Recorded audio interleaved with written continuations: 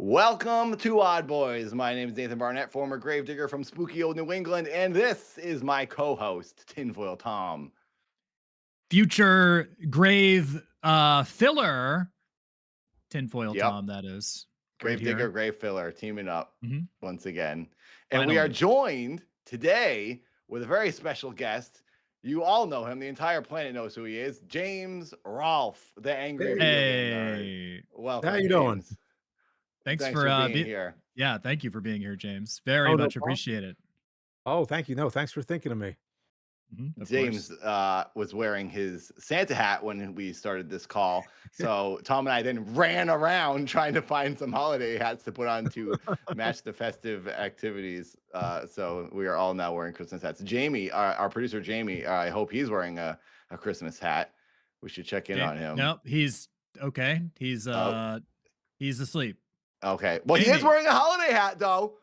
it looks like he's passed He's out got it. underneath He's got it. un He passed out, well, but it he's is kind of late in like England. an elf. He's about the same size. Yeah, a little English. All English people are elves. They're magical creatures. Well, hobbit, I All guess, right. right? Well, we only have James for a little bit, so let's get right to it. Let's ask James all the things we need to ask him about Mhm. spooky conspiracies and everything else we're going to talk about. Yeah, Tom, we have do you want to start? a few different time zones going on here. Yeah, It's we do. We it's have too many England, time zones. California, Yeah, and East Coast. we all we need somebody in the Midwest. We need somebody in Alaska. Put somebody in Hawaii. We'll get all the satellite locations to call in. And then Arizona, who doesn't use time zones, just to Arizona. really screw it all up. We'll get everybody. Florida. It's like a nexus. It's like a black hole. Hey, James, I gotta ask you, since Mhm. Christmas is coming, is there anything you're hoping for for Santa to bring you for Christmas this year? Ooh. I Any don't video know. games in particular or horror movies or anything? I don't know. I mean, that way of thinking kind of faded away long ago. Like When you had like kids? you are reminding me though to like try to get the magic back. Try to start dreaming of like those Yeah, new video games or whatever. You know, the now it's magic all. of greed, the magic of wanting things for y- yourself. You gotta get Oh that yeah, back. yeah. Yeah. It's different when you're a kid though. Like I remember, and I'm sure that you guys can relate to this. Like I distinctly remember my most excited Christmas memory was when I got a Sega Genesis.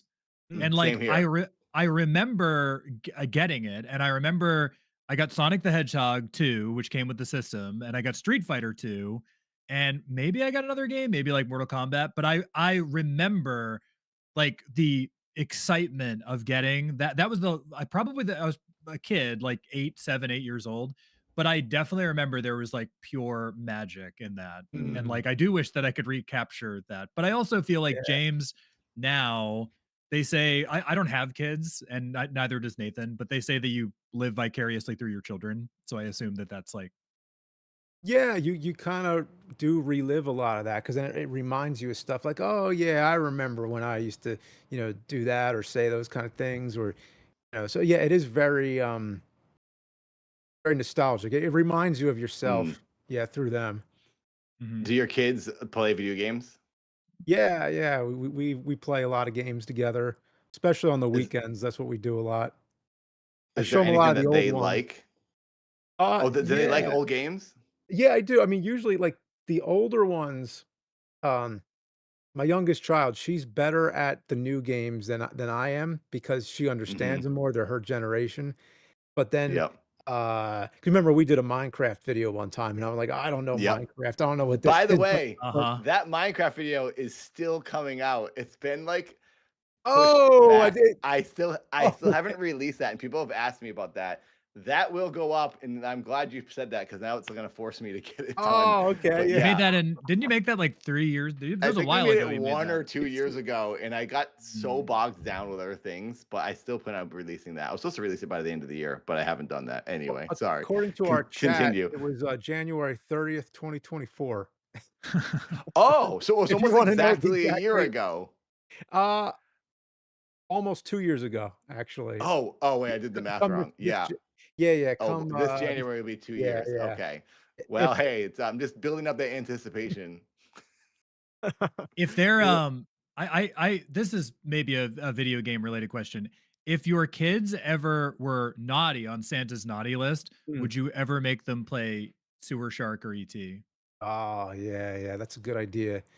Believe it or not, we played ET not too long ago. I Wow. Really? explained to her the yeah, yeah, because she was just interested because she saw the ET cardboard cutouts in my room, like the episode we just released yesterday, and then I had to Mhm. tell her the story about the ET and the landfill and everything, and then I'm like, "Here, you know what?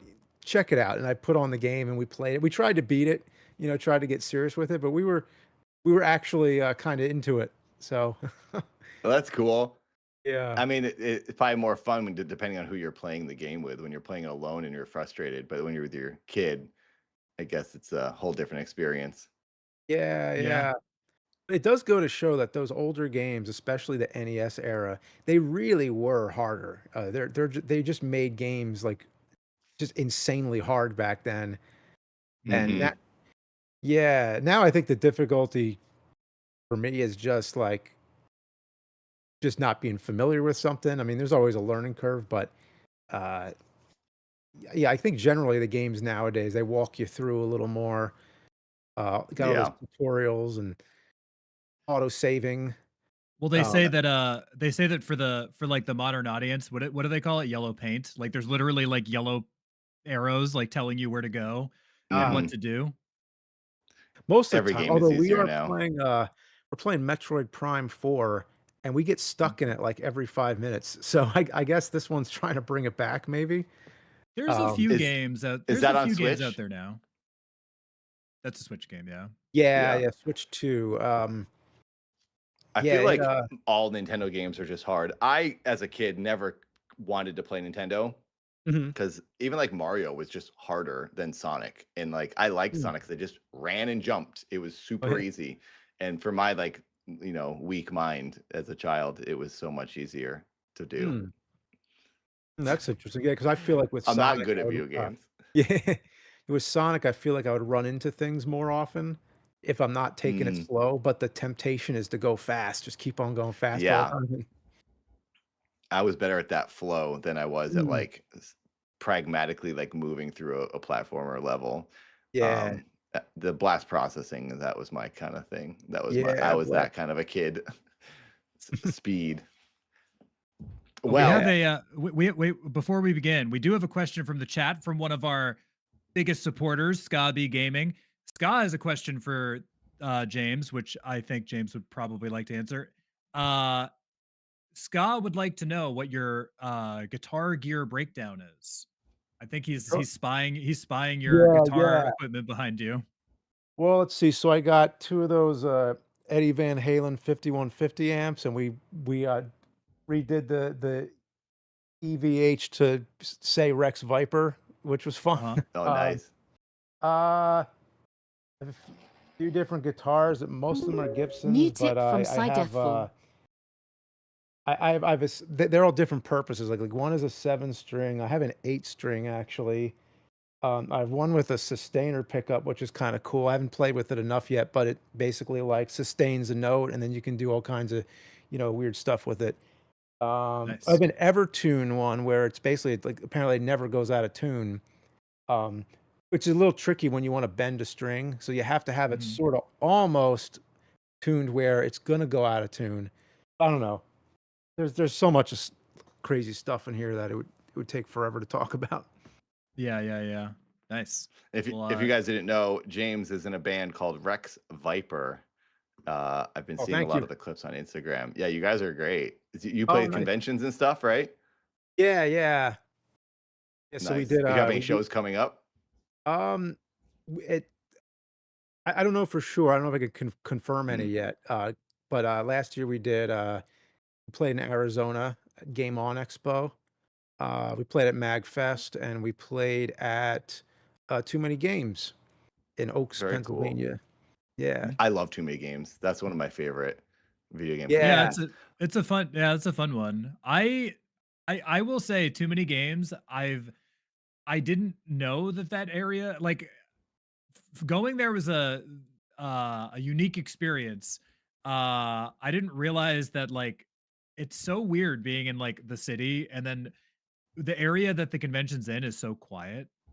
It's like Mhm. a very big Yeah, it's like juxtaposition. deeper into Yeah, like, it's called Pennsylvania. the Philadelphia Expo Center, I think, but it's not Uh-huh. in Philadelphia at all. It's Nope. Right, yeah. it's like Yeah. another town. It's like pretty far outside It's of like it, but 45 minutes away, I think, yeah, or pretty something fun like convention that. though. Yeah. Yeah, Yeah. that's cool. And then too many games. Not too many games. What's the one in Florida? Free Play Florida. Remember that one? You went to Yeah, that that was one year. fun, yeah. That is possibly my number one favorite because that place lets me, as Keith Abacary, do whatever I want. They made a Yeah, yeah, I driving Neo remember. Geo arcade cabinet for me to drive around the place and just Oh, yeah. there. Most conventions are like trying to get me to stop climbing things. This one encourages it. So I really like Free Play Florida. Oh, wow, that's Anyway, funny. Yeah, I remember, like, the should we get dance into some party of and the everything. Oh yeah, that's right. The DJ thing. You were there. Oh my gosh, I Yeah, forgot about yeah. that. That's right. When I DJ'd as dad. That was the first time I did a dad DJ show. James Oh, was there yeah. dancing I was around. the That was yeah, cool. I Yeah. was there too. That was a good a good show. Oh, we did Yeah, that, that like, was fun. arcade tournament or something too? Like, I forget how it worked, but we were, like, playing games together or something. Was that was it Oh like as like a yeah. little like was that a I think panel that type thing of I think us you playing guys did a games? panel and you like play I think you played some games against each other. It was like a thing, right? Yeah, do you remember what we I don't even played? remember. I do so much stuff when I'm Yeah, I there. know. I remember doing the ice bucket thing where the chill screen I used to call it, where we sit in these ice buckets and you have to beat a level. And I remember Billy Mitchell was there, and Mhm. Mhm. who's the referee? I'm spacing on his Oh, yeah, I name. tasted, Oh, his Walter hot Day. sauce, Walter Day. yeah. Yeah. Yeah, yeah. Yeah, I drank the hot sauce Anyway. with Billy Mitchell, um, Oh, that's right. 'cause Yeah, I did yeah. a And now video you have your own recent hot sauce, right? Yeah, yeah, now I have my own hot sauce, yeah, yeah. Very Oh, I cool. gotta get. Y We've done. I in the we Nathan and I usually stream on our side stuff like video game things. We stream on Twitch. We've done many insane hot sauce challenges. Is this like an act? Is this a tasty hot sauce or like one of the insane ones? We've done like all those like one chip challenges and stuff. Oh, Like yeah, yeah. We this is got like a tasty hot sauce, not a debilitating one. we got a variety actually. So it's, 3 hot sauces. The Angry Video Game sauce is like, comes in the Rolling Rock looking Mhm. bottle, and that one's, Serrano, and it's very tasty. Then the next one is the, habanero pumpkin. It's the Monster Madness themed one, and that one's a little more spicy. I think it's 4 out of 5 or Mhm. something like that. No, yeah, I think so. Then the other one is like 27 out of 10 or something. That's the Dumpin' Buffalo. Um, we're gonna call it, buffalo diarrhea or something, Uh, but, we couldn't say that on the label, so we called it Dumpin' Buffalo, and, that uh, one's the dare. That's the one where it's a dare, okay. basically, yeah. I'm gonna have to try this. We've done We gotta try that, Tom. Yeah. We've literally Nathan will have to send you the clip or something at some point. Nathan, we did one time, Nathan and I was very I spent a lot of time in the bathroom after. Nathan ended his stream. He was Mm, so Oh destroyed. yeah, I thought I was gonna go to wow. the hospital. It was really bad. Oh, It man. was I don't do spicy stuff anymore. this I was can't the handle end. it. This was like Nathan was like lost it. It was like he's like I'm Mhm. dying. I have to go. And Oh, no. it was very bad. Do you like Yeah. spicy stuff, James? Or Yeah, I hot stuff? do. Yeah. Okay. Oh Mhm. boy. Oh. I mean, I don't know You what should my try Satan's toe sometime, the lollipop. It's Satan's insane. toe? It's It's so the there's like the so hottest lollipop in the world. It's Really? psychotic. Huh. there's so many bad it's the yeah, it's called the Toe of Satan challenge. Okay. Yeah, Basically, yeah. I think it's a 9 million Scoville, Oh, it, geez. it's infused with Carolina Reaper Okay. juice or whatever. But the challenge is you have to suck on the pop for 10 minutes without Hmm. any sort of like water or anything. Is it Yeah. And hot right it's bad. away, or do you have to, like, suck it down to get to No, the it's s bad. It's just bad all the way It's right bad around. off like the the But bat? whole Okay. time. it's not the worst one though. I think the worst one, we did this other one called the Solar Flare Challenge, which is Hmm, it's another one of these like they have tons of these like challenge type things now, the spicy stuff. And hmm, basically it starts off with like regular spice, but then it works all and you take a couple of those seeds and you keep going up until you hmm. do all of them. But it gets up to the I think it's like Maruga scorpion peppers and Carolina Reapers at the end and I believe that was one of the ones that took Nathan out. It was very, Mm. very, very bad. Oh, man. Well, I think we should jump to the conspiracy stuff because James only has a little bit of Yeah, time. yeah, yeah. Um, do we want to run down a list and see quiz James on things, or do we want to? How about we start with the horror movies I think we should start with and the horror then movies. Yeah. So yeah. did you the quiz, or we're just Well, I asking think about? it's at the end. That's what Jamie wants to do. Okay. The questions. I wanted to ask James. Here's a question for you. You know Stanley Kubrick, obviously, right? Yeah. Would you say you're a fan? Oh, definitely. Are you a fan of the film he did titled The Moon Landing? Oh, okay, okay, th now we're getting to the Have, have, Oh, conspiracy, alright, you're getting okay. you're getting you're getting right have you into this, heard huh? Alright. have you heard the conspiracy that Yes, he filmed the moon landing? Okay, and how do you yes. feel about this conspiracy? Well, they say in that, that Shining documentary that, well, there's the scene where, the kid, uh, Danny is walking into the forbidden room in the hotel, and he's wearing a NASA shirt, and apparently the room number was the amount of miles to the moon, which I don't know if that was correct Oh, actually, because the amount changes, but uh-huh. um, but basically it was like all these things were his subtle hints pointing to that he filmed the moon landing. I never heard Yeah. that. That's actually interesting. It's a Yeah, documentary. I think the documentary is on Netflix, right? It's called Room 237, but that's it. uh Yeah. yeah, but like I have seen this documentary. I saw it in a theater in when I was living in LA with you, Nathan. It was playing Oh. it somewhere, the ArcLight or something.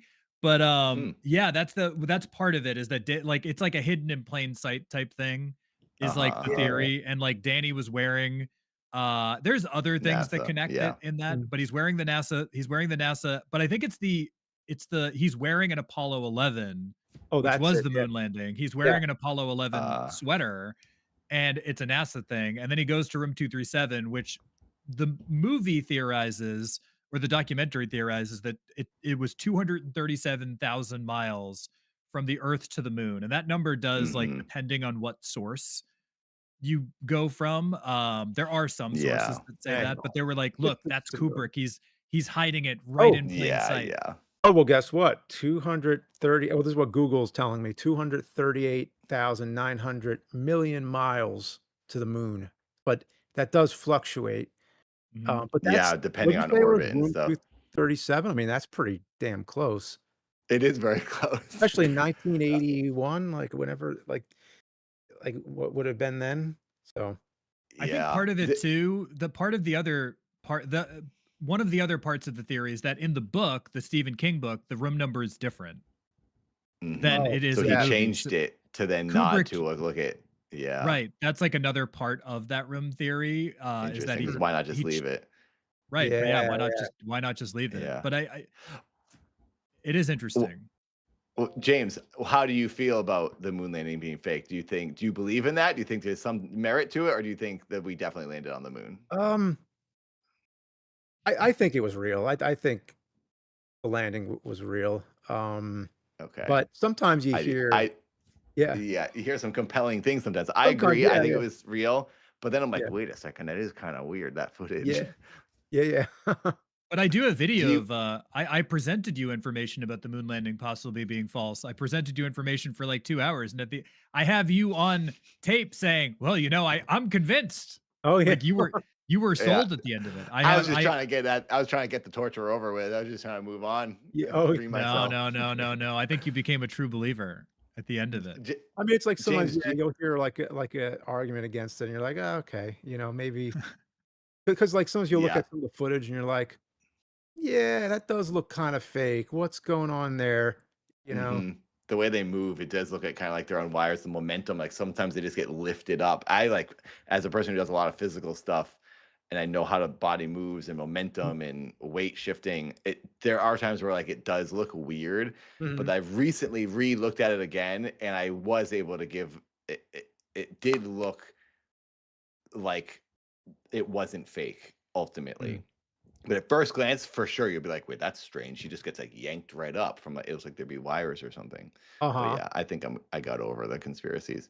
Are there any other Yeah. conspiracies that you have, gone down the rabbit hole of in your life? Oh, man. It's a good question. Like, Man, I wish I do prepared you some before. believe Uh, Sasquatch maybe is real? Have you heard oh, of, okay. flat If Earth? Oh, yeah, yeah, okay, Atlantis, I'm big on Atlantis, Oh, are you? yeah, yeah. Been a long Do you time so since you think Atlantis existed? um, I Or think hope so. maybe? I'm leaning towards yes, because in Plato's writings, it's so specific. Mhm. It's just like, why would he put down all that detail if he was just telling some imaginary story? Um, Mhm. but then again, I don't know how legit his sources were. Um, since I mean, I forget the details. He heard it from his grandfather, who heard it from somebody else. Uh, Right. but but if you like actually compare the text, like if you really study it, and you're like, okay, well, this clearly means it's over here. Like it says, like outside the Mediterranean. Even though the funny thing, everybody's always looking for it in the Mediterranean, but he specifically says like outside Pillars of Hercules, the Straits of Gibraltar, and you go outside, and then he gives more and more information. And there was a book I read that was really compelling. That it had me up to a certain point, but basically it Mm. um, says that it was a peninsula and not an island, Mhm. and describes it in enough detail where like, oh, there was these translation errors where island could mean peninsula. So it's a peninsula off of Portugal, and that sank. And he is convinced that it is the modern day city of Silves. But I don't think that's really possible, because I feel like the writing suggests that it sunk and it's gone. Yeah, that's But what I've always heard. yeah, so I don't know, but I feel like there's something that could be discovered there. Just people aren't looking for it in the right place. Yeah, Yeah. I think That's cool. Atlantis is a good one, and I think We should look into that, Tom. We don't really talk about Atlantis very we often. should. I actually talked about this on stream recently, and I think this ties into it. Somebody was in my chat, brought up just the fact that we only have like X amount of recorded history, and like Mhm. only an even smaller portion of that is through film or photography. So I think something like Atlantis, like I mean, how many thousands of years ago was that? Nine So I nine do thousand. 9,000 years ago, right? So it's like Yeah. we're going back 9,000 years, and to have somebody say no, that definitely didn't exist. But then there's so many like there's geographical shifts. There's like it could have sank. It could have Yeah. been an incorrect translation. It could have been like all this other Mhm. stuff. So I do think that I'm pretty open to something like Atlantis, uh or even like you look at some of when they describe like these old civilizations as having advanced technology. It's like if you Mhm. go back and look at Like the like ancient pyramids, what they're well, you look originally at the used for. pyramids and it's like how did they build it? Or you look at how much more advanced ancient Rome was to like medieval England. And it's Mhm. Mhm. like, well, it's like these societies were like way more advanced at a time at a previous time. So I'm definitely open to Atlantis being this like sophisticated civilization that was possibly lost. I think it's a fairly credible theory Yeah. that that existed. Yeah. Here's a I little theory, maybe. Like, maybe people, like, the approach to building things is so much different now, where, like, even if you just look at the past 40 years, I mean, we're all about that age, I guess, but, Mhm. like, movies in the '80s, like, you look at the effects, and, there's so much practical effects, and there's so much skilled work into these animatronics and everything. And then it kind of peaked, and then everything became computer aided. And sure, you see some practical effects still here and there, but like the majority is done a different way. It's computers, but you think you see that kind of shift happen. So maybe humanity is just like was just a lot more skilled back then. I don't know. Mhm. Well, they Yeah. say there's like been different iterations of human beings. I don't know what this phrase means. I always forget, but the younger dryas is something you hear a lot when they talk about like other versions of humans that then we get wiped out and then they were reborn, and some of us survive like in the woods, and then that is what Mm. repopulates. So I've heard that there's been many, I guess you could say generations of human beings, and one of them is what they say originally created the pyramids, and now they're just being used as storage, basically. But the Egyptians didn't build them; it was this other race of humans, and they were for Hmm. other things. And then there is a lot of land shifting that they talk about, like the Amazon rainforest wasn't there before; it was another thing. Like the Earth has gone through so many metamorphoses that that could explain a lot of you know Hmm. the Atlantis and why it's not there anymore. Mhm. So I don't know. I don't have the information. I just hear people saying these things, and I go, "Yeah, that sounds good. All right, Yeah, that sounds yeah. cool." You Put can on your hear so many conspiracy conflicting, podcast and go, yeah, that's true. Yeah, yeah, yeah, sometimes you hear, like, conflicting theories, and you're like, "Okay, yeah, that sounds compelling," but you can't they can't all be true.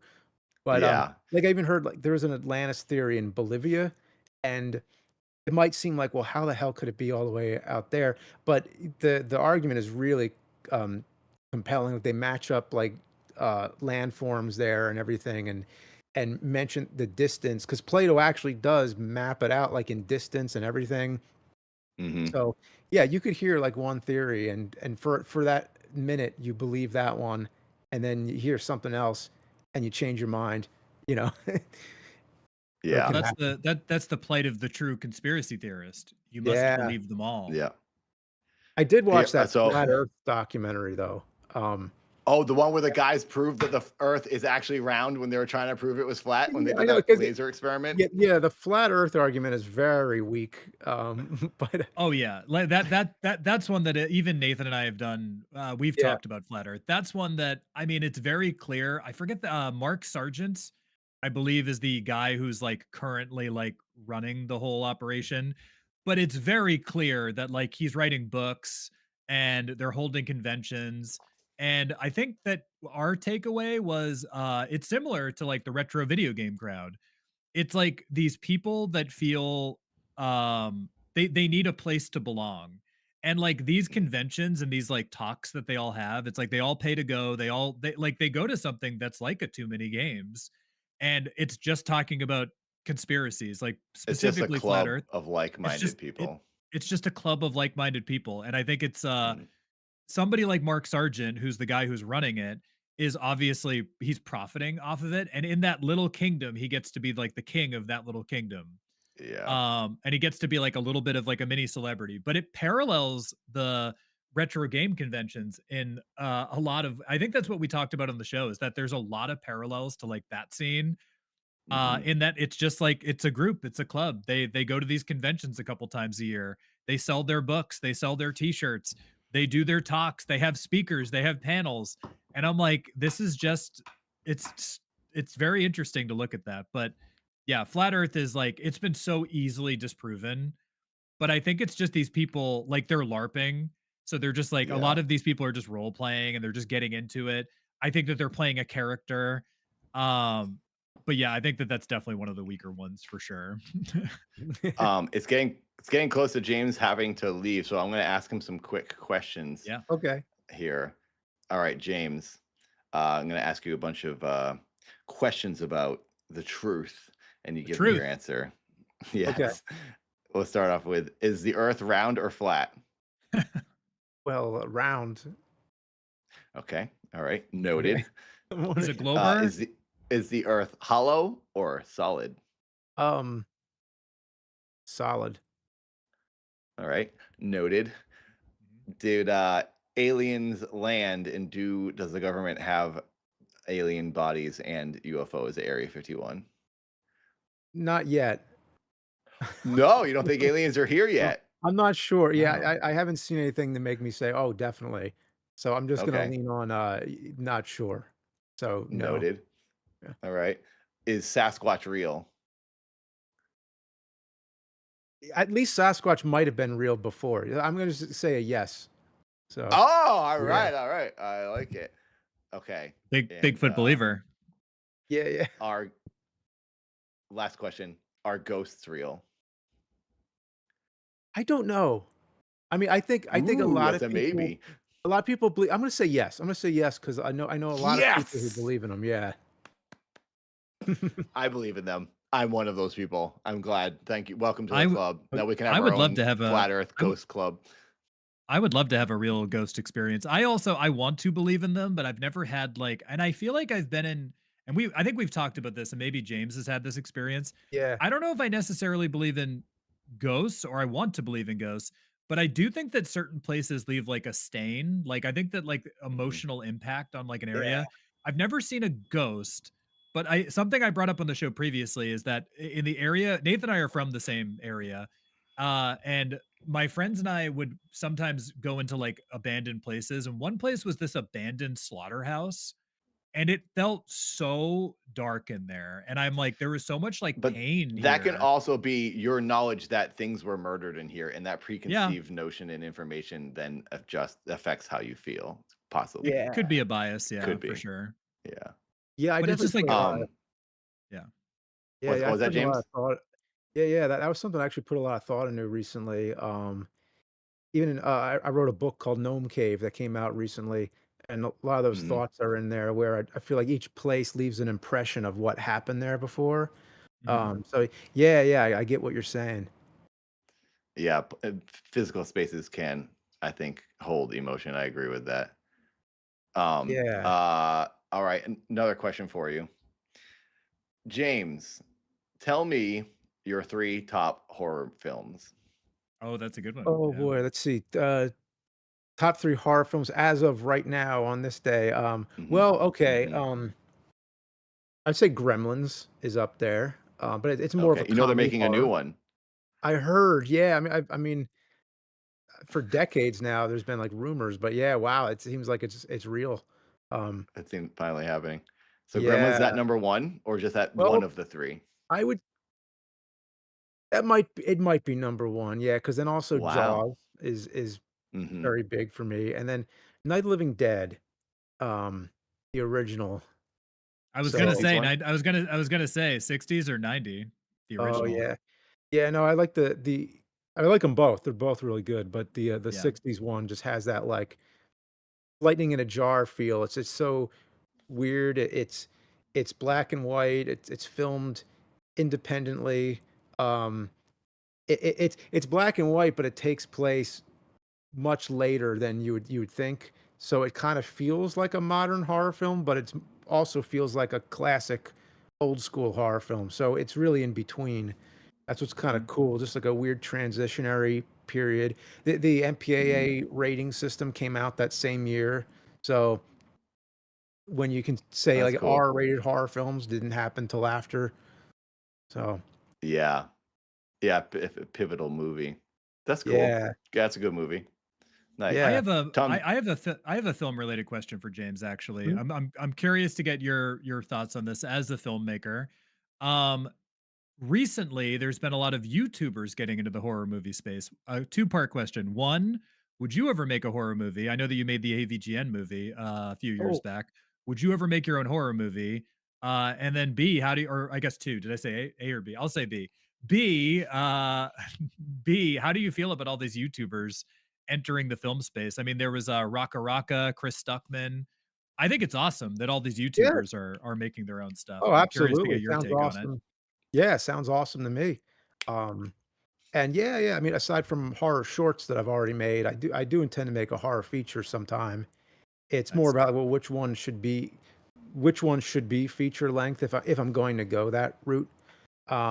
But I wrote one. I got a feature written that I'm thinking about.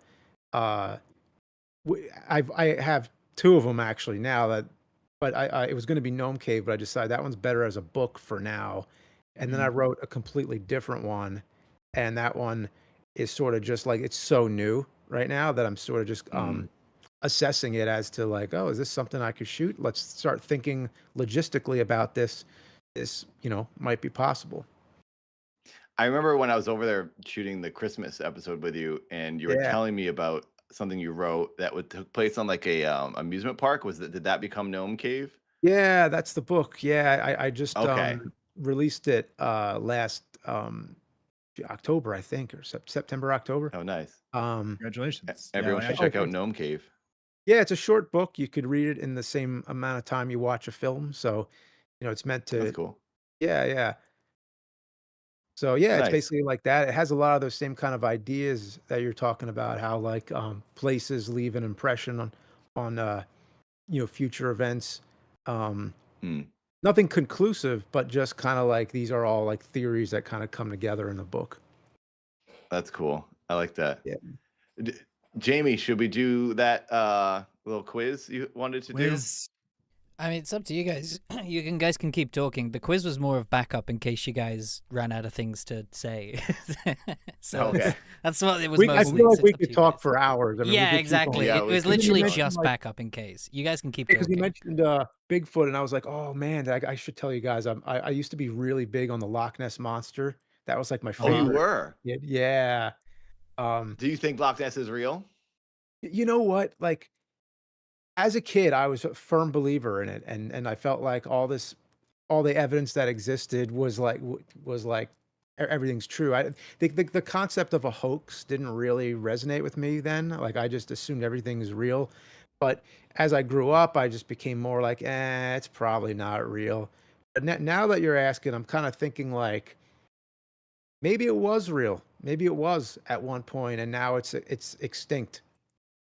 Like, Yeah, it could have been, and now it's just, like, yeah. dead at the bottom of the lake.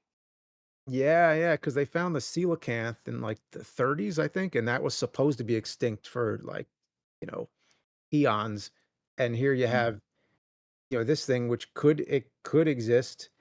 You have this deep, dark, lake that nobody can really fully explore, but Mhm.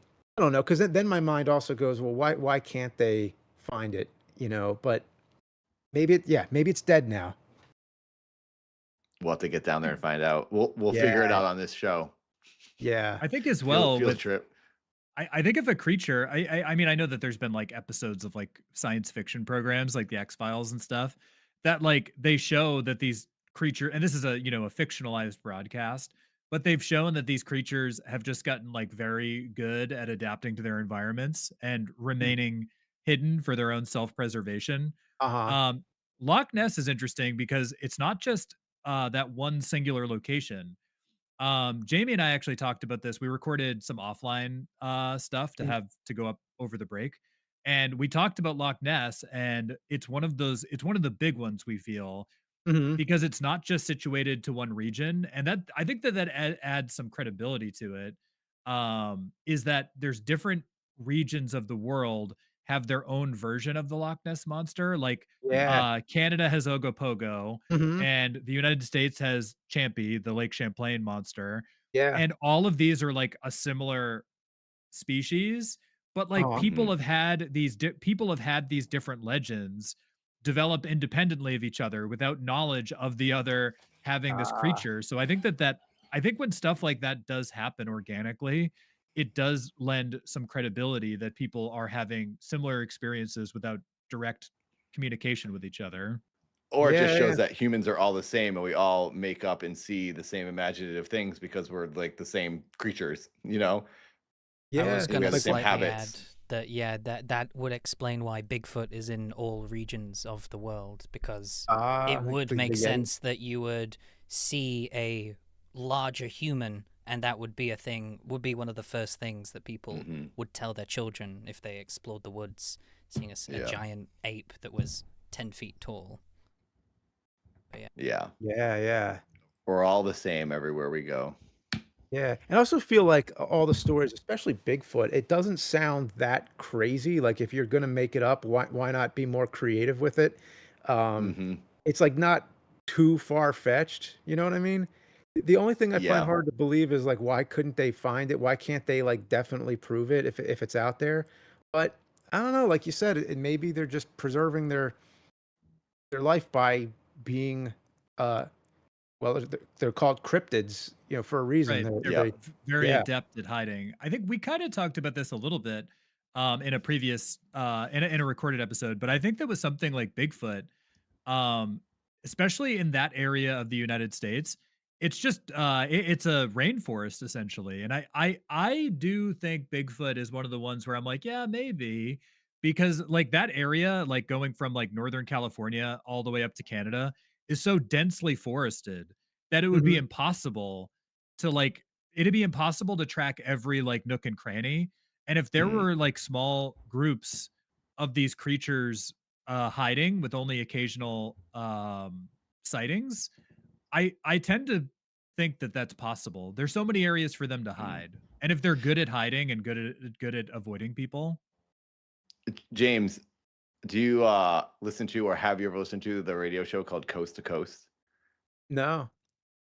It was on well, it still is on AM radio, and they Oh. have a lot of callers call in with like spooky things happening. Like for example, Mhm. this one woman called in one time and said that she lived with the Sasquatch. Like she saw them, they spoke to her, she It's a learned great their call. language, and this woman is just telling it like it really happened, and she truly believes it, and it's very engaging. It's really interesting to hear her speak. So some people out there have just, I just wanted to let you know, someone has discovered Sasquatch. It's out there and it Uh-huh. was recorded on, she told it on Coast to Coast. So if you want to check that out, then you can Okay. learn more about it. Coast to Yeah. coast to coast, James. If you're you're a horror movie guy. I think you're into Mm. these type of stories. Coast to Coast was a hugely popular radio program from Mhm. this. It's still on now with a different host, but the original host name was Art Bell, and Okay. Art Bell from like the 70s up until the 2015 or so. He's since sadly passed, but Art Bell, this is literally all he did. He had a radio program. I think at its peak, it had like 11 million listeners every On show AM radio, which was on impressive. AM radio. But this is what he would do. He would talk about like, conspiracies, mysteries, that sort of thing. And he would have these callers call in. And you can find some of the more famous ones on YouTube, and they're really interesting to listen to. They're really fun. Like if you Okay. want to like have like an evening of Mhm. like, okay, I'm gonna just listen to this like crazy episode of this guy talking about working at Area 51, or Uh-huh. like this guy's going to be like, I'm a real vampire. It's Yeah. Mhm. really interesting to listen to, and it's really fun. Wow. Yeah. Yeah. I think you'd like Coast to Coast. Mhm. Wow. Yeah, I'd like to hear Well, about the vampire. There's Explain to some me good how you're a ones. vampire. Yeah, that's pretty wild. The thing about there, Art Bell well, that well, go ahead. I was just gonna say there are people out there who say they are vampires, and I think it's just a person who just drinks blood and says so they can then say they're a vampire. Like they'll go and get blood and then like drink it, and I think their body doesn't want it, but they make themselves do it, and that is a situation that's I think happened where people say they're vampires, and then Yeah. some of those people who call in are probably just making themselves sick drinking blood so they can say they're a Same with the vampire because they're werewolf, like I super guess. goth. Yeah, like a Yeah. lycanthrope. Mhm. Yeah. So I think that's the extent of the existence of a vampire. Hmm. Oh, yeah, I mean, Yeah. I could talk for hours. Yeah, but I gotta get Yeah. back, right Oh, now. good. So, Well, but someday we'll have you come back on. We can talk about more spooky stuff. yeah, for sure. Yeah, like there's so much more to talk about with those. That's great. So, yeah, keep on searching, keep on Thank you. watching the skies, watching the woods, all that. We'll find it. We'll find the truth soon enough. Thank you Yeah, very much, James. Angry Video cool. Game Thank you, Nerd, James. everyone. James All Rolfe. right. Yep. Thank you for being here. Cool. I'll Thank see you. you. Talk Thank to you you. later. Bye. Bye. Bye. We're gonna cut to a 15-minute break, like I said, because otherwise I need to adjust your croppings. So chat Okay. can currently see me sleeping. All right. But yeah, it's best before the guest leaves to say that we're gonna cut to a 15-minute break, so that then So we'll just tell the them. cropping We'll tell doesn't them right break, now. obviously. They Yeah, can, we're they gonna. can hear us. Yeah, they can hear Chat, us. we're just gonna adjust our cameras. Give us just a few minutes so we can get Yep. everything situated. Thank you again to James Rolfe, the angry video game nerd, Thank you, for James.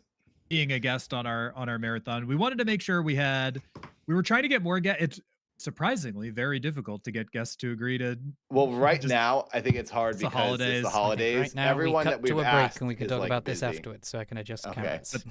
Thank you, All right, see you guys AVGN, soon. for being. Yeah, we'll be here in a minute. We'll be back.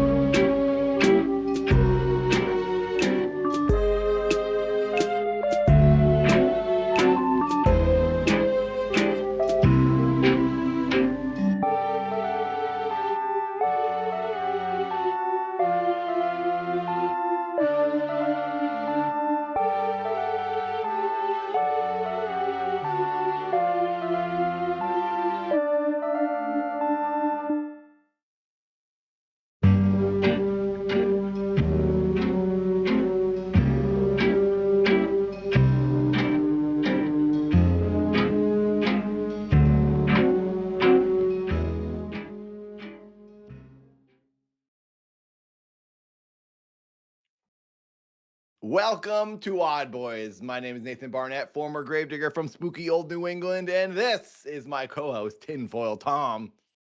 Future grave filler tinfoil Tom, everybody.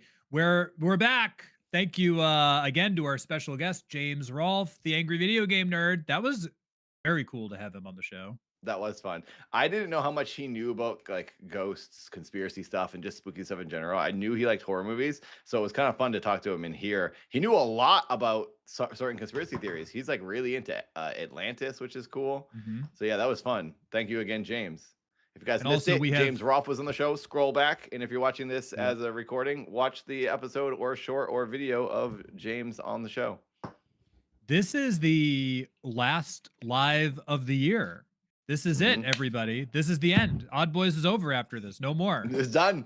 Technically, so according to the rules we set when we started this channel in the summer, we said we'd go till the end of the year and we'll see how the channel's doing. And if it's doing bad and it's stinking, and then we're both fired and the channel's over and I was going to quit.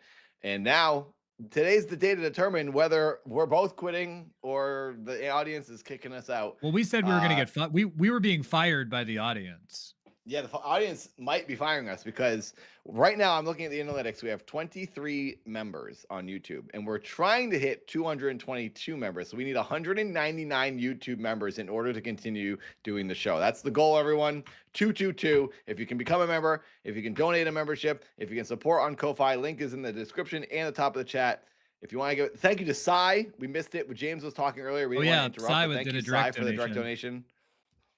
Thank you very much. Thank you, Cy. But yeah, this is the big push. This is the marathon today, the end of the year, to try to like raise awareness to the show, get a bunch of clips. We had James on. We're going to cut that up and get clips to upload things as shorts just to keep the channel busy going forward to get more people in. And then We did a pre-recorded episode with the three of us, me, Jamie, and Tom. Tom and Jamie also did another pre-recorded episode, so those will go up over the Christmas break over the next week, and then we'll be back in the new year. So yeah, please, if you can, please become a member. We are trying to keep this channel going and earn a little bit of money as we do it. So we like doing it. We just want it to do well. So that is what I wanted to point out again. This is the last, people are going to ask, we address it on the pre-recorded episodes, but we will have an episode that Jamie and I recorded that is going out after the day after Christmas. We wanted to make sure that we still had content continuing during this break. You're visiting your parents for the holidays. Jamie's got family stuff going on. I also didn't. Tom will be petting his cats. I'll be, yep. Well, we also, we didn't want to just be like making clips and like working on scripts for the show necessarily like on Christmas, like, or like on New Year's. We wanted to also enjoy those festivities ourselves. So we do have some pre-recorded episodes. There'll be one the day after Christmas and there'll be one coming out for New Year's.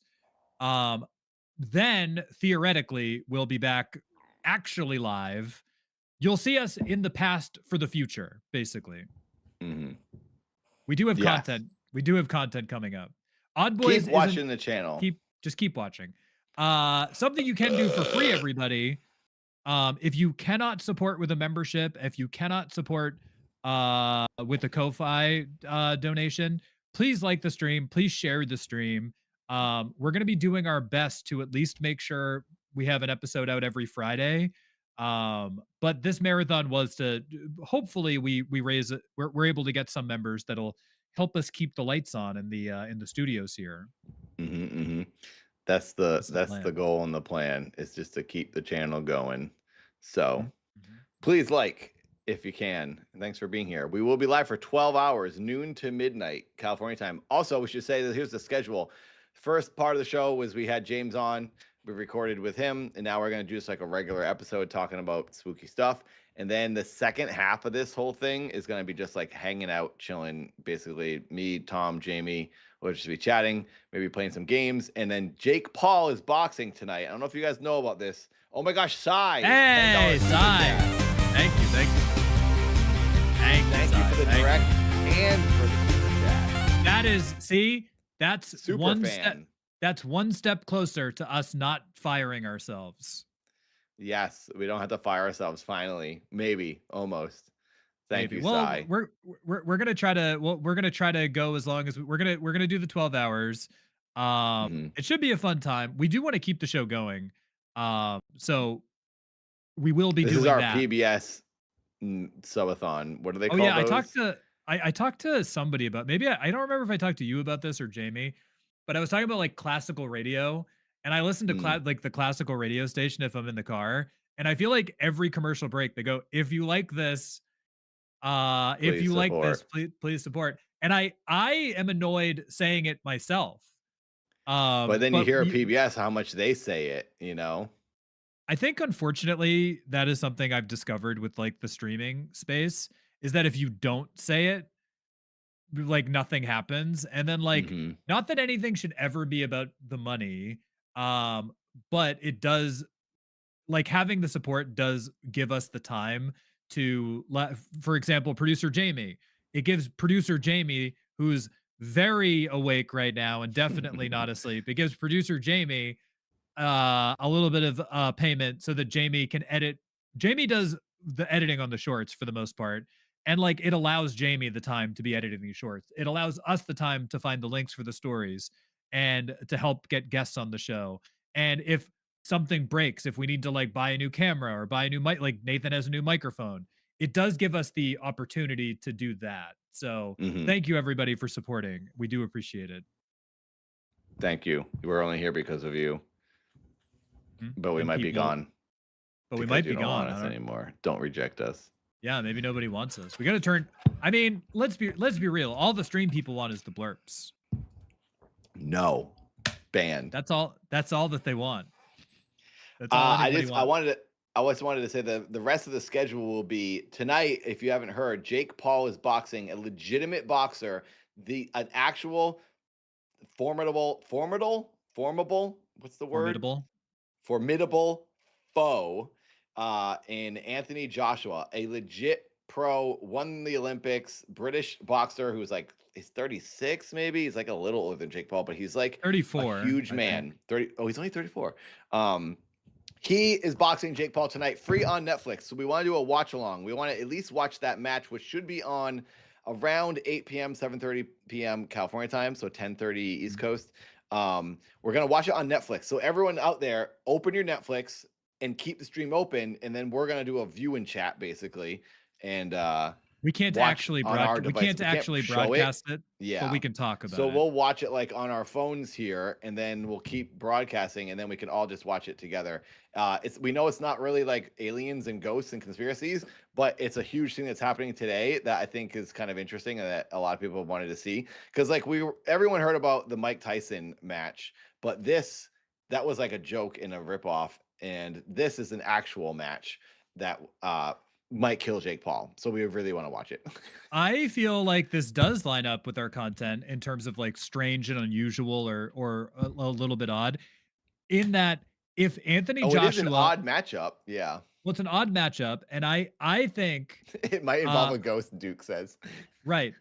I do think, like, truthfully, and I don't follow a lot of the world of boxing. I know a little, like, just probably as much as like the average person, or maybe somebody who's like seen some clips online.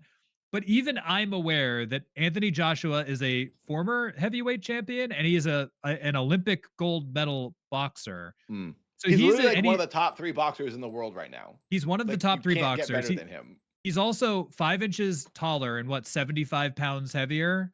So it's like a very big mismatch. And he's also For the weight for the fight right now, he's 30 pounds heavier, but Jake Paul is at 216, which is like his heaviest. And I think Anthony Joshua is not at his heaviest, which has been 270.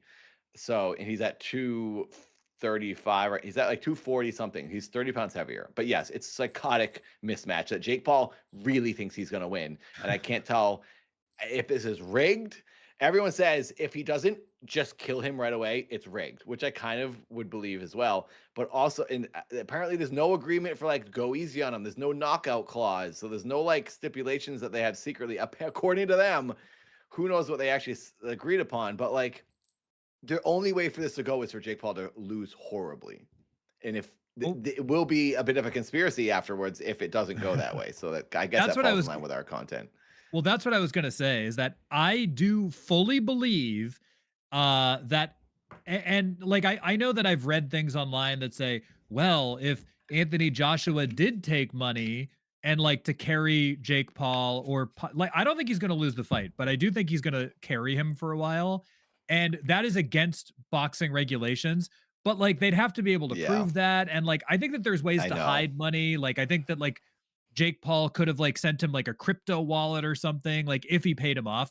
So I do think that if Jake Paul goes longer than like a round, if he goes like 5 I think if it rounds with goes this guy, beyond halfway, then something's Right. up. Because Jake Paul is nowhere near able to hang with a person at his level. This guy has been boxing for 18 years. Jake Paul has been boxing for 5. Right. And I don't deny that. I think that Jake Paul has some athletic. It's the same thing as like Logan Paul. I think they both definitely have some athletic ability, like obviously. Yeah. But this is like people compare Jake Paul to like, they're like, oh well, Jake faced Mike Tyson. But that's like a retired Mike Tyson who's nearly 60 years old, who's been hurt his whole life. So he's different than a regular 60-year-old. He's like messed up. So you Mike can see Tyson he can barely also move in that ring. Right. Mike Tyson also, he was in jail for a while. He hasn't trained in forever. He hadn't boxed in forever. He's old. He's beat up. He's hurt. He had substance abuse problems in his past. So it's like facing Mike Tyson. I'm sure if like the average Joe fought Mike Tyson, he could still kill them. But like, it's just like I like Jake. It didn't. It like that wasn't a real fight. Like that was definitely. And Mike Tyson has like made statements to the fact, like after that, it was just a big payday for him. Like he definitely just did it because Jake Paul was like, "Here's $50 million. You're broke, right?" That's the thing. That was very obviously like a payoff thing. It's like, hey, let's go easy on each other and get a big paycheck. And I'm nervous that this is going to be another one of those because that's like Jake Paul's thing, is like taking easy fights to getting big checks, and he's just in it to get this money and then say he's a boxer, and he doesn't care if people debate the legitimacy of his matches. I don't think he cares less. I think he's much like our stupid president and just he's a grifter, and I think this could be that, but I don't think Anthony Joshua is that. Anthony Joshua is filthy rich from his lush career of boxing. He doesn't need need that. Yeah. I agree. I mean, so this will be interesting to see. I just can't imagine Jake Paul is finally at the point where he's like, all right, fine, I'll go for a match that I'll lose and I'll inevitably get destroyed. Like that's against everything he's been doing. That he was supposed to fight Tank Davis, who was a very small man, an amazing boxer, one of the best in the world, but weighs 135 pounds. Jake Paul weighs like almost 100 more pounds than him. So he went from, and that got canceled because Tank Davis had some like sketchy stuff going on with like a past relationship that was in the news, and they just didn't want the match anymore. Jake Paul's like, we don't want to mess with you because you're like in hot water. So then and the next fight was supposed to be Anthony Joshua. So then they just jumped to this fight now. And I was like, okay, this is weird because this isn't falling in line with like what I expected Jake Paul's grift to be, which is like work all these people, and then that takes me 6 years into it. I'm a filthy rich person now. See you later. And then he's apparently supposed to go to MMA next, and he's supposed to fight Usyk in MMA, who's the best boxer in the universe right now. So anyway, this is just weird, and the change and him agreeing to do this makes me suspicious. Like something has to be up. Maybe this will. I'm gonna Google it now. I wonder what the payday looks like, because like they're both getting 92 million. Ask me, I know everything about this. They're getting $92 million. Yeah. I mean, maybe this is Jake Paul. Maybe this is Jake Paul's out. Maybe he is. He already has like $300 million. He got like $100 million for the Mike Tyson one. He never has to do anything ever again. But I think he's. But if you can get another $100 million, it's just weird because Anthony Joshua would never throw a fight. He's not that kind of guy. So it's like, is he gonna do that now? Is he past his prime and he's like, whatever, I'm just gonna take some cash and get out of here and retire? Is he like done? That's the only way I could think of him doing this. I think Anthony Joshua is done because I think he lost his first fight or a big upset not long ago, and he might be thinking he's looking to have a final payday. Well, and he's supposed to fight Tyson Fury next year. Both of them want to kind of come back from their losses and fight each other. That is true. Tyson Fury and Anthony Joshua. But Dubois did beat Dubois, I forget his first name, beat Anthony Joshua. He is a real good up-and-comer that's like now making his name as like one of the top boxers. So I think Anthony Joshua could win in a rematch. But he wants to do this Jake Paul thing to get back on the radar and then do some stuff like that. So I think Anthony Joshua has a couple more fights in him and he could win, but I don't see him retiring after this Jake Paul one.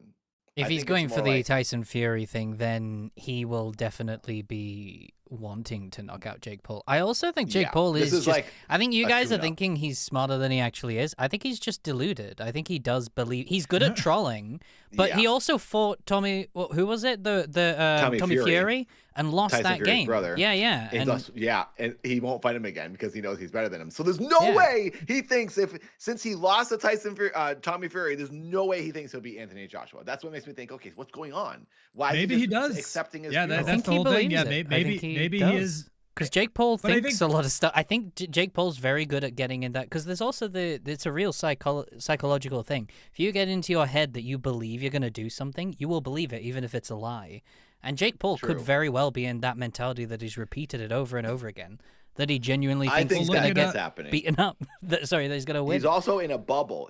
All his friends. He's surrounded by yes men. I watch like all these vlogs on him. I watch everything because I'm really fascinated by this whole match that is coming up in all of Jake Paul's matches. I hate the dude. I don't hate the dude. I just don't like the guy. I think he's kind of a scummy dude. But I'm fascinated by it. And also I'm involved in this YouTuber boxing world. So I kind of just watch everything YouTube boxing. And I think Jake Paul is surrounded by all yes men. And he just thinks he's better than you. So I think you're right, Jamie, that he might just be deluded and psychotic. He doesn't know reality anymore. At least I'm hoping so, because that means Anthony Joshua will knock him out at some point in the fight. I'm hoping for the same thing. We'll find out tonight, everyone. Watch with us. How crazy would it be? And like I'm not even like invested in this that heavily, But I am invested enough to be like, how crazy would it be if Anthony Joshua, who is like a world class boxer, just like first 5 seconds of the fight just smashes Jake Paul and Jake Paul's just unconscious. It'd be so I don't actually crazy. think he'll, even if it's not rigged, I don't think Jake Paul will get knocked out in the first round just because I think Jake Paul will literally be trying to stay as far away as possible. But then I think he's going to get caught quite a couple of times, and then it's going to be like round 2 or round 3 that I think he'll. Here it is, everyone. Start falling. Oh, my camera went crazy. It's on Netflix. I got it open and ready to go. Wow. I have Netflix on my computer too. Yeah, we'll have to mute it on our ends, and then so we're gonna. You have it on the computer. I'm just gonna watch it on my phone on a little tripod here as we. Just put it on your just go on Netflix on your computer so you can just watch it on not. I'm your on phone. my PC. I don't have any stuff on my PC. Everything's on my Mac and my Apple TV and my phone. During the break, just log into Netflix.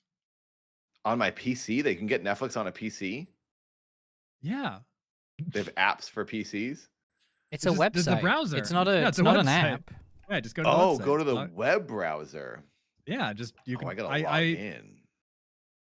Yeah, but that'll take a second. I forget that you can do things on browsers. I use apps. Watch it. I think you'll have a better time watching it. Netflix probably has an app as well, so you could always look for the app if you want to do it that way. But yeah, the browser, if worst case scenario.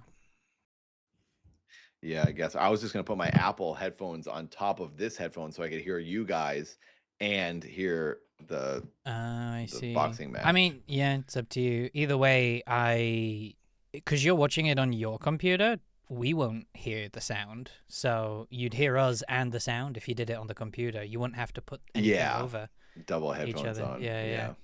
Because you just turn it down a little bit if you can't hear us. But yeah. But anyway, Tom, are you on a browser then? I'm using a browser, like for Netflix. Yeah, just go to netflix.com.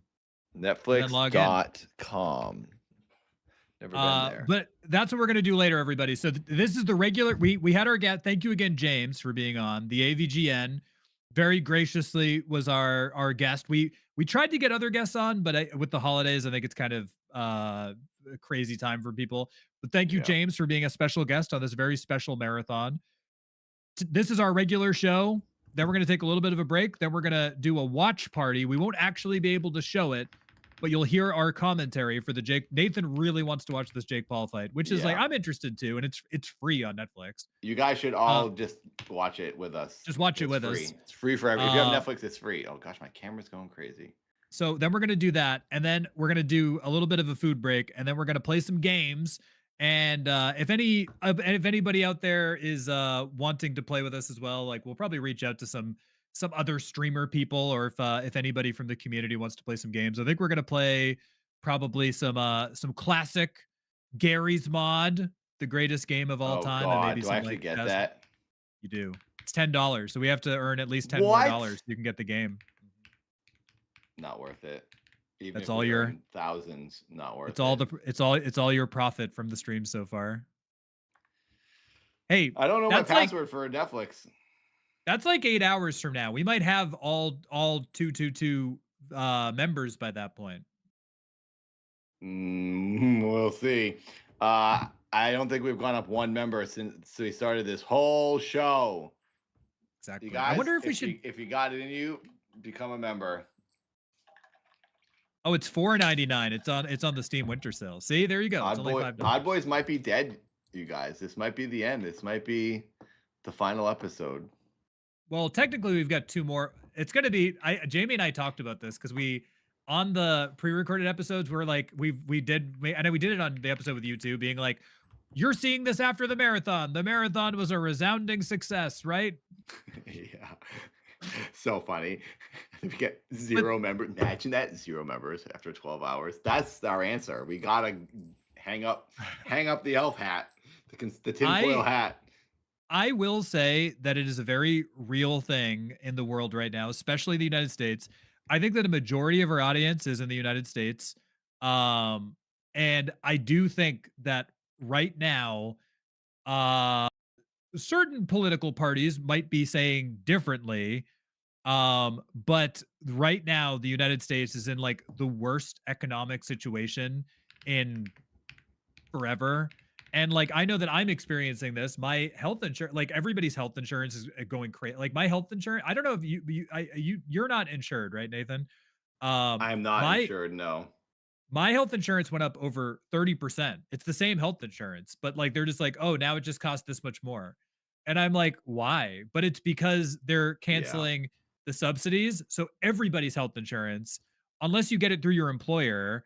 But then even with that, I do think that employers will start charging their employees more because it usually comes out of your paycheck. I do think that people will start paying more through their employers soon too. There's going to be like a breaking point, but the cost of groceries has gone up, the cost of gas has gone up, the cost of renting is like just existing in the United States has gone up so Yeah. much. So I do It's understand it. hard.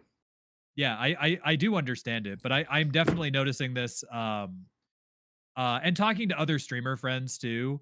Like I have noticed that like ordinarily where you would especially around this time of year, you would start to see more memberships and stuff like that. Like I also get it. This is like an like this is just like a it's like if you're looking to cut things you're spending on, I do understand it. Like a podcast or a streamer is not a priority. So Yeah, it makes sense. I do understand it. I totally understand it. Well, we're just gonna try, see what happens, and if it works out, it doesn't. If it does, if it doesn't, all right, we tried. Out here, seeing what happens. So hopefully, we can keep it going. It's fun to do. So should we put a goal on screen? I do think that I think we could because we need to get 199 more members. I used to do it, and I would just update it every time we got a member. The last marathon, I just like changed the on-screen text each time. If that's not too annoying, Jamie. But yeah, we have. I just checked again. We still are at 23 members. We wanted to try to do 222. 222. So should we write 23 members and then every time we get a new one, add and then say we're trying to hit 222. Hey, Harvey Midnight. Harvey, good to see you. Thank you. Oh, sorry, I just realized I was muted on the stream. But the other thing I was going to say was potentially turn that down as well so people can hear you. Oh, turn it up. That's very loud. Turn it up. The super chat one. How is that, Tom? Can you adjust that? That's yours. That's your notification. That's your super chat. You have to go. You have to go into Streamlabs and like turn it. Yeah, there's a volume. Like, there's like a volume adjust in there. It's on your end. Yeah. Yeah. I think we'll worry about this for. I think we'll worry about this for. That's gonna be a thing. This is gonna. I think we'll worry about this another time. Because I have to log out and then switch things in my Streamlabs to make that work. In your Streamlabs. Oh. Can't you do that in browsers, or are you just going on a certain thing? But it'll take me a minute. I can't do it. My stupid camera keeps. We're gonna do that during the break, but yeah, it's just. Oh yeah, I'll do it during the break. Come on, camera. There we go. Yeah. Okay, I can do that. It's just it will take me a minute. Yeah. Thank you, Harvey, for that super chat. Very much appreciated. But yeah, that's all I was saying is that I do understand it that the certain people politically can deny that these things are like occurring, but it's plainly obvious that like if you have eyes, you can see that the cost of things has increased. So it's like I do get it. So, but we appreciate all of you for being here, and we appreciate everybody for watching the program, and we appreciate everybody hanging out with us on the 12-hour stream. Scott, thank you. Turn that volume up. Scott, thank you. Crank that volume up. Crank it up. I gotta tell you, I don't even know where that music is from. Is that just like one of the stock choices for it's music like the on stock Streamlabs? Yeah, it's just like the stock Streamlabs. Like one of you. I remember when you were picking it, you were like dancing and stuff because you just found some random annoying. I believe you picked that as a random annoying sound effect to have in there. I like it. Yeah, it's good. Well, we should get into the show. We've been rambling for a while. Yeah. Are you guys ready for the last live show? The chat, are you ready for the last live show of the 2025 year? We do have technically another show that Jamie and I recorded. Did the one go up that we all did? That's going to be up for that's our New Year's episode. I didn't think so. Okay, I was like, wait, did I miss that? No, so Jamie and I recorded. You were busy, so Jamie and I recorded an episode that'll go up after Christmas, and then the episode that we all three of us recorded is the New Year's episode, and then That's right. That's right. Jamie will be making clips after the stream is over from all three streams, and then I'll schedule everything to go out during the break. So we'll have a ton of stuff coming out during this time. Mm. We also have 23 out of 22 members in the top corner. I didn't have time to find better text. But Yeah, that looks good. That's perfect. Yeah. We're on our way, everyone. 199 to go. If anyone can become a Let's YouTube member, go. you'll help keep the channel alive. If What you is- can gift, become one. It's a couple bucks. And Yoda, what is on my TV is... Oh yeah, what's Bronx Sonic? That's the name of the TV. It's a type of a TV I have, TV VCR. Oh. It's Close Encounters of the Third Kind is what is playing right now. And then over here we have Gummy Bears in the Disney Afternoon. That's not the Gummy Bears. This is that's like Goofy or something. But it's the Disney Afternoon is playing on the other side. So yeah. I'm posting something in our retro nook. This is something that we should talk about to kick things off. This is an extremely bizarre story. This is breaking news, Nathan. I have breaking news. I just posted in the chat if Jamie wants to pull that up as our first piece of information here. It's in the Discord chat. Oh. I just put it there. Oh. Okay. I'll put it in the... Should I put it in the Discord or the Google? You got it now?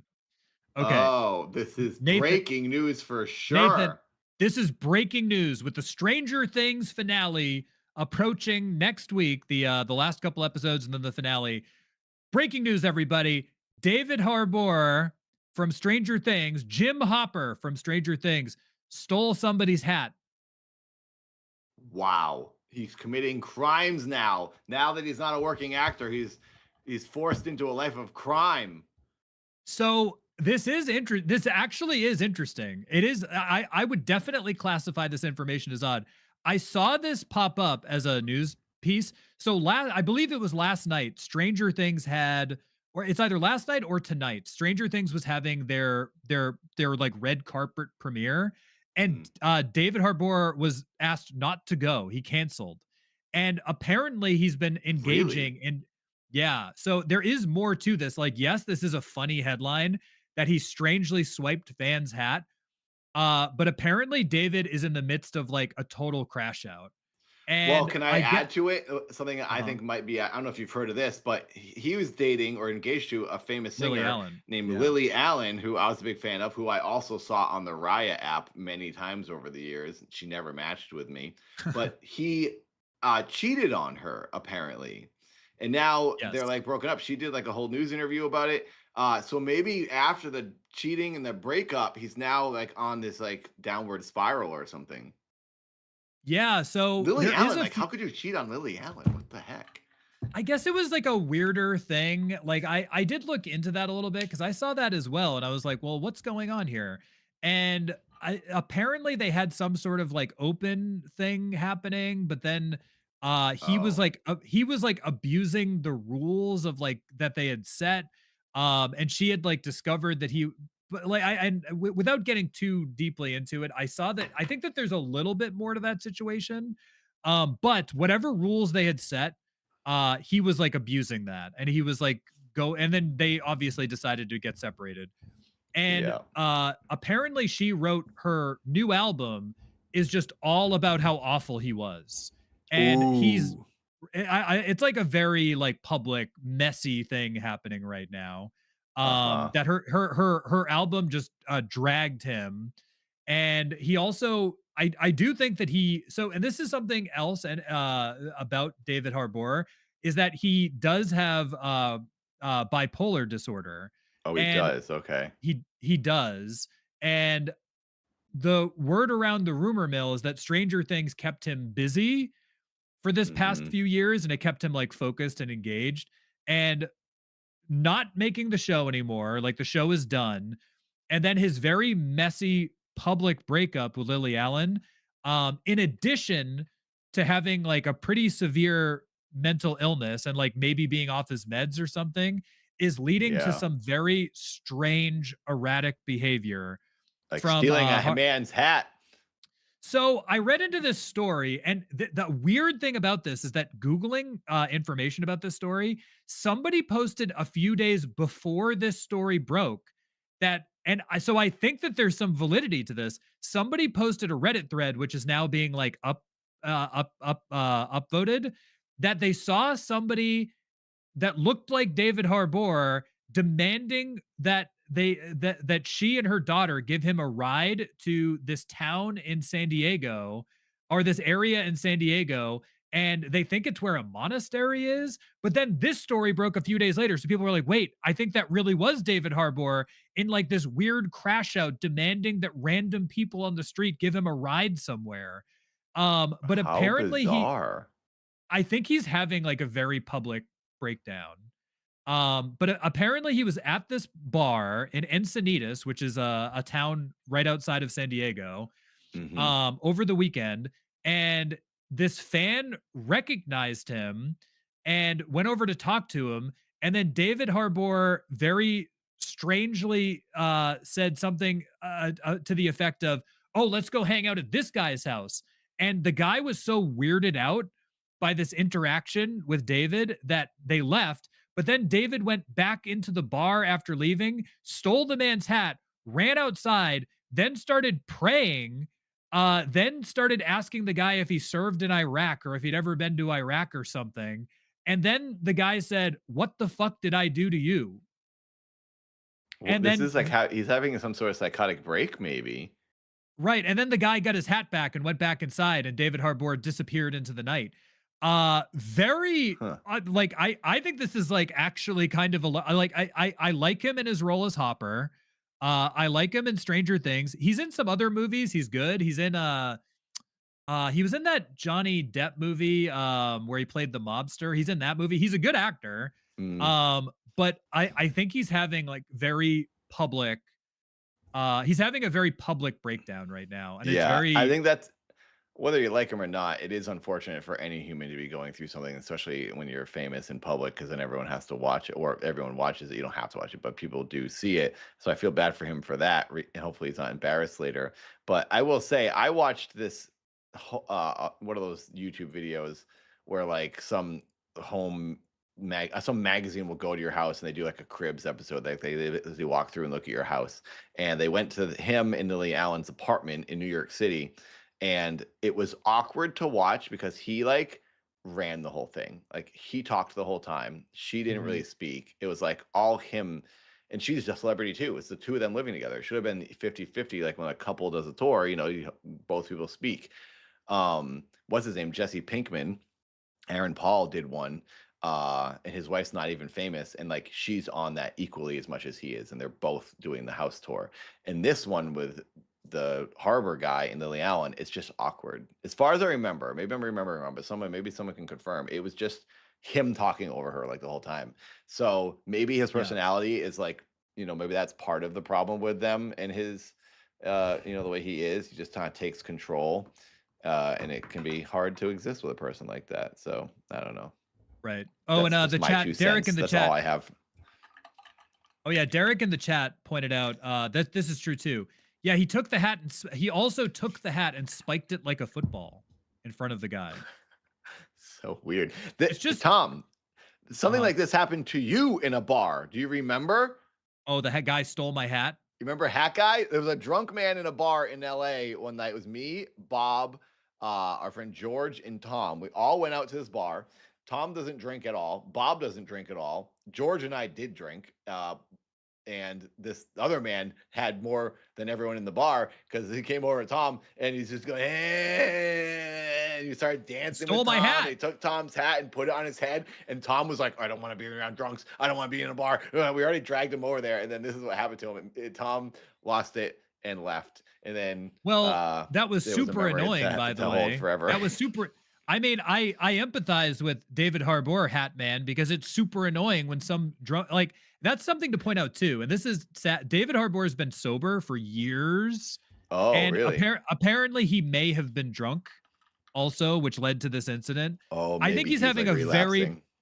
I think he's relapsing. I think he's A, relapsing, possibly. He has severe mental illness, so like maybe he's off his meds as well. And Hmm. C, he's having this very like public like, imagine if your wife you lose your relation, like your relationship is over due to David Harbour's infidelity. Due to his So it was his own fault. causing, yeah. Right, it's his own Maybe he's causing, but coming to he's still terms with his himself and his life and the results of his choices, and maybe it it's all sounds like like he's having coming to a he's head. having some big issues, but it is alarming. Like I hope that, regardless, I hope that the guy ends up being okay, but it sounds like he needs some help. Um Yeah, he's having this very public, there's multiple instances over the last week of very strange erratic behavior on his part, and and then to make matters even like, worse, or whatever, he's now also, they're claiming, I think, to save face, they're saying he couldn't make it due to a scheduling conflict, the Stranger Things premiere, but it's like very that's what they obvious they always said. say when someone isn't invited. Right. It's very obvious they said, "Don't come to this. We don't want you to come to this." But like his Yeah, publicist said, "Well, David can't make it due to a scheduling conflict. He can't make it. He can't make it to the finale of the biggest that's what a show that's ever publicist. been." Yeah, yeah, and Right. He Netflix's can't show make ever. right, the biggest show that's possibly ever been on television.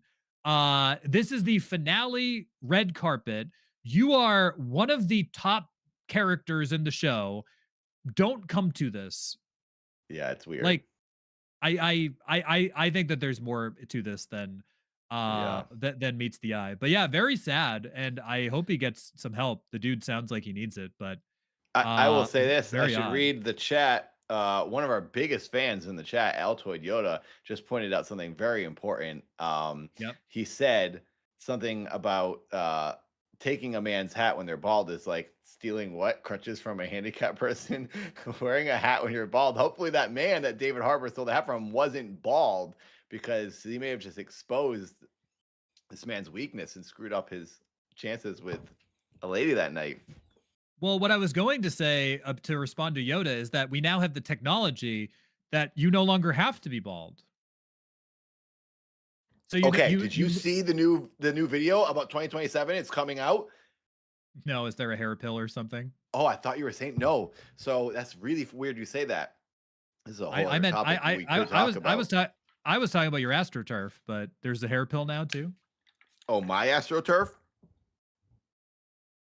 Look at that. Look at that. Oh, natural greasy hair. The Bruce Willis, baby. You too. I don't know if could I have asked you about this. stringy hair like this. I don't know if I asked you directly about this. Where did they source it from? Is it just from like the Your back of your donor head? hair. It's just the sides and the back. But they can only take so much, because otherwise this will get really thin. So that's why I have a bald spot in the back still. Yeah, it looks good. And there's a little bit from my beard, from my neck back here. Has that And I call that my bunny tail, because it has a different texture to it. It like puffs up. And I go, I hate the bunny tail, so I always brush it flat. And Kitty goes, I like it. I like the bunny tail. And I also call it the diving board, because sometimes it sticks straight off my head like a diving So board. it does. So the beard hair, it still remains like beard hair consistency. Uh-huh. Doesn't change. If you put too much beard hair on your head, you'd literally have like a frizzy head of hair, like a beard. So then they do it just to Weird. like fill in. If you ran out of hair, the guy's like, "Oh, I'll use a little beard hair." And after he did, I was like, I don't want any more beard hair on my head, because it doesn't mix. If you got a ton of hair, you wouldn't notice it, but when you got minimal hair like me, you notice it. Right. If you were just filling in like a little patch, but like you were actually bald, like actually bald. So Full I guess bald. it'd I be was full bald. And the guy originally told me, he goes, when I first did a video call with the guy, he looked at me and goes, "Don't bother." And I was like, remember well, I that. mean, because he thought I was gonna, yeah, we were living together when I did that. He thought I wanted like a full head of hair, and he knew I didn't have enough to do that. And I said, let me tell you, I don't want a full head of hair. I just want a receded hairline and just do the front. Just like I didn't even want beyond this. I thought this would all be empty. And after he did it, a ton of hair grew in because he said I had a lot of hair. Every time he plucks a seed, there's like 4 hairs in that graft. Uh-huh. And they needed a second touch up where he like filled it in a little bit more. So anyway, it worked out for me. But Certified that's where science it right comes there, from. everybody. It That's is certified science. science. It's crazy. But I thought you were going to bring up there's this new thing, and Yoda and I actually were messaging about it. And my friend Zach, who also had a hair transplant, someone you know, he sent me a video that I'm came out. I'm gonna point this out that all of our friends, like not all of them, I'm not gonna like just dox them, but we know so many people that got hair transplants. And I thought about that and Yeah. it's like every one of my friends I has like gotten a know hair transplant. I know 5 to 7 people, including myself, who've had hair transplants. It's so common now. In It's like my it's it's super so easy weird. too. It's really Yeah. fast and it's really cheap, or cheaper in some places. LA is expensive. Well, But there's a new thing. I don't know if you want to talk about it. We have 12 hours to fill. Um 12-hour uh podcast. there's this thing coming out where they're going to do something with your DNA and stem cells or something. Yoda, do you remember what this is about? Here, I'll play the audio just so you can hear it, and we can just talk about this for a second. Basically, hair transplants are going to go out of business according to this video in 2027 because you can do a thing where you can rearrange your DNA and it like cures balding, and then hair starts to grow in where there used to be hair and there is none anymore. So let's see what this says. It's a guy reacting to it, so hopefully we'll hear mostly the main video. Bad news is I heard this serum from Taiwan, early It's a stages. serum. Basically, it's a bunch of malarkey right now. But I have some good news. I have some very good news because PP405 might be here in 2027. It's like a team at UCLA. Can I ask you though, Nathan, do you really want PP on your head? I'll take any PP on my head if it hairs make hair grow back. Okay, so this guy down below, he's a hair guy. He has a YouTube channel. It's funny because he has no hair and he has like no pigment in his skin. And he's a guy that does hair transplants. He's a YouTuber who does hair transplants. He knows everything about it. So this guy above is reacting to that guy's YouTube video. And that guy, the hair man, is talking about PP405, which is some sort, I'm guessing it's like a gene or something that scientists are rearranging. It's something, yeah. Yeah. P405. It reactivates dormant follicles by targeting their metabolic switch. And the key protein here is the mitochondrial pyruvate carrier, or MPC. By inhibiting MPC, the cell shifts from mitochondrial respiration to glycolysis, a different energy pathway. That shift reprograms the stem cell's behavior, activating it to grow hair again. And PP405 is a topical MPC inhibitor that triggers this exact shift. And in mice, this metabolic strategy worked beautifully. PP405's metabolic shift, elevating lactate dehydrogenase activity and NAD plus to NADH ratios, mimics signals that reactivate stem cells during the hair growth cycle. Hair regrew in bald areas. This sounds like too much science to me. Jamie, I'll send this in the doc in case it's something we want to make a clip out of. But I don't know if you guys care or not. I think it's pretty fascinating. That is science. Like they're reprogramming the way the body works to make hair grow. It's such a vain thing to do, but I think everyone who goes bald will then no longer be bald if this happens. I mean, I actually like having this hairline. I wouldn't fill this in genuinely. I wouldn't want a full head of hair because I would just look like everybody. I kind of like this the way it is. But and I bet you there would be people who wouldn't get full heads of hair if they didn't, even if they could. But I think a lot of people would if you just had to take like a serum. I think the whole thing to me, like there has to be a side effect. I think it would depend on A, the side effects, and B, the cost. Personally, I think if I ever had to make I think I would just shave my head and I would just grow a beard or something. Yeah. Have you ever had, you did have a shaved head. You have a good shaved head, I think, right? Yeah, I shave my head every once in a while. Like if I just get sick of like combing my hair. I think it depends, especially like at like obviously I've gotten my hair cut since then, but like especially at the beginning of COVID when barber shops were closed down or whatever. I just bought like a beard trimmer and would just like I'm like, I'll just shave my head. I'm like, this is just easier. Yeah. But Yeah, I don't know. I think it would depend. It would depend on the because I know that, like, for example, minoxidil, which like a lot of people now take, has Hmm. side effects. It like causes My, actual yeah, problems. So it's my, like not my hair like guy it wouldn't be suggested worth that. it. He's like, "Oh, But you it could wouldn't take be some worth it to me. topical minoxidil or whatever."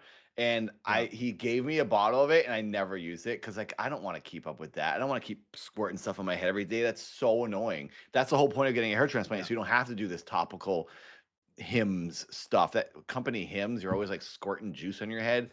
So annoying. Just Well, rearrange it and and it lives there forever. it also it does cause issues, and it's Mm. also bad if you have pets, because like the minoxidil itself apparently is toxic to animals. So like if you have it on your head and then you lay down on your bed and then the animals are on your bed, they can get sick Oh, from them. Like, so there's like other things that go along with it then as you well. grow But cat hair on your head. well, I think they, yeah, exactly. It wouldn't be The good. cat goes bald. The cat gets a receded hairline, and then you get cat hair on your head. Not worth it. Well, certified science right there, everybody. I've got another story Certified for you, science. Nathan. I've got another Yes. story for you. This is certified backlash right here. Did you Uh-oh. hear that the head of Larian, Sven, what is his name? Sven Vicky, he issued a statement saying, "Holy fuck, guys, we're not pushing hard for or replacing concept artists with AI." That is the updated headline here. But apparently, we're seeing more and more of this. But Larian, the company which is very famous for Baldur's Gate, for Divinity, but also Baldur's Gate 3, um, has now come under fire because they have admitted that they are using generative AI and this is causing a big controversy among the gamers. They are using generative AI in the early stages of development for their new game for Divinity, and they're not the only Oh. studio doing it. Apparently, the game that just won Game of the Year, Expedition 33, they also had been found using generative AI for some early asset that have now since been replaced. But they were also using generative AI in some early Can you assets for their game. can you explain what generative AI is? Like, what does that mean? That's just AI like that you enter a generates something? Yeah, that's like you enter a prompt to like do something. It's like, "Oh, do this, Uh, do make this thing." Like a human hand did not make it. The computer generated that image. That computer generated that asset. It's generative AI. Um so I this is causing a big stir, and I don't know exactly how to feel about it, but Jamie and I talked about this a little bit. Um and I think that if you are a smaller studio or a smaller creator and you're using generative AI to like help you with an idea or help you with like a placeholder asset because you don't mm, have the resources to hire artists to do this for you, I think that's a much more acceptable use of generative yeah. AI or AI in general. But this I is a used AI a year ago. Verseska, someone we know, she's an artist. She makes drawings, and she is working on some new merch for me right now. I used AI. I said to her, I said, "Hey, I'm going to use AI to like send you an example," and then she knew what I was talking about with this image because I yeah, couldn't that draw it myself, and then she exactly. just drew the image. So I see how it would work in that situation. Is that what this game companies are doing? They're making temporary placeholders for then artists to then remake and remodel like like an image or a character or something? Supposedly that's what they're doing. I would say that my push on that would be a company like Larian, which is like I like Larian. I loved Baldur's Gate. A company like Larian has a huge art department and they have millions and millions of dollars. And like, yes, I know that like they're a smaller studio compared to like Activision or something, but this is still a studio that has millions of dollars and tons of employees. And I do feel like they kind of got like found out and they're like, well, we're not going to have this in the final game. We're just using this so we can have placeholder assets.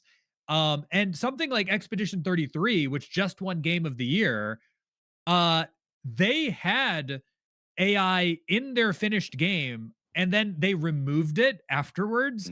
But Mm. people took screenshots of AI being in their game, being like, no, you do have it. And then they removed it with like real human assets after controversy behind it. Oh. I feel like if you've got Daragon in the chat said that they got a message. I've been contacted by the game studios to clean up, quote, early Viz dev concept exactly, art. that's what they're doing. They're like, we put all this AI art in this game. Can you go make it real human stuff? But like, why Wow. not just have the artist? It like my only push on this, and my like is if you're a small like you're not an artist. You're a director, you're a writer, you're an actor, but you're not an artist. So like Mm. you were like, well, I don't know how to illustrate this idea. So like, and I could see I myself used to doing that, just being like, Google images or Photoshop things in the past to give a concept, or I would hand draw it myself. but it's so much clearer if you can be like, this is what I want, but can you make this? But like, you're not a Mm. multi-million dollar studio. You're a guy that like, Yeah. right now on the stream, we've made like $20 each. So it's like, you know what I mean? You're not a multi-million dollar studio. You're a guy. So, but a Yeah. studio like Larian or a studio like the people behind Expedition 33, you have an art department. So, yes, I know that you're making their workflow easier, I guess. I feel like if you've got the money and you've got the if you've got the money and you've got the people, why not have them just do it? Yeah, I Like agree. have them do the whole thing. Daragon said in the chat, and I agree with this. I think this is going to happen at some point. They would rather have a game say certified human made, like on a label. And I think movies in the future are going to come out saying human made, AI made. I think games and movies will have that, and TV shows, songs, music. That at some point in 10 years from now, I bet you there'll be human versus AI made. And people will start to exclusively like AI stuff. I think younger people who like these young kids who love what's it called? That brain rot, kids who are love this brain rot stuff, like the Yeah, me, that me, me, me, shark, me. all these Ballerina memes and these, cappuccina. Me, me, yeah, me, me, me, all me, that, me, me, the me. Italian brain Skibbity rot. skibbity toilet. Well, Skippy Toilet is human made, but it looks like brain rot. But kids, I think, will be getting into it because they're going to grow up on that, and to them, they won't have this disdain for it because that's all they know. And when they become adults, they'll be like, "Oh, remember this retro AI versus this new AI?" It's going to be a whole new category, I think. And then us, we'll be boomers Yeah. who will be like, "Oh, human made, human made." We're gonna fade into the darkness, and eventually, it will be our complaints will be not be heard anymore. So I think it's a scary future coming Yeah. up, but it's just probably the way it's going to go. It's very dystopian. I just feel like and I've had this thought before. So like for example, with AI, like Alba got some free tickets to the symphony at one point. So we went, and I forget what symphony it was. Maybe it was like Mozart or something. And I was sitting there and I had that thought about AI. And I was like, a human being sat down and wrote this entire thing. And this whole Mm, orchestra was playing it. This like beautiful symphony. And I was like, all of this came from somebody's imagination. There was zero AI involved in any of this. This was a yep. one singular human being sat down and did this.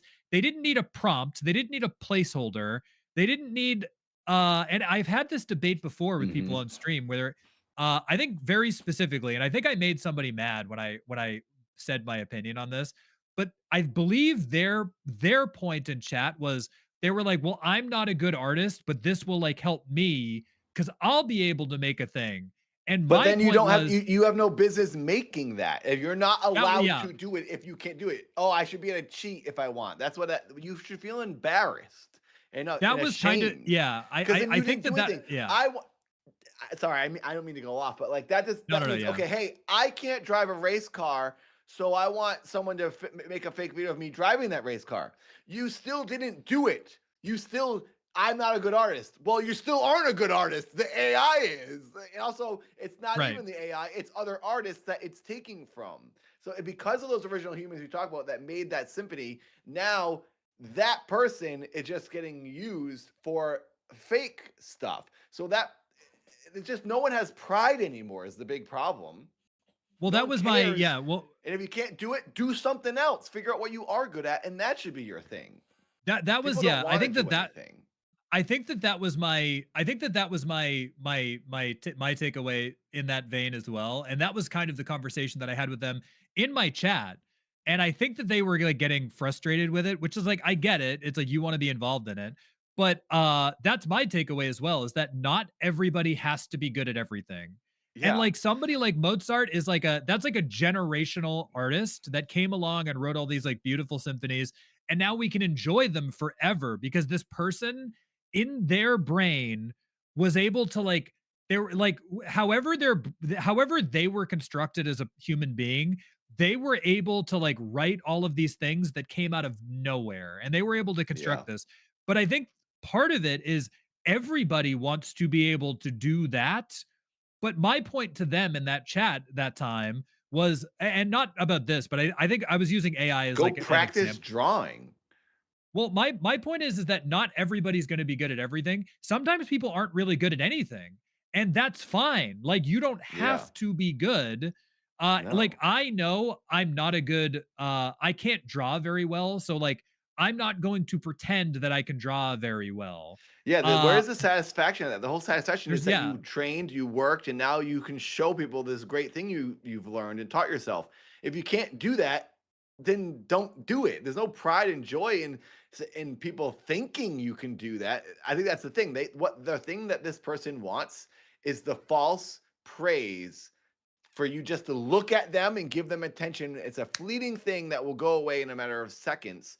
That they are it's like that you need that like, it's like that dopamine. I think that's what this person is chasing. They don't actually want the yeah. joy and the pride of being skilled at something. They just want people to say, hey, you're cool. I looked at this thing that you lied about, but I don't know you lied Right. about it. Or There's a even whole like other thing that's going or on. even like I think this applies for all of the AI generated stuff. It's like when somebody posts an AI generated song or image or whatever, and then they post it and they go, now laugh at this. I made this, but I want to point out you didn't make anything. Like you're No. not the funny one. You're not the creative one. But Yeah. that's fine. You don't have to be. Like you don't have to be. You could share a very funny thing and be like, "Hey, I really like this comedian," and you could share that. But I think it's so people. I think it's. I feel like because people want that praise. They want that Mhm. affirmation, but they want to do it without being able to do the work. But not everybody can do the work, and that's fine. But so people I do wonder if it's like a generational thing. Like people grew up being told they can do anything they want to. And Yeah. like that's not true. Like, you know No. what I mean? Like You can there's certain try anything you you could want, try. sure. You should, but there is a thing. I think there's some mixed messaging going on and misinterpreting of positive reinforcement with younger people. They think they should be able to do everything, and if they can't, just cheat, and it's the same. Right. That's I what think what I AI is. It's just cheating. that's what AI is. And I think that, and to go all the way back, I think and not to get it like twisted for the people in chat that like AI. I'm not like, if you want to use it, that's fine. But I do think that there is my overall point, like when I go back to like something like Mozart, and I think that the feeling that I got, like when you see the crescendo of that symphony, and it feels like triumphant when you're like when it ends and the conductor is like sweating and like it's ending and the everybody in the orchestra is like sweating, and there's this like triumphant moment of like this person did this thing from A to B. This person made this from A to B, and we're enjoying it 400 years later, 300 years later, because it really is a human triumph. And what AI is Mhm. doing, some people can say that AI is an evolution, but we're removing the humanity from it. Where, like, from if Yeah. somebody posts a joke, if somebody posts a song, if somebody posts a video, you are removing the human triumph from this. And that's not And an that is the evolution. redeeming quality in all creation. That is 100% why we appreciate your creation, because we know it's an unspoken and an unknown people, whether you know it or not, you don't realize it. That's why you appreciate anything made because a person like you made it. If you just saw, yeah, it's cool to see like natural structures, like the earth created like a rock structure, but like that's not AI isn't that. AI isn't like a waterfall, you know? No. Human creation is the thing that binds us all together, and like the reason we want to read a poem or listen to a song because a real person had their heart broken when they were writing that song, and you feel the emotion in it, and then you think about your real human situation that was similar to theirs when you watch this movie or listen to this song. When you listen to an AI song, you don't get any emotions from it because a microwave made it, and it's ripping off a bunch of other people's songs. Yeah. It's like, oh, I wonder if they used Elliott Smith in this one. I wonder if they pulled from Tom Petty in this one. Right. I think that's kills all value. Exactly. Jory is in the chat. Jory, a very talented voice actor, by the way. Everybody, if you need any voice acting, contact Jory. Very talented voice actor. Also, I think we have a lot of Glitch Spanker game. A voice in the game Glitch Spanker.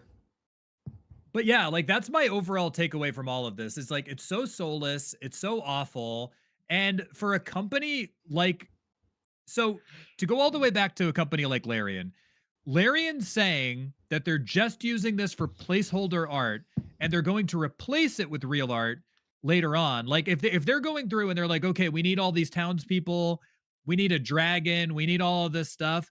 The thing that's so disappointing to me is that whether or not they realize it, and I don't think that they're thinking this way because Larian has been nothing but like gracious, and they've done a lot of fan service, and apparently they're a very good company to their employees and to their fan base. Like overall, I think they're great.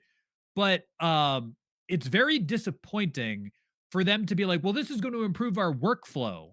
And it's like, well, but this is against what you stand for as a company, and you have the money, you have the people. Just have if it takes a little bit longer, I think that your fans, that's their whole thing, is like, this will improve our workflow so we can make the game sooner. But it's like, but also now if they're using generative AI to help with assets, that means that their initial design is going to be something that an AI created that a human is then going to redraw. So you're taking the human element out of it, and it's just very disappointing. I'm still going to play Divinity. I still think the game will probably be good. It's very disappointing to hear that a company as beloved as Larian, rather than go, hey, they're a totally human made. Way. Yeah, they're just all going to go this way. Even Apple, who just was praised for their new commercial because it was all filmed with humans making on their iPhones for their commercial. They still have their own AI that they developed, the Apple AI. Exactly. Yeah. So they're looking for that. They're looking for that pat on the back because they saw how big the backlash was from Coca-Cola and McDonald's using AI for their holiday ads. And they were like, yeah, let's not do that this year. But I absolutely guarantee you next year or the year after or the year after, eventually, Apple is going to be, it's just going to be an AI ad. That like the advertising agencies, it's cheaper for these companies to be like, hey, advertising agency, can you just use AI to make our ad, and then it won't cost us as much money and we'll make a bigger profit? I mean, as an actor, I audition for commercials all the time. Auditioned for one 2 days ago. I almost wasn't going to be able to be here because I might have had a callback.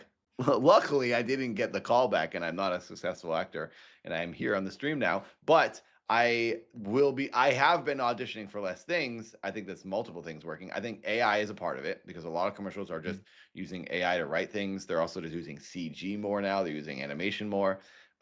It's all going to less human made things are going to be a lot. It's going to be a lot more common. So I think it's sad.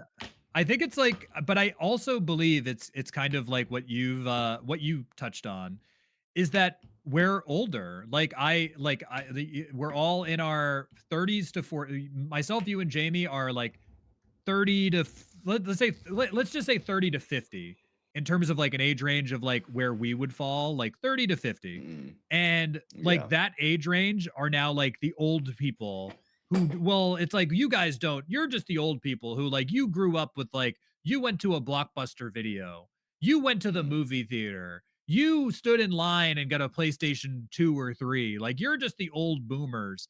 And but I will say though, it is nice to see that at least some of Gen Z and Gen Alpha, there has been a bit more of a return to them pushing technology away.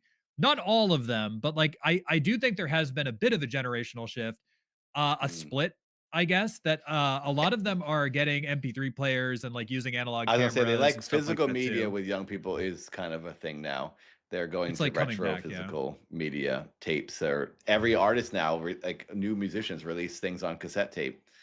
So I think that's cool. vinyl's still Yeah. huge. I was going to jump in here because this was slowly devolving into blaming young people again with two old guys on stream. And I was like, I think I need to pull you guys out when you fall down these You're a rabbit holes, 'cause borderline. Listen, AI, listen, no, listen, buddy. You're a borderline. You're I a am, borderline. but I'm old not guy. a dipshit that just constantly blames young people all the time. So I feel like I That's need to Tom. come in. Tom does Oh yeah, that. it's Tom. It's not you, Nathan. It's literally Tom. Literally last time we did this, and he randomly hates the started youth. blaming young people for the devil hate online with no evidence. Get off my lawn. And then, Yeah. obviously, I wanted Get to off bring my up that lawn. you're talking about AI.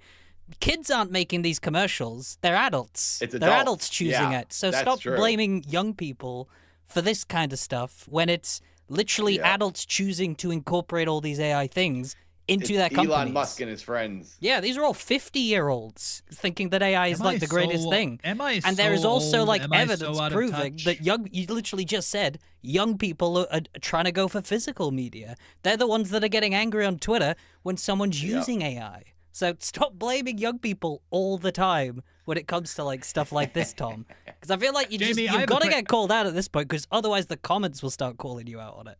I have a question for you. Go for it. You beat the judge. Fantastic. Well, I will say this. I think, yes, old people are doing it, but they're introducing it to young people who are They are, going to yes. get accustomed to it, and then they're going to be screwed. We're screwing over the young people who will get used to it and depend on it and start to use it as a tool. And then when we won't be able to remove that tool. You know, it's like removing Photoshop from existence. It would mess up so many people. And now what- people are going to become dependent on it since it's a thing that exists now. We should have never brought it out. And one thing, because we did kind of talk about AI in the next week's stream going up, but one argument that popped into my head that I realized I guess I tried to make the argument, but didn't quite make it clear. But one of the big things that I try to advocate for when someone like McDonald's makes an AI ad and things like that is a lot of people who defend that usually defend billion-dollar companies' existences. You know, when people like talk about taxing them more and doing all these things, but then people go, well, you can't do that because they'll leave and they create jobs. If they're creating jobs, then why are they making AI ads that literally eliminate all those jobs? So if anything, you should be mad at these AI commercials as well and not defending them. Because if you are standing for billionaires to exist and creating these jobs, then you should not be allowing them to eliminate those jobs in these films, even if you think it's a quicker way of doing it, because aren't they supposed to keep the economy going? Aren't they supposed to be helping create jobs? Then why are they making more of these AI things and limiting it down? But So- Jamie, They're if trying to they create inspire more- everybody. Exactly. So Right, if they Save money. if they create more jobs, they can't get their billion-dollar tax incentives from the Trump administration. it's true. Yeah. Yeah. This is gonna go down another odd politics rant, and we shouldn't. Yeah. We can get to the next story, but yes, Larian, stop using AI. Stop it. They're not going to. They're just going to use it. I have a package that just got delivered to the door. Do you guys mind if I grab it real quick? Since we're doing 12 hours, I don't want to like just let it sit there. What is the next story? I have the doc. Where is the doc here? I'm confused with this new doc because it's so big. I'm trying to look at the time slot here. 2:30. Okay, so any of these in this middle section, I guess. I mean, there's a lot. Yeah. We have so many. There's so many stories. So We did the raccoon though, didn't we? we No, did not didn't. yet. No. Oh, I've just watched it so many times. I thought we talked about it. Okay. Well, I could do It is a that good 'cause one. I know that one. Yeah, I guess. Well, Oh, these are some good ones. Tom could probably go over a story while you go get the package if you want. He can talk to chat. Yeah, I could talk to chat. Okay. I'll Yeah, use give me, this like, as it's a only like 30 seconds. Yeah. yeah, I'll use this as the BRB. call to action break. Nathan's going to get a package, everybody. We do have a members goal. This is our end of the year stream. We will have 2 episodes going. We'll have 2 episodes going live over the break that are pre-recorded. Jamie and I, and then Jamie, Nathan, and I also recorded those. We'll have clips up going over the break. If you like the show, please give this stream a like. This is also a bit of a members drive. We also have a super chat goal up there. If you like the show, please consider either gifting a membership or becoming a member of the program. It'll help us keep things going long into the future. Exactly. Also, we've got Jamie here. Hello. Jamie, are you having a great time on the marathon so far? I'm having a great time. Looking forward to all the crazy things that you guys are going to probably devolve into. It's fun. Mm-hmm. And then me having We've to only got probably pull you guys out before you go crazy. Okay, I'll be back in like a couple minutes. It's in the mailroom. Sorry. Yeah. Okay. Yeah, I mean, we've only got we've got 10 minutes or 10 hours and 10 minutes. We've got 10 hours left. Wow. We've only got 10 we've only got 10 minutes left on the stream. I mean, I feel like the second half might go a bit faster because I guess there's the Jake Paul thing, and I guess gaming will probably be a fairly, I don't know, I guess gaming can take a bit. But I guess we'll see. We'll have to see how it goes. I see that Katie's in the chat, Nathan's fiance. Oh, Nathan is getting Katie's mail. He thought it was for him. Oh, I see. Not even his. Well, not even his mail. Well, I never said it was for me. I said I'm getting a package. I didn't say whose it was. Tom, what are you doing? You're supposed to be a detective. How did you not figure that out? I never said I was a good detective. Oh, true. Yeah. Oh well, I guess there's that. You don't have to be a good detective. I can just be a detective. That's true. Well, yeah. I guess I can. Most people online claim they're detectives, but I guess they never say let's go over detectives. Let's go over this top story while Nathan is away. Sure. I saw somebody post about a goose smashed through a front door. Is this true? Oh yeah, I posted a couple of so these are a couple of British stories, I believe. Since you talked about, we won't say it on here because we talk about it later, but I was like, well, you guys might want some more absolutely stupid British stories that tend to happen. I think this is a British story. This was, I think, recommended to us by Liquid Amber. Hey, thank you, Liquid Amber.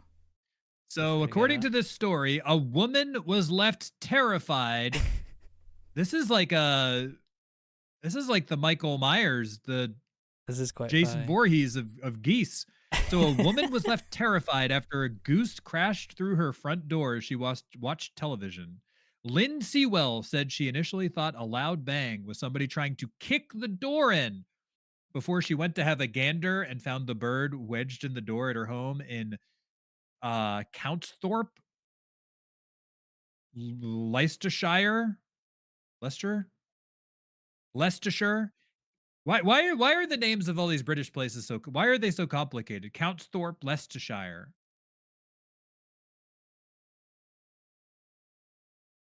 You should.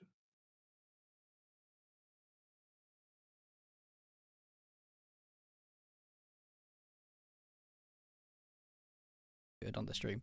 Just realized I got that muted.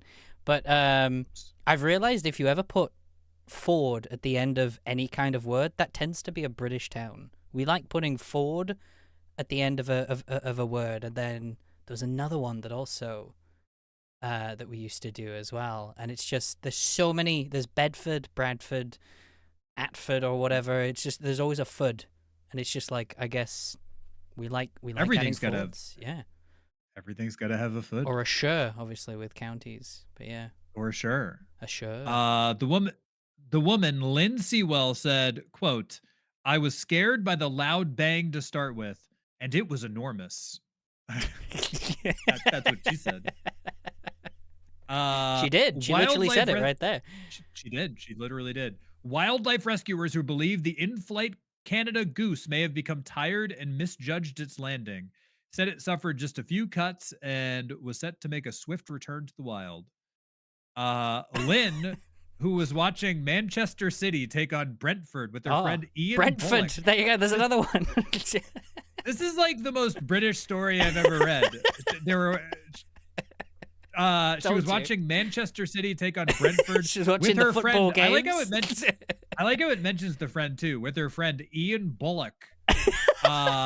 Incredible. Said she initially thought it was human vandals being the bang and did not expect foul play. You get it? Goodness. Because it was a there you go. goose. My friend went out first because I was scared, and he shouted, quote, "There's a bird with its head through the glass."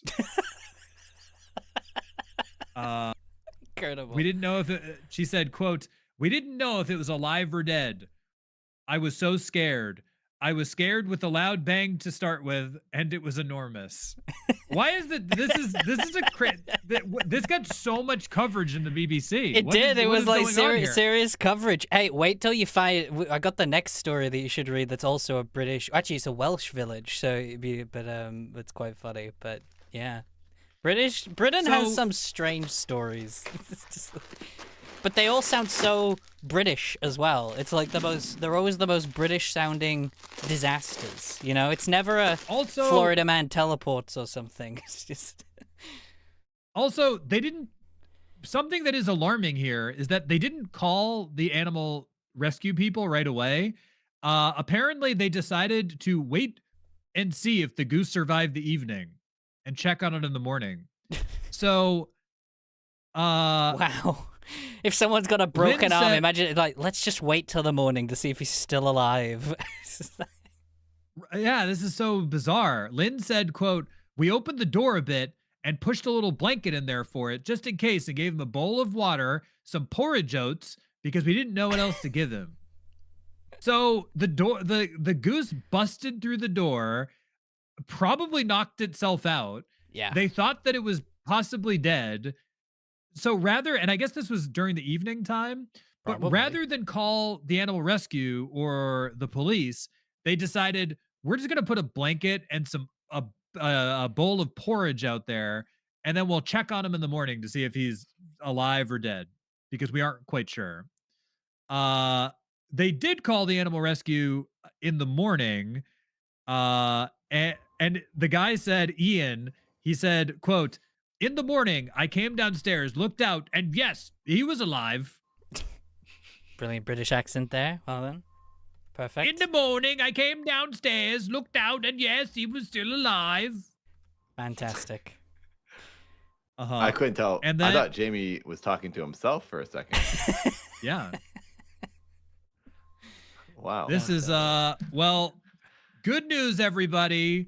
The wildlife hospital did collect the goose. The goose did survive after probably knocking itself out. Wait, what does this say? The chance. Okay, said, quote, this is the Lynn again. Quote, "I really don't know how it could have gone through that glass and survived. The chances of that happening, it's just not what you expect, is it? Well, it did indeed survive." Wow. Don't worry, everybody. The goose survived after its harrowing flight through the door. It probably knocked itself silly. I'm a little disappointed they didn't call the animal rescue right away. But they did show up after, and they were able to. This is breaking news, by the way. This is 9 hours ago this story happened.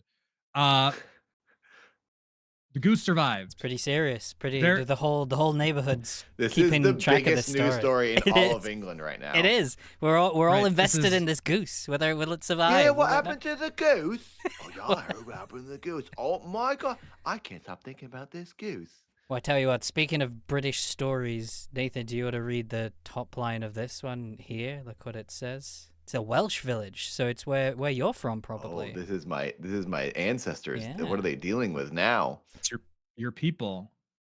My people. All right, let me open this up. What are they up to? I like the well, title. Tom. I think you should read the title for everyone to say. Okay, I'm gonna start this. Breaking news, everyone. Mm-hmm. I'm sad to tell you, but Village terrorized by squirrel. 18 injured. 18 Humans were no match for this squirrel. I just 18 people. I do love that it just has so many people injured. Like It must have been people. 18 people on their deathbeds or newborn babies. Who gets injured by a squirrel? It's a rogue squirrel. All right, this is the crap we have to deal with over here in the UK. All right, you guys got your bears. Are running amok. We've got some rabid squirrels. What the roaming the streets of Wales. Your parks must be like battle zones.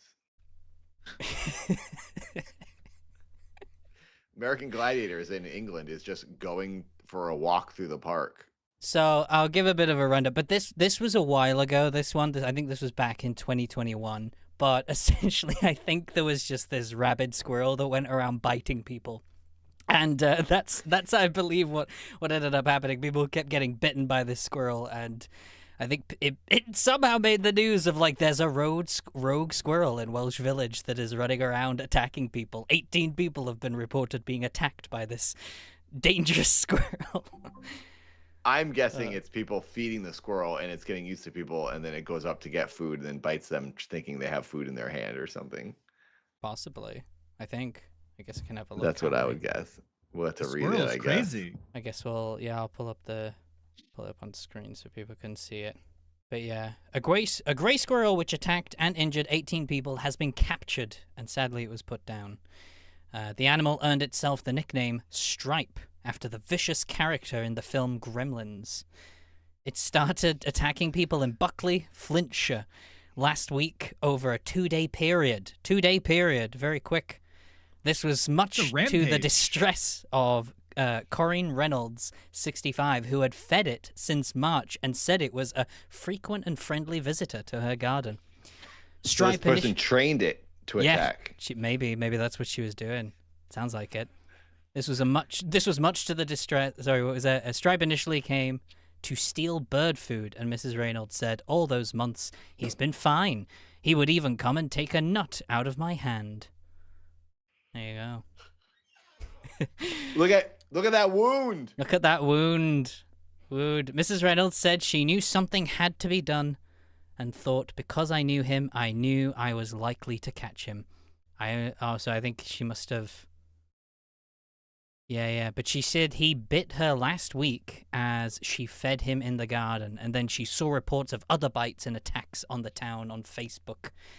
She added, after I saw all pictures of people's injuries, I thought, oh my goodness, what's happened to him? It's not the son she knew. So she sadly had to capture him, and I think she sent him off. But yeah, there you go, rogue squirrel. This is so terrible. Is this what England deals with? It's what England has to deal with from time to time. Is this a common? Is this why you don't go outside anymore? Yeah, this is why we don't go outside. Actually, my granddad also has a story of a rogue squirrel in his garden. I'll tell you this lovely little story.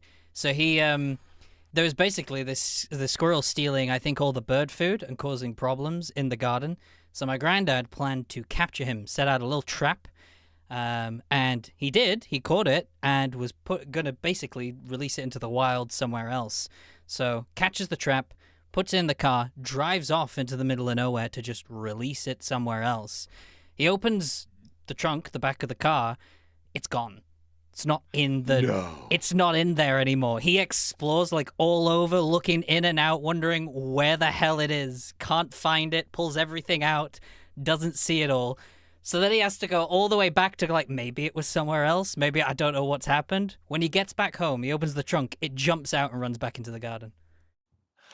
It was hiding somewhere. It was hiding, and he got all the way back for it to just jump out and go straight back into the thing. That is a smart squirrel. See? These squirrels in Britain are dangerous, guys. They're smarter than you think. Maybe they're evolving. Maybe. They've got like, maybe we'll see them with monocles next. They've been watching the British too much.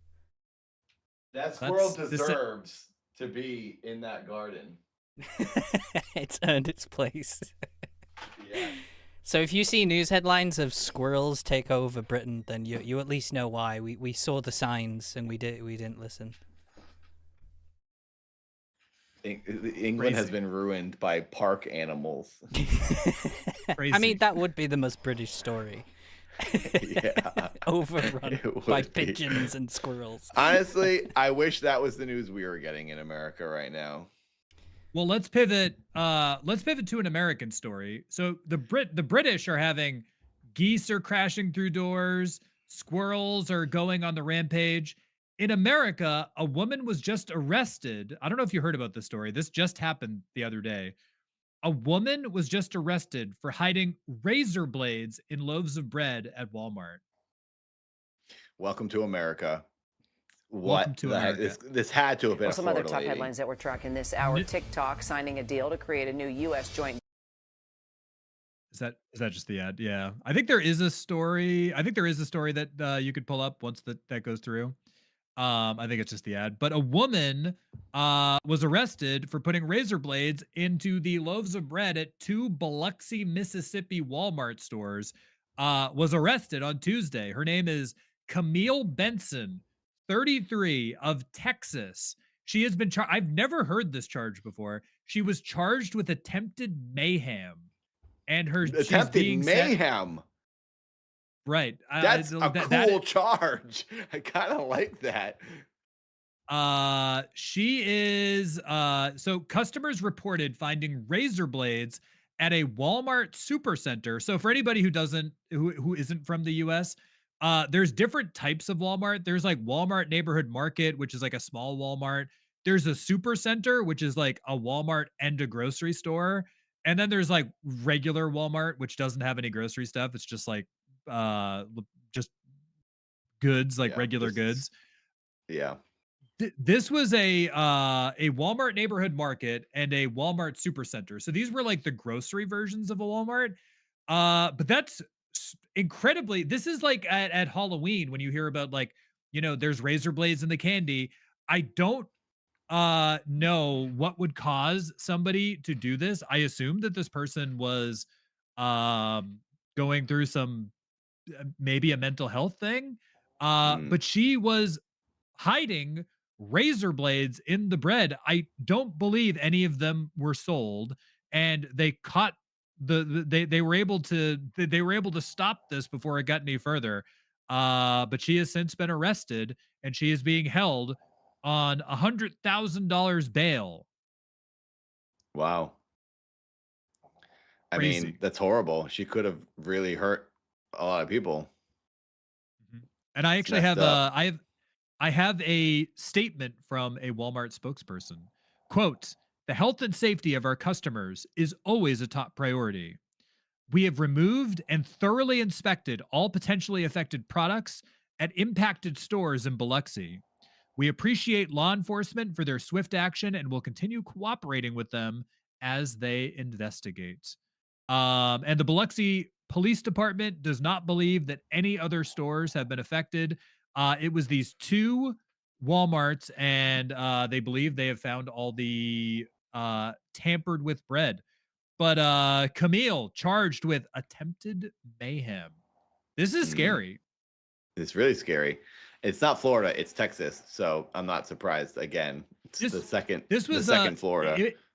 This was Biloxi, Mississippi. She's from Texas, but the Walmarts were in Biloxi, Mississippi. Close to Florida. Yeah, pretty close to Florida. Close enough. But what a juxtaposition.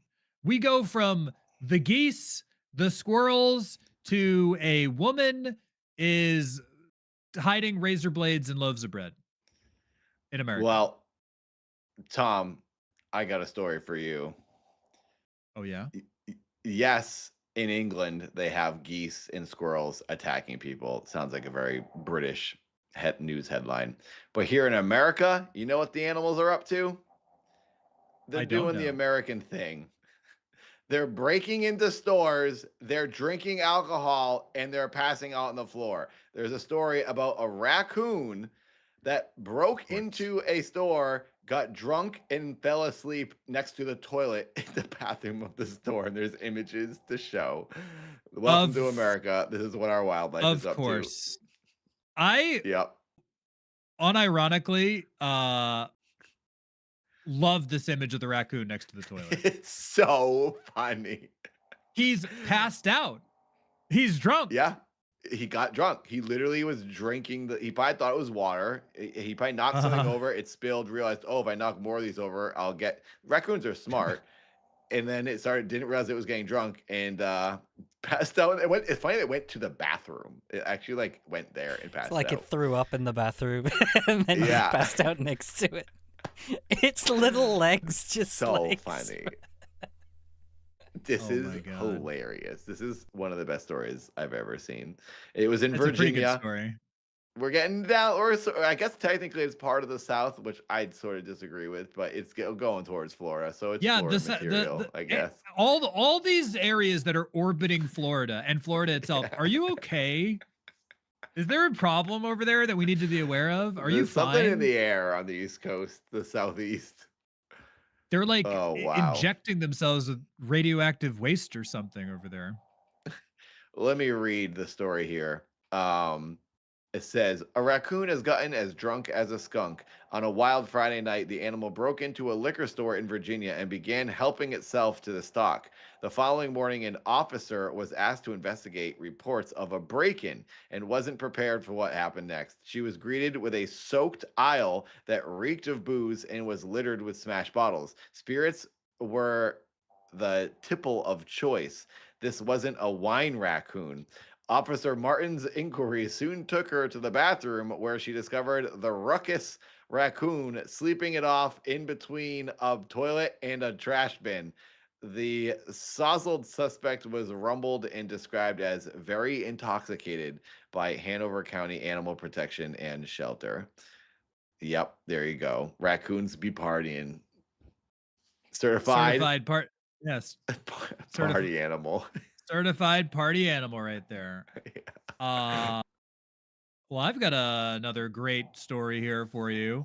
Are you aware with what's going on in China right now? I'm not. Haven't been there ever, so I don't know what's going on over there at the moment. These are all pretty recent stories. I'm trying to be when the stories that I'm picking, I'm trying to be topical. Everybody, this is how we're trying to get the shorts to be trending in the algorithm. We're trying to pick topical things and also things like Bigfoot. So apparently in China, Gary from Zootopia he's a character in Zootopia 2, is a big hit in China. And now the young people in China are buying venomous pit vipers. Highly venomous snakes, because this character in the new Zootopia movie apparently is very, very popular in China. So Chinese young people are buying highly venomous pit vipers because they think the snake in the movie is cute, the cartoon. Why don't they just get a stuffed animal? Right, or just watch the movie and don't buy a venomous get an action pit figure, viper. get a toy. The real one doesn't look like the cartoon one. I hope they realize when they see it, oh, this is different. It's not as friendly looking with giant eyeballs. This is a very dangerous. It is a cool looking snake. It's like if so, and I'm sure that this is on probably on screen, or if this is a short after. So if you look at the snake, it's like this really cool blue teal. It's a beautiful looking snake. Like it has really is that the color of patterns. A snake in real life? Yeah, it's like a highly distinctive looking creature. However, yeah, there's a picture in the article. It's a very cool looking snake, highly dangerous, highly venomous snake. So very cool, can definitely kill you. That is a cool looking snake. It's a super cool looking snake. It's commonly known as an island bamboo pit viper. I would never adopt, like in your own home, anything that's labeled as viper, pit viper. probably dangerous to have inside of your house. But apparently this snake, which in the movie, I didn't even know there was a new Zootopia until like a week ago. The Yeah, movie there is is a new one. surpassed the movie has surpassed over 1 billion. It's the most popular animated thing of the year, I think. It surpassed over Yeah. $1 billion in the box office, taking in over 503, over half the worldwide gross, $503 million in the Chinese box office.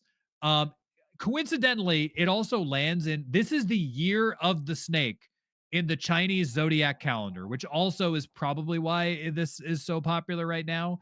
Um, it's the year of the snake in the Chinese zodiac calendar. The character in the movie is voiced by Ki Hui Kwan, who was in Everywhere. Had just had a resurgence Everywhere, Oh Everything, yeah. all at once a He's couple years and from ago Goonies. Data from from the Goonies. Goon and Indiana Jones. Like he Hmm. worked as a stuntman, I think, for most of his career. I think he was like a stuntman on like The Matrix. He did like fight choreography and stuff. But then Yeah. he started to pivot back. I think now that he's getting older, he's what in his 50s. I think he pivoted back to acting now that he's getting a little bit older. But he voiced the character, but inspiring the young people of China to this is a really dangerous thing. They're buying this snake, which is also it's kind of sad for the it's sad for the snake too, because this is like these snakes are now being they're being treated as like a toy, as Mm. like a like look at my snake. And like I'm quite certain that people are taking like TikToks and Instagrams and like Oh that yeah, sort of thing definitely. and being like look at my trendy snake. This is not a fashion accessory. This is not a piece of apparel. This is a highly dangerous venomous pit viper. And Jamie, it's if you Google it, really I was sad. just Googling Jamie the images of Island Blue Pit Viper. There's some pretty crazy. It looks neon. I also just put in the Yeah. doc in the bottom a little video of a guy handling one on YouTube. I don't know if you want to just like mute it. We could show that. Um, this snake, it looks like it's glowing. It does. I understand the appeal that these people are having because it's a crazy looking snake. It honestly looks like it's glow in the dark. But where would you even buy or get a snake like this? Is that something they sell in stores in China? I mean, they're able to get them from somewhere. I don't think it says in the article where they're getting them. It just says that they're buying them. I'm maybe there are regulations for uh maybe the regulations in the country are a bit more lax and they're able to it just says that they're buying them. Like for example, the article states, I believe the first person's name is Ki Wei Ho. Um, they're in the Jiangxi province. Um, they were able to just buy one of these pit vipers for $260. So for a mere Wow. 200 for a mere $260, you too could get a snake that if it escapes will cause could kill you, could kill your family, and then cause a giant public health crisis. Not the snake's fault, by the way. I will never place fault. The animal is just an animal. It's just doing what it does. Uh, Not the animal's fault, by the way. But then authorities, if one of these snakes got out, the animal would probably have to be euthanized. So Yeah. sad for the people that might be hurt, but also sad for the animal because this animal should not be caged and Yeah. held as some sort of like weird fashion accessory. It's super blue. And the Googled images, it's crazy how blue some of them are. Yeah, I Yeah, understand the they're appeal, but scary. Also, why is it called a pit viper? Does it hide in pits and wait to pounce? Like I it's mean, the I would name assume sounds that so yes. scary. I would assume it's found it's found hiding somewhere. Um Very Ay, sad. ay, I would ay. say certified irresponsible of the people selling and buying these snakes. I'd say certified scary because snakes scare me. Mhm, mhm. So I mean, snakes that can kill you. yeah, any snake in general, they all scare me. I'm afraid of all snakes. I don't like them. I will stay away. Apparently, according to Chinese laws and regulations, uh, mailing various live animals or dangerous items like toxins is prohibited, but raising, so there's like, I guess, some Oh, murkiness, which is you how can people make are. them from home. I think as long as you're given, I think as long as you're getting a snake as like, as long as it's not through the mail. Like it sounds like they're legal to buy. It sounds like it's legal to buy a Wow. venomous snake. It Wow. sounds like it's a weird. It sounds like it's a weird uh legal loophole. But Yeah. yeah, very scary. Very, very scary. Bummer. Well, Hopefully no one gets bit. on this particular topic, because Tom actually mentioned it, Zootopia, or whatever it was, the second one, being one of the highest grossing animated movies of the year. It actually isn't. I'm going to fact check this with Tom. Oh. Because I actually think this might be worthy of you guys hearing about this, because I heard it at the beginning of the year, and it got me thinking about the movie industry as a whole, which we were talking about how it's changing. And no, I probably assume you guys haven't heard of this movie, and that's specifically because it was made from a Chinese film company, and it has become, this year, it came out this year, it is the highest grossing animated movie of all time at the box office. Willy Wanker? Yes, it is. You got it. You got it spot on. But this grossed Willy Wanker. This grossed $2 billion worldwide at the box What movie office. is this? It is called, I guess I'll get it up here on the screen for people From to see. this year? Nizar 2. Yes, it is a sequel. It is a animated sequel, and it came out this year at the start, around March, I believe, or something along the lines. And it is officially, including all American, all Pixar, all Disney, everything, it is the highest grossing animated movie of all time. And it is a Chinese production company. Really? And I've what never I found... even heard of it. No, I hadn't heard... But, well, I guess I heard it at the time because I watched a lot of movie YouTube channels, and they brought this up because they were like, we haven't heard of this movie either, and we've just heard it's worldwide. It has become this viral thing, and I think obviously a lot of people in China have obviously watched it, and I think a lot of Asia have obviously watched it, and maybe some of it's come over here, but it's obviously more popular in the East. And I believe I saw not too long after this, maybe a couple of months down the line, the top 10 grossing movies in the box office of this year. A lot of them were from other countries that weren't Hollywood. And to me, I feel like this brings... Maybe the reason this is happening is because I think the tides are changing. People are talking about, obviously, other countries gaining ground and becoming more, obviously, no longer in third world countries. They're becoming other things. They're holding up their communities much better, and them starting to make their own films. And I think those films are starting to compete with America. And this one, obviously... It's a sequel. It's not just the first one. There was one in 2019. But this sequel that came out this year is now officially the highest grossing movie of all time that's an animated movie. I have seen this girl with the dark hair. I've seen pictures of her in things, people posting things. So I didn't know what it was, though. I didn't know it was a movie. That's what this will have been. And it might be, maybe it's worth you guys checking out to see if it's any good. But I've heard a lot of it. A lot of the action stuff is very good because it's a lot of great visuals. But when Tom mentioned obviously about Zootopia doing pretty well, I remember hearing that this one, obviously, it was this year that when this happened. That's crazy. That's funny because we never heard of it. But I did hear also that Zootopia 2 is like the biggest movie right now out. It's funny that this, and is what's her name in it? The lady, the other lady from Everything Everywhere All at Once does the voice of that girl. What's her name? Michelle Yao. She's in this. There you go. In Nizar. Yeah, it's like I'm looking at the box office. Zootopia was number 2, so Zootopia did make a crap. Oh yeah, ton it's of still money, huge. It's still a big one. It's funny. It's like if you look at the domestic gross, Nizar 2 for like in America, it would be considered as a domestic release, it would be considered a failure. It made $23 million in Yeah. America, but it made $1.9 billion worldwide. Probably a hmm majority of that in China, I would imagine, if it's a Yeah, there's Chinese so many film people company. there.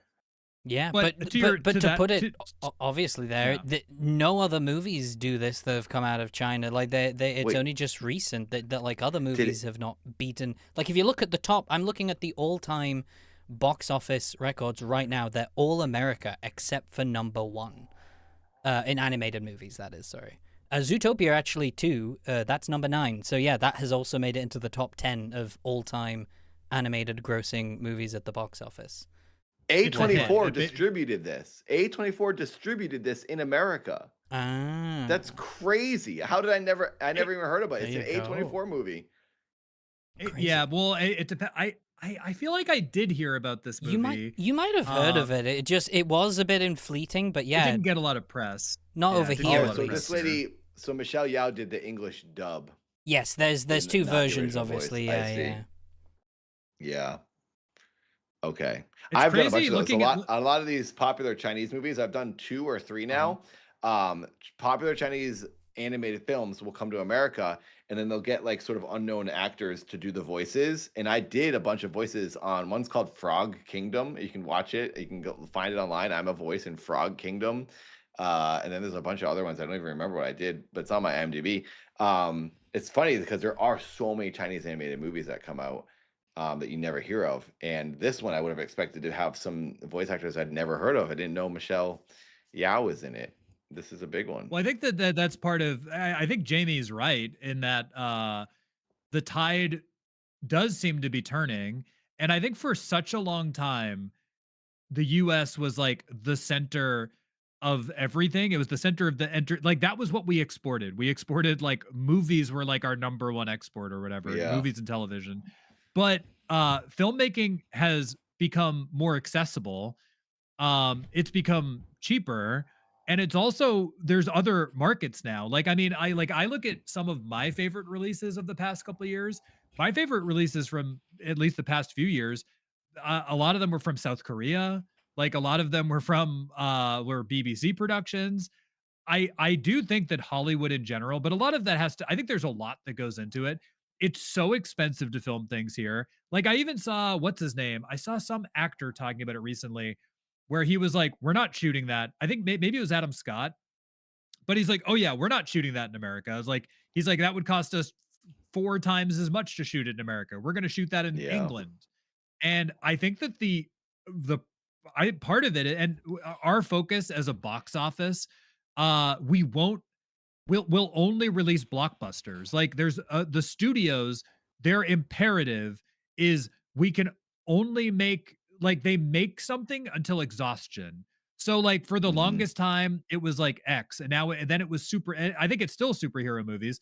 And like looking at this top 10 or let's say top 10, top 11, let's say top 11 in the top 11 is still Fantastic Four and Superman. But I think that that does show that it's dropped quite a bit in that they're not the number one movies anymore. Like Yep. Superman domestically made 354 million, which on a budget of what? $300 million. So domestically it didn't even break even.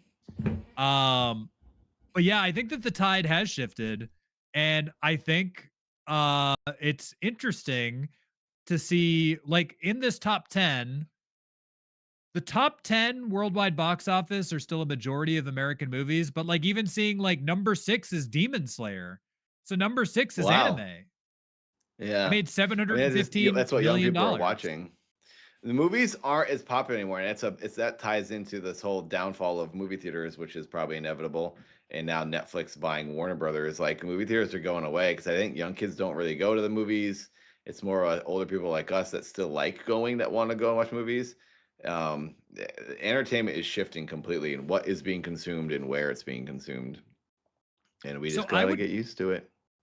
So I would pivot and say, I think if the movies were still being made, people would go and see them. Because like you look Yeah. at this and like these movies are making crap tons of money still. Like Minecraft made uh even domestically, Minecraft made $423 million. Jurassic Park And made that movie, $339 million. Minecraft specifically brought people to movie theaters too, because there was such an interactive element to it. Whether the distribution companies wanted and the studios wanted that, and the movie theaters wanted it or not, it was happening. The young kids were like going crazy, throwing stuff at the Made screen. viral moments, the whole chicken Yeah, jockey chicken thing and like all that jockey. sort of stuff. It became The Room basic experience. The movie, the B movie called The Room, where you go and you throw spoons at the screen every time you see a spoon in the movie. That had Minecraft garnered its own organic interactivity, and that brought a ton of young people to the movie theater that probably wouldn't have gone to see it because they just wanted to be The a other part thing of that it. and this is my, I know that Jamie's fact checking me all the time, and I don't know if Jamie would agree with this. I think that I think that American audiences would still go to the movies if we had actual independent or like original voices. Like if looking at this top 20, it's crazy that there's Weapons is on there. Weapons is number 18, which is like a lower budget horror movie, but an original film. Sinners is on there. Sinners is like not a super high budget horror movie. That's on there. Horror is doing well. Independent stuff is doing well. But it's because it's an original thing. Like I think people are dying for originality. Right. They're like, please movies give are us dumb and boring give now. us We've something. had it for 30 years. Like, we're over it. Ever since they started doing like when Spider-Man came out in the 90s with Tobey Maguire, I've been over it since that. Like, I do not care about superhero movies. I think people want something different. They want original indie creations again. But the studios are going to ignore it, and they're not going to pay attention, and they're going to go, well, you guys just want to watch Netflix, so that's what we're doing. We're just going to make Hallmark movies on Netflix forever. So I think that studios can still make big budget stuff, but give us something besides a superhero movie. A good example of that, I think, is Wicked. Wicked made crap tons of money and created I saw Wicked and like I was like, oh, this is like a viral thing for like the kids loved this movie. There were kids dressed up in the movie. But kids were dressed up as like they were dressed up as like the witches, and like they were like I was like, they love this. But it's like, stop just making superhero movies. Like, it's clear. Look at this audience that's here for Wicked. Like, these people are super into it. Or the horror movies. It's like people are like going to see these horror movies. I do think that it's like when they point to the movie theaters being dead, it's because I think we're not making, like, studios are focusing on things that people don't want. Yeah, they're killing it and then going, see, no one cares anymore. But they need to stop. They need to change what they're doing. Also, Jamie and Tom, it seems like Tom's audio is out of sync. I don't know if that is a thing where the audience might need to refresh the stream because it's been a long stream, because sometimes YouTube messes things up, or if maybe Tom is just out of sync. I was going to probably bring it up at a break, but if he wants to do it now, he can try. I was going to recommend to Tom maybe leaving the call and coming back. Because I think after his camera's on after a certain amount of time, it slowly goes out of sync. And I wonder if that's if he leaves and comes back, if that might fix it. Maybe it refreshes. Yeah, we'll end this story there. Let me leave the call and then I'll skip back to it. Yeah, me sleeping then and see if. Okay. I'll keep talking. I'll be right back. BRB. All right. Thank you, Mothman, for noticing that. I think Jamie was already noticing. But welcome to my cozy cabin. It's a little dark in here. I'm trying to make it it's blown out when I have my window open. This is a daytime stream, rare thing for Odd Boys. Normally we're here at night, but here I am in my cabin. How's that? Am I back in sync? Yeah, there we go. Back in sync. Yeah. I think it's I think it's just camera. I think it's just after a certain amount of time, because I think my camera or someone I've been in call with does that. It happens sometimes when you've been in a Discord call after a certain amount of time. But it's a thing. Maybe. We just keep an eye on. I think it might be just internet. I don't think it's your camera, because I get your HD version of the camera, and that's always in sync. So it might be just Wi-Fi. Either way, to answer the questions, I think you're absolutely right with that people still go to American movies. The problem is there's a similar formula. And a good example of that is Superman. Superman still made it into the top 10 despite multiple superhero movies coming out this year. All the other superhero movies didn't do as well.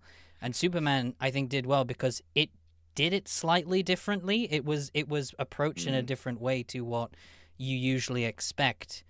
And also, another extra thing, just for some extra things, a popular series, podcast called The Weekly Planet actually asked their viewers, if there were any Gen Z viewers in their podcast, to email them in and ask, what is it that is stopping you from going to the cinema? Because there is stats that prove that they don't go to the cinema anymore. They are actually, there was actually a thing that Disney have launched this year about where they are trying to target specifically Gen Z men, because Gen Z men are more prone to playing video games than playing, going to the cinema and watching films. And so they actually asked specifically, what is it that why Gen Z aren't going to the theater? And many of the answers that they got was representation. They don't see any Gen Z voices in films. If you think of all superhero movies, it's not just the fact it's superhero movies. It's 40-year-old men as the star of the show. Look at Stranger Things, the biggest show in production right now. It followed kids. Yeah. It followed kids. Harry Potter, Yeah. it followed kids. Toy Story, it followed kids. And that Well, I bet- Minecraft, it followed kids. It's Well, like, it also, Welcome to Derry. It was Yeah, like the biggest show exactly. right now. Follow Yeah. kids. I bet you Supergirl will do well. And I also wondered if that was partly why Superman did well, because Superman is now tying in with the upcoming Supergirl movie. And it's starring that girl, Millie, whatever. Not Millie's the Stranger Things girl. Millie yeah, Alcock. The girl from Derek, the new. Derek pointed out Jamie's following children.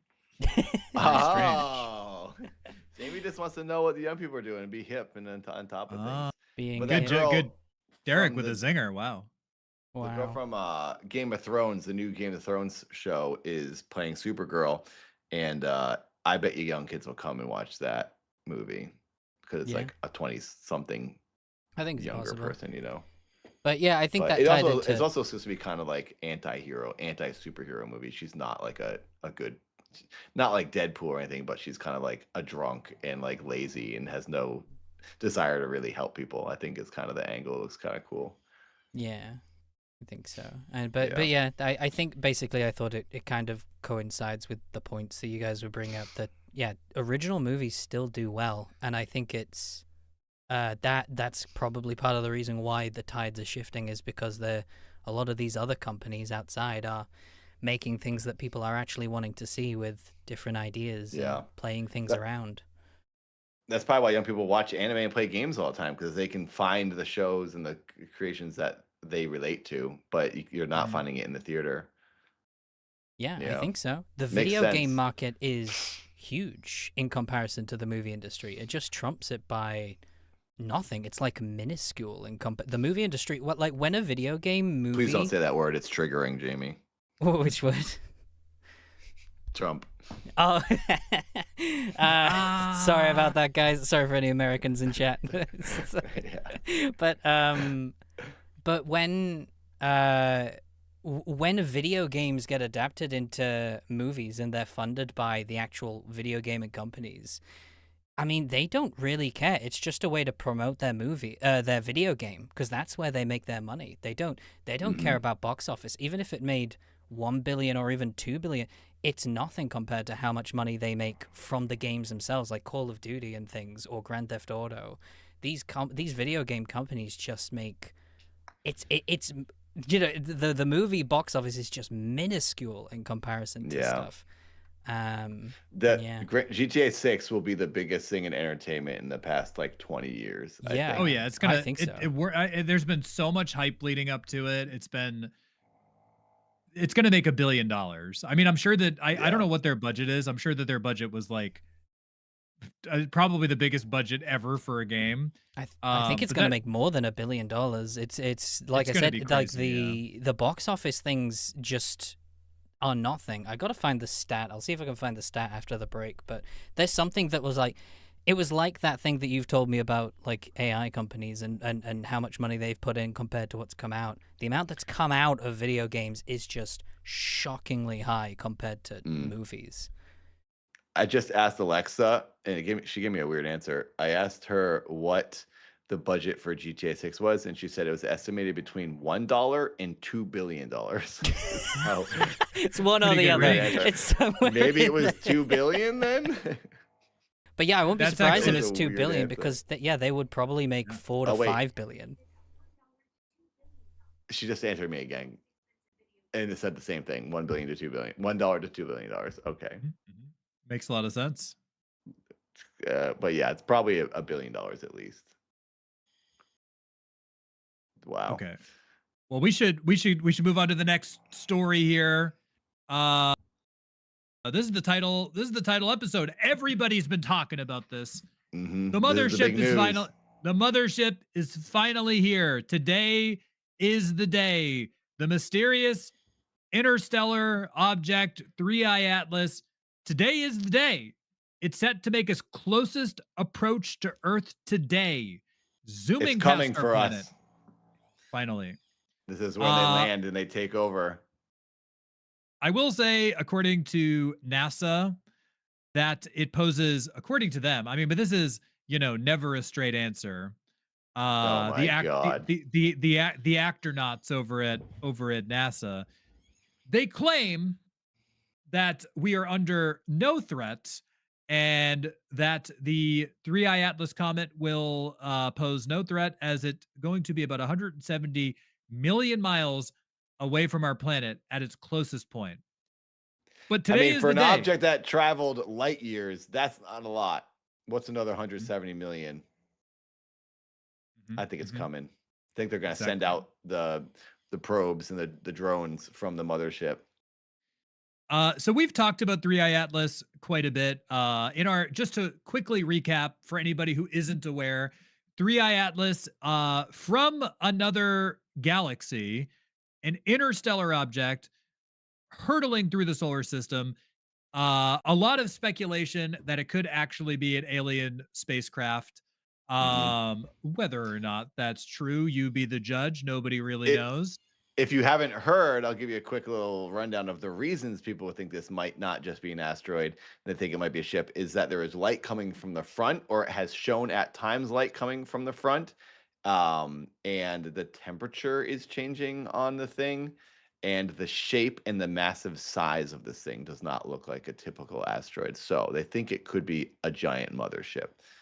So yeah, that's what I've heard. I don't know if you know more, Tom.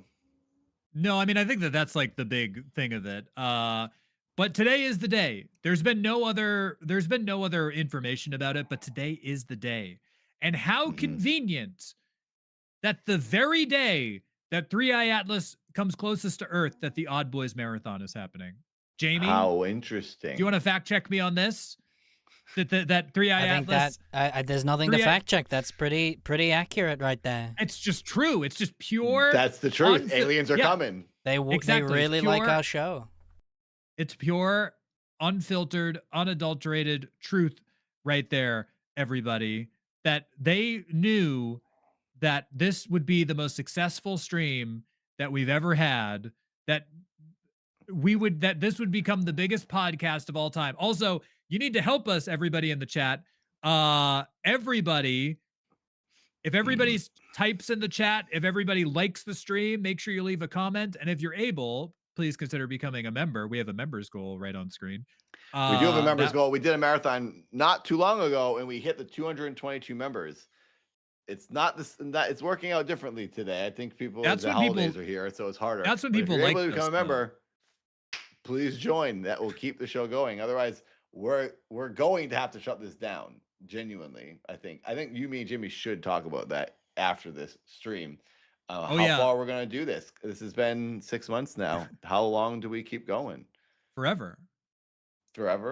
It's a lot of work, especially for Jamie. This is a lot of work for Jamie, and he's not earning any money. Well, it's forever. That's when we're going to keep doing it. That's what we're going to keep doing it to. We need to make it grow. So that is part of it. Just to bang the drum a little bit. This is our holiday PBS telethon. If you would like to make sure that the show continues uninterrupted, please consider doing a super chat, a Ko-Fi, or a membership. We did set the goal at we were able to hit 222 on the last marathon. So that was our goal for this one. Yeah. Ricky, we're just telling it how it is. We got to just tell the truth and say what's going on, and this is what's going on. So we're trying to hit members. We did it before, so we're doing it again. It worked last time. So we're just trying to be honest with everyone. And if you're able to support. That's what you got to do on subathons. That's the whole point. Yeah. Is to raise awareness and raise memberships. And also, Thanks just to address that comment, we have found, like just live streaming in general, that you need to advocate for yourself, that you need to say, if you like the program, please consider becoming a member.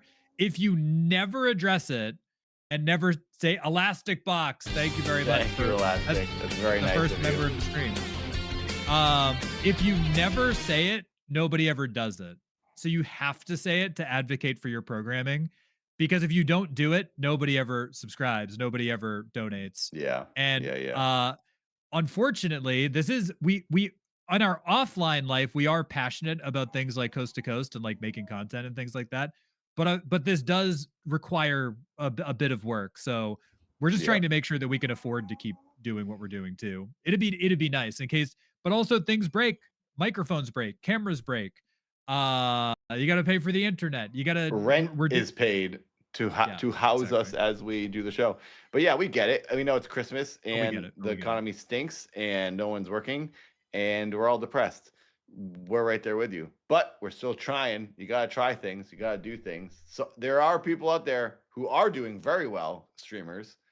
So that people are supporting in certain places. So hopefully we can get some as well. No pressure. No big deal. We aren't trying to force anyone. We just are saying what's going on with our situation. And here we are trying to put the show on. Thank you for watching. Something that I've heard, this is like a real criticism of that argument too, of like because I've heard that before, being like, oh, don't ever say anything and just have, do whatever and you'll get the thing. They always use an example, like, let's just use like Moist Critical or something, that they're like, oh, but he doesn't say anything ever and he gets whatever. He also has like 50,000 people watching him. Yeah. He from the beginning didn't have to like worry, right. A lot of these people just shoot up right away and they get popular right away. And that's just easy for them. But yeah, we do talk about shutting the show down because we genuinely will be stopping because we don't want to do things too long that aren't working. Let's move to the next thing. But we do want to give it a chance. We want to give it a fair chance. We don't want to bail too early, but we're not just saying that to say it. Like if it doesn't work and it's hard to get the show supported, then we'll just stop and we'll do other things. So we're just being real and being honest. It's not like a tactic. It's the truth. We're just going to start watching Passions. Yeah. Oh, they weren't saying that. Well, if you said something else, then we misinterpreted. Anyway, I haven't seen the comments, so I can't say. But I thought, since we were talking about the 3-Eye Atlas thing, one thing I do remember hearing is, wasn't there the main news of it being a potential mothership and an alien was, I believe, one of a professor, right, that made a paper on it. The guy at Harvard. Yes. Yeah. So I think if we're talking about that idea, for anyone who are skeptics out there that are curious about what it is, yes, this person did say in his paper, he doesn't think it's actually a mothership of an alien, but he says we should never leave out the idea to talk about it because it is a bit of a no-go to talk about aliens and things. And some people in the community, they like it. He wants to basically make it less of a taboo to talk about, but he specifically states in that paper that he says he does not believe it actually is aliens, but he wanted to throw the idea out because he wants it to be more of a common thing that people talk about here and there. And it did get thrown out of kind of proportion, and people were like, it is a mothership, it is an alien that's coming to Earth. Because everyone wants it to be. Yeah, because everyone wants it to be. Let's go. There we go. For becoming a member. We're at 25 members now. We're only 100. We're only like 180 away. But I wanted to bring that up because while I do think it's cool to talk about the alien side of stuff, I do think it's kind of nice that he's also trying to make it normal to just like casually bring up the idea that alien life could be out there and we could find it and it shouldn't be just shot down immediately. I think that's kind of a nice approach. It's a shame that obviously the media kind of can blow it out of proportion, but I like that he kind of doesn't want that to be a taboo thing to talk about. Yeah, I think it shouldn't be either. Think everything is an option until proven not, unless it's like obviously absurd. Some stuff, can be more entertained than others. But we don't know if it could be an alien ship.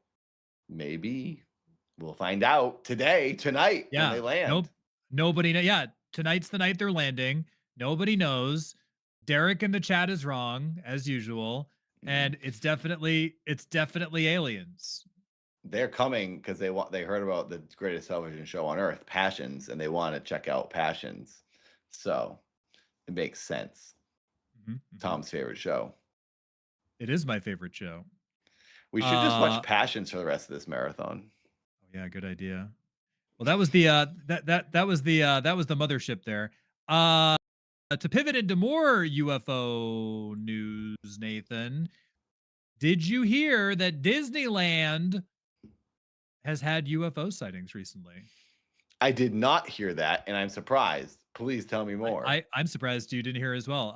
So apparently there's been video of black rings. Let me see if I can find a video of it too. There's pictures in this article. It doesn't look like there's video. Actually, no, there is video. If you scroll down, Jamie, there have been, which is really weird, there have been these black rings floating. Numerous photographs, numerous videos, lots of eyewitnesses have been seen floating over Disneyland in Los Angeles, Anaheim, near Los Angeles, California. Oh, it's Disneyland. Disneyland near you. Right You're down gonna have the to go street from me. Ooh, I gotta go check this out. You're gonna have to go on an investigation. Jamie, if you want to pull up, if you scroll down, there's a little bit of video stuff. It looks like. If I think I see it. I think this is the video. This is gonna be a long 12 hours. What are we at? We're at hour 3 now. We've done 3 hours. We're into into hour 4. Actually, we're over 3 hours. Oh boy. Well, we're going to be doing, this is basically, for anyone who's curious about the schedule, this is going to be Odd Boys episode first for the next hour or so. Then we're going to have a break. Maybe we'll come back for a little chill, but then we're going to have a proper break for we'll have a break and then come back to probably the Jake Paul fight and stuff and build up to that. And then we're going to do a commentary so people can, it's kind of a chill and chat. We're going to do, you won't be able to see it because we don't want to get banned from YouTube for rebroadcasting the fight. We're going to do a commentary. We'll be chilling during that time. And then afterwards, we're going to play some games. But and everyone else can watch the Jake Paul fight. It's free on Netflix. If you have Netflix, just watch it with our stream open. That's what we're planning on doing. We're going to watch it independently and just show our faces, and then we'll all react to it together. That's the Jake Paul fight tonight, and it's in about, I think he's fighting in about 4 hours from now. So, we'll keep a chat on that. Before I play this video, do you want to tell the story first, Tom? Because this video actually debunks what you're talking about. So. Oh, it does? Yeah. That's not possible. I know. So, it's actually showing how the black rings are formed. So. Oh, does it well, in the clip here, it says, does this person debunk it? Yeah, this person debunks it. Oh, it gets debunked. In fact, the actual dialogue above it says, Disneyland officials have since confirmed the black ring was actually created by the pyrotechnics being tested. Oh, well, what a perfect excuse. Convenient. Well, I will say how convenient then, Jamie, that you found the part in the article that debunks it. Well, how come Tom didn't find that? They amended it. They edited it. Yeah, later. they edited it. If I it's not even there right now. I'm just making it up. What? We're going up at 26 members. Hey, we are on our way. This is how it's done. Yeah, we're gonna get to listen. We're gonna get to 222 members. We're not gonna get canceled. This show is going to keep going. We have said that if we get the full 222, we're going to continue for at least 6 more months. Jamie, we want to go for the whole jingle bells. Tom will dance. It's going to be great. Oh no, there's a lot. I have a hot dog costume. Promises being mentioned. I should say that. I was going to do Glizzy Overdrive in a hot dog costume if we hit 200. Oh, we need to do it. We need to do it. We need to do I have the embarrassing things. costume. It's right Shall here. I bought pull the up hot a video dogs. of Glizzy Overdrive so people can see what you will do if you guys want to see the it. goal? Jamie, if you want to pull up, if you want to pull up Glizzy Overdrive, I will pull it up to show people exactly what Tom is talking about. When is our next break? Because I do have to take this older dog out soon. Yeah, we can. Well, we'll be finishing off an Odd Boys episode first. So maybe what time? Wait, what time are we on? How much we done? Half an hour, probably. Yeah, probably like a half hour. Okay. So we could probably do some stuff and then. Jamie never sang the national anthem. No, he did not. Well, we didn't hit the goal. We didn't hit the goal. Yeah. Yeah, we didn't hit the goal. So I'll sing the national anthem at 2-2-2. Yeah. See, we got all the goals if it's 2-2-2 hit. Thank you, Hulk. That's very nice of you. Thank you for being a member on both. That's very, very nice of you. We appreciate it. 26 members. I don't know, Jamie, if you are keeping track of that. Yes, I am. I'm keeping track. We are on 26 members now, I believe. From every time someone has. Oh, I see it. Yeah. Yeah. Cool. Anyway, so this is what Tom will do, I guess, if we sadly hit sadly hit this is who we will have. Overdrive. This is an inspiration. Increasing grip by 7%.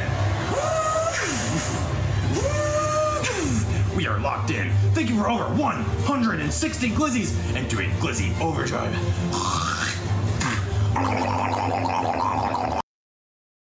Why did he spit? Is that supposed to be a blowjob? I thought he was supposed to be eating hot dogs. True. Well, I mean, he's enjoying the glizzies. He spit on it. He's definitely doing blowjob joke. But I thought no. Why didn't he just stuff a bunch of hot dogs in his mouth? That was a ripoff. All he did was that. Well, he has other videos where he has fake hot dogs, and he should just be eating hot dogs. That should be his thing. So basically, I was gonna eat real hot dogs. What I believe he does is do you remember that fake NPC people that went around that trend, Nathan?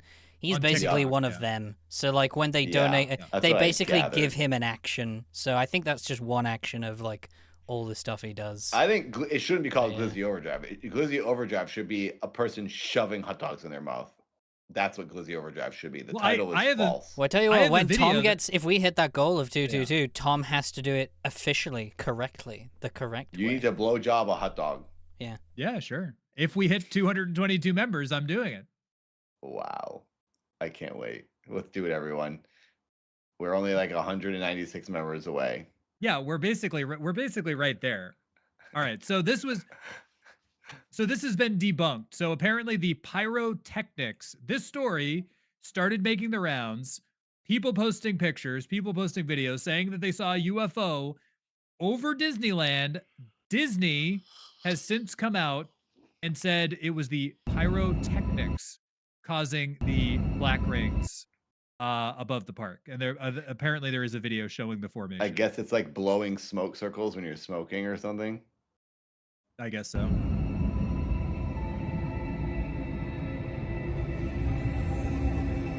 That's a UFO. UFO right there. Yeah, it's right there. Hiding in the smoke.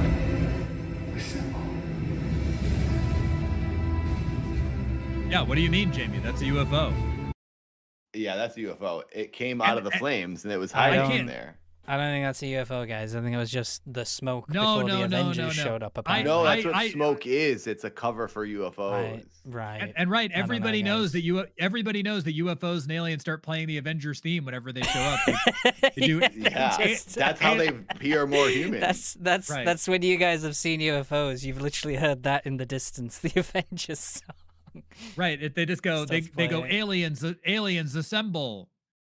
Yeah. Wow.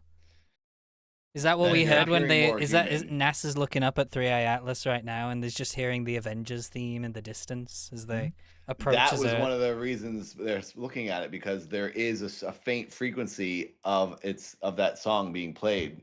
I think the aliens are listening to that, and that's why they're coming to Earth, because they want to meet Scarlett Johansson and all the other Avengers. Wow, can't believe it. Mm-hmm. Yeah, exactly. They're big fans. That's all. Certified, definitely real aliens. Yeah, right there. Certified I'm gonna aliens. say. Would you guys like to end on the quiz? I guess that the guessing the terrible movie thingy. Wait, have we got another Yes. story? We got some other stuff. We do have another story. So Yeah. I guess we could just do the quiz. I was gonna say we could do a Christmas thing, but we did do a bunch of. I did put a Christmas thing on there, but it's just kind of, it's just a real quick little thing. I'll just do it very, very quickly. Yeah, I wasn't aware of this, but there is, and I was gonna say I put it in there as a Christmas thing, but I was like, we did do a Christmas episode, and we did a bunch of Christmas stories. Nathan wasn't here for it, but I assure you, everybody, in the future, we already did a pre-recorded episode where we did a bunch of Christmas stuff. So there is Christmassy things, but I put this in there because I saw this article, I came across it, and I wasn't aware that there's a mystery regarding the origins of the most famous Christmas poem, the origins of the world famous "A Visit from Saint Nicholas." The "'Twas the night before Christmas" and "All Through the House." Apparently, there is one person claimed credit for it.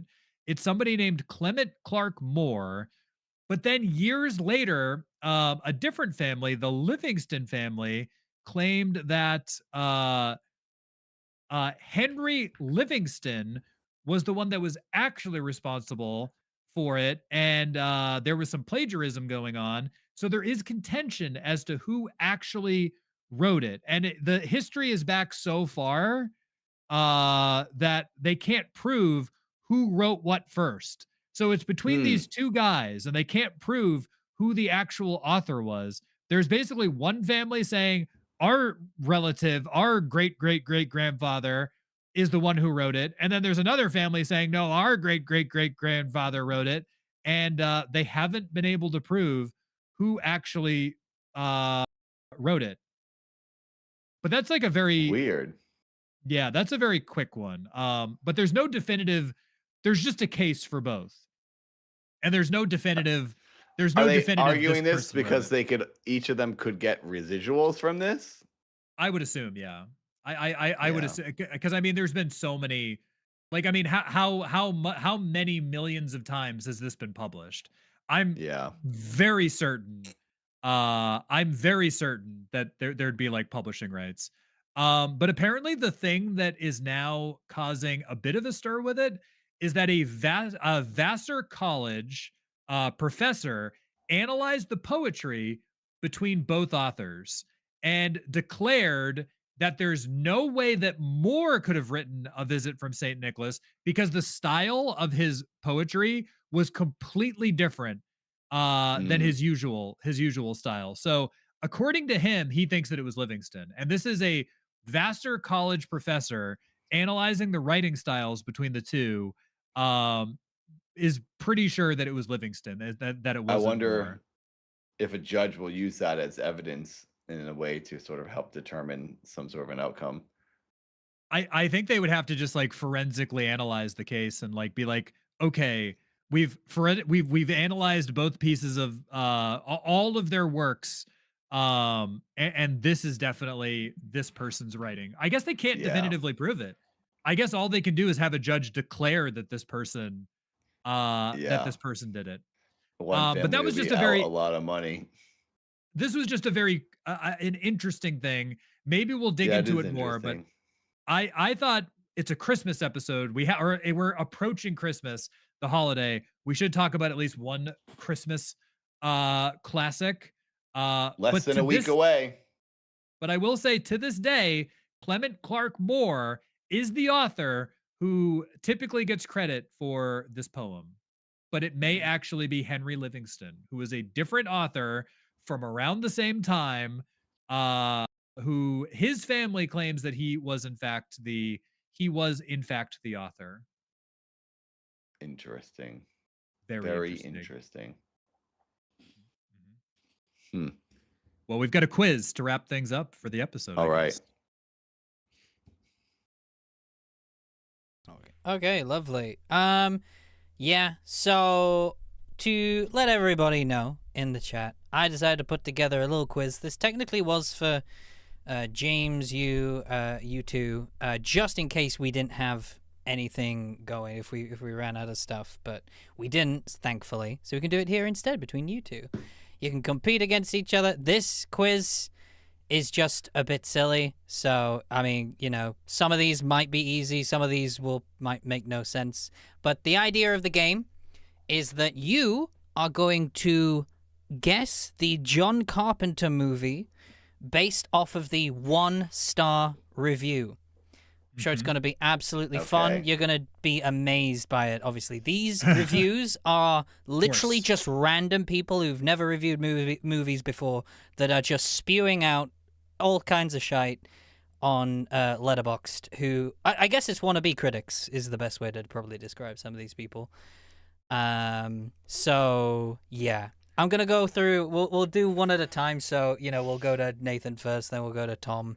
And we'll just go back and forth. I think Tom's going to win because he knows more John Carpenter movies than I do. That's fair. I mean, yeah, that also is possible, but also could even get it from what the hell they're talking about. Keep in mind, these are people who have put... Yeah. I feel like if you put a 1-star on any kind of review, you're not actually seriously You're focusing on the wrong thing. Yeah, you are literally... You are just there to basically be a nuisance and to troll. So... Yeah. Yeah, I did this with my friend Bob once, where we read bad IMDb reviews. Of movies, and he had to guess what it was, and like even I was like, I wouldn't know what this movie is based on what they're talking about. Oh yeah. I think a lot of it. But saying it's John Carpenter helps at least put it in that category. I figured I'd at least try and narrow it down in that area, because I think it'd be just insanely hard if it was just any movie ever. I think you need at least a genre. Yeah.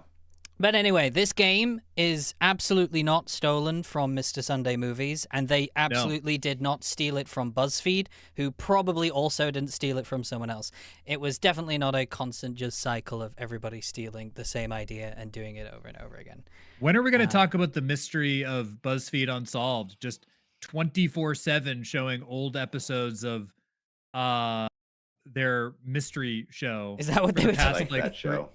They're still doing it right now. It's crazy. For like the past 3 years since they left, since Shane and Ryan left BuzzFeed Unsolved. If you go to BuzzFeed Unsolved right now, there's like multiple live streams that run 24 hours a day, which is just replaying their old shows. They aren't even on the network anymore. They have their own YouTube channel called Watcher. Just replays it. Content out of that. Wow. But yeah. I mean, you could. That's just easy money. I mean, I've seen a few people do that. PewDiePie did that at one point with Twitch. He's on Twitch. He did. Yeah, he just uploaded. He just had a big playlist of all his videos just playing while he was streaming. I don't know if it's still going, but I haven't checked. But I remember seeing that. There was a good amount of people always watching it. I would check in on that.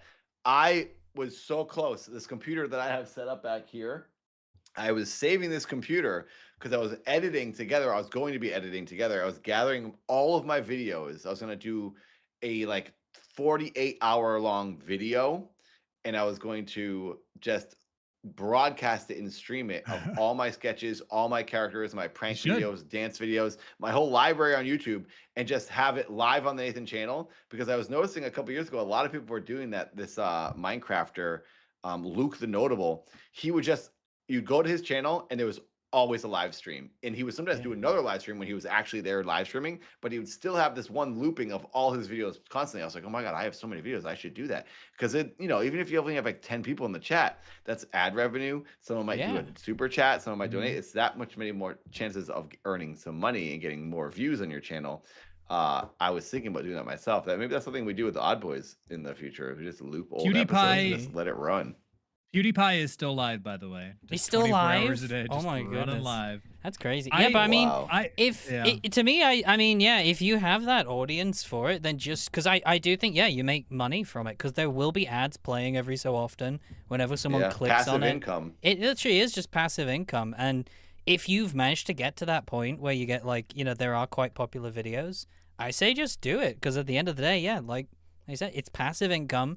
People will just tune in here and there, so they might drop a super chat. But I mean, why not? At that point, it's just if you've got a computer that can do it, they'll just keep running 24/7. Then yeah, that's what you should do while you're on vacation. You should just have your computer running that video, Nathan, while you're on vacation the entire time.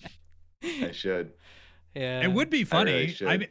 I think you should. You know what I I think could you even do? I think you should. I could even just go down just open my OBS and open my YouTube channel and then just hit play.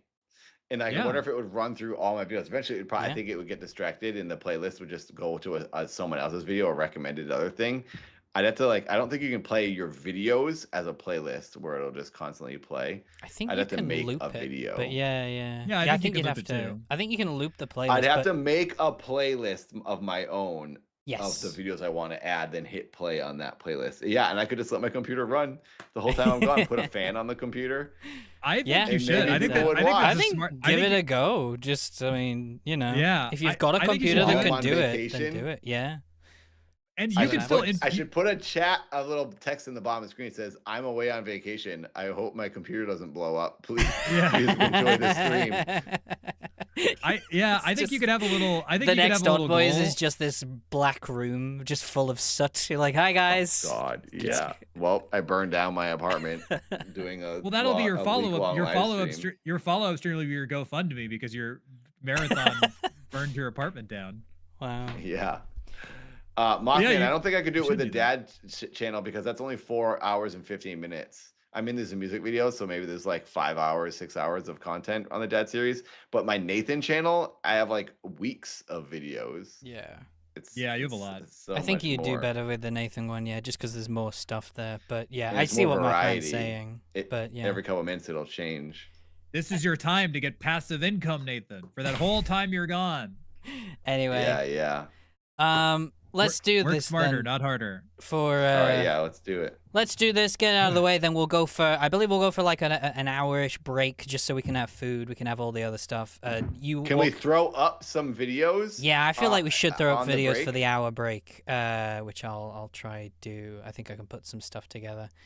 For the first couple of minutes, guys, you'll probably just see the be right back while I set it up, because I'm gonna do it in a way where we can still be muted. But I'll do it that way. I might just stick on, because I've got Inside of Mine videos on my thing, so I'll just stick some Inside of Mine videos on. Oh yeah, good idea. This is your return to YouTube. Yeah, they're just playing. Jamie's back. Yeah, so we'll do that for the break. Anyway, so for anyone who doesn't know, this is basically called Guess the John Carpenter movie based on the 1-star review. Based on the, what is it? Crazy review, as some people say in their thumbnails. Anyway, this could be any of his movies. It's terrible people reviewing things. Nathan. Oh, actually, who wants to go first? Why not? You can decide between yourselves. Who you going? Tom. Tom gonna go first? Because I know one John Carpenter movie. Yeah, that's fair. That's fair. All right. Tom. Or maybe I know two. Yeah? Okay. Yeah. Are you ready, Tom? Yep. All right. Here's your first review. It is from Rennie Fusco. Did they buy one soundtrack? Shut the fuck up. What have you got? Did they buy one soundtrack? Shut the fuck up. Halloween. You are correct. It's Halloween. There you go. I was gonna say Halloween because it's the same song over and over. I also like that. Nice little easy one there, I guess. Yep. Yep. Yeah. All right. There we go. Let me make sure I get these up just so I got it. Anyway, so that was that one. Hit Nathan. This one is yours. This is from Kalila. Hey, can you put on these sunglasses for me real quick? Gets punched in the face. They Live. Yeah, there you go. The most some nice, famous. nice. one. Yeah. There you go. See, Nathan, you got one. See, I'm starting easy with you guys. You know, get you into the groove, get you going. All right, Thank Tom. you. This is you next. All right. Okay. This one's from Mothman's Mullet, apparently, supposedly. Oh, Mothman submitted this one. The first movie I've ever walked out of at the theater. Terrible acting, and the plot is so stupid. Seeing cool animatronics can't save dialogue that bad.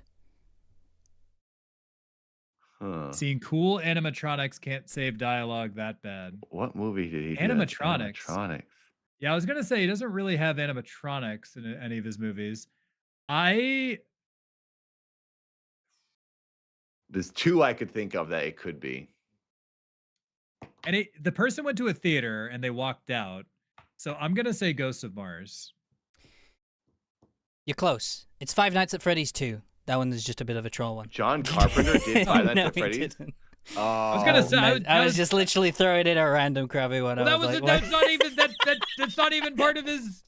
What do you mean, Tom? He could have done. Could have been part of it, maybe. Animatronics, you know, you never know. Don't worry about it. Don't worry. That's the only one that's in there. That's not John Carpenter. Don't worry about you it. pranked us. Anyway, don't worry, Nathan. Nathan, this is for you. Sandbud. All right, sounds like a nice guy. There was so much cocaine in 1984. Someone had the thought. What if E.T. Buddy Fox? Hell yeah. 80s John Carpenter. Yeah. I know an 80s one he did. Can I steal? If Wait, Nathan give gets me it a wrong, yeah, I can second. give it to you. Yeah, but let Nathan have a think. The only one I can think of, I think it was early 80s.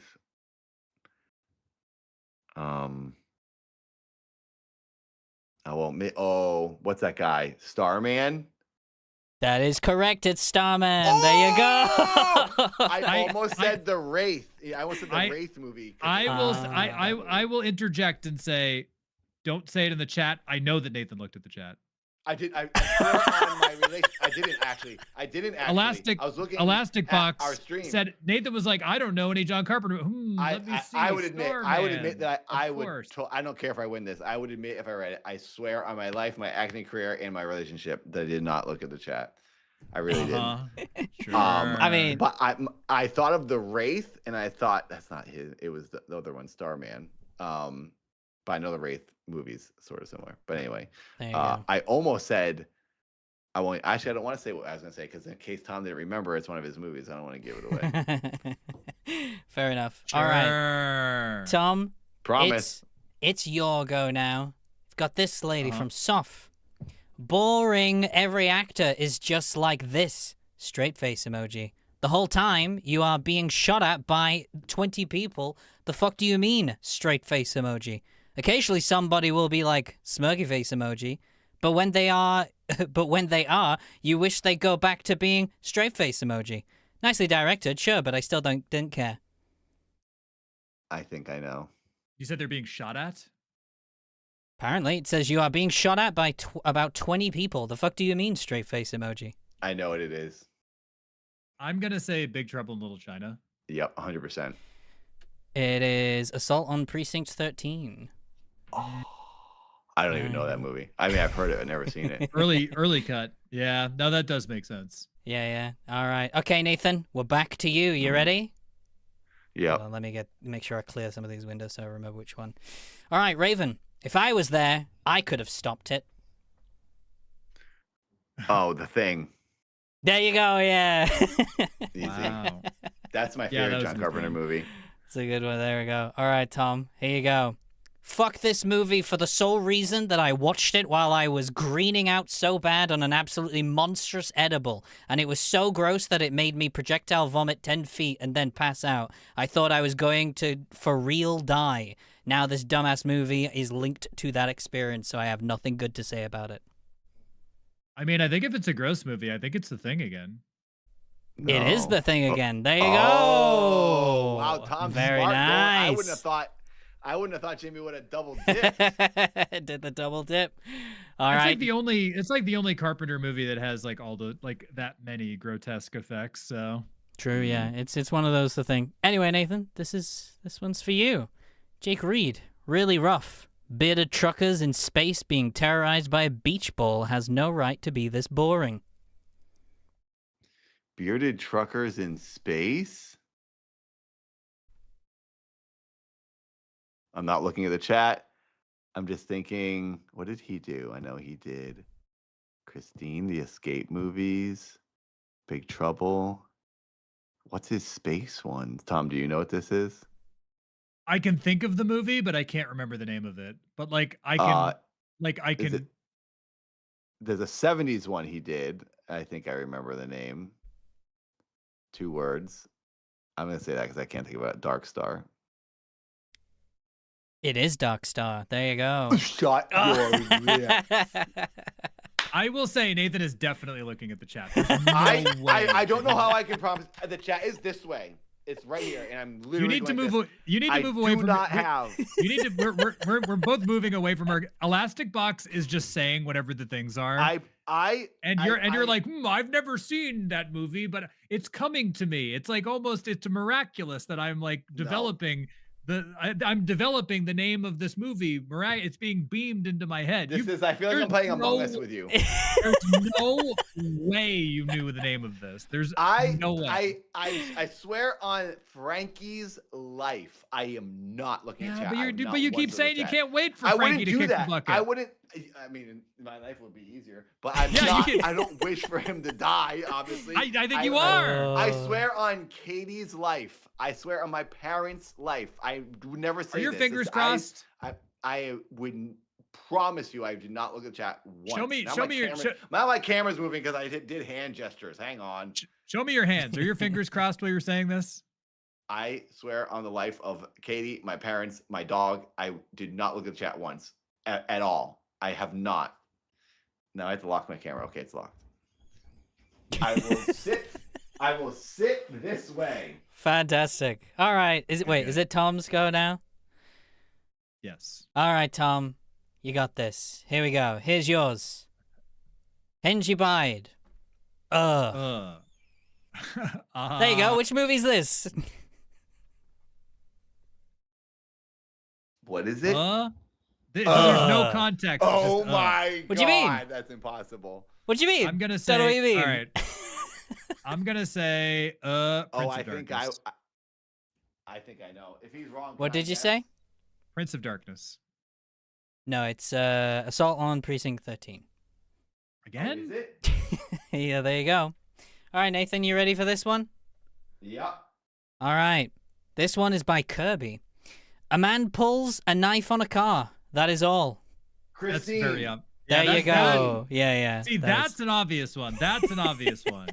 Didn't look at the chat yet again. Yeah. Let me see. Let me think of this the 70s. These two words are coming to me. I'll get the next one, and I will not be looking at the chat. All right, Tom. Here you go. This is from Chris. Like Creepshow, but if Creepshow was fucking terrible. Body bags. There you go. Got it. Spot on. All right, Nathan. You ready? This is the last one. Yep. All right. Rahat Ahmed. Juvenile in that uniquely 80s way. Can't believe this is the most direct inspiration for Metal Gear. Kojima is cancelled. Metal Gear? 80s? Wait, did you say 80s or 90s? 80s. I mean, keep in mind, this is a guy that gave a 1 star on this movie, so he could be wrong. He might have no knowledge. Metal Gear wasn't. That's an army movie or army game. Shall I read it again? Tom probably knows this. I can't think of any of his movies. I'm pointing at it right now. I'm literally pointing at it right now. One of the escape movies? I'm pointing at my poster of it that's in the background. I'm not looking right at. now. I can't see you. I'm turned this way. Escape from New York. I was gonna say one of the escape movies. It's L.A. or New York. New York was before Metal Gear. New York was, it's Escape from New York. I guess I'll go with that, Jamie. Yeah, you're right. Correct, Nathan. It is Escape from New York. Thank you. I knew it. A point to Nathan. Champion. There you go. Wow, isn't that crazy? Nathan got all the questions right. Tom, you got 2 wrong. You got the FNAF Five Nights at Freddy's 2 wrong. And you got the Assault on 13. That's not even. It's not even. What do you mean? A John Carpenter. The Assault on the Assault on Precinct 13 was that one with where they went that was a pretty big clue. Yeah, but I think Nathan should be disqualified for 2 questions for clearly looking at Elastic Box saying, here you go. I don't know what to tell you. I don't cheat. I wanted to see if I could figure it out. I was okay with losing. I was waiting for The Fog and The Ward. Those were other ones I remember he did, and I didn't hear questions. I remember more of his movies than I thought I did, but I don't know all of his movies. I will counter. But I did know Dark Star is his first movie, or one of his first movies, because I like John Carpenter, and his music is what made me feel good about the music I was making in the Dad series because he does it in a similar way. So I do know and like John Carpenter. How many Beat Toms did you cheat in? All of them. If I ever cheated, that was like on purpose on camera, like for the joke. You're on camera right now, and it's on purpose. No, that was a bit. That was a video. This isn't a bit. This is a real competition. I wouldn't have cheated. I promise you, I did not look at the chat. I really did not. I didn't. So I guess I'm just better than you. Well, either way, I am a movie man. I live in Los Angeles. You live in Oregon, so I have to win. Well, either way, that was those are the terrible reviews that were for John Carpenter. There was a couple more, but I didn't have time to properly list them, so I don't know where they're actually from, so I couldn't read them out. But yeah. But anyway, there you go. Technically, could be a draw if we remove the crazy ones. But I want to do that again and prove to Tom that I'm not a cheater. Yeah, I'm happy to do. What theme do you want next time? Because then I can actually get actual ones that for both of you, but ones maybe that just like sci-fi movies. Sci-fi movies, yeah, I can do that. Do sci-fi movies. I think we both would know that. Yeah, Mothman's right. Mothman said, "Find yourself someone who looks at you like Nathan looks at chat when he's not looking." I don't care what anyone says. I know, and I wouldn't. If I did, I'd be going, hey, and I'd be like winking at the chat. I wouldn't be straight up denying it this long. That's not your my years. style. Your years of acting experience have led to this moment. Nope, I legitimately got those questions right. I'm smart. SMRT. Okay. Oh, or maybe like A24 movies or something, Jamie, like a category where it's like a small category. Yeah, I'll try and find us. Yeah, it's something. So either A24, sci-fi. Yeah, something along those lines. Could be like Disney, Disney 80s or 90s animation or something. Could do that. Could be franchises. Is there any like if it's like guess the movie of which movie it was? Is there any franchises you guys have both kind of kept up with? All of them. Yeah, all of them. Not me. I don't really watch franchise things too much. I don't think. I think we should have. I haven't Marvel or any of that. Yeah, well, I wasn't thinking Marvel. I was thinking more like older ones from. Like if there's any horror ones, like like Halloween has a shit ton of movies. Is it like guess the Halloween movie or guess the or like Nightmare Freddy. Yeah, like guess the Nightmare on Elm Street movie or something. I'd be bad at that. so I'm thinking something like that, like but not those. Guess the Fast and the Furious movie. Guess the Fast and the Furious movie. Yeah, that would be funny. I could do that one if you want to do that. That we'd have to like open up and have it laid in front of us, like the movie posters or the titles at least. Yeah, you can do that. Figure it out. Do you want me to do that then? Do you want me to find guess the bad reviews on the Fast and Furious movies? Or like Wes Anderson. That might be an easy one. I think Tom and I have seen all of those. Mothman says one star M. Night reviews. I mean, that's like most of his movies. People like him, Quentin Tarantino, or Wes Anderson. They all have like a big library, I could do that then. Should I do Wes Anderson? Spielberg too, yeah. Yeah. I'll do maybe a director then. Since we did a John Carpenter one, it makes sense to do other directors. I'm still listening. I have more packages at my door. Yeah. What? Well, Tom, should we call... Yeah, I guess we could take a break here. Break. So this is going to be the end. So we've already talked about it, but for anybody just tuning in, this is going to be the end of this episode. We're still going to go for 12 hours. We're going to take a food break. We'll be back in a little bit. I guess we could do a ping. We could do some pings when we get back, but then we're going to do a commentary for the Jake Paul fight. We're not going to show it, but we're going to commentate. You can watch it too. Watch it on Netflix. It's free. And then we're going to play some games. So we're going to be here for another 7 hours trying to hit that members goal right up above. But we're going to take 26 members out of 222. Will we make it? Almost there. We're almost there. Thank you everybody for tuning in, and we'll be back in a little bit. Thank you for watching. Thanks for partying with us. And just letting you guys know that right now we're going to get the BRB screen, but I will change that to some Inside of Mine videos for anyone in chat that's curious. So it's not going to be there forever. Just so we have a longer break to get food. Okay. Have a good one, everybody.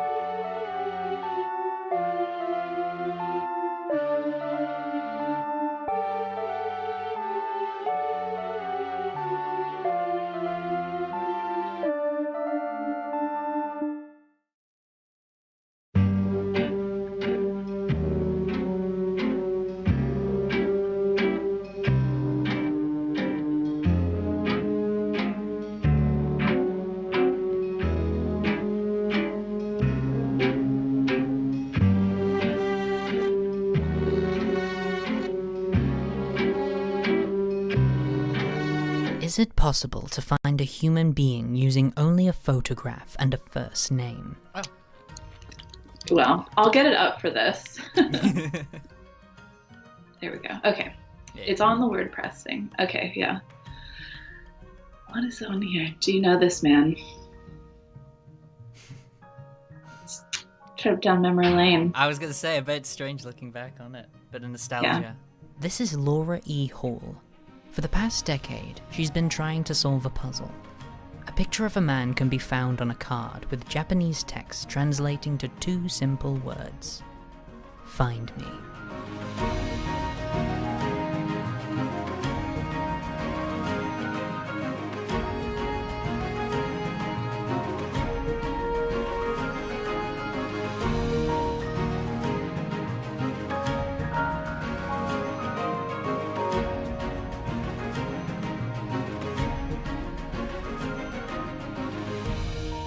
Back in 2005, a company known as Mind Candy put together a bizarre scavenger hunt called Perplex City. The main goal behind the game was to find a real-life cube hidden somewhere around the globe. The creators promised a cash prize of £100,000 sterling for the first person to retrieve it. Perplex City was the first ARG that I actually really got into and played, hardcore played. So the gist of that game is that there's these puzzle cards that are a range of difficulties. Red was the easiest, all the way up to silver, which are the sort of upper echelon of difficulty. From those, there was one that was impossible to solve deliberately. It's the Riemann hypothesis card. And that was an early card. And so it was it's like a little inside joke, right? It's sort of you'll never 100% this, because until somebody solves this mathematical principle, no player is going to actually get that, right? So it's supposed to be kind of a sort of joke. Later, though, they said there will not be impossible cards. And so Billion to One, the card with this man's photo on it, is supposed to be one of those cards that is difficult but not impossible to do. And that was really intriguing to me. The card is laid out, it's a man's selfie, and he's in front of a really distinctive background. And then there's writing down the side in Japanese that says, "Find me."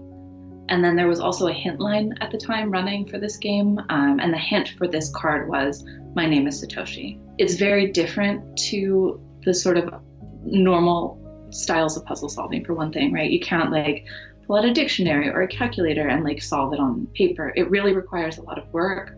It's a lot of research and understanding context. It's about connecting with other people and communicating with them. And I just thought that was really cool and interesting. When you're trying to track someone down solely based on a photograph, there's one place to start: the background. So I didn't end up identifying the background, but players did, and that was linked to Kaisersberg in France. It's this little village. So already that's actually a lot of information to work with, right?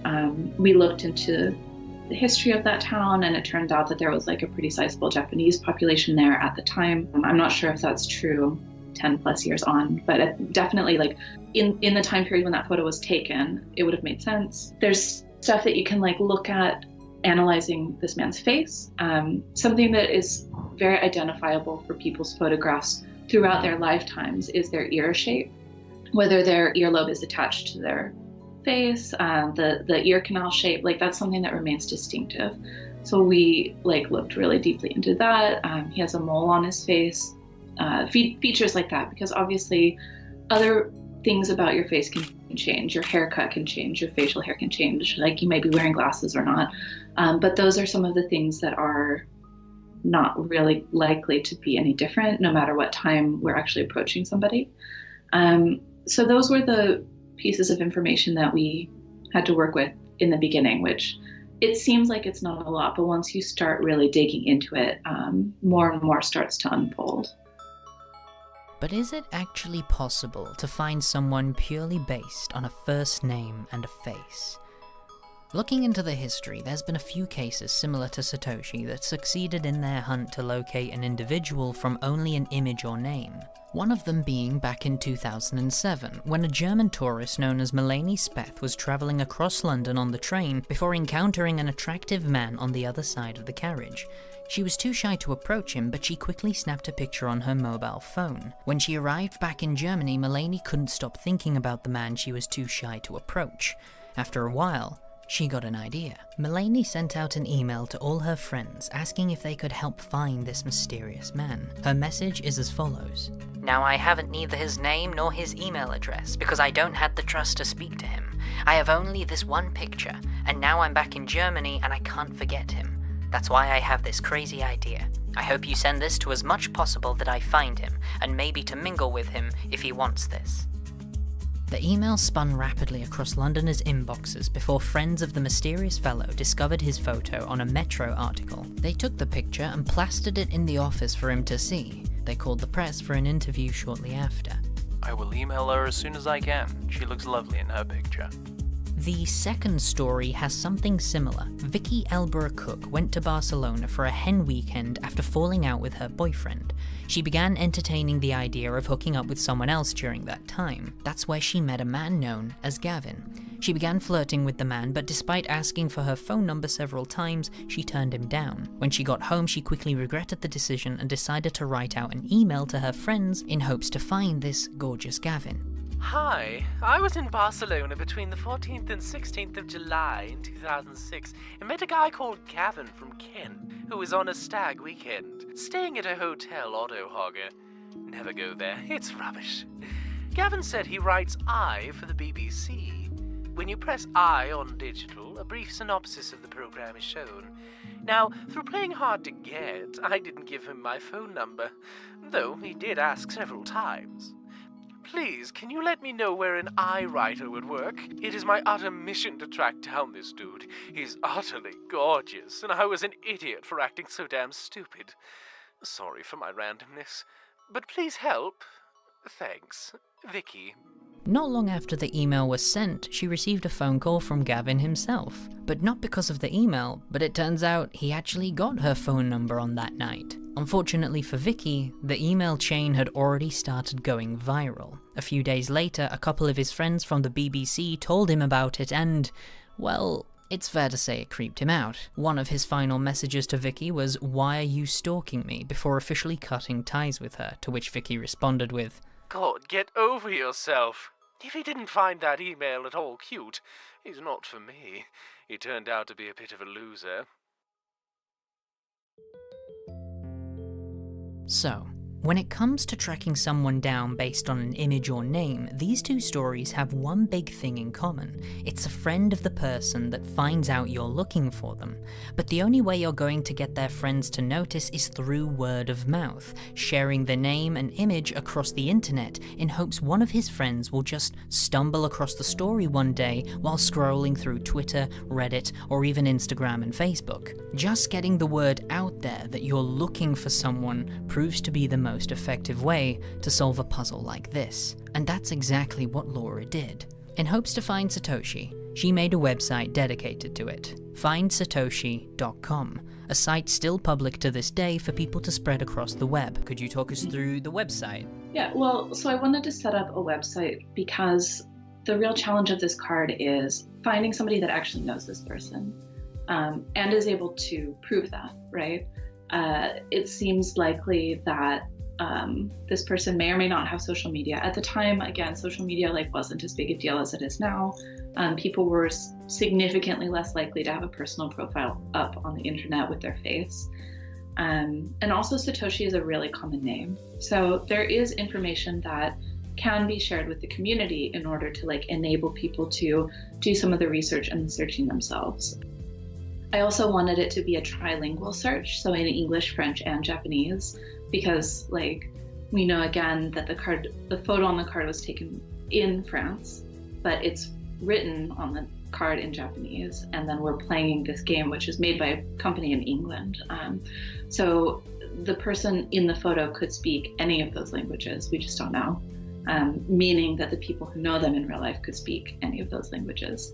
All of the background context that people need to know about the card, about the game, just what is the premise, and hopefully that sets some realistic expectations for this, which is that this man is not part of the game. In my opinion, he is a colleague or a friend of a friend of a friend of somebody. So he probably doesn't actually really know about alternate reality games or anything, and was just doing somebody a favor. She continued her campaign to promote the story by appearing on a few media outlets and podcasts in hopes more people will begin talking about it. So I was on a national news program at that time. And again, it's because everybody was really excited by this possibility of this weird internet thing, people are doing things not on the internet, but it came from there. So yeah, I was interviewed on the news at the time. Since then it's been covered on some podcasts and stuff, and every once in a while there's a little bitty surge of interest in this project. Luckily for Laura, word did start getting out about this man, but unfortunately, there was one main problem that occurred near the beginning of the search. A lot of people got overexcited by trying to track down this mysterious man, leading to many Asian guys getting mistaken as Satoshi, and rather than being patient and double-checking to make sure they have the right man, they began bombarding these random people with emails upon emails, without explanation on why they were sending them. The first time that this project kind of went viral, as it were, was when it was posted on Dig, which was like a links aggregation website. You know, there wasn't anything like Reddit. Social media like Twitter was brand new. And so just the potential spread for this kind of thing was much smaller. That poses some challenges now because, again, like this is just a regular person. He's not part of the game. He's not a fictional character. And even from the very beginning, sometimes somebody would send me a tip, and so I would email a person, you know, maybe they didn't have a super clear photo of their face, so like it's like a legitimate possibility that these people could have been our Satoshi. And I would email them with an explanation and a link to the website, and they would say, "Thank you for sending me this. I've been getting emails and I have no idea why," right? People are like contacting them, not explaining what's going on. And like, that's just sort of not in the spirit of the game, right? It's supposed to be fun and also like kind of chill. Like it's a treasure hunt, but like there's not supposed to be that sense of urgency to the degree that it becomes harassment for people. And so like the reach of the internet is very different now. And I know that people are really excited about this kind of stuff, which is great. I just would like people to keep that in mind. Like it's a real person, and we should all try to be respectful of that. Hello and welcome to the original podcast. I'm your host, Jamie, from the YouTube channel known as Inside a Mind. And my co-host is Eric Nielsen from the YouTube channel known as The Looney Turtle. This episode is introducing us to the new year and some of the plans that I have for the Inside a Mind YouTube channel, because there's a few things I'm wanting to cover. So the first one is Perplex City.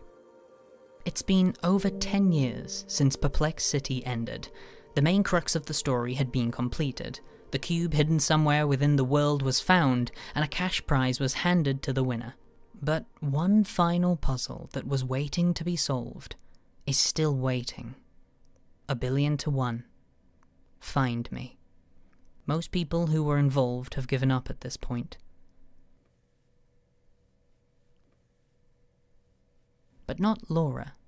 And you're still looking for him to this day, correct? Yes, I don't think that I will ever stop until this is done. I am gonna like refresh the website, and maybe it'll be something that gets people excited about it again. I would love for there to be a community of people who are like dedicated to respectfully looking for this person. In the meantime, since this first started, the founder of Bitcoin, their anonymous name is Satoshi. So that's really like muddied the waters in terms of like searches popping up and being able to find conversations about stuff that are not about that hunt for that person. Yeah. So I really do think it will take a company of people coming together, like understanding sort of what the stakes are, right? Again, this is like a real person with a real life who might have totally forgotten that this was going on, right? I'm wanting to see if we could actually solve the mystery and find him. I'm almost determined. What do you guys think? Do you think that'd be a good idea to just try? I don't think he'll ever be found, really, honestly. I don't know. It sounds like an interesting idea, but I'm not sure if it would yield any results. Do you think you'll ever find him?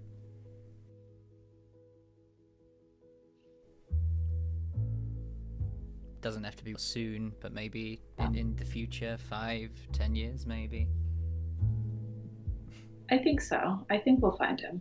Yeah? Maybe one day Laura will find Satoshi, but as of right now it remains as one of the internet's unsolved mysteries. Where exactly is this man? Who exactly is this man? If you ever feel like joining in the hunt to find this mysterious person, then you can do just one simple thing. Spread the word. Either by sharing this video, sharing the website findsatoshi.com, or just simply talking about the subject with people that have never heard of it. If you are watching this and feel like you know who the person is, then you can contact Laura on the Find Satoshi website. She has an email that you can reach regarding any updates revolving around Satoshi. Also, just a quick disclaimer, if you do decide to join in on this, please don't go out and start bombarding every person you think is Satoshi with emails. You're best messaging Laura first, and you can work it out together. If you'd like to see an extended version of Laura's interview, you can find it on the YouTube channel known as The Original Podcast. I upload there every Friday with my co-host Eric Nielsen. It's usually a bit of fun, so feel free to check it out if you want to. Anyway, thank you guys so much for watching. I'll see you in the next video. This is Nathan Barnett, probably one of the most famous individuals you've never heard of. From appearing in popular GIFs, to pulling dangerous stunts, to commercials and TV shows.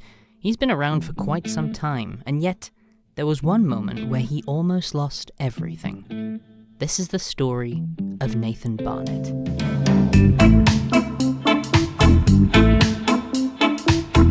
Before we continue, I have a question for you.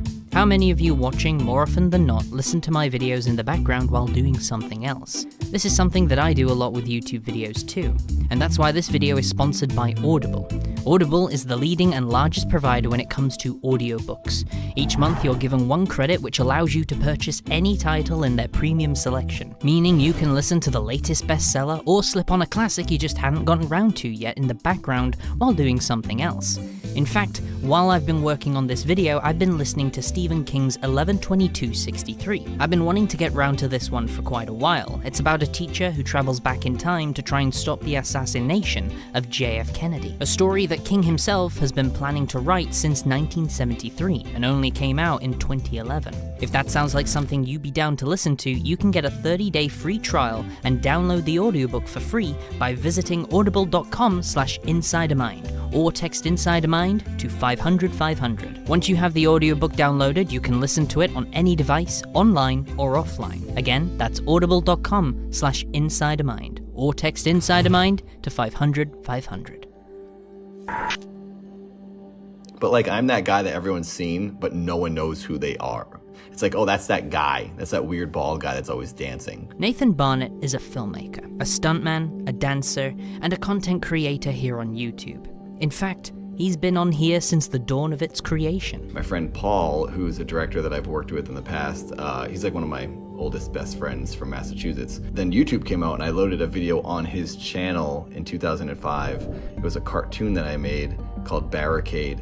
And that was my very first upload, like first year of YouTube. And then I started my channel in 2006 because he didn't want to keep loading my videos to his channel. I didn't make a channel because I didn't understand. I actually mailed him a CD too with the QuickTime on it to Massachusetts from California, and he loaded that as my very first video. And then after that, when I had made my channel, I started loading my videos in the Santa Monica Public Library on the computers at the public library because I didn't have a computer with the internet. After uploading to YouTube for only a month, he found instant success. His first viral video being a clip from a short film he put together called We've All Got Problems.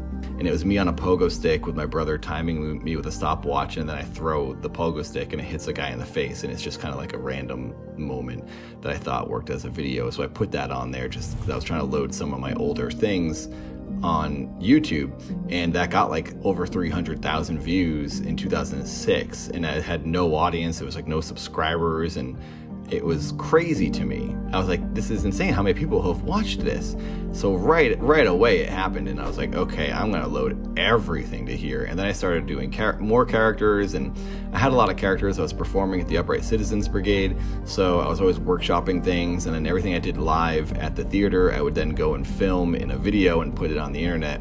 And then when it really started taking off was the character I did called Trail Luaus, who was the self-proclaimed spokesperson for Skittles, and he can't even say the brand right. He says Skittles. So he's basically like a crazy guy in a back alley filming himself making commercials for a major company that doesn't need commercials, but he just really likes the candy.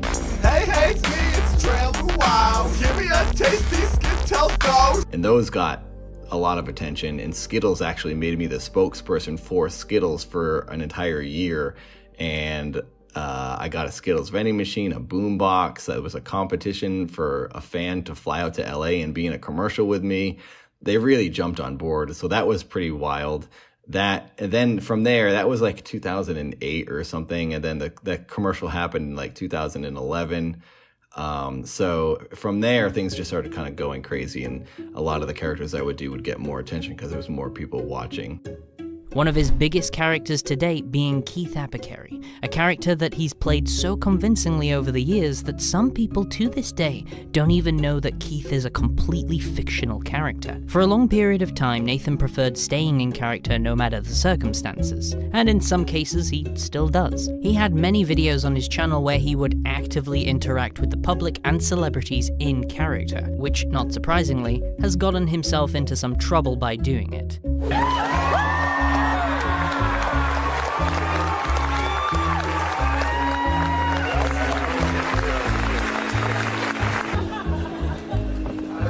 Okay, everybody. Let's take it easy to Keith Apicary. I'm so hard you can't get it. I'm sorry. I'm going to walk around for like 2 days.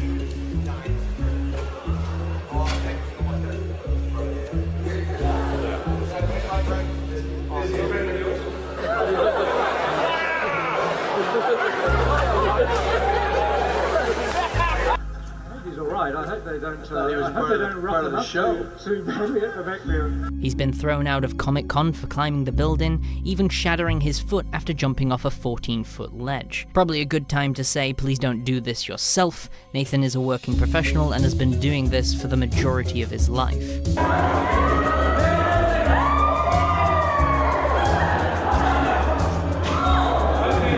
Nathan seemed to be riding at an all-time high, and was even starting to make brief appearances in TV shows and commercials, but around 2012, a shift started to take place on the internet. The popularity of Facebook and Instagram kickstarted multiple accounts created by individuals that would dedicate their time to posting compilations of funny videos and images they found entertaining online. Problem is, none of the content they shared would get credit, and because this was a new thing, there were no rules or places to report this content. So these accounts would actively get a way of stealing content from other creators, not giving them any credit, and then making profit off of it too. Due to Nathan's content involving extreme stunts and funny dancing in public, he was one of the biggest targets for this. When I started making music videos is when things started getting stolen, because bands and DJs and different labels and music labels would take their own music and put it underneath my visuals, and they'd load it to Facebook where no one could really like copyright claim it and grab it.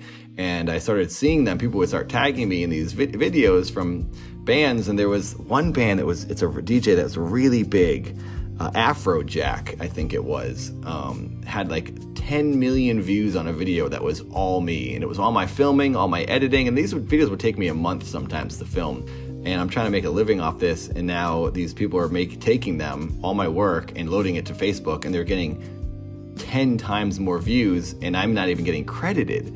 So they're not even like tagging me, which would be amazing, because then I would go up so many followers, and they'd find my original videos and my other work, and it was a real big bummer. And there was a time where my manager and I had an email list. Every time we found one or someone told us about a different video that was stolen, we'd add it to the email list. And there was like 100 different, like some of them are pretty small people with no views, but that we added every single one. My videos have been stolen, I swear, more than anybody. And it wasn't even the dance videos. It was just like my physical comedy montages, GIFs of me like falling downstairs. I have these videos called Gymnasty where I'd throw myself around gymnastic studios and just get hurt. People would take that and put music to it. Party Hard is like the GIF, and then it's been used for many different GIFs, but it's a video I did called the No Bones Dance, and actually Fortnite ended up taking it and using it and calling it the Boneless Dance, and even the music is the same from my video. So my stuff started getting stolen a lot, and that started around 2012, and it's still going on today. While these videos were getting attention from all these other places, Nathan's main channel received the complete opposite. And in 2014, YouTube's algorithm began pushing his channel to the side and started favoring more fresh and upcoming content. I feel like in 2014 to like 17, is when I was really trying to, I was struggling to like keep my Nathan channel afloat. Like I would put videos out, but no one would see them, no one would get notifications. And I'd make posts, and I'd make posts on Twitter and Instagram, and people would say like, oh, I didn't even know you were uploading still. YouTube didn't tell me. So I was kind of like victim of the algorithm, I guess, of no one knowing I was uploading. And people kept tweeting me saying, when are you going to do a new Trail of House video? And I was like, I just did one this week. And they were like, oh, I didn't know. So I was really disheartened with putting effort into my videos and filming them and doing all this work to like not get any views. I was just kind of like, this isn't working. And that I'm an actor, so like I rely on like getting acting work and then making my YouTube videos when I'm not, getting work or there's no auditions. So if there was a point in 2017 where I hadn't booked a job in a while and I had $1,000 left and my rent was $1,500, I didn't know what I was going to do, and I wasn't making anything off of YouTube because no one was watching the videos. And I actually bought a van. I sold my car and I bought a van in anticipation of having to move into it in a couple months because I didn't have enough money to pay for rent anymore, and I didn't know what was going to happen. And this was right when I had just filmed a batch of dad videos, and I was editing them. And I thought, well, I'll upload these videos. And I actually thought about how I might have to go to the library to like upload more videos, because I'm always going to film stuff and edit things and load stuff. Even if I was homeless, I would still do it because that's like what I want to do. But I had it all set up so that I could live in my van. And my brother Seth actually lived in a van for a couple of years. Granted, he parked in front of our apartment and would come in, but living in a van wasn't like a weird thing to me because my brother did it and I saw how it could be easy to do if I needed to. So I was fully prepared to move into my van. I had a bed and I had everything ready to go in case I had to move into it. While coming incredibly close to losing his home and having plans to move into his van, Nathan finally got round to uploading a project he'd been working on for a while. I wanted to do something different and something that wasn't as comedy driven, but I was also so frustrated with what these people just taking my stuff. I thought it was kind of a good concept for a story where people knew, this is like my audience knew that my stuff was being stolen all the time. It was like something I was always complaining about, and they would help me, tag me and things so I could at least get credit for stuff. So I thought, what a cool way for me to start a story if I said, hey guys, it's still happening. Someone went really far this time and they started deep faking me completely, and they're making a whole series with my face. I thought that would make people really want to watch this series, to keep their eye on it, to be like, whoa, this is actually pretty impressive that they could steal this guy's face, and I want to watch it to see what they're going to do. The main focus of the project was around a stereotypical American family, quite literally, to the point where most of the characters don't actually have real names and are only referred to as their role in the family. Dad is called dad, daughter is called daughter, mother is called mother, and sometimes wife. The main story behind it all was that Dad was a robot created by the wife, Cheryl, to be her cash cow and make money online to fund her science experiments, because she was the only one out of all of them that was real, that and the neighbor. Originally it was going to be just nothing, Nathan had nothing to do with it. It was going to be, Cheryl made these robots to, be this like dancing monkey on YouTube, this like wholesome, appealing, funny guy, like a sitcom. Like there's always like the goofy dad and then there's like the attractive wife, and that's kind of like what they always do in sitcoms. So I was using that mentality where I had my friend Erica, who's like really a pretty woman, and I was like, well, this will be funny. I'll just take the whole sitcom trope and angle and do that. But then I had to add the Nathan thing into the story because everyone was so confused by what my marketing ploy of them stealing my face. So I added Cheryl tried taking Nathan and mind controlling him, and it didn't work. So then she had to make bots that looked a lot like him because Nathan's mind was too strong. After incorporating more cryptic stuff into the channel, he was then covered by several other YouTubers that talked about strange stuff online, which brought the dad story to a much bigger audience that Nathan was not expecting. there was more activity on the dad channel with 5,000 subscribers than there was on my Nathan channel with almost 400,000. And then when I started getting the full videos uploaded, my ad revenue was going up, and I had the Nathan channel and the dad channel now, and it literally saved my life, and I didn't have to move out of the house. So that's Dad saved me. Dad saved. Yep. He's never gonna let you live that down, you know? Nope.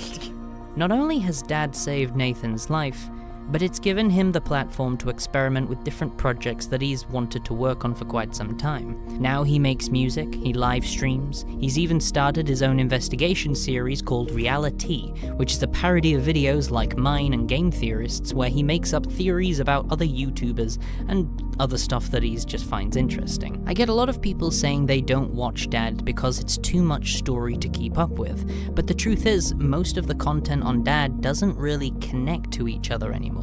Dad is more of a YouTube personality that Nathan has created for himself, which is kind of genius when you think about it, because now he can pretty much have that second chance that he's been looking for on a completely new channel.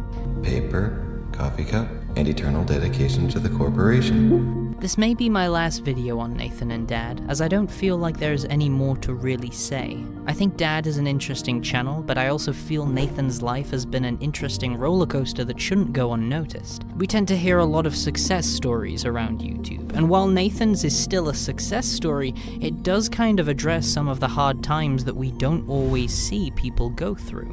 Not every YouTuber is in that 1% that makes millions. Some can struggle to barely make even.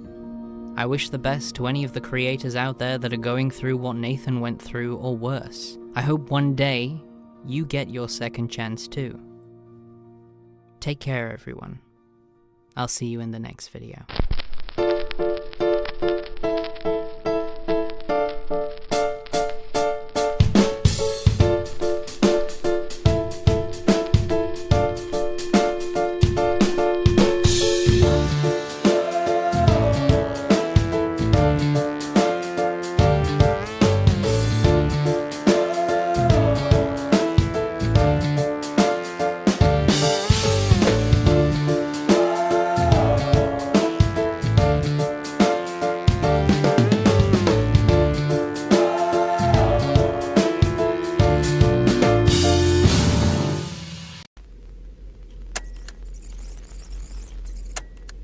Mark, this is Phil Isidore of NUFOS, National UFO Society.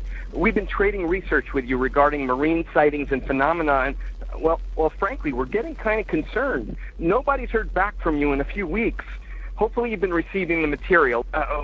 We all hope you're okay, Mark. Be in touch. Daddy, where are you, Daddy?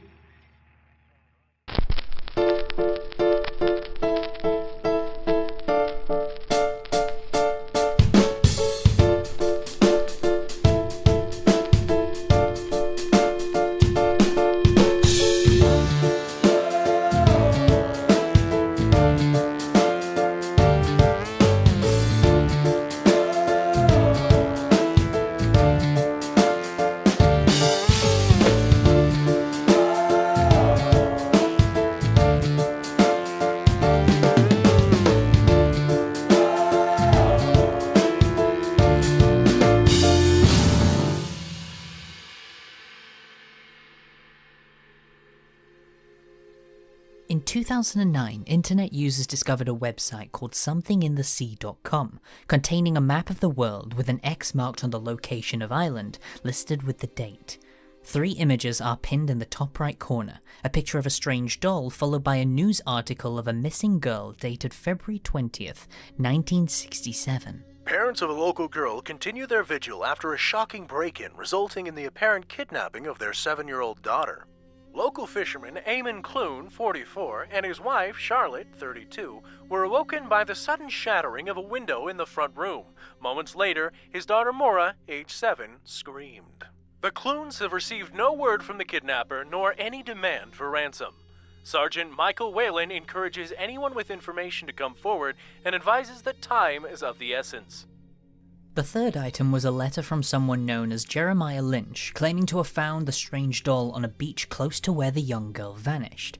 Almost every day, for an entire year, the website will be updated with new clues and puzzles in the build-up for a sequel to the critically acclaimed BioShock. On day 2, the website brings us more documents to scavenge through following the disappearance of Maura Clune. We find another letter from Jeremiah Lynch documenting strange footprints found on a beach with a human shoe placed next to it for comparison. Per your request, find enclosed copies of photos taken on La Hinch Beach, morning of 17th February, with notes. Do not hesitate to contact me with further queries, as the local authorities have failed to perceive the significance of this matter. The next day, 2 more X's have been marked on the board with 2 new documents of young girls being abducted. A pattern is starting to emerge. The kidnappings seem to be taking place after midnight, all of them young girls between 5 to 7, living close to the ocean, brown hair, big eyes. Some of the reports include the families encountering the kidnapper from a distance and believing to have seen some kind of red light flashing from the top of their heads. To add to the mystery, a picture of a red light flashing underneath the ocean was taken by a shipping vessel 50 miles from the shore of one of the attacks. The news article connected to it claims the light was moving at an incredibly fast speed. Whatever it is, it's taking our daughters. As the days go by, we find out more girls are going missing under similar circumstances, along with an increase in reports of red light sightings underneath the sea at similar times. We finally get the name of our mystery man who's been investigating these cases, with a letter sent to him from officials dismissing his theories that the disappearances are connected. Mark Meltzer. This is to acknowledge receipt of your file of photostats of news articles sent on the 2nd of June. We failed to see the purported connection between these incidents, or how this poses a threat to America's shores. The Observer has no interest in fueling a panic in these volatile times. We suggest you seek professional help. Doesn't anyone notice the patterns? There is something in the sea. Mark's conspiracy theories eventually picked up by the media, unfortunately the wrong kind. A magazine that is dedicated to sensationalizing ridiculous conspiracy theories decides to cover the story. Sea creature stealing children on New Jersey coast? This was inevitable. Only the kooks will listen now. On the 10th day, Mark has figured out a pattern on how these creatures are choosing their victims. He predicts the next kidnapping will be taking place at St. John in New Brunswick. So, he explains in a letter that he'll be traveling down to the location in hopes to snap a picture and prove he was right. He camped out there for 3 days before eventually seeing something in the water, following it with a photo of the creature emerging. 3 cold nights in the sand, but success. Can't shake the feeling that it saw me. Maybe even followed me.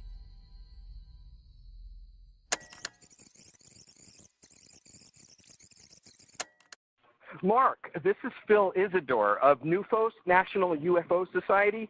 We've been trading research with you regarding marine sightings and phenomena, and, well, frankly, we're getting kind of concerned. Nobody's heard back from you in a few weeks. Hopefully you've been receiving the material. Let me just double-check your address. We all hope you're okay, Mark. Be in touch. A few weeks later, the website updates into Stage 2.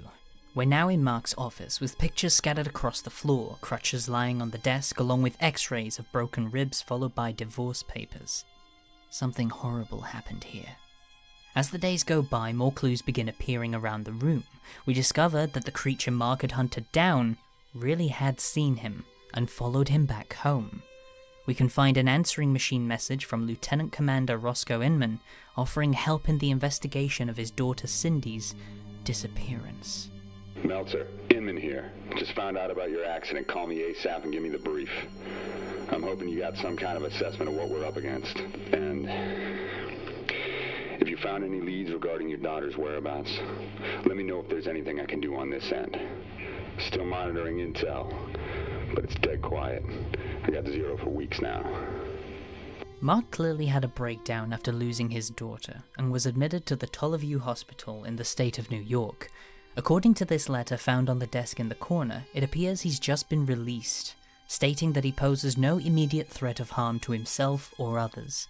However, his obsession with the disappearing children cases has only amplified after Cindy went missing. He now has a goal to aim for. He wants his daughter back. Whatever took Cindy, it doesn't seem like it's finished with Mark just yet. Another voicemail is left by a man known as Benny Stango. He's the investigator looking into the disappearance of Mark's daughter, but Benny is beginning to suspect that Mark is the one behind Cindy's disappearance, as his neighbors were reporting a strange red light could be spotted coming from his house the previous night. Hey Mouse, old buddy, it's Benny Stango. I'm starting to get worried about you.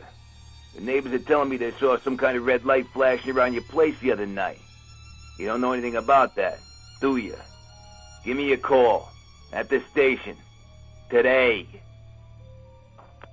Following the red lights, a strange-looking box could be found in Mark's office the next day, with mysterious markings covering it. To open the box, players figured out it was Cindy's birthday, using a cipher that could be found in a book titled A Child's Garden for Ciphers, with clear hints from Mark sticking out at the top. Did Cindy ever own this book? Same code as Lunchbox? Inside the box, we find drawings of little girls holding hands with strange creatures, while others holding needles. Mark manages to get in contact with Phil Isidore to discuss the strange markings upon what he calls the lunchbox. In doing so, Isidore brings up the vanishing. Mark, you asked about the vanishing the other day, okay? What I think you're referring to is, right after World War II, there was this wave of disappearances all over America. I mean, all over Europe. Heck, all over the world. We're talking some pretty prominent individuals, doctors, scientists, up-and-coming artists, successful businessmen.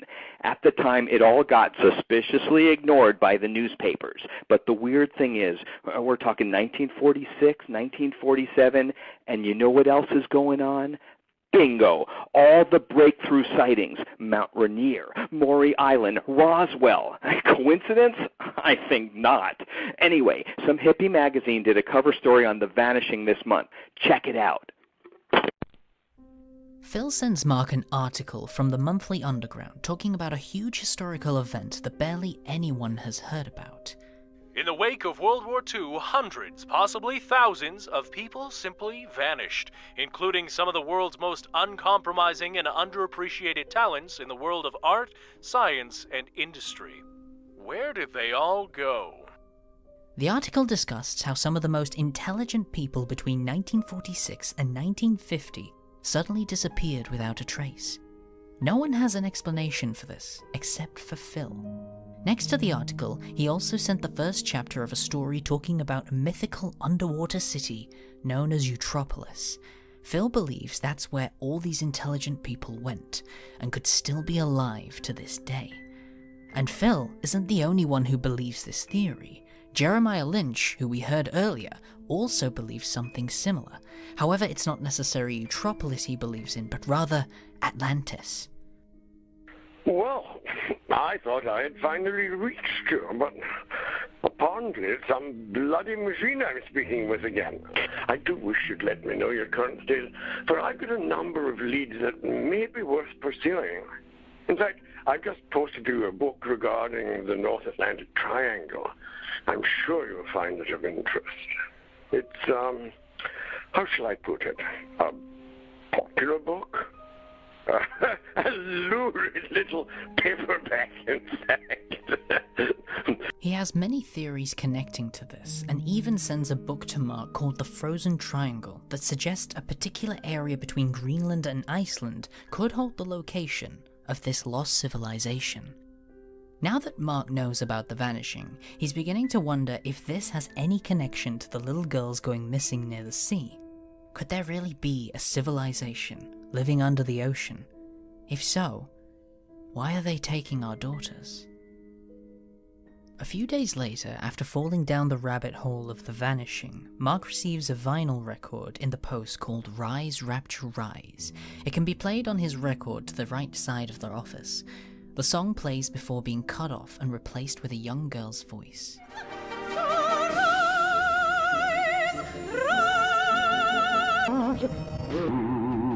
Daddy, where are you, Daddy? Are you going to come and find me? What does this mean? Who sent it? Is it a clue to my daughter's whereabouts? It sounds exactly like her. He spends the next few hours calling up record stores to find the origin of the track or the name of the label, but no luck. The word rapture appears to be important, though. It's a word that's been mentioned during Mark's findings, or more specifically, by a man known as Orrin Oscar Lutwidge, an inventor who began researching deep into the vanishing event before disappearing himself back in 1958, claiming he will not return until he has found true rapture. 19 die in Broadway blaze. A fast-spreading fire ripped through a series of loft buildings in lower Manhattan, claiming the lives of 17 workers and 2 firefighters. The blaze appears to have been touched off by an explosion in a local inventor's workspace. Further complicating the investigation is the mysterious disappearance of inventor Orrin O. Lutwidge. Lutwidge, who also owns the building, was reported missing 3 months ago. With the connections becoming more apparent, Mark decides to track down Lutwidge's old workplace, which of course mysteriously burned down 3 months after his disappearance. But, now knowing the location, Mark decides to visit the site after solving one of Lutwidge's riddles. The riddle led to a metal box hidden underneath the floorboards of the building. Listening to Lutwidge's words, it's as if he knew I was coming. For now, the box can't be opened, but several more puzzles by Lutwidge were discovered, one of them decoding to 10 locations, all of them different beaches across the globe. With the hints put forward, Mark theorized that something was going to happen on the 8th of August at all these locations. He asked his colleagues who were helping with the case at the time to visit the other 9 locations while he visited the 10th. On August 8th, a bottle washed up on all 10 shores, with a few promotional posters inside. One of them appears to be an invitation to rapture. Mark decides to pull up some working theories on what he believes rapture could be. Rapture is a place, apparently a city. Rapture is where I'll find Cindy, destination of abducted children. Rapture is somehow connected to the vanishing. Location of Rapture may be connected with so-called Frozen Triangle in Iceland-Greenland region. After Mark continues to investigate the story of Lutwidge and the location of Rapture, one of the victims who lost their father during the vanishing was working alongside Lutwidge and decided to step forward and send Mark a letter, explaining that Lutwidge isn't actually dead, but very much alive. Dear Mark, I can no longer lie to you. Ludwig is alive. One night, there was an activity in one of Ludwig's laboratories. The lights had gone on. I took the next flight from Paris to New York. I peered through the window to see Ludwig, hunched over a typewriter, naked, hammering the keys with inhuman focus. They told me that Ludwig, or whatever he called himself, had been committed to an asylum. It appears Lutwidge is going by a different name, known as Killian Quain, the man who wrote the story of Eutropolis.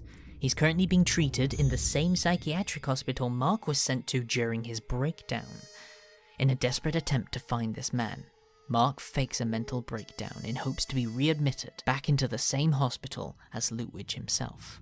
After succeeding in finding Lutwidge, he was released from hospital and left several notes on his desk documenting his encounter. Quain didn't seem very dangerous. He just sat in the wheelchair, rocking. It took me an hour or more to break through, offering my tapioca as a peace offering. Trying to help, proffering tools. He ignored me, until I whispered the word, Eutropolis. Those black glassy eyes landed on me, lit up with a kind of rage. Eutropolis is Rapture, I said, and you were Lutwidge. I am the Seeker, I told him, the one you've been waiting for. And for one moment, his face relaxed. He looked almost human. Then, take this, he intoned. He gave me the cylinder, a gift, and a warning. Mark was given a new puzzle in the shape of a cylinder. Inside contained Lutwidge's journals after finding Rapture, but not too much could be made of them, as it appears to be just the ramblings of a madman. In the sea of wreckage gleams the golden eye that leads the bold to rapture, and the rest to merely die. All these years, Orin has been shunned by the master of Wonderland, as if there was no room for him. But there was plenty of room. It appeared Mark was getting closer to a breakthrough, until he started receiving threats from the individual known as the Red Pawn. This person had broken into his house, attempting to open the metal box that he found under the floorboards in Lutwidge's old workspace. Mr. Meltzer, this is Dash Carmody from Auger Detection. If you want me to take a look at this threatening letter you received, maybe we can see if it's coming from the same individual. We always figured that Lutwidge had an accomplice. And if you got any leads on who that might be, I'm all ears. Through much back and forth, it was later revealed that the Red Pawn was Jeremiah Lynch, the man who had helped Mark through his investigations earlier. He was only using Mark to try and open the metal box for himself, as he believed whatever was inside held the key to finding Rapture. Several days go by, and Mark begins to question if any of it is even true, or whether it was all just made up inside the mind of a madman. But one day, two key events take place that switch Mark's motivation. While Mark was walking alongside a beach, he came across a sandcastle with markings that decoded to, "What's taking so long? Daddy, come find me." Shortly after, a message from Benny Stango, the detective that believed Mark was behind his own daughter's disappearance, explains how he saw one of those things. Meltzer! Jesus, Meltzer! This is Detective Stango here, and Christ! Tell me you saw that friggin' thing at the beach. Look, hey, I admit it. I've been staking out your place. I figure it's been a year, you might do something stupid thinking it all blew over. But then, I saw that red light flashing by the water around 3 a.m. I had to check it out, and...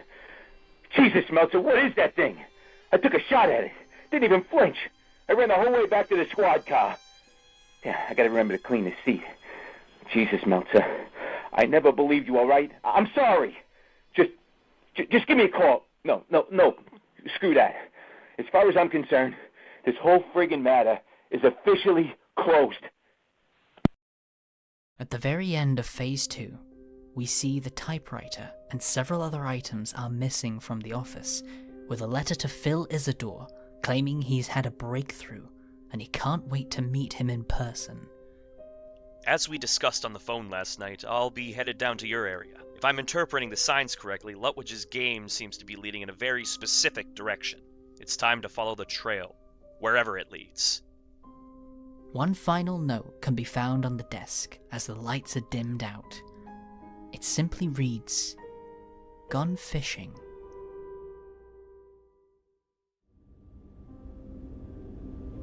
Mark has used the last of his savings to board the SS Nellie Bly in order to finally find Rapture. The metal puzzle box and the rest of the missing items from his office can be found here, along with a message from Phil Isidore wishing us happy travels. This is Zebra Niner Zebra, Uncle Foxtrot Oscar to 1 Baker Charlie Mike 1 Mike. Meltzer, do you read? Meltzer, we've just got to do something about that microphone before you leave dock. I can't hear you at all. You should be all set for transmission. I've mailed QSL cards out to all my international contacts. They'll be able to relay information if I can't get through. I'll meet you at the dock to help you load out the rest of your stuff. Good luck, Mark. This is really exciting. Zebra Niner Zebra, Uncle Foxtrot Oscar, over and out. Most of his research is coming from the book The Frozen Triangle, hoping that this will lead him to Cindy. Upon his travels, Mark manages to actually get in contact with the author himself, who presents him with a brand new book called Back to the Frozen Triangle. Within it, an entire chapter focused directly on something he refers to as the Phantom Lighthouse, located somewhere within the triangle, and also the entrance to Rapture. Mark doesn't believe it at first until he cracks the code on the puzzle box containing a compass with a message from Lutwidge himself describing a black tower with a light somewhere within the triangle. The tower's black, the light is bright, but in this world where wrong is right, Fall not prey to the shades of grey. Defend the sisters on your way. This is Orin Oscar Ludwig, one old lost soul, remembering Rapture. Upon following the compass to Rapture, the ship picks up a distress call. It appears someone else has encountered the Phantom Lighthouse. It's not a goddamn lighthouse. We've got to be 100 miles from shore. Where did it come from, then?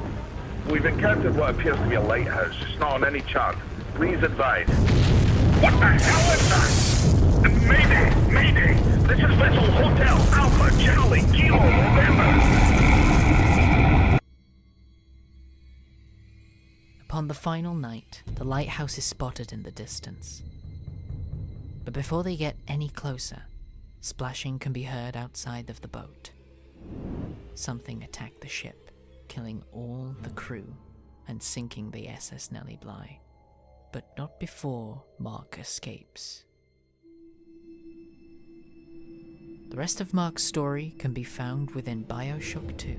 Recordings can be found scattered throughout Rapture, documenting his experiences. Barely made it down alive. But here it is. And it's real. Rapture. This is where that thing took my poor baby girl. From what I saw in the sub, most of the city's in ruins. But there were lights here and there. And shapes moving.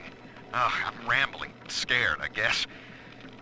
But maybe, if I find this Dr. Lamb I keep hearing over the PA, I'll find Cindy too. As he delves deeper, he begins to search for the person in charge in hopes to find his daughter. Upon exploring, he comes across more creatures, along with a strange element called Adam. These people are hooked on some kind of genetic wonder drug called Adam. I've read the word splicer scribbled on walls like a warning. One of them cornered me and Christ, his face. I had a gun, but I choked. And then out of nowhere, we both heard this singing. And he took off like hell on wheels. It sounded like a kid. A little girl. Cindy's alive. I know it in my gut. It's not too long after before he finds one of the little girls, also known as a little sister. I found one of those children at last. Filthy dress, all alone. I approached her, praying that it was my little girl. But she was gorging herself on blood from a corpse. It wasn't her. I stared, just reeling. And then that skinny, armored freak that took Cindy jumped me, shrieking like an animal. I escaped, but could Cindy have become one of those things? I've got to find her, now more than ever. Mark also discovers why they're taking children from the surface. This Lamb woman's powers of manipulation are almost scary. Her people are using the girls from the surface to gather Adam from Lamb's followers. It's in the blood.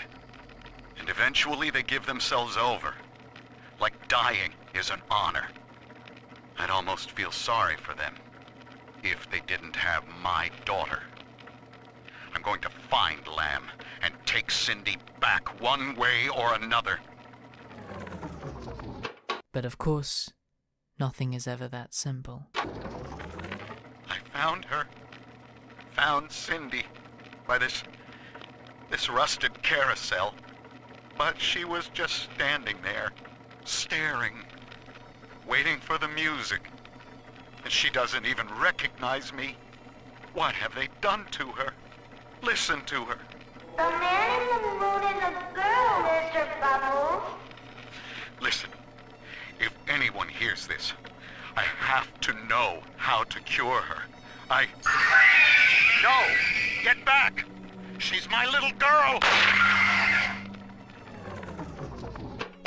At first it appears we're left on a mystery of what happened to Mark, until we reach the level of Fontaine Futuristics, where we are confronted with this Big Daddy by killing it the name switches to Mark and a recording can be played. Ask yourself, Mr. Meltzer, is it better to be summarily executed as an outsider caught within these grounds, or to be united not just with your daughter Cindy, but with the Rapture family as well? The choice is yours. I urge you to accept the Protector program. You will live by her side and remember nothing beyond your love for her. I wasn't the first to find Rapture, you crazy bitch. And I won't be the last. You do whatever you want to me. As long as I'm with Cindy, I'm a happy man.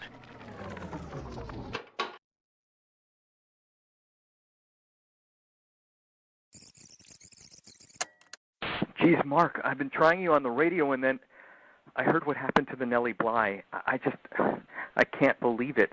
I just hope it's not true. It is, isn't it? You couldn't win. I'll be thinking of you, Mark, of you and Cindy.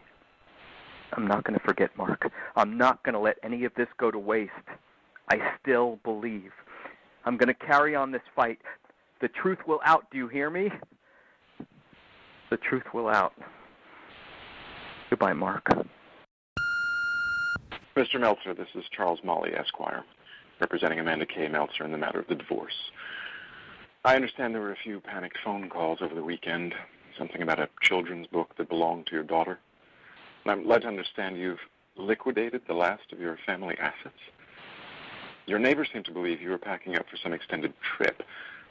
I do hope that isn't true, Mr. Meltzer. We have a court date very soon, and I will be very disappointed if I don't see you.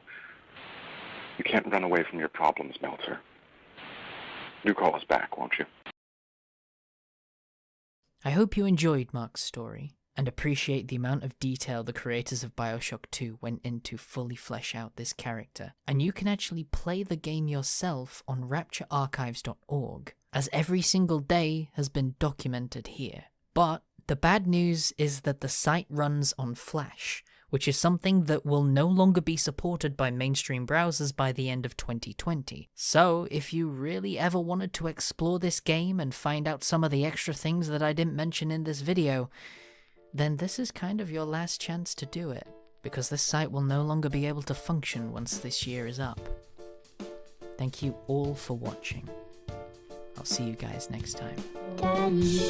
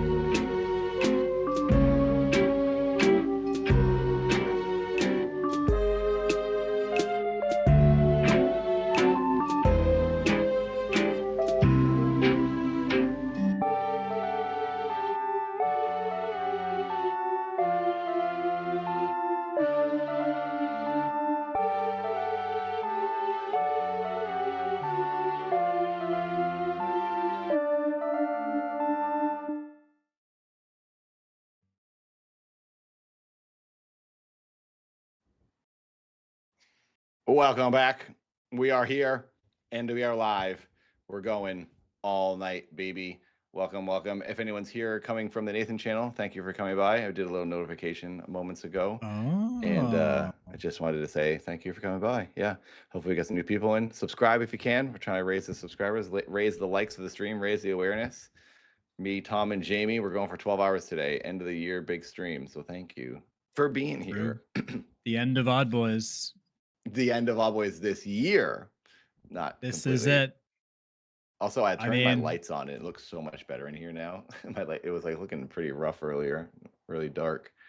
the grand finale. That's it. It's over. The grand finale of 2025. I did want to mention something. I just discovered. Like, this is breaking news, and it's really sad. It's incredibly unfortunate, and it's very sad. A YouTuber has passed away. I knew of him. I don't know if I ever met him or anything, but he was friends of friends. I just seen an Andre Black Nerd. This is a tech YouTuber named Lamar Wilson. It just came out that he passed away, and it's a very sad cause. And I just wanted to say it felt weird not addressing it and not saying something about it, because it's a shame. I would like to say I feel sorry, and am thinking about the family of Lamar and all of his friends and anyone who was a fan of his. It's a sad day, and it's always sad at this time of year when stuff like this happens. But hopefully he's in a better place, and people remember him and watch his stuff. Rest in peace, Lamar Wilson. It's a shame. It's like people or like in your orbit, in your world. I didn't really know him, but I do know that you did do a bunch of stuff with Andre. You did do a bunch of stuff with iJustine. So it's people that I'm sure he was at E3 when we were there shooting videos. He was like, he's in that crowd, I didn't know him, and I didn't really. I just looked up an image of him. He looks familiar. I think you know him, but I didn't. But Yeah, it's I've still definitely obviously. I've watched his videos because of people doing stuff with him. I've Yeah. seen him and iJustine doing stuff together. It's still obviously sad, and I also do think that because I feel it too, and like I'm looking it up, and he was nearly 50. Yeah, I 48. I do think that especially this time of year is like I think it's if you're doing this is what I think about the holidays, and I think maybe some people probably resonate with this. I think if you're not doing well, or you've had a bunch of uh, like whatever's going on, I think if you're not doing well, this time of year is especially bad, because it's like Yeah. I feel, and maybe other people feel the same way. Like for me, like this year I've had a bunch of health stuff, and like some sad stuff has happened. So like this time of year, it's hard to see other people around you being like jolly and like merry, and Yeah. because I It's just from my it's funny how the experience, holidays it's do very that. The holidays can push you in a joyous mood, or it can do the very yeah. opposite. Yeah, it's really And sad. I think it's hard for yeah. everyone right now, but others might be more in particular. So check in on your friends, and make sure everyone's doing all right. Try to have genuine conversations with people, because you never Yeah. know how much good it might do for someone I if I think that's the if whole they're not thing, being and checked in on. right, and I think like without knowing much about Lamar other than he was a YouTuber and he's done some stuff with people that like who knows what I don't know what his support structure was like. Like, was he married? Did he have kids? Were his Yeah. parents still around? Like how like are his friends around? Like, you know what I mean? And I also think, especially being on YouTube, like I will also say that making content on the internet is very different, because I've only experienced this in the last couple of years where like I've primarily made stuff on YouTube and Twitch. It's very isolating, because if you work a regular job, you have to be around other people. You have to be Yeah. around customers. You have to like And that so is a there's weird perk you don't think about often. That well, it's there's just nice socializing. socialization. Yeah. Right. And like and if you You have are a alone decent editing. right, it like this is a very like if you're a streamer, like for example, like I'm not sure if Lamar streamed, but he was a YouTuber. Like when you're doing your stream, you're there and you're there for and then you turn the camera off, and then like you're not talking anymore, so you're just quietly in this room alone. And then uh like you're talking to a chat, which is like which is nice, and in a way it's socializing, but I something I've noticed too is that the chat and the comments in a video, people often share their problems with you and you're the entertainer. So you're there, like they're like, okay, make me feel better, entertain me. Yeah. And if you're somebody who's already struggling, I think it's very hard.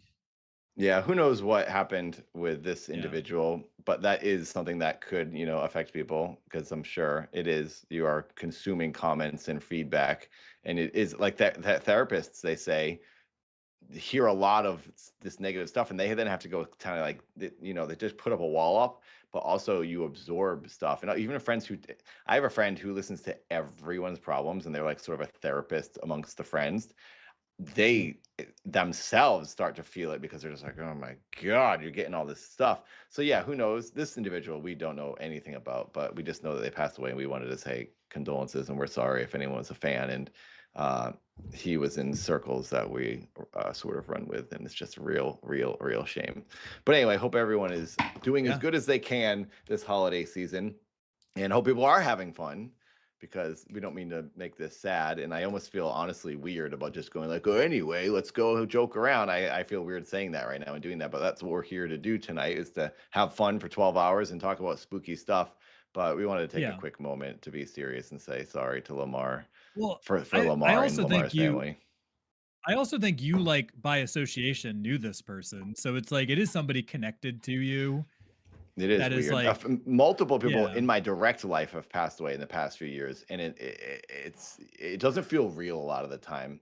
And then when it does sink in, it's so hard when it's someone you really knew. But yeah, so now it's just like, oh, another person, and that's just sort of what happens when you get older. I'm 44. I turned 45 in like a month, and it's weird to think like, Well wow, when you get to that age, people start falling off. It just not everyone well, makes don't they it. say that's the curse of being alive? Like, that's the curse of growing older, is that, like, yes, Yeah, you get to experience stuff, but, like, I've watched documentaries about that too with, like, people that are, like, 100 years old or whatever, and they're like, "Yeah, it's great that I've lived this long." They're like, "But everybody I've ever known is dead." yeah, and it's And, hard. like, Then you feel so that's the lonely. You don't make new bonds the same as the original bonds. right, and, like, especially when you're older, like, when you're somebody who's, like, in a retirement home and you, like, meet some you're, like, the old guy, so you're not gonna be this, like, vibrant you're not gonna have, like, a romance or adventure anymore, you're just gonna be the old guy, so Yeah, it's I start like to feel like it is that different. now amongst like even at Creator Clash and these other YouTube events, like everyone's like 22. And I just feel like, what? Why am I here right now? It is Right, a well, bit I sad. think So it'll feel worse later, I'm sure. you're getting to be as old as, like, not I think most of them were around 30, so you're a little too young to be their dad, but Yeah. you're like older brother or like almost as old But as like their some of them, dad. So like it's like Andrea Botez is like 22. She was like 20 or whatever. And then that but other you could have girl been is as old as their yeah, so 19. you're like as I old as their dad. 100% could be their father. Yeah. Or probably it was the age of their father. Yeah. So Yeah. yeah, it is It's weird because weird. like I started YouTube. I started it later, older than a lot of kids are when they start doing YouTube nowadays. But I started it when it came out. I was 24 in 2005 when the website came out, and that's when I started doing YouTube. So I was younger, but yeah, 20 years now is where I'm at with YouTube. True. So all the other Frax people said you're like are just younger. that's true. Frax said you're like a creepy older cousin. Creepy. Yep. I'll take that. I'll take it. That's a compliment. Yep. It's But yeah, better than the dad. I think for a lot of people, it's been. I can only say this from my end, but like Nathan's right. Like, yeah, check in on your friends, and like I know I've had a bunch of health stuff this year. Like I had to have surgery, and Yeah, you went through a I big thing. I don't know if people know, but Tom went through like a big health thing this year, oh and yeah, I have a he's still giant here. He scar on made my. it. I have a giant scar on my face going from like here to Yeah, here. I feel Oh like you yeah, haven't said I it. I don't know if you're purposely not saying what happened, but No, you can say I had Alba saw a bunch of like stuff on me, and then I had to go in and see a dermatologist, and then they found this giant cancerous mass on my back, and then they found one on my mm, face, and I'm very lucky that I was able to stream, and the streaming people helped out, and I was able to offset the cost of the surgery that way, but like obviously didn't cover all of it. But I yeah, had to get a mass like I took a picture of it. I don't know if I ever sent you the picture of it, but they took a mask like maybe like that big out of Yeah. my face, and then they took one out bigger, maybe On your double that back. size out of my back. But Yeah. I had to get I've posted the picture before. I should post it again. My whole face was just like because I had to get a bunch of stitches in my face and my whole face, my eye turned like blood red and stuff. But yeah, it's Well, like they I had repaired you well. You're a model again. I know. Yeah, I have a big scar, but I have a big scar on my back. But yeah, make sure you see your dermatologist. But that was me this year. I had to get surgery for skin cancer. I had skin cancer in two places, and knock on wood, they were able to remove it all. And then because I have talked about it, and I do think the pet loss is as, and not to like turn it into like the woe is me, but like I know that other people have gone through this stuff too. Maybe like a week after my second surgery, my cat that I've had, I adopted him when he was 2. He was nearly 11. My cat started getting sick, and then I brought him to the vet. We brought him to the vet, and they were like, "Yep, he's got inoperable stomach cancer, and he's going to die." Ugh. And this was like a week after I had surgery, and my doctor told me that I was good. And we brought him to another hospital for a second opinion, and they did all sorts of tests. And then they basically were like, palliative care, that's the best you can do. Yeah. And I dealt with that. And my wife, also, this is like another thing. My wife, like a month before my surgery, they botched her dental surgery and she had to go get dental surgery for her botched dental surgery for her root canal. They botched her root canal and she had to go get like, Ay, ay, ay. they had to redo it. Um, so It's it's been a rough been a year bit of, yeah, been in a bit of the a rough in the year. Also, tinfoil family. right. And then not to, and I don't know if Jamie wants to share this story, but I also feel for Jamie because I know that Jamie also experienced pet loss around the same time.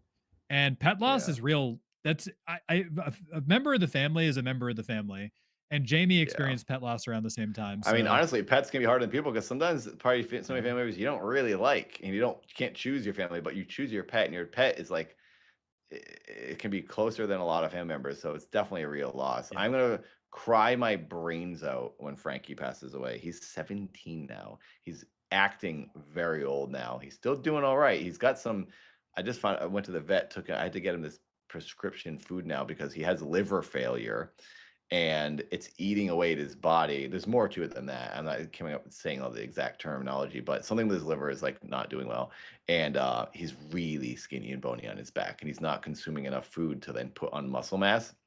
And it seems like it's Mhm. like a battle where just we can't win. He'd have to eat a ton of food, but his body's just so old. He's 17 years old. So anyway, it's gonna be real sad. So yeah, I understand. Losing your pet is like I can't even think about it right now.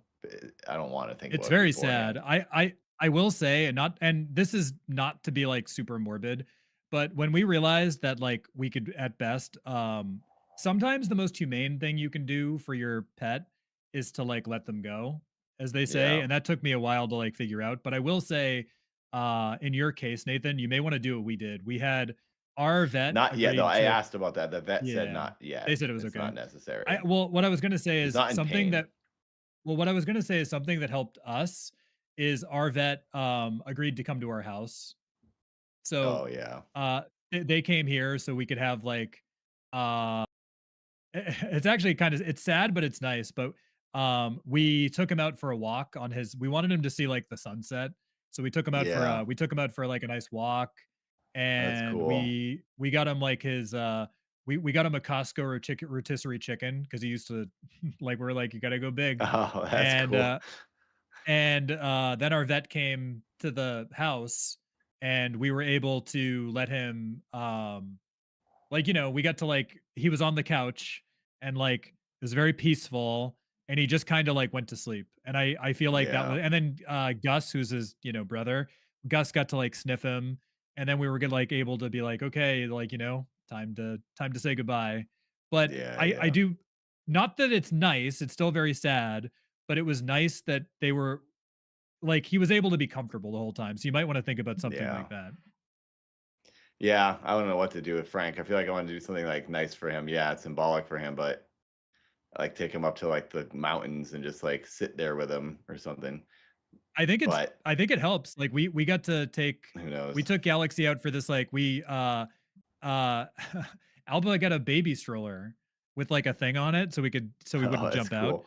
And Yeah. we took him out for like a really long just like a really long walk so that just so he could like get some sun and like he was very like Mm. alert and like he was like we wanted him to have like a good like outing for his like final Yeah. time, you know? Yeah. But you might want to do Well, something like that with Frank. I think it did it someday was very he'll sad. be around It for a was while.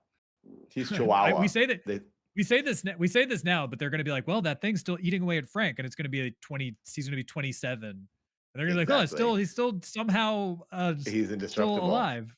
I think it's that tooth. It's like something in that tooth. It's got like disease-ridden tooth that's like keep the disease is keeping him alive. He's like a zombie at this point. It's just like the parasites Yeah. that are controlling his body now. Yeah, he's It's hard Chihuahua. to I met a see. lady who had a 21-year-old Chihuahua. So maybe he's got It's six hard more to see your years. friends like it's hard to see him. That's kind of what happened to Galaxy too. Galaxy had the stomach cancer. So we noted that was the whole reason we brought him into the vet is that we're like, oh, he's a little skinny. And then we brought him in. We brought him, and that was very uncharacteristic of him. We're like, oh, he's Yeah. like, he's looking a little skinny. And it was we brought him into the vet, and then they did all the stuff, and they were basically like, not that it's good, but they were basically like, yeah, there's nothing. They're like, this would have been impossible to detect, like Yeah. at an earlier stage. They're like, this stuff just like comes up, Mm. and it's hard. It's hard to see them get like, because like even Frank, like I remember so for anybody who doesn't know, I lived with Nathan for a very long time, but like I remember it was Siobhan's dog, Nathan's ex-girlfriend. Mm. And I remember when the first time we all met him, that was so long ago. That was It was 13 years 2012. 13 years Almost ago. almost 14 years ago. It's 2026 in less than in a couple weeks. It's crazy that Yeah. I've known She that got him in mangy 2011. So that was mangy dog so long. she got him in 2011. Next year will be 2026. So that's 15 years ago. And they think she thinks that he was 2 years old when she got him. That's what they're assuming. So yeah, I think he he's was a little 17. older. I think he was older. I I think don't Frank think is like so. that. That means Frank he's is a 8. That's million. too old. Frank is a million year dude. Frank is a million years old. Alligator and I have tried to figure this out once because Alligator. I don't know I if have his Alligator ever paperwork. told you It says this. 2008 was when he was born. And oh my god. Oh my gosh, Nep, thank you for $20. Thank you. Thank you, Yanep. Thank you. Thank you very, Alligator and very I, much. Al and I on a stream once because we were trying to figure it out on a subathon because Al and I were playing like World of Warcraft or something, and we started talking about Frank, and Al's like, I'm We gonna should dig into play this a that. little bit. But speaking of, I would love some WoW. I haven't played that in a while. I can't get sucked back in. Sorry, It's also I'm like sidetracking. $15 a month. Also, I didn't mean to get no, us onto this like sad topic. We're just kind of chilling and hanging, you guys. We're doing 12 hours. We did a bunch of, I think we have more topics we want to talk about, a couple of them. But yeah, we're just kind of hanging and chilling until we watch the Jake Paul fight. We're just doing 12 hours to raise awareness. Please like the stream. Please subscribe. Please become a member if you can. Donate a membership. We're trying to hit a goal. We don't really expect to get very far with the goal because we know times are hard. But if you got a couple bucks, please become a YouTube member because we're trying to keep the channel alive. Sorry. There you exactly. go. End of rant. We'll see. But yeah, to go all the way back, it's very sad about Lamar. I didn't know him. I didn't really know his content, but he was friends with people you were friends with, so you're connected to him in some way. And it's sad when anybody passes. So make sure you check on your friends. And I think the holidays are really hard. I think the holidays are isn't there like a trope about the holidays even being hard? I think the holidays are just yeah. It's very hard.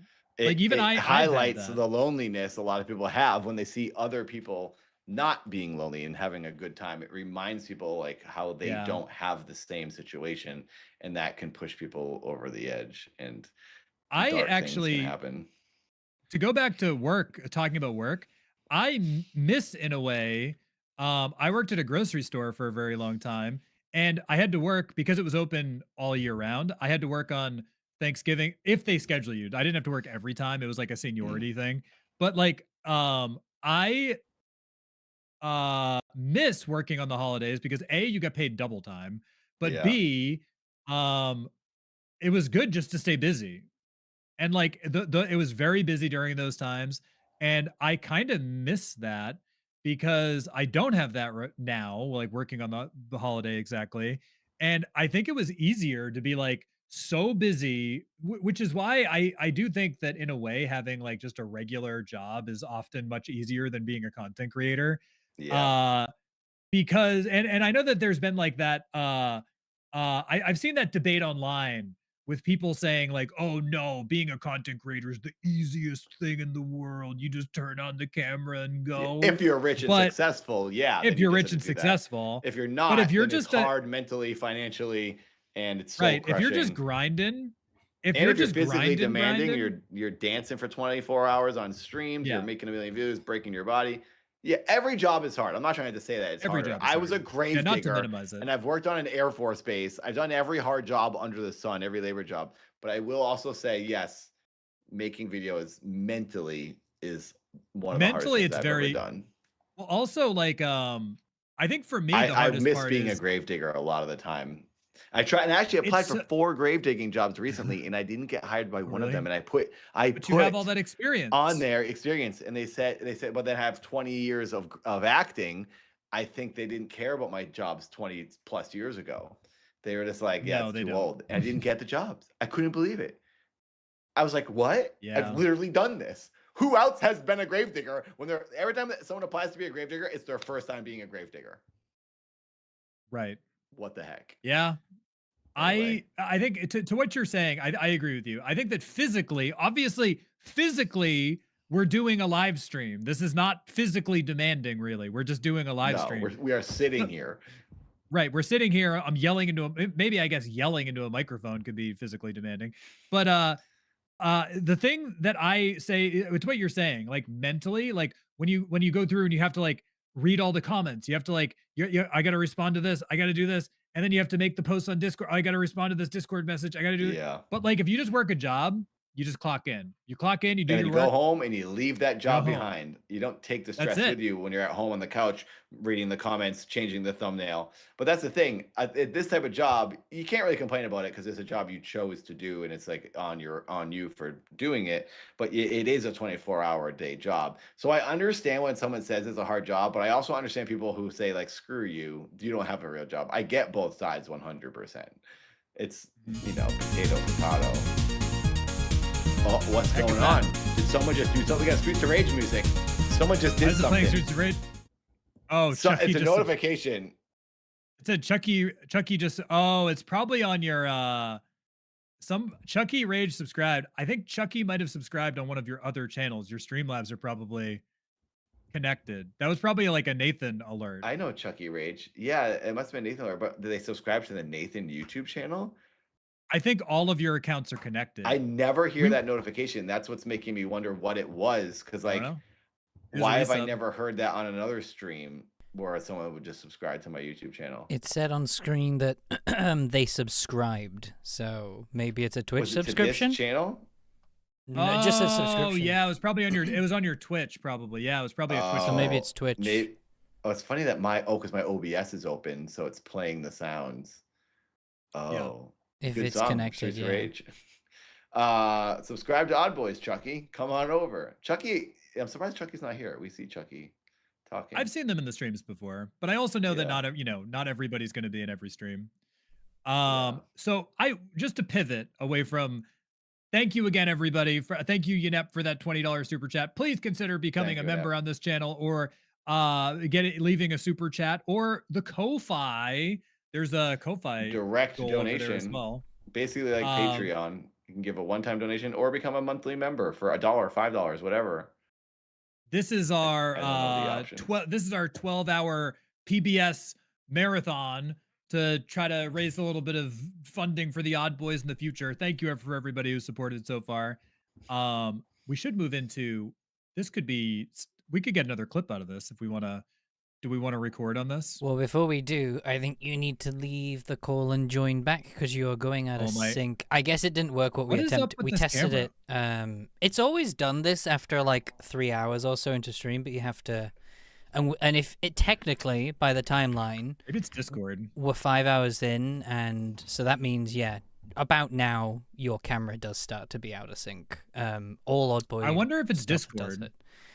Maybe it's got to be something because it's not your camera. Because when you send me your camera, you're in sync completely fine. Yeah. And Nathan's camera is fine on Discord, but yours it might be Streamlabs because Nathan is using OBS. Oh yeah, it's probably Streamlabs then. Yeah. Streamlabs is probably okay. loud. You gotta use slowing your OBS. computer. Yeah. There you go. I'm gonna exit the call. I'll be right back. Yeah. Okay. I will switch to Sleepy Jamie while we wait, just so the cropping isn't. Jamie, I'm gonna upload the stuff from earlier. Yeah, I was about to ask actually. If you do that, then it's there when stream's done. Then we can just go back to. Hopefully, it doesn't chug things on this side. Let's. I'm gonna check in on the Jake Paul fight and see where it's at the moment. How am I looking now? Oh, say that again. Good. How am I looking now? Yeah, Good? perfect. There you go.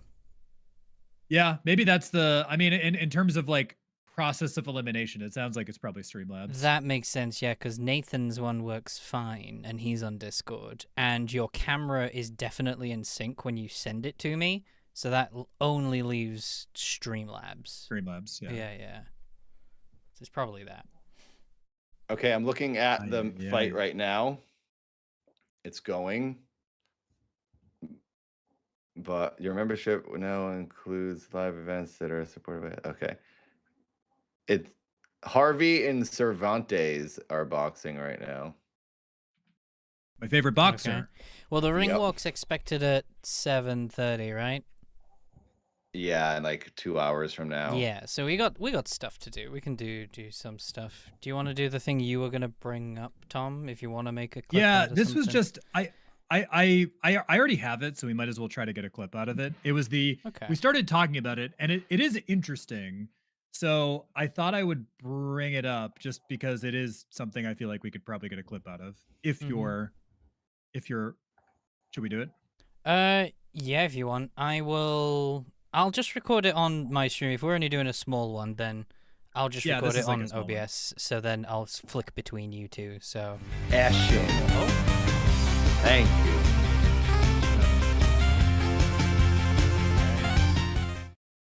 Oh my God. Wow, Really what a it? conspiracy theory. Wait, what?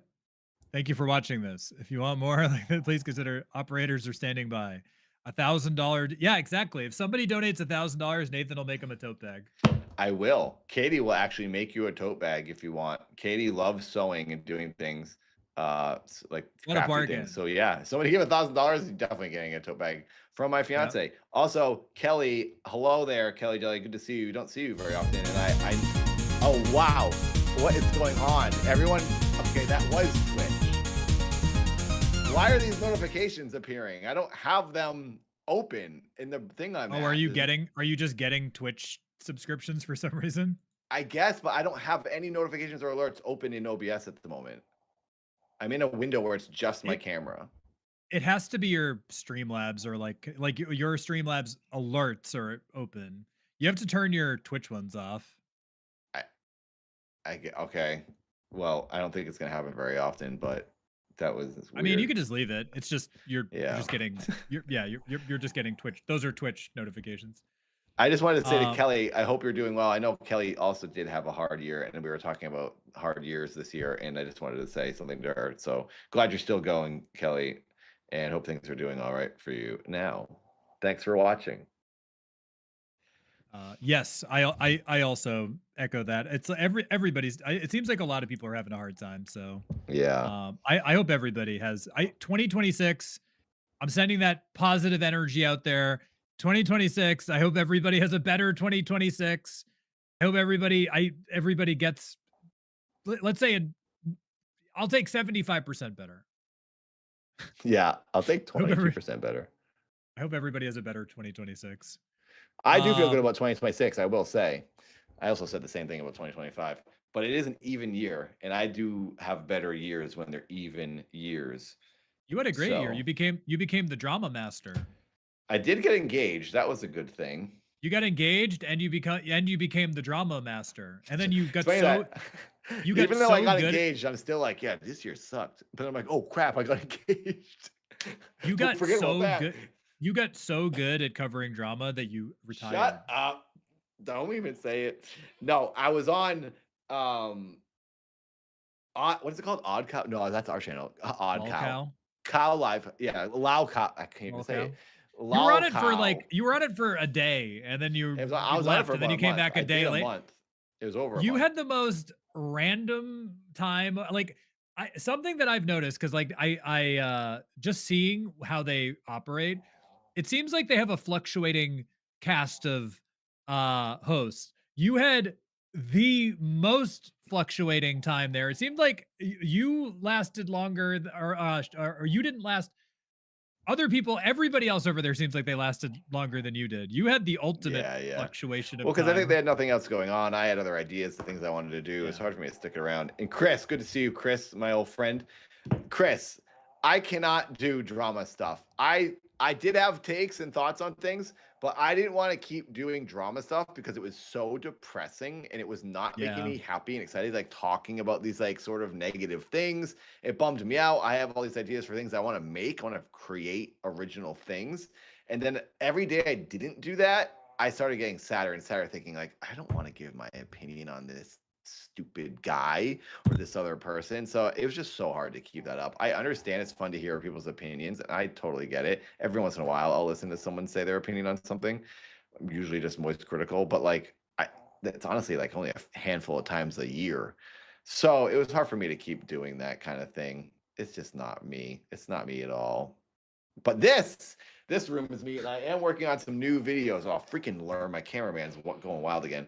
I am working on some new videos that are more like retro focused things, video game culture, nerd stuff. Oh, come on, camera. And I'm trying to like set up this room to record a lot of that stuff that it's not gonna be groundbreaking things, but it will at least make me happy. And then the dad movie is my big thing. That is like a big creative piece that I'm going to be making, which I talk about all the time, and I'm sure you all know about it. So when I make the dad movie, that will satisfy me, and then these other little videos will hopefully just keep the money rolling in. But in the Anyway, meanwhile, sorry. we have to start the odd drama channel.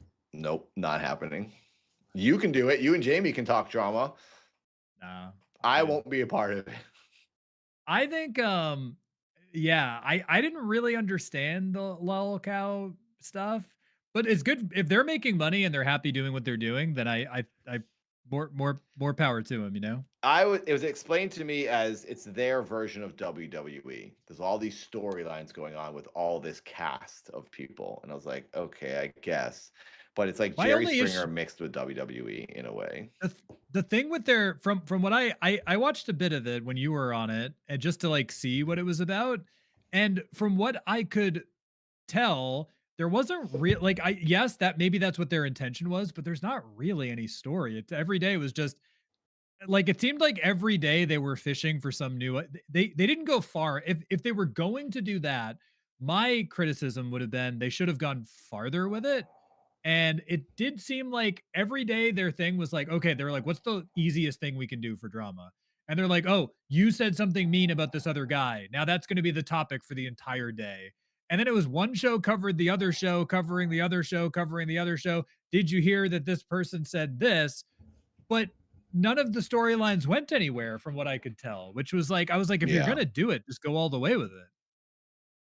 Yeah, I know. It's a kind of things will peter off and they won't end. There won't be a period on to a storyline. And I think that's what makes people think, okay, is this real or is this like scripted? There wasn't enough substance to it. It was like, it was all Yeah. fluff.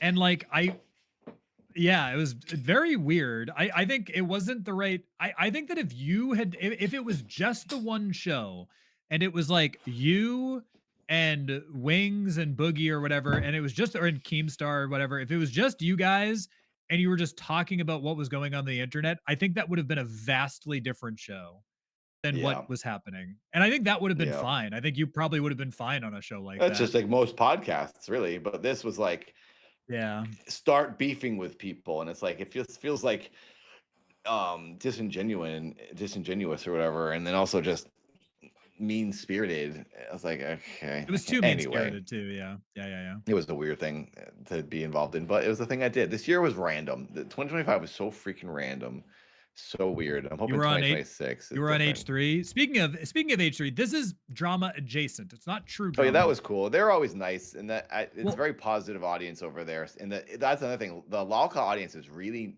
well. I shouldn't say that. I was gonna say they're really negative. The Lalca live, the main show, has a negative audience. The rest of the shows on Lalca had a very supportive, nice audience, and then H3 has a very nice, supportive audience. So I appreciate them being nice to I was me. going to I'm ask sensitive. you, you got AB to agree to a boxing match. Has there been any follow-up to that? 1 second.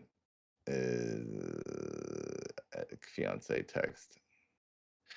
No, I think he didn't I feel bad asking him about it. I probably will in the not so distant future, like in the new year, be like, hey, just want to check in. Did you want to do that? If Were you not, all joking? good. Yeah, I feel bad that I like put it up there because if some people, I don't think anyone's really even thinking about it because I haven't had Yeah. any comments about it or I at was just all. curious. But I would like to do a fun little friendly thing in the boxing gym. We can wear headgear and just go light, just for a visual to see us in the ring tapping each other. I think would be fun. And I'm not gonna try to kill him. He can try to kill me if he wants. I really don't care because I need the training. I sparred. I've been sparring with these young amateurs again, and they're like trying to take my head off. It's like I'm getting legit knocked around. So if AB even wants to try, which I don't think he'd be able to go very hard because I'm sure his cardio is not great at the moment, I'd be down. But I would 100% just go like 30% if he wanted me to. I just thought it'd be fun to be in the ring. Yeah, so I'll ask him. I don't think he wants to do it because he completely Oh yeah, stopped talking to me about it. But he also moved, and he had a big move, so that was probably part of the reason. Eshin said this in my chat the other day on Twitch, but this is a great idea. Eshin said you should clarify and challenge him to Wii boxing. Oh. Oh yeah, I because think when that I said when are we boxing, I meant yeah. when are we video game boxing? And then he doesn't have to get punched. If he's worried about getting punched in the head or whatever, you'd be like, we're gonna be like, no, I literally meant Wii boxing. Yeah, I should say that to him. That's funny. I think that's funnier. It's And a then he funnier can come bit. over for a stream and we'll just play Wii boxing. Right. Or yeah, exactly. And I feel like he said that in the moment. Like I think you asked him and he agreed because he seems like a nice guy. I think he agreed to it in the moment. And then afterwards, like just to assume, I'm sure that him and his wife were just like, together were like, do you really want to get in the ring again? And I'm sure he was like, I don't want to get in the ring again. I do think part of him wants to. I think part of him wants to do it, but then also part of him's like, nah. So I think he's like on the fence, honestly, because it is funny. I think he does like boxing. He doesn't want to get hurt. I think he likes the act of boxing. If it was against someone else who's never boxed, I'm sure he would do it. Would you ever box Jamie? Yes, I would. Jamie? Let's go. Let's go. Jamie's ready.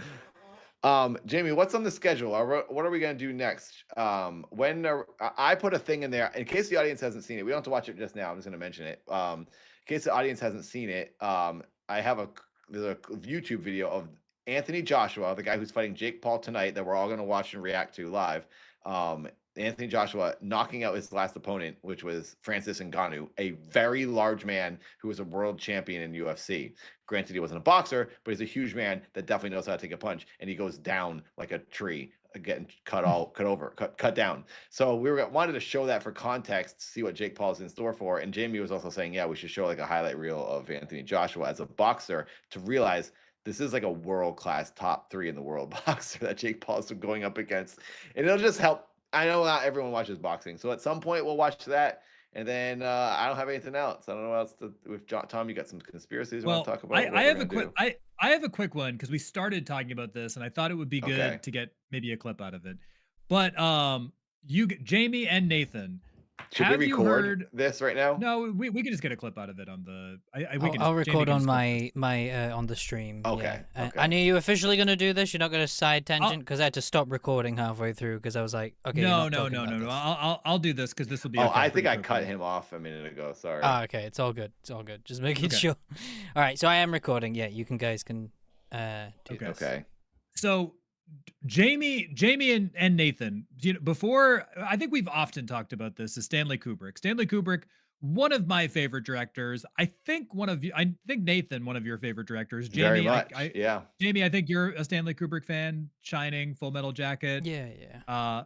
All those movies. Space 2001: A Space Odyssey. That's my favorite one. So there is a big conspiracy about his final film, Eyes Wide Shut. And I felt like we should talk about it because we started talking about it before the stream and you all hadn't heard about it. But did you know that there is a conspiracy? You didn't know before this that there is a I big did not. conspiracy regarding his final film. I had no idea, and I still can't remember what it was you said. So I still don't know what it is. So basically, Eyes Wide Shut, if for anybody who hasn't seen it, it's an interesting film. I'd have to see it again. It's been a long time since I've seen Eyes Wide Shut, but it's Tom Cruise and Nicole Kidman, who I believe were still married at that time. They were. And the two of them are a husband and wife duo in the movie, and Tom Cruise plays a doctor who, I believe, if I'm remembering the plot correctly, runs into an old friend of his in a bar, and the friend of his is now a piano player, and the piano player tells him that he's going to be playing at this really secretive club later on, a party, and he tells him how he's supposed to get in. Like, there's like a secret password, and it's a masked party. And Tom Cruise in the film goes down this rabbit hole of sneaking into this party where it's basically, if one is to surmise what Stanley Kubrick was saying, it's kind of an expose into elite secret societies. And there's a super infamous scene in the movie where Tom Cruise is walking around and there's a bunch of people in masks having an orgy in the movie. And there's a lot of like real disturbing ritualistic stuff and imagery in the film itself. And there's a lot of just really weird things in the movie. There's a lot of like talk of like blackmail. There's a lot of talk of there's a lot of like child exploitation in the movie. There's like weird power plays in the movie. There's a lot of just strange stuff in this movie. I think Can I Kubrick's ask, weirdest movie. Was it a book before it was a movie? I'm not sure. It could have been a book. I'm not sure though. I don't think it was a Okay. book. I think this was I believe this was an original Stanley Kubrick film, and he wrote the script and all that stuff. Now, the thing that I think is most interesting about this conspiracy is allegedly during the cast and crew screening of this movie, which is like they had crew, Tom Cruise was there, Nicole Kidman was there, a bunch of, I believe it was Warner Brothers. This is a Warner Brothers picture. And there were a bunch of executives from Warner Brothers in the screening room for this movie. And allegedly, people heard Stanley Kubrick get into a shouting match with the Warner Brothers executives during the screening of the movie. The studio executives, if we're to believe what was overheard, the studio executives were telling Stanley Kubrick he needed to severely cut the movie down and cut out certain parts of the movie. Kubrick told them he would never do that. He's not going to do that. Only a few days later, Stanley Kubrick dies. And then the movie is recut. And then what you see now is a recut version of the movie. People have never seen the lost footage. Over a half an hour of footage is missing. And during some scenes, digital figures were added to obscure certain elements. So things were blurred. Digital people were added in to obscure elements of the film and to obscure explicit ritualistic stuff in the movie.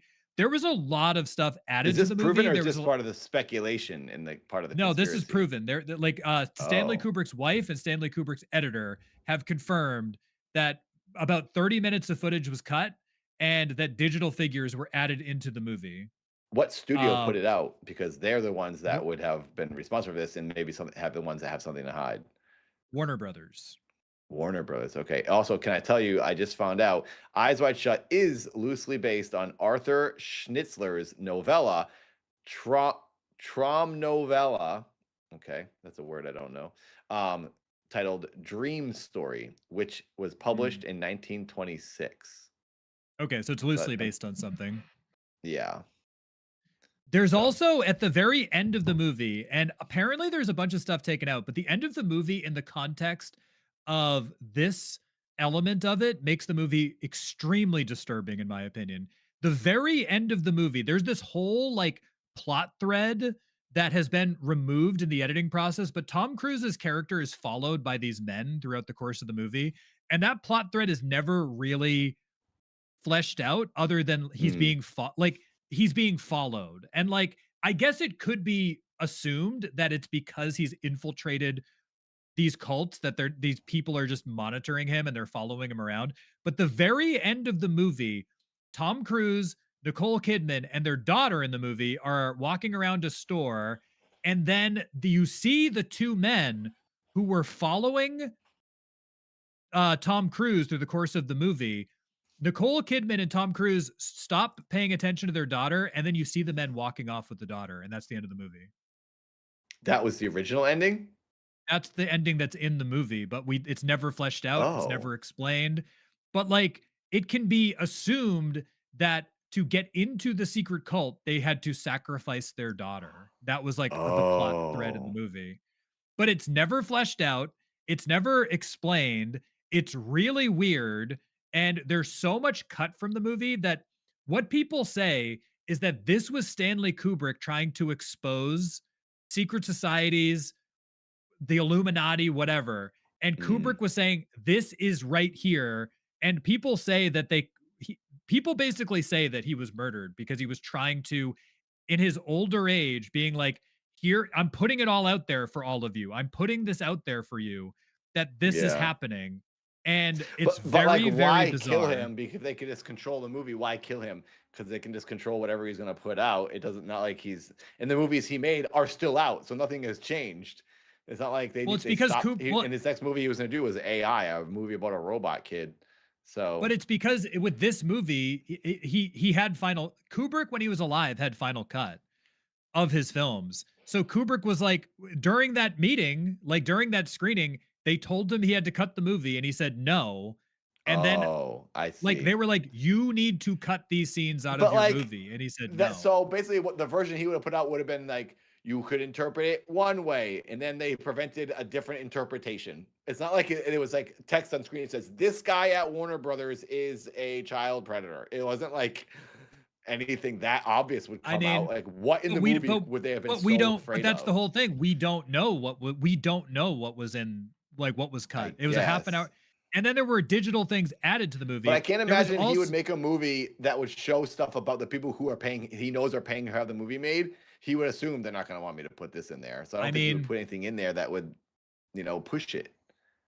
I mean, we don't know. I mean, you don't know. Yeah, I know. I can't say there's one other thing that I forgot about, and this is like another important part of it. There's a few scenes in the movie that like you can tell that Tom Cruise was supposed to have narration. It's like very odd, like he's like looking at something and you could tell that there was supposed to be narration during those scenes.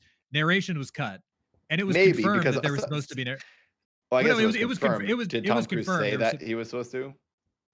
The editor, yeah, it's been confirmed that there was supposed to be this like narrative that Tom Cruise was supposed to narrate. Stanley Kubrick's movies are weird, and there are just weird scenes with no audio and stuff, just long shots and stuff. So, but yes, I'm not denying it. Maybe. I just wonder if this is, because it's easy to put together a conspiracy. If you say, look at this weird thing, and if you look at this weird thing, but like ultimately it's art. This is an art project. It's hard to interpret art. You could extrapolate a lot of things from a movie, and this could just be one of those things. I'm not denying it. I wouldn't be surprised if there was a conspiracy on this.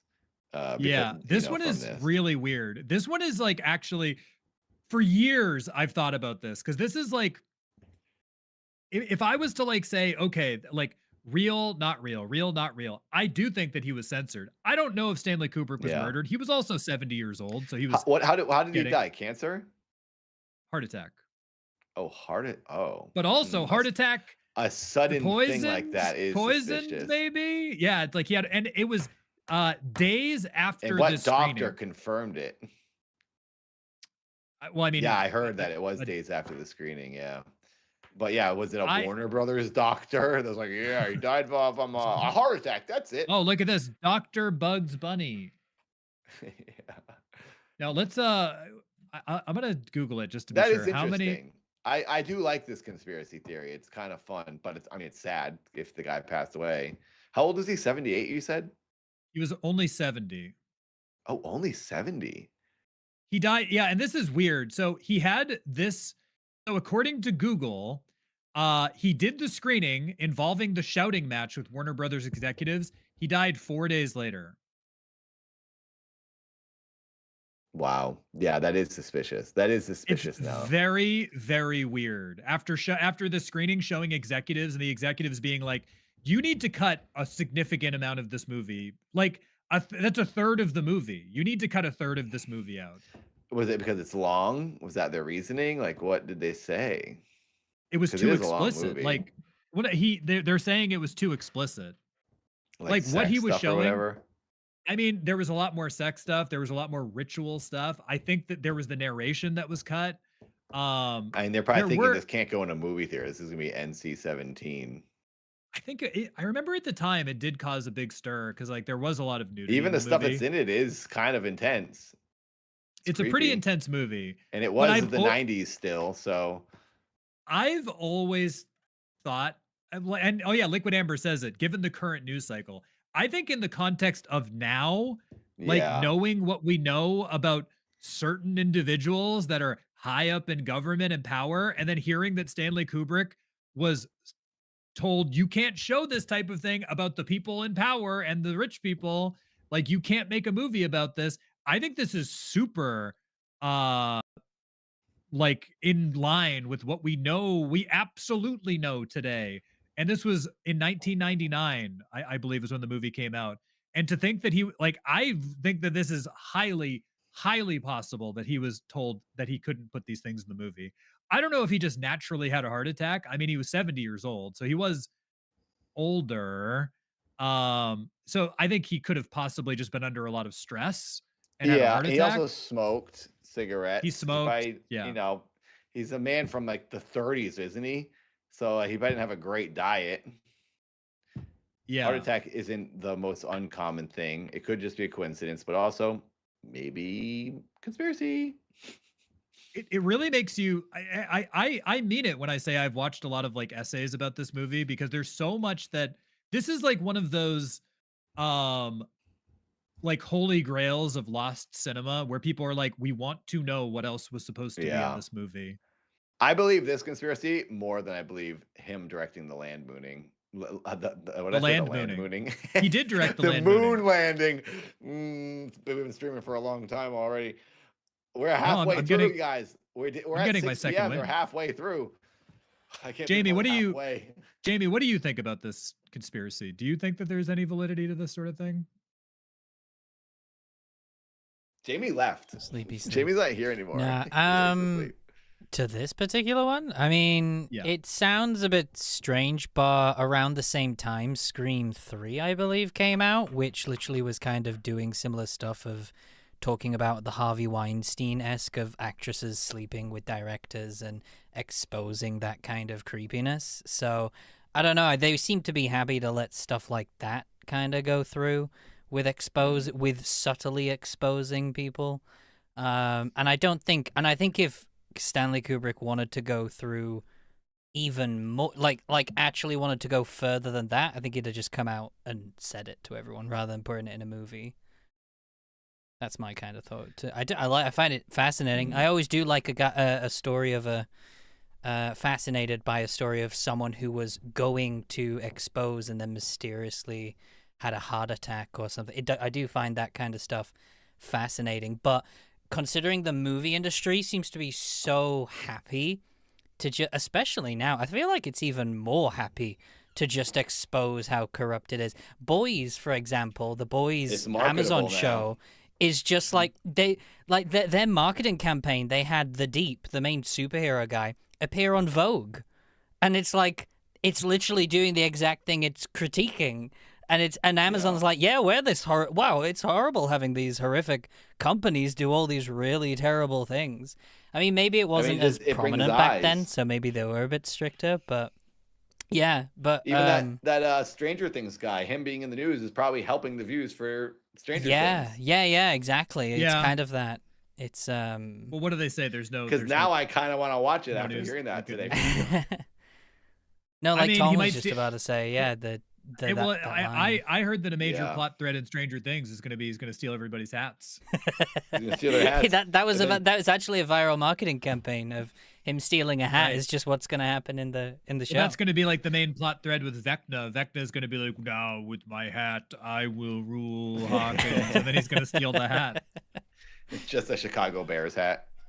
Right, he's gonna it's gonna be it's gonna be a really cool hat. It's gonna be like one of those hats that's like a helmet with like straws on it. He's gonna have like some the drinks. beer holder hat. Right, and Vecna's gonna be like, now that I have my cool hat, I can drink Budweiser and He's gonna put destroy the buzz balls world. in there. Yeah, Mhm. but then he's gonna Hopper's on. gonna show up and just start spiking helmets everywhere, taking everybody's hats. I wanna oh, you just reminded me of a thing. I won't talk about it on the show. It has nothing to do with the show. But when you said this, I just thought of something I wanted to send Metaproid yesterday, one of our viewers. Oh my gosh, thank you, Eshin. $10.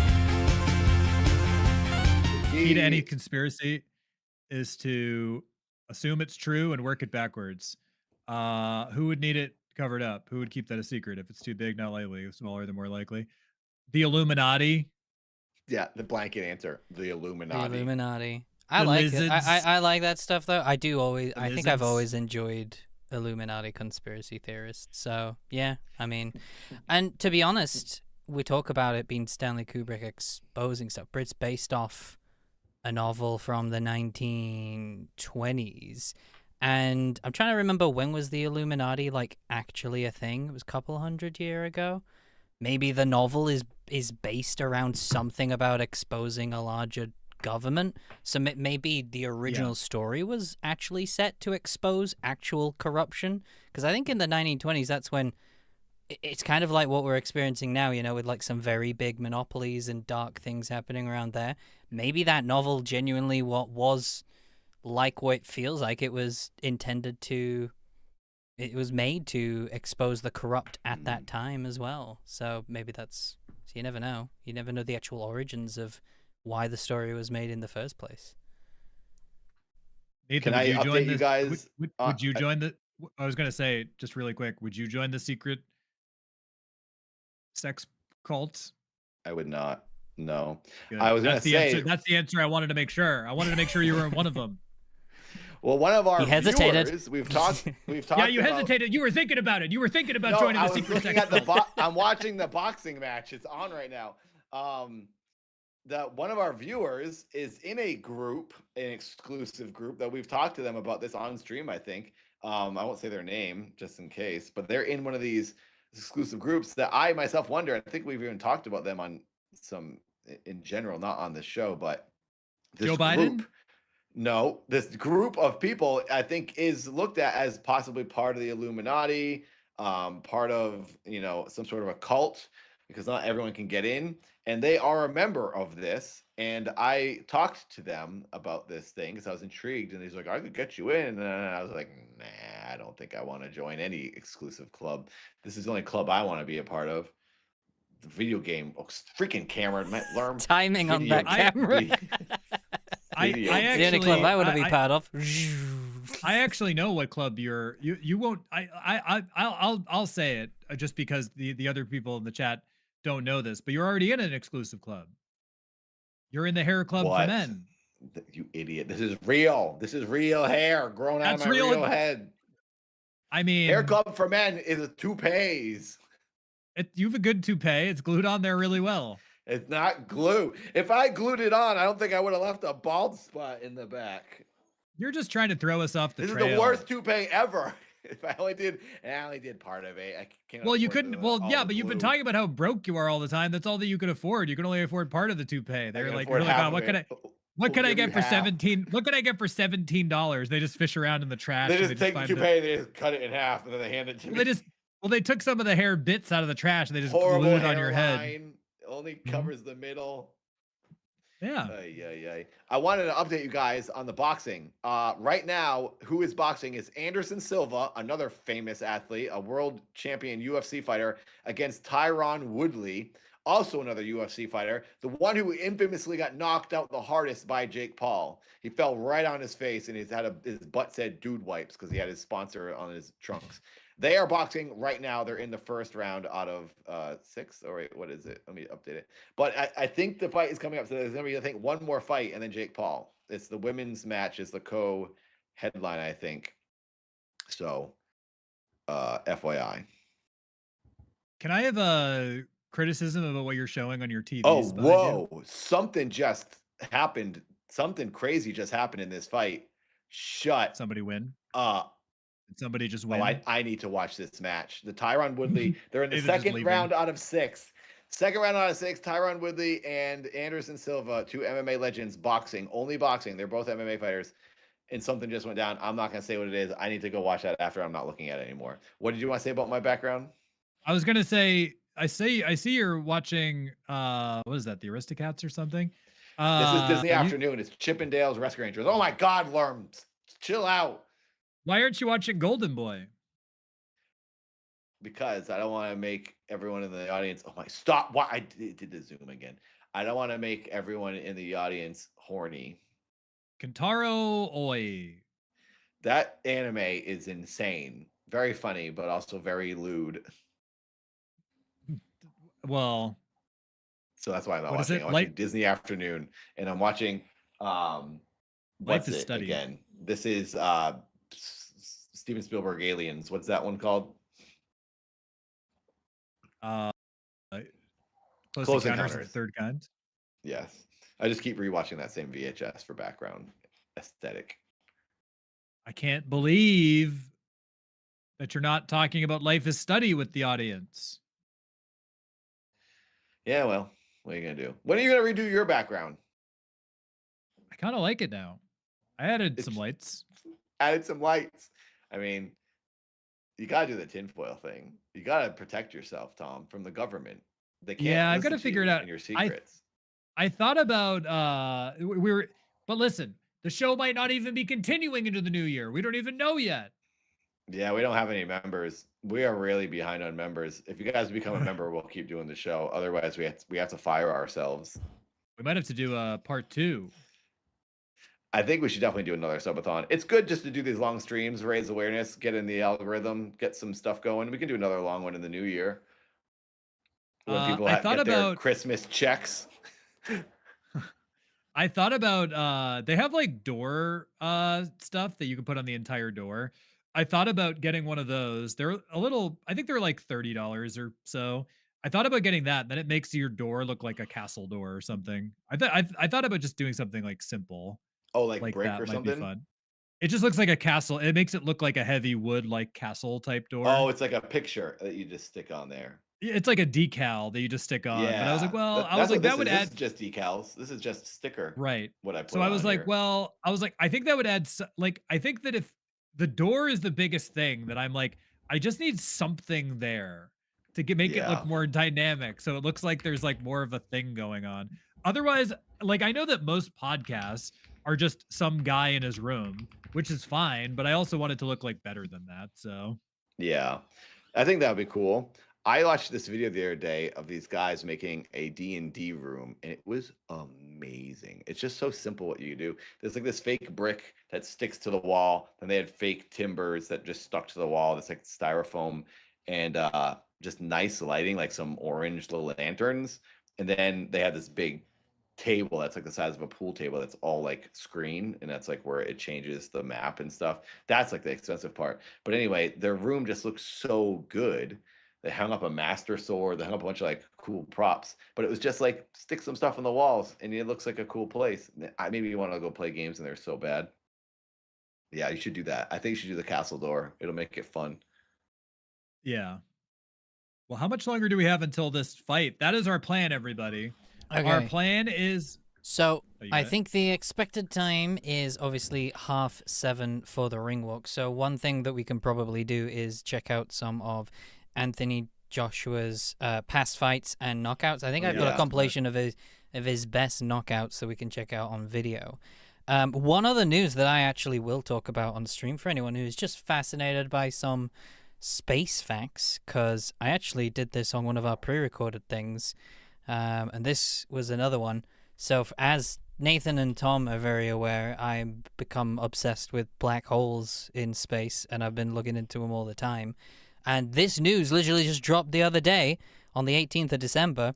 There is apparently, remember how you guys said that you weren't aware that obviously black holes orbited things and can, they can actually move. They're not in fixed places in space. Well, they've actually found a supermassive black hole that has been catapulted out of a galaxy and is hurling in space right now, just in the middle of nowhere, just destroying everything in its wake. They've noticed this is the first ever thing they've seen, and it is 10 million times bigger than the sun that we are aware of. And it is passing through the galaxy at, I believe, 593 miles per second. So that is obviously, how far is it to, I guess, LA and New York? That's a couple of seconds if you travel at that speed. But that's how fast it is. So almost 600 miles. 600 miles a second, pretty much. So let's say what? Kind of fast. 3,000 divided by 600.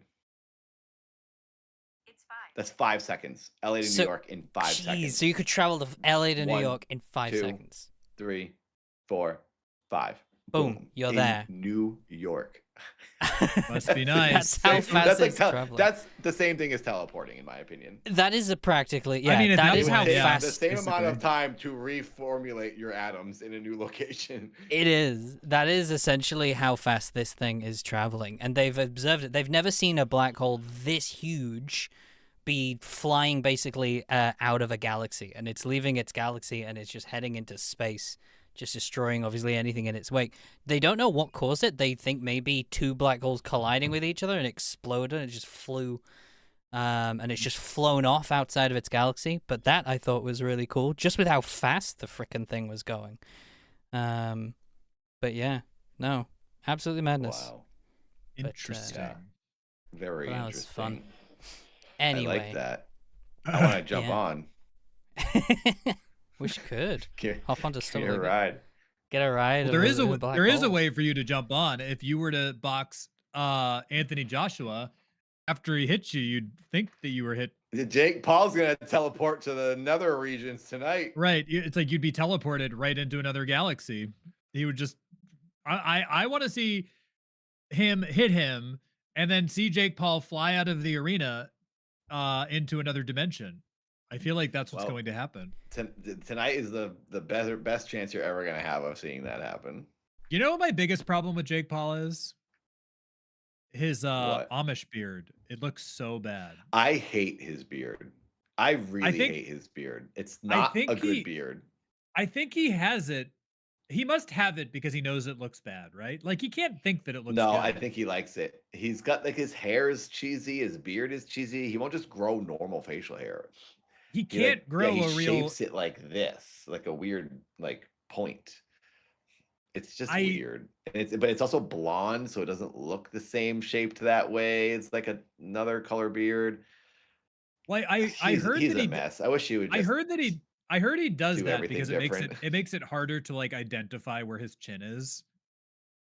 No, because he has a giant. I don't know, but when you're a boxer, you're not like whiffing it. You're just punching at the face. You can hit through a beard. Yeah, If I his just think beard his beard was like huge, maybe, but and no offense to the people who have like the Amish beard. If you have an Amish beard, do you think it looks cool? Then like whatever. I personally am not a fan. what does the Amish beard? You mean wait, she shapes it? Because that's what I thought you meaning. That's what like the Amish beard is where like you trim the mustache off, so or they keep the mustache really thin. Oh, and it's only the under and it's stuff, just you like don't have anything. Yeah, that's right. He weird. doesn't. I thought he you doesn't meant just the shape. Well, he doesn't really have a mustache. He just has like this big bushy like under beard. That's like the Yeah. Amish beard is you trim up here, but then like you've got this big bushy beard that goes Yeah, I down. He's don't got like like an that. Amish beard. It looks Maybe they don't weird. like it in their mouth to eat, and it's weird or whatever. But like, I you mean, I get used guess, to but if it. you're gonna have a beard, just have a beard. Yeah. All right, let's have a Well, look yeah. at some highlights from Anthony Joshua. So, for anyone who is non-boxing fans, you can obviously get an understanding of who Anthony Joshua is. So I think you sent me this one, Nathan. So if you want to give context to this one, then we can probably check out some of Anthony Joshua's actual KOs and stuff. Okay. Let me go here. Okay, make sure I can see the screen. Yeah, so this is Anthony Joshua. I'm not like a boxing encyclopedia, but I do know he's one of the best fighters in the world right now. He did Yeah, even I know that. Semi recently, but was his last match a loss? I can't remember. I think he did just come out of a long break. Who was he against again? What's his name? That new up and comer dude. Yeah.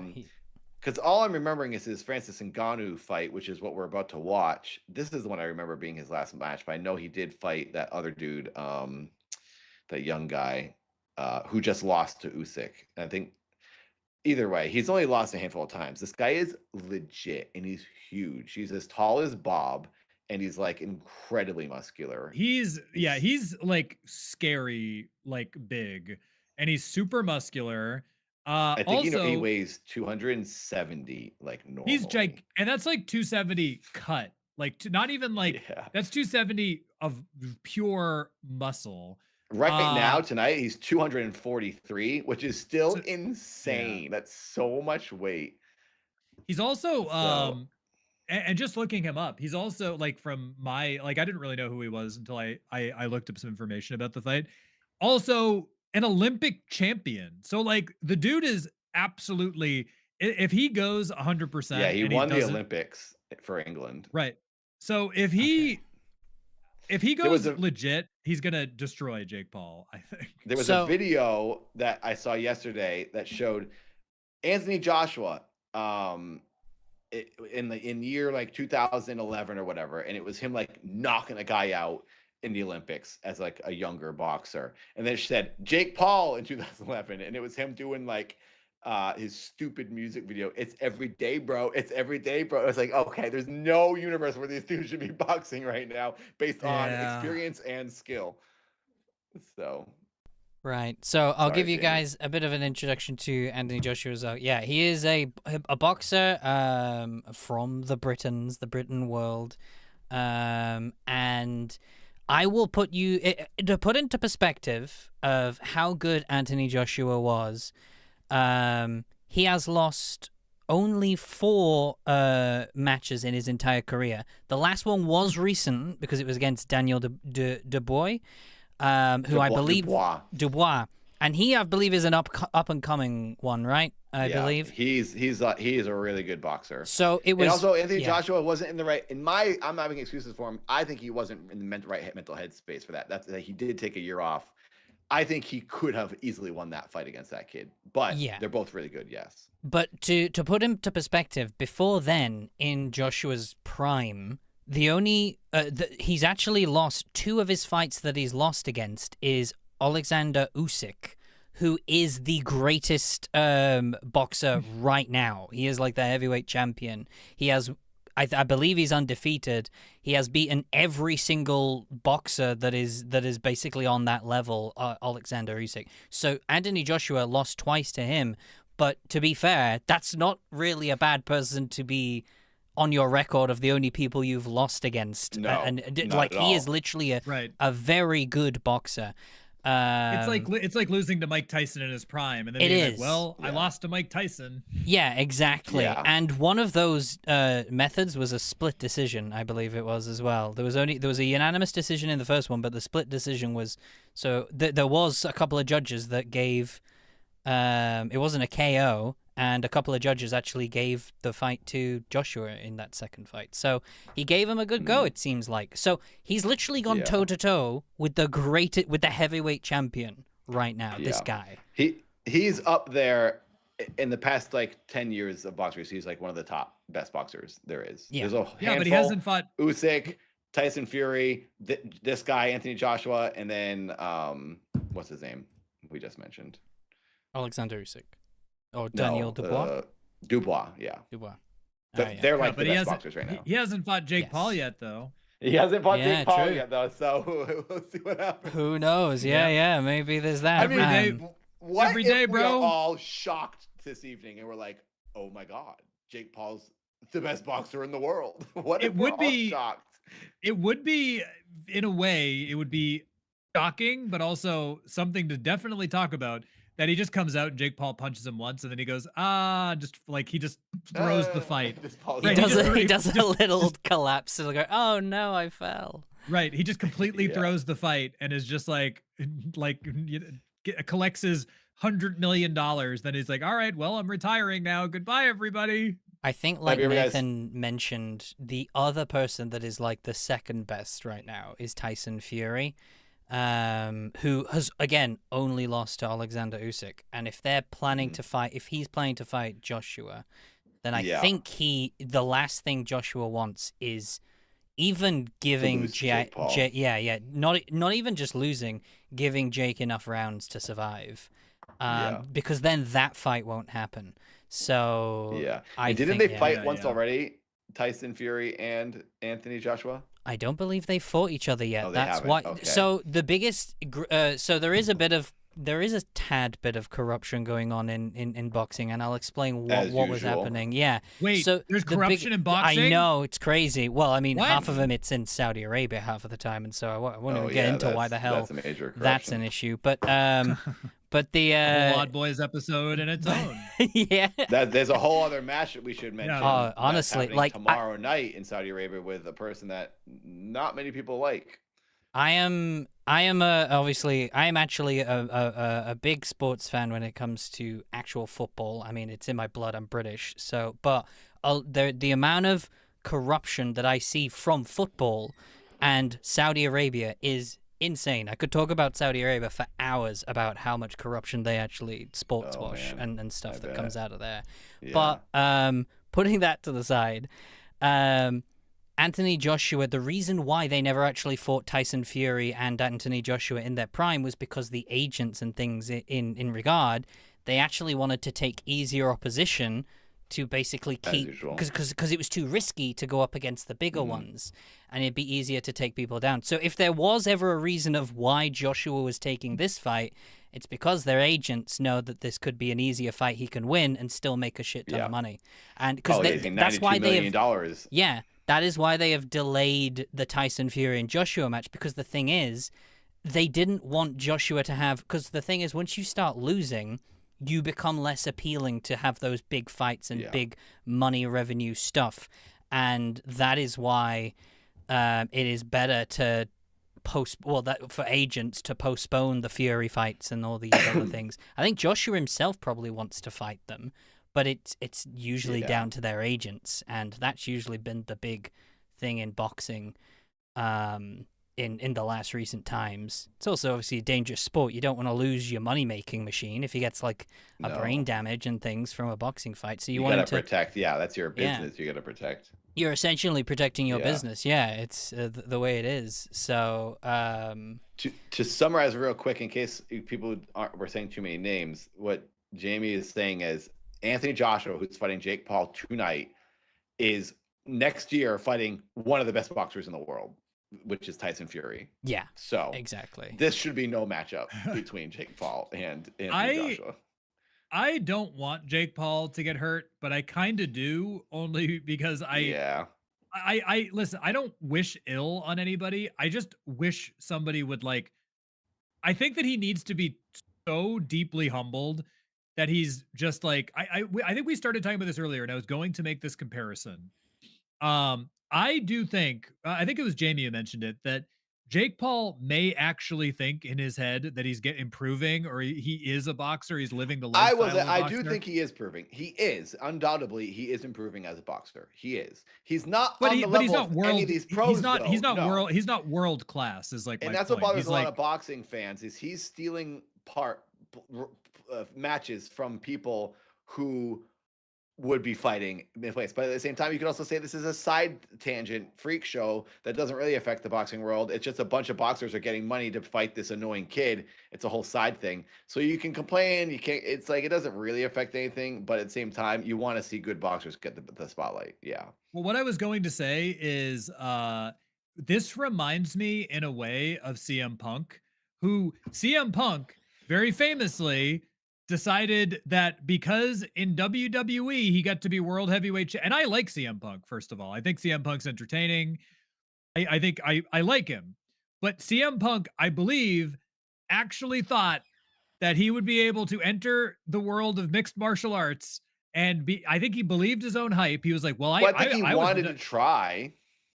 Well, I think trying is once, but then trying is once, but then he did it a second time. And I would say he was so like absolutely destroyed both times that I think that that's what he needed to like be like, okay, I am not like, he might be like like if you went to an MMA gym in a street fight, he might do all right. He might do all right against a drunk guy.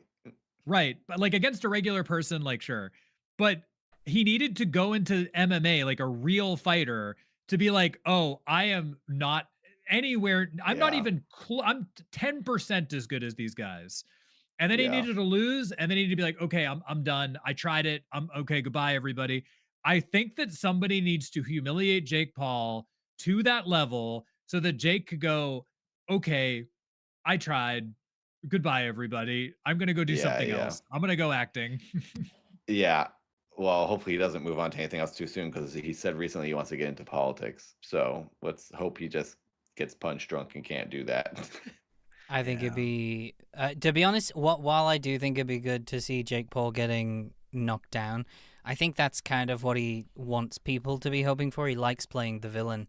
So I won't lie. Yeah. There is part of me that thinks it would be very, very funny if Anthony Joshua's done this whole hype and then he can't knock out Jake Paul. That would be that would be funny as well. I feel like this is a win-win for us all. If either Jake Paul gets completely obliterated or Anthony Joshua can't knock out a YouTuber, and that would be also quite possibly the funniest thing to see. That would be sad for him. It would be very sad, but I think it'd be very funny to watch. My number's on number one, just because he literally still is. Even if he's spent a year out of the ring, he's still up there. And if he's serious about fighting Fury, which I think he's always wanted his whole career, the last thing he's gonna want is going easy on Jake Paul, because Tyson's also a very bit, for anyone, I know I'm obviously mentioning a lot of names, but for a bit of context, this other fighter that Joshua is gonna go up against is a big shit talker. He is the biggest. He's got the biggest mouth in the whole game, and he knows how to. Fury. Yeah, Tyson Fury. He gets under people's skin. And the Gypsy King. The Gypsy King, they call him. And if Anthony Joshua can't properly knock out Jake Paul, or even last longer than he will, it will be the big build up to it. Tyson Fury will literally grab onto that and throw it in his face for like the entire build up to their fight. There is no way Anthony Joshua would escape that if he doesn't properly do what he's, planning to do, I guess, tonight. So, yeah. This is interesting. It's very, very interesting. Anyway, Aladdin said in the chat, he might not even, after being humiliated, he might not, be humble after, which is possible. Jake Paul might be like, no, judges are wrong, or I got knocked out on accident, or he'll just make up. I don't think well, I think in his head he's the ultimate troll. So I don't think there'll be I'm going to be embarrassed by it, because I don't think Jake Paul can get embarrassed. I think he literally likes playing that villain and stirring the pot. So I think even if he got knocked out, he's not. I think the only good thing is just watching him get knocked out, because the aftermath, he'll just make up a load of crap of why it wasn't a thing, and then would continue doing what he's gonna do. But yeah, I think it'd be very funny if he does. Anyway, should we check out some this Anthony Joshua thing so people can see what check it out. his This is this for the Anthony versus... I just saw an ad with your favorite man, Tom, the Hat Snatcher, on Netflix. Oh, there you go. Can't believe it. He can't keep getting away with it. He keeps stealing these hats. Also, the women's fight is about to start. Oh, is it? FYI. Ngannou versus So we're not far off. then. David Harbour is the biggest threat facing our nation today. He's Stealing running all around, hats. Can't running believe all it. around, stealing everybody's hats. What a story. That's incredible. Also, look at the size. Spiking them Jo- like footballs. Hopefully we don't get a 6'6". claim for this. It's on YouTube, but if we talk over a lot of it, maybe we won't get claimed. Yeah. Also, someone mentioned playing Disney in my background. It's out of focus. It's from the 80s, and it's on YouTube for free, so I don't think I'm going to get claimed for this. I what think I'm playing. you'll be fine. But yeah, well, we can react to it with bits and bats on this. But look at It's a quick match. This is Anthony Joshua, 6'6", for anyone who doesn't know that. He's 6'6". He's a very large man. giant. My goodness. Anyway. I guess he's shorter than Bob, which is interesting. Bob is Yeah. 6'6". He says he's 6'6.5". I say he's 6'7". I guess we because don't when he has need his shoes full- on. He's 6'. Anthony was Oh yeah, knocked out. I've got stuff here for when we can go into. I the mean, next I think one. he just hit him. He hit him in watching. I'm watching Nathan versus Matt Watson. Yeah. In many ways, it's very. In many similar ways, it's fight. practically the same thing. Yeah, kind of. I hope Anthony Joshua beats Jake Paul in 22 seconds, like I did at Creator Clash. That'd be madness. All right, What so if he gave you a shout out? He's like, this goes out to my boy, Nathan Barnett. Dad, the YouTuber. This goes out to Dad. He got robbed. You didn't get Creator Clash 3. We all knew that you were gonna face that random Minecraft guy. Oh yeah. Can't Fitness believe it. influencer. Oh my goodness. But yeah, I mean, here this is some of Anthony Joshua's best knockouts. Apparently, it says This guy's not even fighting back. He's just getting. this guy's just getting absolutely pummeled. My goodness. I mean, this is probably just some journeyman he's fighting. Yeah, this was his earlier. Just to get his record up. Good lord. Well, this was. He looks young, so I think this was This was probably starting out. Yeah. Compared to That was some of just his- somebody's dad. They were like, "Do you want to? Yeah, do you want to fight box him?" this And he's guy? like- we need he's like, "Oh, some I guess- numbers going up. I mean, when you I look at it, guess all so. these guys he's fighting are older. So yes, this is him setting his record. This is what they always do. Whether he's like in the prelims of some event and he's fighting a guy. Look at this guy. This is like a WWE. This is like an indie pro wrestler. This guy went to Cactus Jack's wrestling school and they stuck him in the ring with Anthony Joshua. This is not a boxer. I mean, I'm sure he is, whoever this guy is, but he just looks like a character. I mean, they have Like, to he- be. oh, look at that guy can't punch. He's blocking like this, couldn't even see. He's covering his eyeballs, and he goes. I mean, yeah, but these guys had. had. Look at that. But these crack. guys had. But these guys have to be ranked. Like, I'm sure that they're okay. No, Yeah, I a think lot of they're these- ra- When I you're think- building records, sometimes it's pretty uneven. Yeah, but I think they that's just- 'cause because they'll they're get getting paid, they're and getting the everyone just wants gist to of. They're also getting the gist of who Anthony Joshua is as well. So he goes higher and higher, the more he beats. The more. And fights now he these wins. people, these people are going to be more legitimate. They're getting. as he They're goes. getting better. Yeah, he that's was definitely- beginning. He was beginning his career, right? I mean, look, he's also Yeah. way more buff now. I feel looking at this one. This one looks like he's prepped himself way more up. And a lot of times, these other boxers know that what their job is. They know they probably don't have the skill to beat this guy. They're like, yeah, right. This guy's climbing the ranks, and I'm in there just to add to his score. They're just there to take the check a lot of times. So I don't think their mental Yeah. morale is really ready to. You know what you're in for, Yeah. but you want that check. So- Yeah, they're like, let's just do it, get it over. But with. then, like this guy, you can tell is actually trying because he probably thinks he has a chance. Mm. It's more on his level. Yeah, probably. But now he's on the back foot already. It's like, oh crap! Now he's like, I'm done. When you're just blocking and moving away, you're not doing well. If you're like not throwing. I feel like that's what Jake Paul might do to try and survive a couple of rounds. You know, because That's what I would expect. Yeah. Him to do. Imagine he just goes said full He's gonna be the swinging. one. He said he's gonna be the one moving around, making Anthony Joshua tired. He says, "I'm the Yeah, smaller guy, so I can move around on my feet." He says he's a smaller guy, but he's also at his personal heaviest, so he's gonna be sluggish Right. for his size. He's he should be fighting literally at like 190. He's literally the smaller guy, but he's also very Yeah, but- overweight for his size. But Jake does say a lot of stuff anyway in the build-up. Like, he literally handed a contract over to Tommy Fury once and said, "You give me my half or something if I win." You know, he does all these big things that he Yeah. says he's gonna do, then he doesn't do. He wagers jewelry and stuff all the Yeah, time. I'll give you my house and all my Yeah. if you beat me. And I think it's just all talk. I don't think he's gonna do the. Yeah. Oh my gosh, the lady who's the referee right now in the women's match tonight, live right now, I'm checking on it, is my referee from my Critical Clash 2 match. Oh, really? Oh, really? I mean, Yeah. there's probably only so many of them. It's the Florida Boxing Commission, and the guy who set up Critical Clash with us works for Jake Paul. He works for MVP, which is Jake Paul's boxing promotion company, which set up this whole event. Mike Leonardi is his name. I text with him all of my documents and all my medical records. He puts this whole thing together, so he's probably using the same people.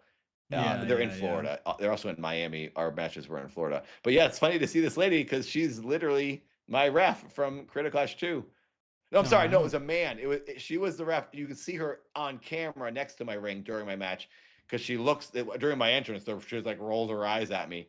But they alternate. They jump in and out of the ring. The referees trade every match. She was the one there. My second match. Sorry, she wasn't my actual ref, but she was there rolling her eyes at my entrance. Like, all right, screw this. This is dumb. You guys are ripping us off. You're not fighting. You just want to check. And I'm nervous that could happen tonight, that Anthony Joshua is just there for the check to make Jake look somewhat legit, even though no one's going to believe it. And it will be very much a ripoff. I swore Jake Paul off after that one. I was like, I'm never watching one again. I don't care. He's and here I am, just watching again. I think that's why he has gone after Anthony Joshua, because he knows if he goes for someone else, no one's gonna tune in because of the Mike Tyson thing. This was the only way he was probably gonna do it. Sorry, Tom. What were you gonna say? I was gonna say I kind of hope that they have an agreement that they're gonna go easy on each other, and then Anthony Joshua just ignores that and just just crushes them. Yeah, that would be really funny. Because what's Jake Paul gonna do? Sue him and be like, "Oh, why are you suing me, Jake Paul? Oh, was there something in the contract I wasn't supposed to do?" I also think he's wealthy enough that like if he violated his contract with Jake Paul to like go easy on him, I think he would be like, "Yeah, but I got so much publicity, it doesn't matter." Yeah, I'm the one who finally ended this freak show. Right. He's got and he would make so much money off the press tour and the publicity as being the one who like embarrassed Jake Paul, that even if Jake Paul was like, okay, because you embarrassed me so heavily, you forfeit your money or whatever. I think I would just be like, all right, I'm already worth $100 million because I'm a very famous boxer. I don't need your money. Yeah. Let's see. What is Anthony Joshua's net worth? Anthony Joshua's net worth was $80 million in 2024. So if he has his money invested, he's probably getting close to 100 million. He doesn't need this money. No, it's just extra. I mean, depending on how he's doubling his money tonight in this match. Yeah, I'm very curious to see what happens. You never know. You never know what you would do if someone presented you with $100 million. But the thing is, he knows he'll make more money later. He doesn't have to take this. He knows he'll make another 10, 20 million on another fight. Like, he doesn't have to do this. If he was to do that, I would think he would be prepared to retire, be like, okay, I'm done after this. I'm going to disappear. So if he does that, then I'll believe that it was maybe him taking a check. FYI, everyone, I'm watching the match right now, and the women's match, it's the co-main event, is happening at the moment. They are in round 1 of 12, and a round is 3 minutes. So, and there's a minute in between. 12 times 3. All right. Do we want to? So it's going to be like another 40 minutes. If it goes the distance, it's going to be like 45 minutes at least until we watch the Jake Paul match. Well, I was going to say that since we've just been doing a little talk, do you want to take a little break, like 15-minute break, to prepare for the ring walk and stuff? And then we can maybe change the title to Jake Paul and stuff. So we could just spend 15 minutes just organizing that, because then when we come back, it can be the... Yeah, sure. Be about that, and then we go from there. Yeah, that sounds good. Set it all up, get drinks. Yeah. Organize things. I would suggest everyone open Netflix now if you can. Yeah, I should do that too. Get it going if you want to watch with us. This match going on right now, the woman Baumgarten, she's kind of expected to maybe just knock this other lady out. So she's a really good boxer. So this could end quick. So yeah, we should get ready. Mm-hmm. Yeah. It's just like me. I'm a really good boxer. Yeah. I can't wait till Tom makes his debut and he Tom's boxes gonna do it, yeah. Nightmind. It's gonna be crazy. Gonna be some crazy times in there. Tom versus Altoid Yoda. Yep, I'm ready. Gonna be spicy. All right, I've got my fight thing open. I see the All right. ladies are boxing.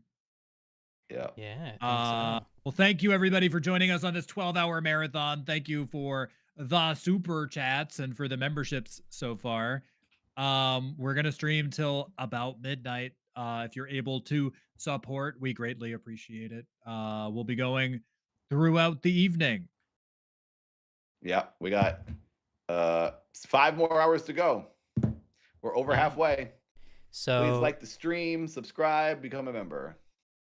Yep. We're going to go for a quick break, maybe like 10-15 minutes. We're going to just set up everything ready for basically the Jake Paul thing. We'll just maybe we'll change the title and things, update that stuff. We're going to grab some drinks. You guys should do too. You should grab some snacks and all that kind of stuff. And so for the next couple of hours, we'll probably do the Jake Paul thing, and then we'll end the marathon on probably playing some games and stuff. Oh yeah, Nathan has to download Gary's mod. Yeah. All right. Gosh. I'm going to try to put a new thumbnail up too. Yeah, I think so. Why not? We'll be right back, guys. We'll see you shortly. Enjoy, I guess, some more Inside of Mind videos while we go on our break. Yay. All right. BRB. The Columbia Broadcasting System and its affiliated stations present Orson Welles and the Mercury Theater on the Air in The War of the Worlds by H.G. Wells.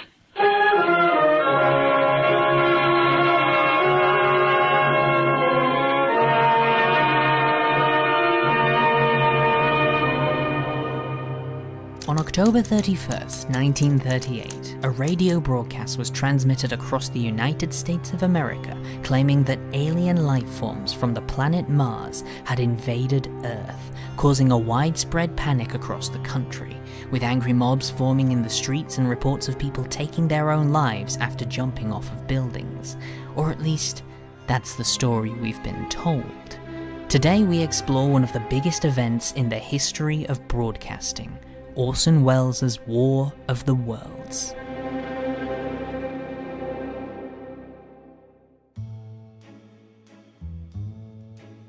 We begin our journey with the man behind the curtain, George Orson Welles, born on May 6, 1915. Growing up, he garnered a passion for performing arts and radio, and wound up with an acting job at the Gate Theatre in Dublin during 1931, after reportedly walking into the building claiming to be a Broadway star.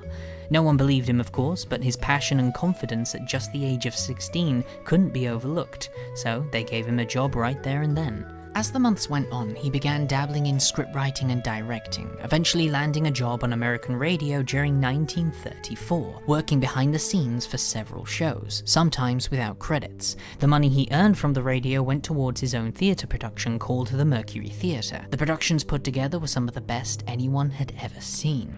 With 4 hit shows in its first year, the Mercury might well close its door on a season unparalleled in Broadway history.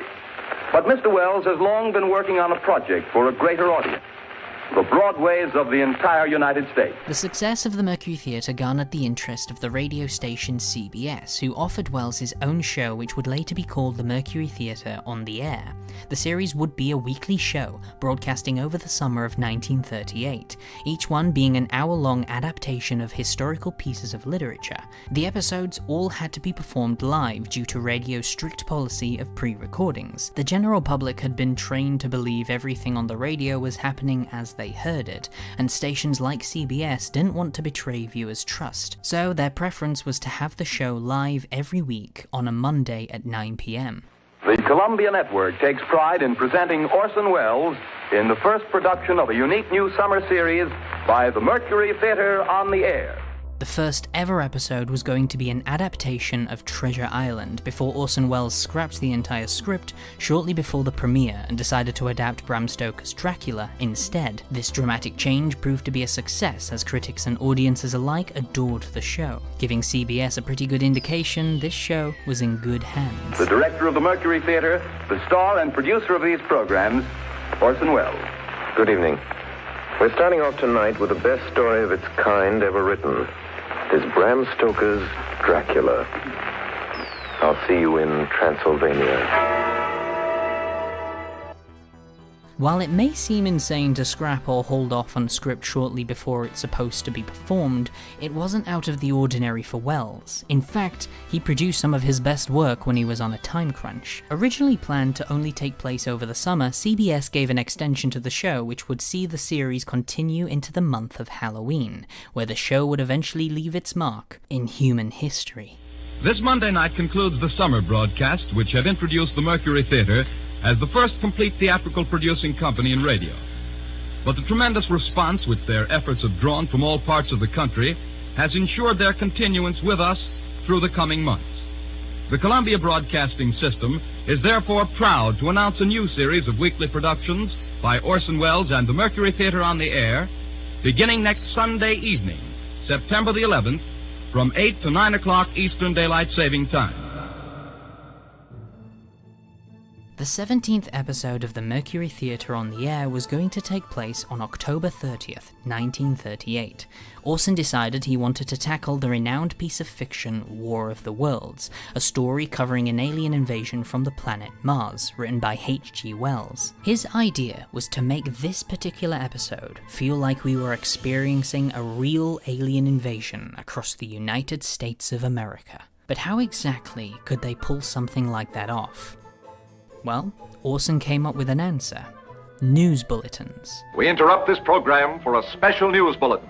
An evening of radio programming being interrupted by news bulletins was a very common thing during the 1930s due to so many problems going on throughout the world. The Great Depression had just taken its course, tensions were rising between the US and Japan, the Nazi Party and right-wing radicalism was taking over Europe. Serious events were happening all the time, and radio had the upper hand against newspapers by delivering breaking news to the American public the second it happened, sometimes interrupting the program that was playing at the time. And that's what Orson wanted for War of the Worlds, having numerous pieces of music playing across the first 40 minutes while being interrupted by reports of strange objects landing in several parts of the States. Unfortunately, the first read-through of the War of the Worlds was a complete disaster. It was dull, boring, and uninspiring. So they recorded a read-through and sent it to Orson for some feedback. He basically said the same thing. The news bulletins just weren't realistic enough. There was no sense of urgency. They needed more news flashes, more eyewitness accounts. If this was going to work, they needed to be as close to reality as they possibly could make it, without disrupting the story, of course. So, after restructuring the script, they added more news bulletins, more eyewitness accounts, using everything they could at their disposal to make these things much more believable. Even the actors began helping out, suggesting certain rewrites to particular dialogue that didn't come across as natural. Actor Frank Riedick, who was going to play a reporter on the scene, needed some help with his performance, so Orson gave him a recorded file of the Hindenburg disaster of 1937, reported by Herbert Morrison. It's bursting into flames. Wait, get it, Charlie, get it, Charlie. It's fire and it's crashing. This is terrible. This is one of the worst catastrophes in the world. I can't talk, ladies and gentlemen. Honest, it's just laying there a massive smoking wreckage of the humanity. Frank visited a record library and had this playing on repeat, taking notes to help his performance. They also went from having the alien invasion spanning across several days to having it all happen live, meaning the Martian invasion would take place in just the space of an hour. This is obviously unrealistic for an invasion to happen, but Wells managed to combat that problem by having the program start off at an incredibly slow pace, having the orchestra segments at the start playing longer than most producers recommended him to. In Orson's mind, starting out with a slow pace and having big gaps between the news bulletins would help give the show that realistic atmosphere they were looking for. Then, as the story progresses, the Martians spread across the states. The pace became faster and faster, making people forget about the unrealistic nature of Martians taking control of huge cities in the space of an hour. The Columbia Broadcasting System and its affiliated stations present Orson Welles and the Mercury Theater on the Air in The War of the Worlds by H.G. Wells. On October 30th, 1938, Orson Welles' adaptation of The War of the Worlds was about to broadcast on CBS at 8 p.m. Some people tuning in at the very beginning, excited to listen to a brand new piece of media written and performed live by Orson Welles. Ladies and gentlemen, the director of the Mercury Theater and star of these broadcasts, Orson Welles. We know now that in the early years of the 20th century, this world was being watched closely by intelligences greater than man's. The show opens with an introduction to the Mercury Theater, along with a monologue performed by Orson Welles himself. The show begins, viewers listening, orchestra playing, everything is fine. Until some viewers tuned in a few minutes late. They switched on the radio. They hear that orchestra playing. Oh, must be some kind of performance tonight. We can just leave this playing in the background while we do some chores.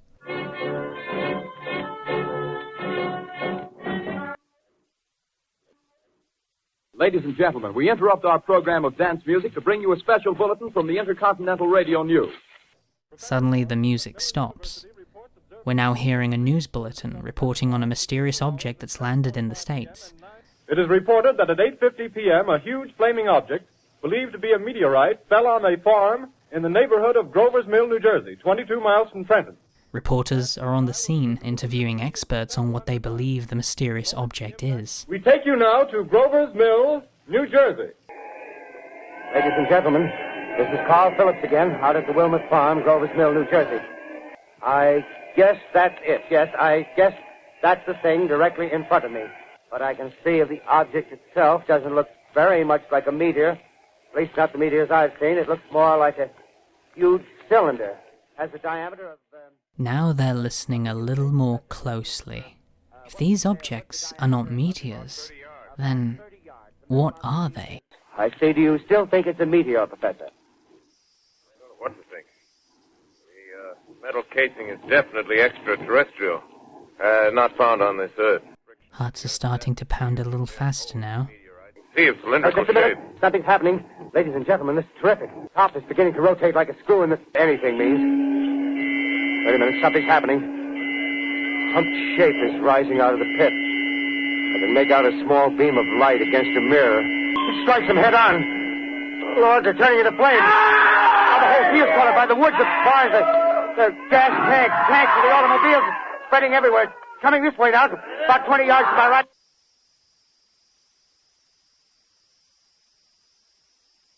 Ladies and gentlemen, due to circumstances beyond our control, we are unable to continue the broadcast from Grover's Mill. Losing signal with the reporter after the bizarre object opened up is certainly not what they were expecting. Ladies and gentlemen, I have a grave announcement to make. Incredible as it may seem, both the observations of science and the evidence of our eyes lead to the inescapable assumption that those strange beings who landed in the Jersey farmlands tonight are the vanguard of an invading army from the planet Mars. The world is being invaded. People start leaving their homes. It's over. There's nothing we can do. People are running for the hills, setting their pets free to fend for themselves. Some even invaded churches, announcing the world is under attack and you might as well go home to die. Others decided to call into their local police stations, asking if there's anything they can do to fight in the alien invasion. At 8:32 p.m., CBS supervisor Davidson Taylor received a telephone call in the control room ordering him to interrupt the War of the Worlds broadcast with an announcement that the show was indeed fictional. But by the time the message had gotten across, the damage was already done. The following day, the War of the Worlds broadcast was on the front page of every newspaper across the states, claiming widespread panic took place during and after the broadcast. The newspapers reported that thousands of people had called them up along with police stations asking for more information or offering their services to help in the war. There were mobs in the streets of New York, angry and confused as to what they had witnessed on the radio. Reports of people taking their own lives appeared in the news, claiming people were jumping off buildings after hearing the apocalypse had arrived. The entrance of the CBS headquarters was packed to the brim with journalists waiting for Orson Welles to make his appearance and respond to the backlash of his radio show. I simply don't know. I can't imagine. I mean, you must realize that when I left the broadcast last night, I went into dress rehearsal for a play that's opening in 2 days, and I've had almost no sleep, and I know less about this than you do. I haven't read the papers except At the time you were giving this role, were you aware that terror was going on throughout the nation? Oh, no, of course not. You know, we did Dracula, and it seemed to me during Dracula I had high hopes that people would react as they do in a movie of that kind, and I don't know that they did, particularly, and so I'd given up. One doesn't believe in the radio audience much. You don't know whether they're listening or not. You have no idea how many people are listening or what they're thinking. I had every hope that the people would be excited as they would be at a melodrama. According to people who worked with Orson, while he was very apologetic publicly, privately, they could tell he was enjoying this attention. He knew this piece of work was going to go down in history with how huge the backlash appeared. The entire country in a frenzy over something he put together. Yes. Towards the camera. We've asked you that before. Ask it loud, very loud. Louder! Do you think, Mr. Wells, that you might have taken unfair advantage of the public in using a method as a conveyance for authentic news? I don't believe that I have, since it is not a method original with me. It is used by many radio programs.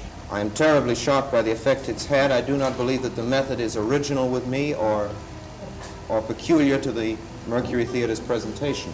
As the years went on, however, the more historians look back at this bizarre event, the more they began to question it. According to the radio research project Invasion of Mars, it was reported that 6 million people were listening to the broadcast, and just around 1 million of those believed it was real. In later studies, however, it suggested that those viewing figures were greatly exaggerated, estimating around 1 million were actually listening to the show rather than 6, but even those viewing figures are uncertain, and it could have even been smaller. Luckily, the C.E. Hooper rating service was doing research on the very night of the broadcast into what people were listening to, calling over 5,000 homes asking what they were watching.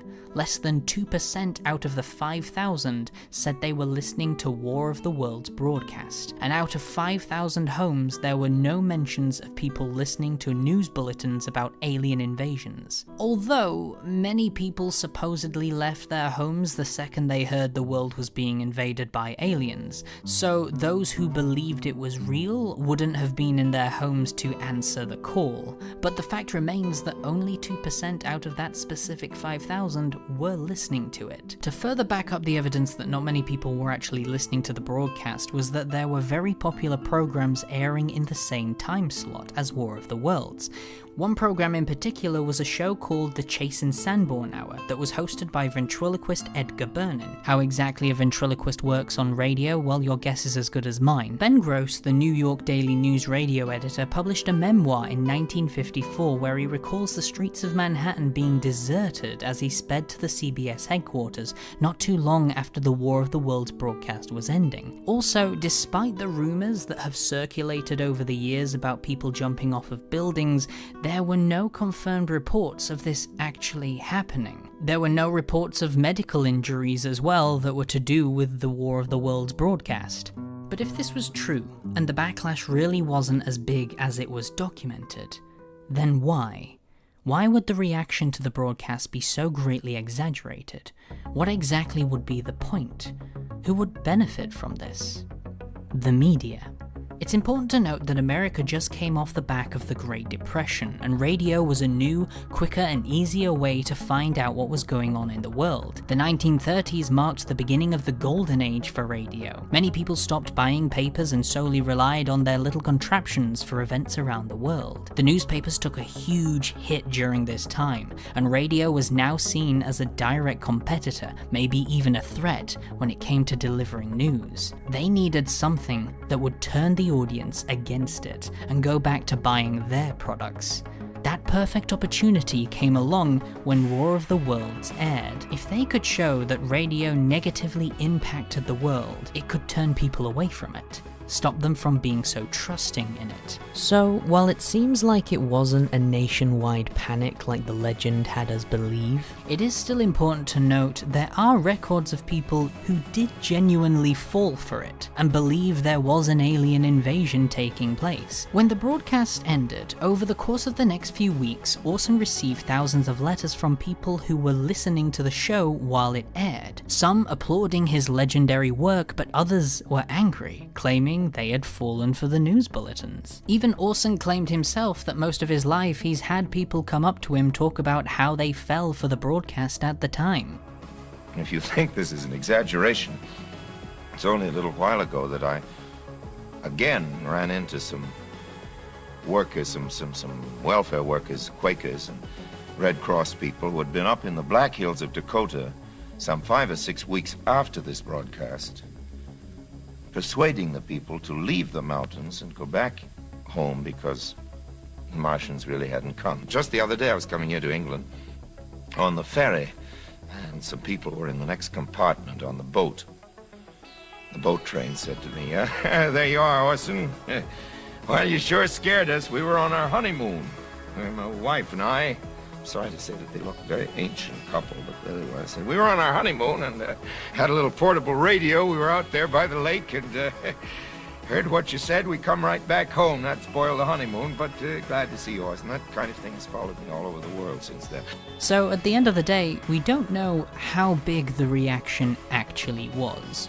We know a lot of people fell for it, but we also know a lot of it was exaggerated by the press. Either way, it certainly deserves a place in the history books for the bizarre situation it caused. If you're still interested in War of the Worlds after this video, the BBC have just made a 3-part television series based on the War of the Worlds book available on BBC iPlayer. If you're outside of the UK and can't access iPlayer, then don't worry, because this video is sponsored by ExpressVPN. ExpressVPN can actually help you gain access to content like BBC iPlayer if it's not available in your country. I recently made the switch to ExpressVPN after my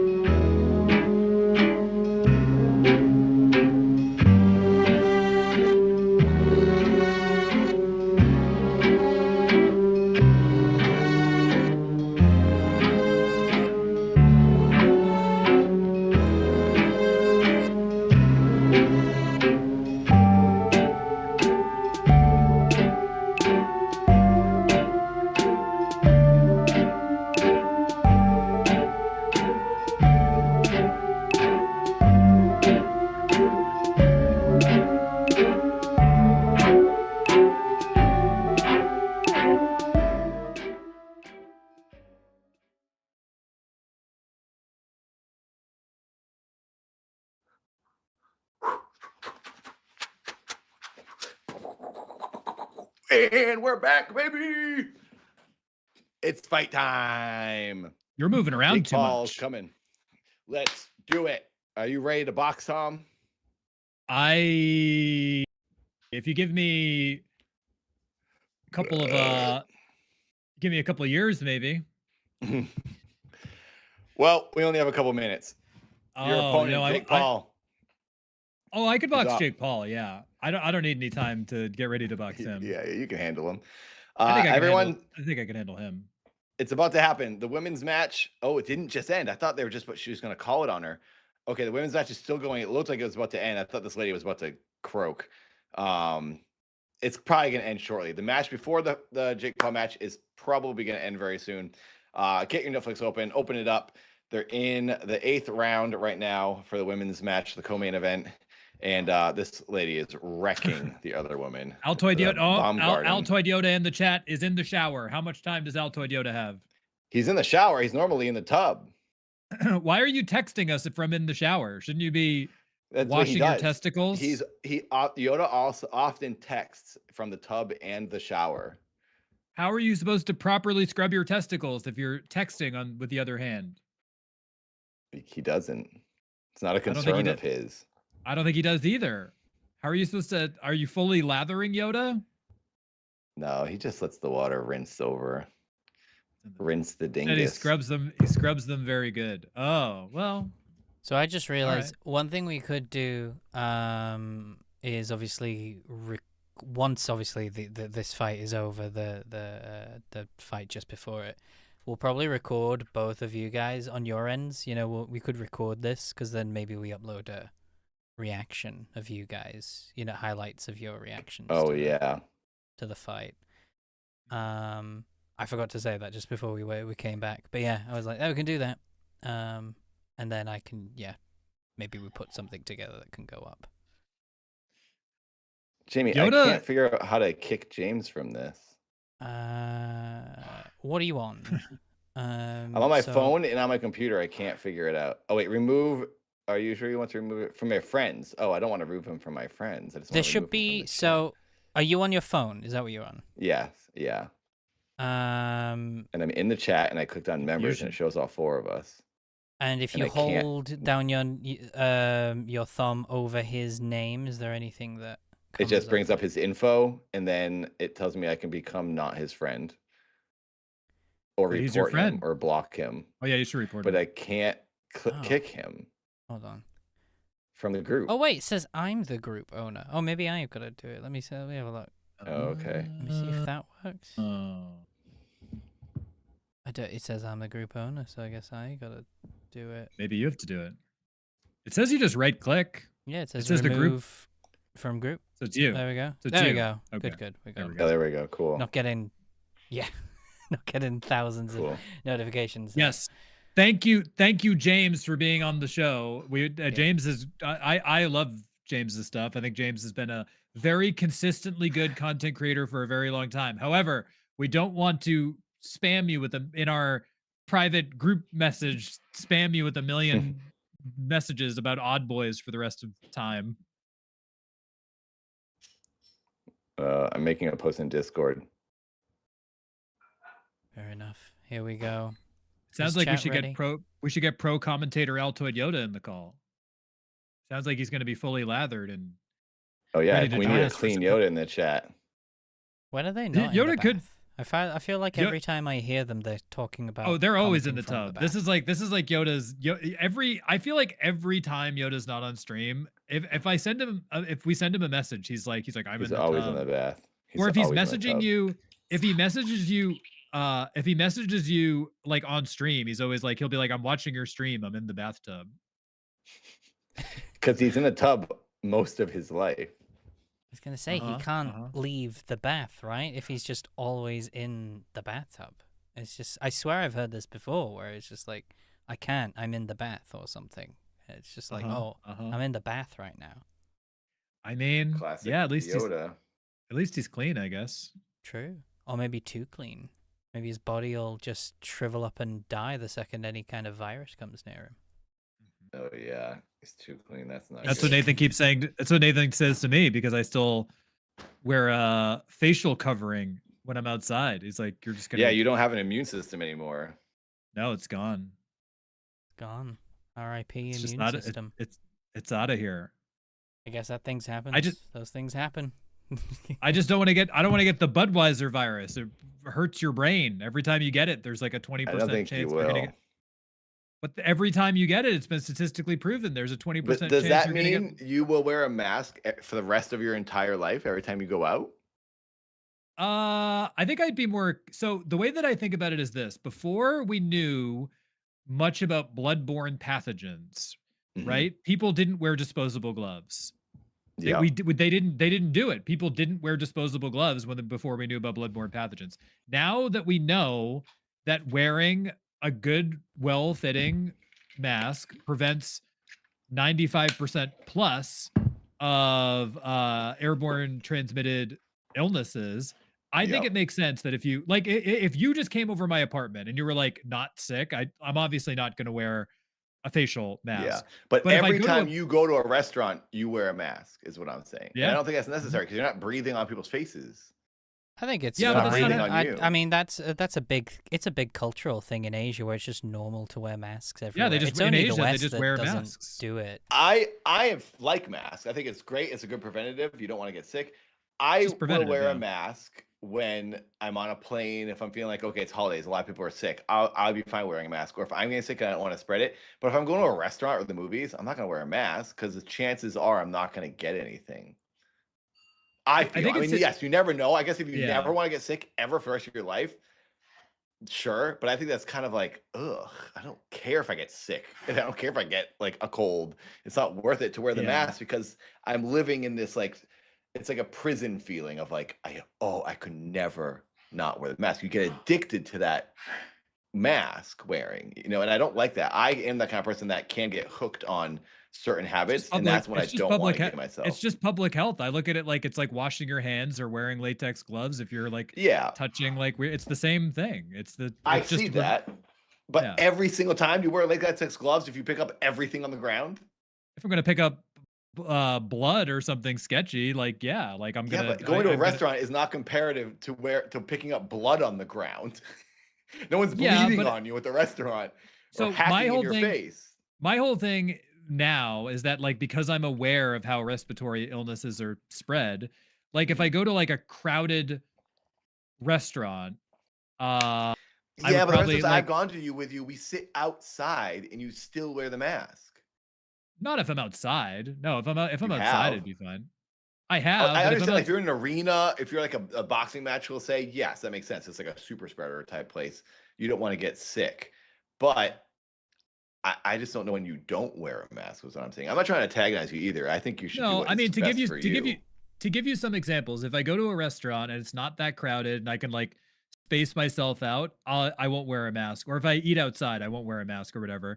If I go to the movies, if it's a crowded theater, I'm gonna wear my mask the whole time. But if I go to a theater and there's not that many people in there and I can like have some distance between myself and the people, like then but I won't wear a mask. But if I go like I just haven't seen you It not depends on wearing the a mask situation. anywhere in the past since the pandemic. I feel like Yeah, I but was it's wondering also if you're like it's almost also like it's over also worried about it. the 2 days you were here, you had us go to it was a super crowded arcade, a super crowded outdoor You were event. the one that you don't have to say I had you go. You wanted to go Well, to the the- arcade. That was your but the pla- idea. But the places we went were super Also, you wore crowded. your mask. So We were outside at haunted houses, walking around outside, and you wore the mask. yeah, I probably could have not worn it then, but that was like still a crowded thing. We were also going from outside to inside. I understand wearing a mask. I think it is smart for sure. I just wondered if you would think you can always have to wear it for the rest of your life, doing everything public. I think I look at countries like Asia and like they wear it's situational. Like if they go to a crowded place or they go to like public transportation or they go to like a hospital, they will mask and they have for decades, years. But it got so stigmatized in the West that it became political.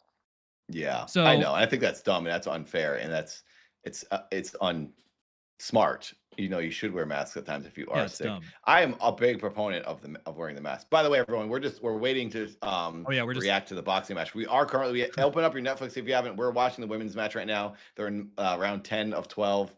Jake Paul is next, so we're gonna react to this live. But right now we're just chit chatting. If you're just joining, I personally don't like having to wear extra things. I don't like having to wear a hat. I don't like wearing a watch. I don't like wearing a mask was so annoying to me.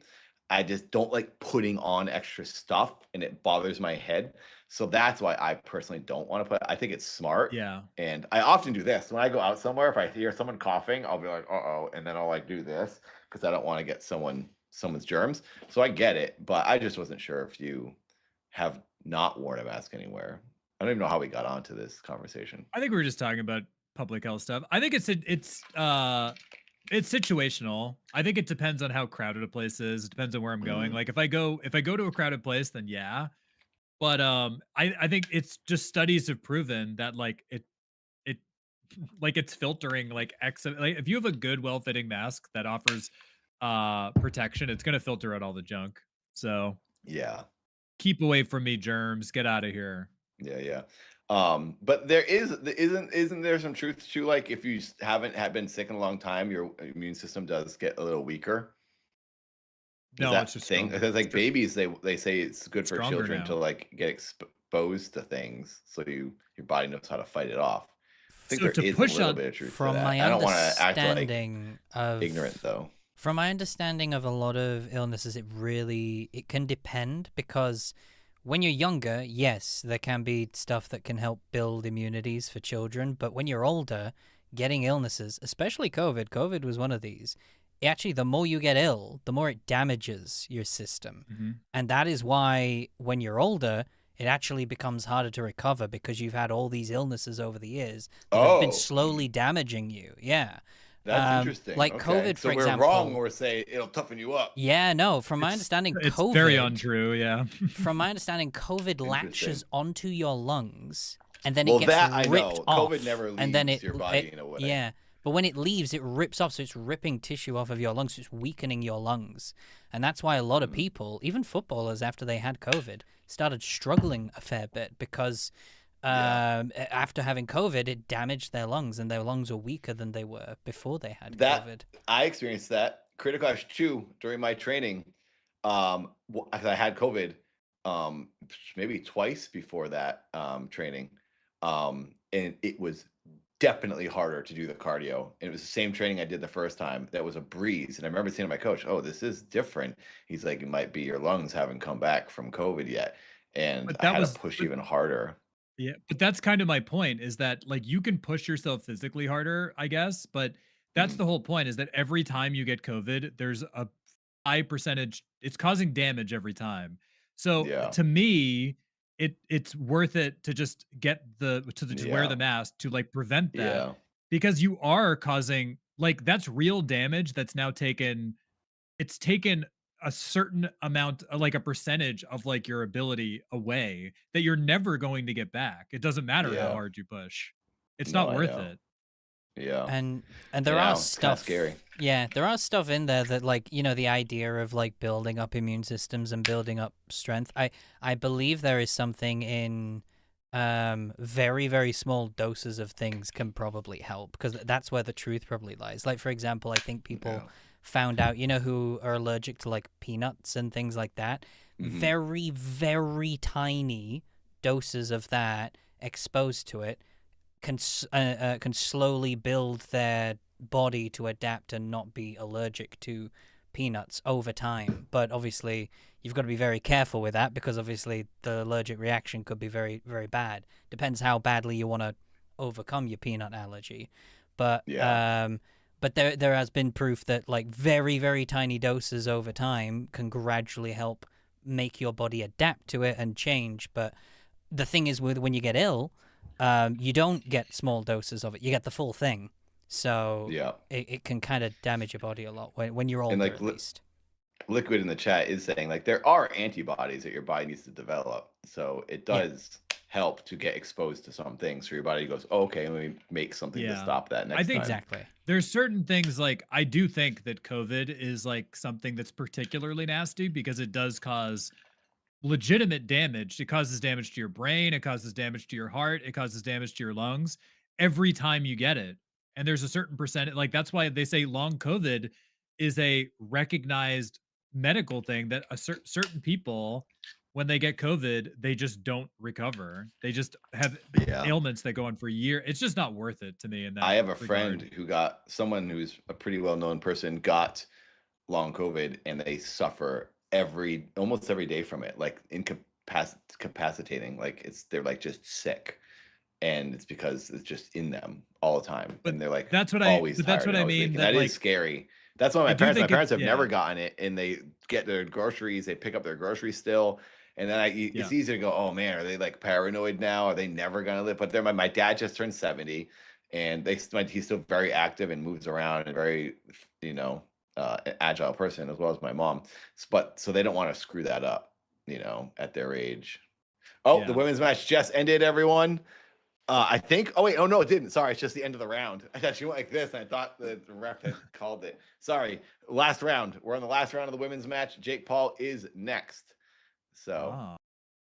yeah, Yoda, I got So COVID at Critical Clash with you. Yoda was patient zero. Yoda actually he Yeah. caused COVID. hmm I don't know. Yeah, these I think ladies are going hard. I do think it's worth considering. Like so that's my to go all the way back to your question.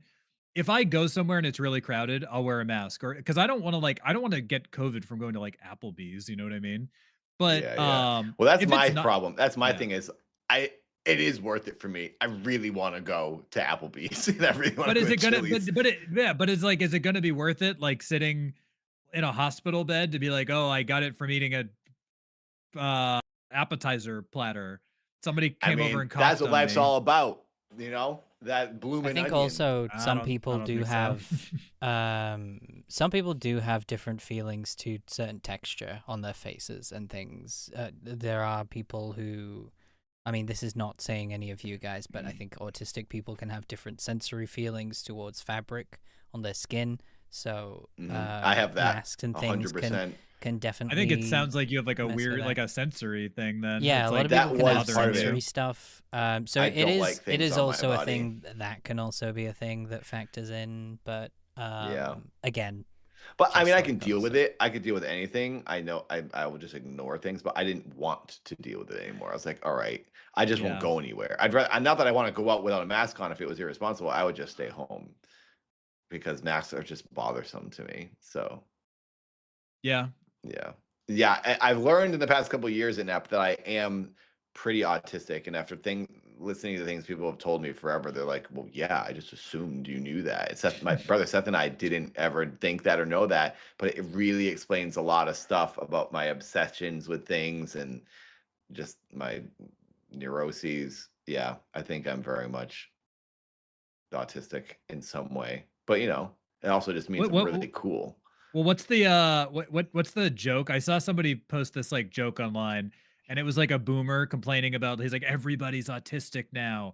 Everybody's autistic and it's like says the boomer who has 400 model train set Yeah. collections in his Yeah. garage. Yeah, A It's like, million guns and rifles. There's a right. really It's funny like meme or something about the dad that complains about autistic people, and then it shows a clip of this guy hearing a car drive by, and he goes, "That was," and then specifies the model and the year that it was made. It's right. like, It's like That's funny. I can do that. I can spot a Subaru, any Subaru drives by. I can hear it, and I know it's a Subaru. You so can do that with funny. certain cars. That's funny. But Yeah, also, I think like it's just that. it's just Old guys like, are super autistic. They just are. don't- It's didn't so They funny. didn't diagnose anything back then. Yeah. Right, You're no- just no- you're nothing- a pussy not- or you're not to the old right, guy. nothing was diagnosed in the past. Yeah, exactly. Well, people, what did they say? They say that people got really good at like masking mental illness because they had to, like certain, and I Yeah. think that people in those generations, they went to their work for 40 years or whatever and like they had to mask to fit in with everybody else. That was like the whole thing. But now it's accepted. Like people go to therapy, they get diagnosed, and it's recognized, and like these things weren't recognized in the past. So the boomers, GTFO, Yeah, boomer seriously. people. They're just grumpy old guys. The women's match just ended. They went all 12 rounds. They were literally slugging it out in the last round. Hey, you napped. I napped. Thank Thank you. Thank you. Thank you very much for the donation. Thank you, Baumgartner everybody. versus Bodwin. I'm not sure how to say the last name. I can't remember. Just ended. Jake Paul is coming up. Get your Netflix open. Start watching. We got commercials playing right now. The ladies just went 12 freaking rounds. 12 rounds, 3 minutes each. What the heck? Okay, is What's that happening? That's a sub. that my your Twitch thing, yeah. Is that my Twitch? There are That's some your games, Twitch. so many Twitch notifications. I don't know how to turn that off. Why are all you Twitch people? Why are all you Twitch people going over there? Nathan, turn your Twitch on. Everybody's just throwing money at you. That's funny. You know what I should send you, Nathan? They have things now. They have like nasal rinses and stuff that have been shown to like greatly reduce viral load, like from breathing stuff in. You should, if you're not gonna load. That sounds breathing it. You don't want to get the load all over your face, so you got to get rid of all the viruses. But you should consider getting some like nasal rinse type stuff that'll probably help keep you from getting sick, you know. I am actually kind of sick right now, I should say.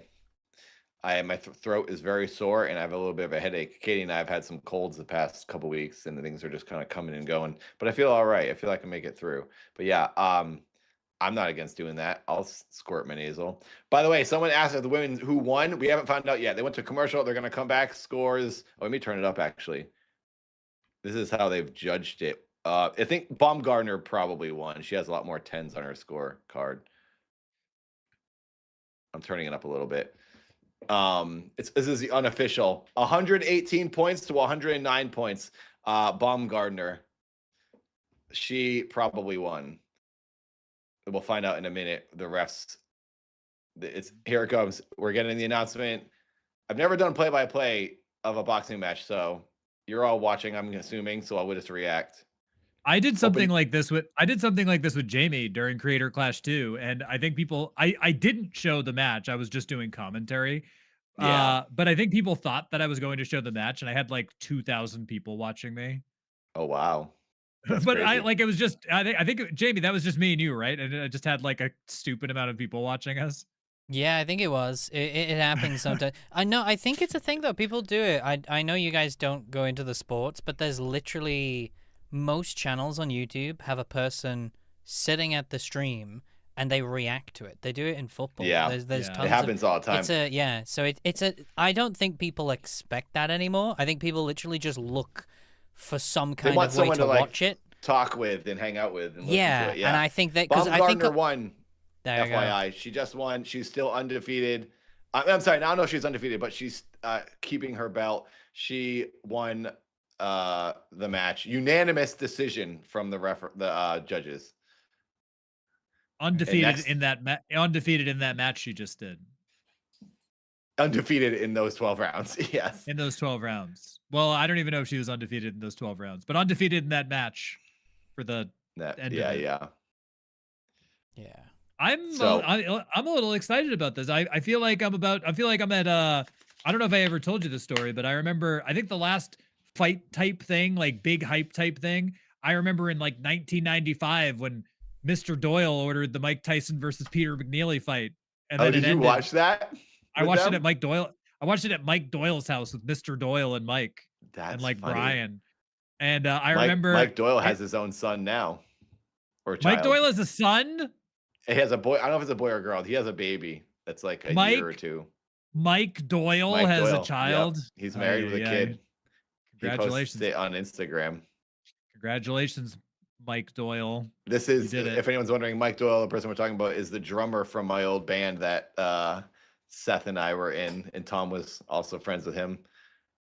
I was really good friends with Mike in like middle school, and we kind of drifted. I became better friend. I was always friends with Flippy, but I became much better friends with Flippy in high school. I started hanging out with Flippy. My friend group was like Flippy and Matt Cummings. I kind of just hung out with them all the time. Yeah. So the winner is giving a speech with Ariel Helwani right now. He's the in-ring interviewer. He's a very famous person who interviews fighters in general. That's what's happening. If you're not watching, open up Netflix and watch along with us. Jake Paul and Anthony Joshua are going to make their ring walks after this. They're supposed to be pretty extravagant ring walks, so I've heard. And then they will get in the ring, and Jake Paul will get blasted to Pluto. I have also added, hopefully, a countdown now, so now people can sync up if they ever watch outside of the stream as well. There's the 3 minutes Oh, in the cool. top corner, so we can hopefully do that. And so when I switch between you guys, you'll have the Jake Paul, Anthony Joshua time thing. I know it's not much, but...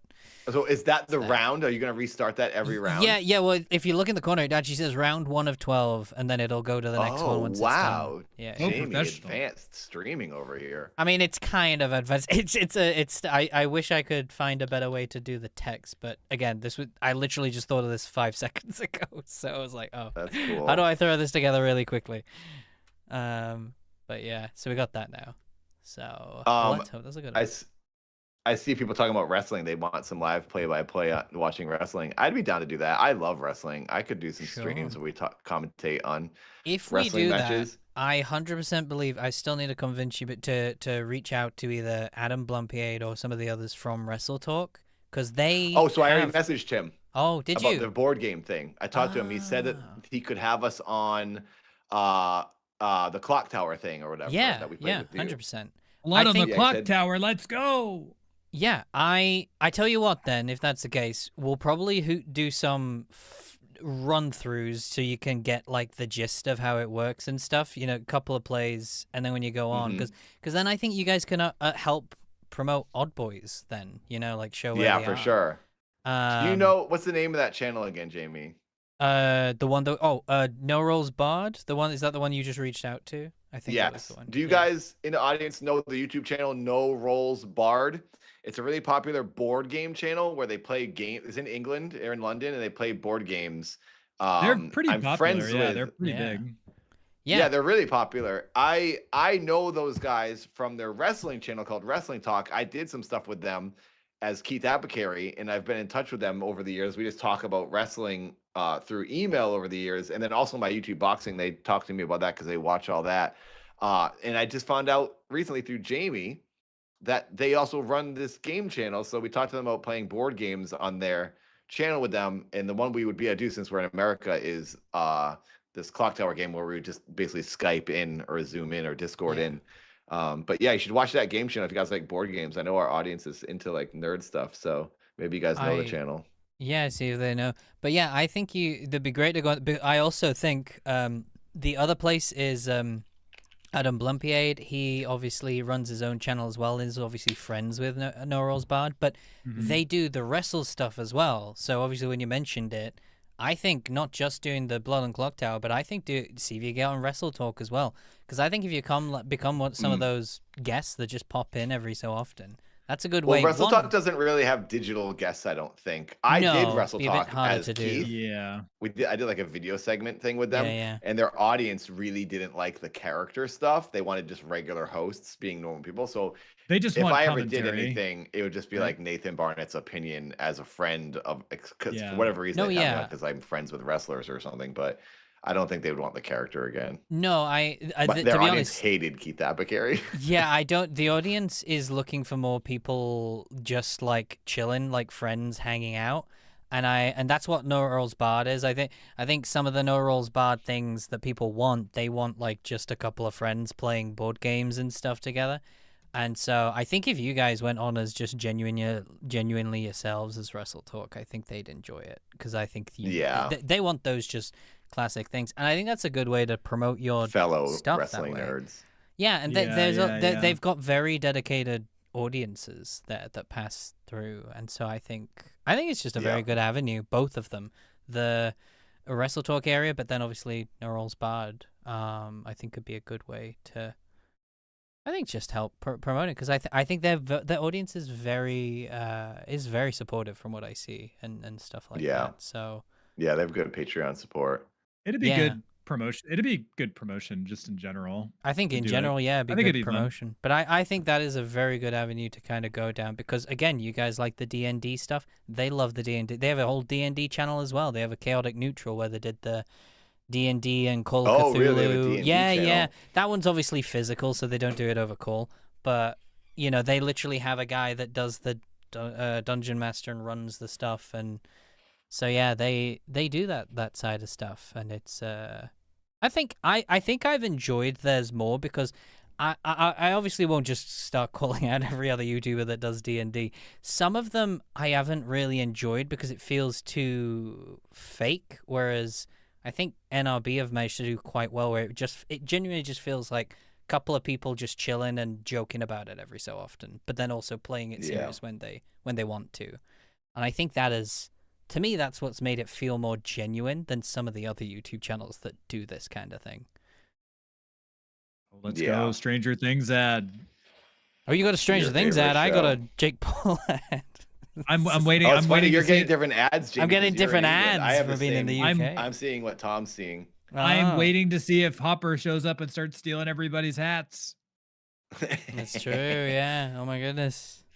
That's gonna be the joke that goes on forever with that guy now. It's like he's publicly known as the hat stealing man. The hat stealer. It's such a funny story. Like, well, it's funny you say that because Jake Paul did a thing recently a couple years ago where he was just going, "Gotcha hat" was his phrase because he stole what's his name? Who's the guy that boxed Floyd Mayweather? He grabbed Floyd Mayweather's hat and just kept going, "Gotcha hat." So wait, what? They got Dave Chappelle to do the intro. Oh my God, Dave Chappelle will do anything. My goodness. Oh, he's shouting out his new special or something. Oh yeah. That makes more sense. It's like his new. It's a commercial for his comedy special. I will say I was lucky enough to get to see. I saw Dave Chappelle do stand up, and it was one of the funniest stand up sets of my life. Oh really? You did? That's cool. He was doing a stand up set at this tiny club in Oregon, and I just kept hitting refresh like on the second. Like I was like, I'm not gonna get a ticket. Refreshed it a couple of times, got a ticket, sold out like a second later. Damn. Wow. It was such a That's cool. He was very funny.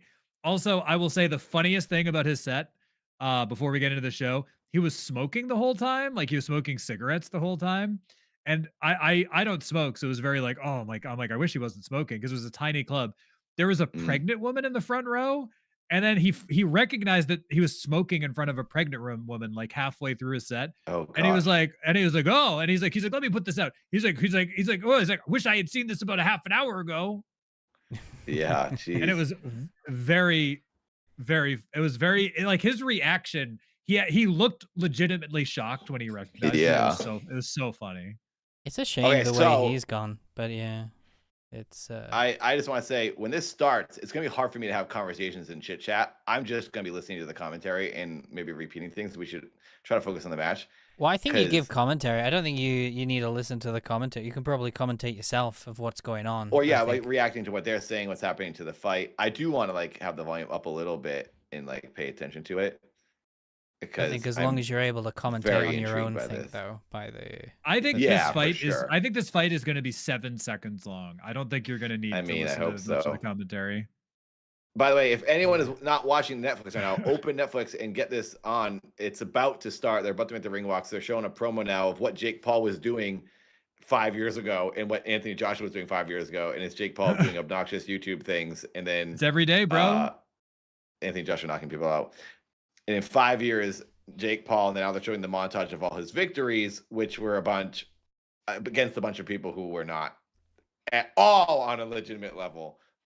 No, it's really his beard that I'm most annoyed by. Again, he does have a mustache. It's just not. It's such a thin, it's like he can't grow an actual mustache, so he just has this. I think he can. He just keeps it short. It does look like it's fine. It's not like Anthony Joshua is so huge. I would not ever fight this man.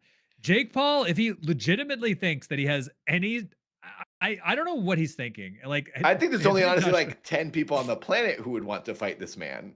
No one would fight this guy. It's gonna be like getting hit in the head with a car. It's gonna be so damaging to your brain to be hit by this man.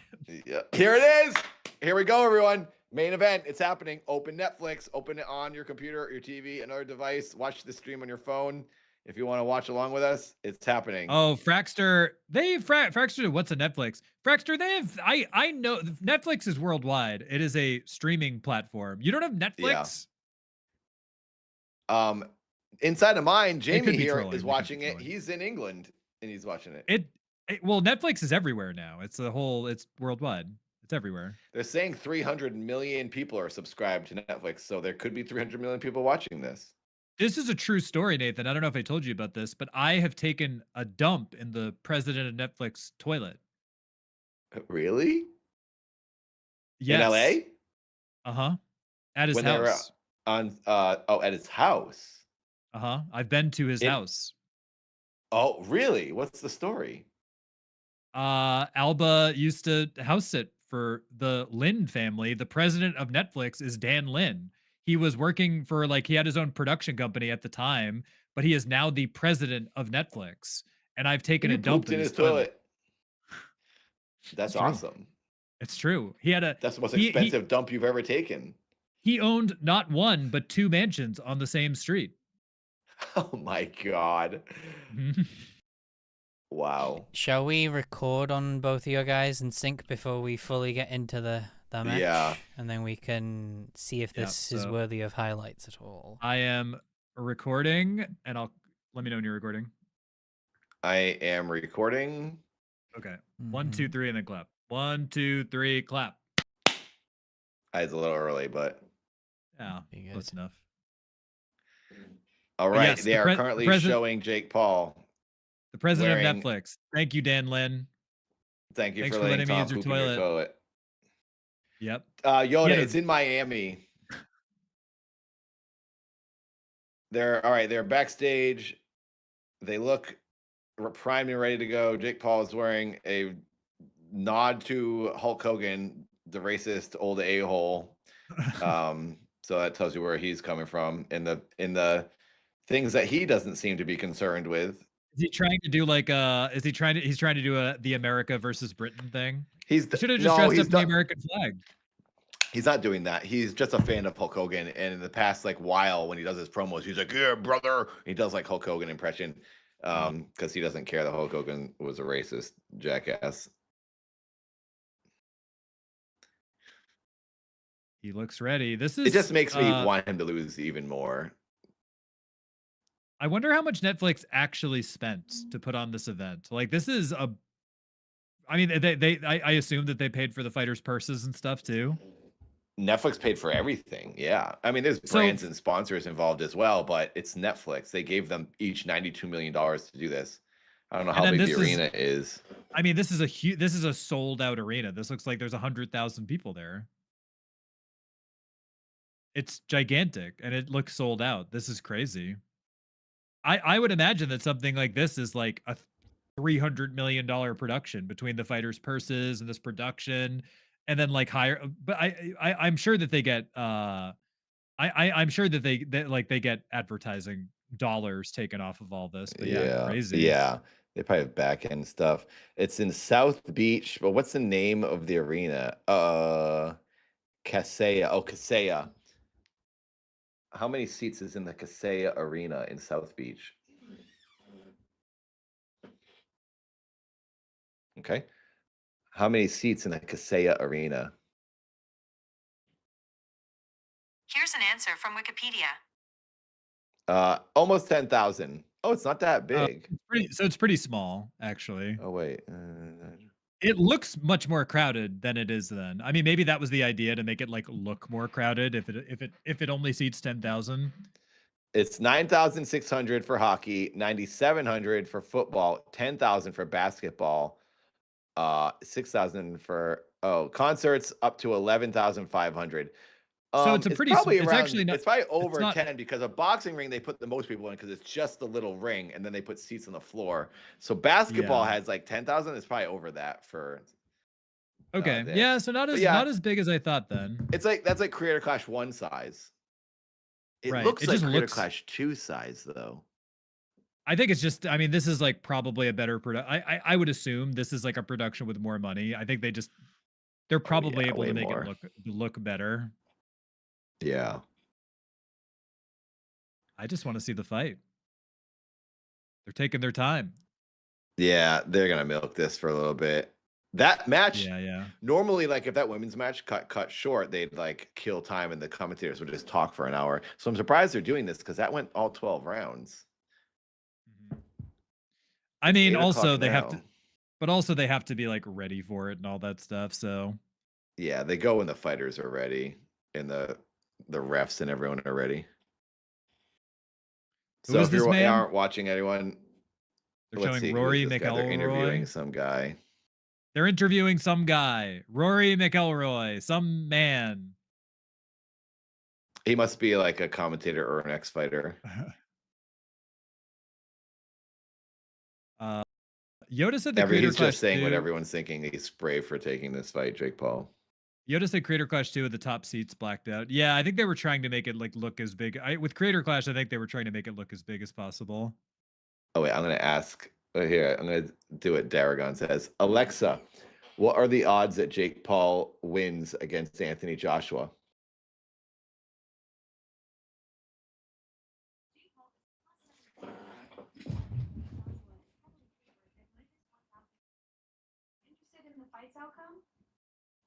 No.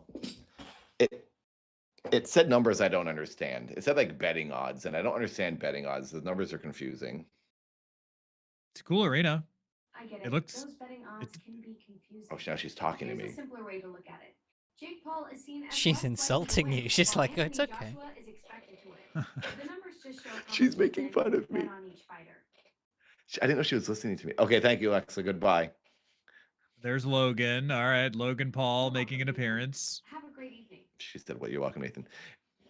It said, "I know it's hard to understand. Basically, Jake Paul doesn't have a good chance of winning."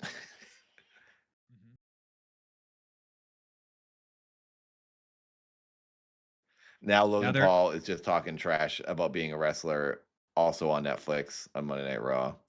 Logan Paul, I haven't. Scumbag. I haven't watched any WWE since it's been on Netflix, and I will say I watched the first one, and that was it. I think seeing the fact that they have like advertising all over the ring now, and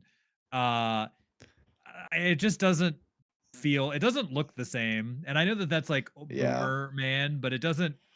I don't know. It doesn't feel like some of the magic seems like it's gone from it. So I'm like, eh.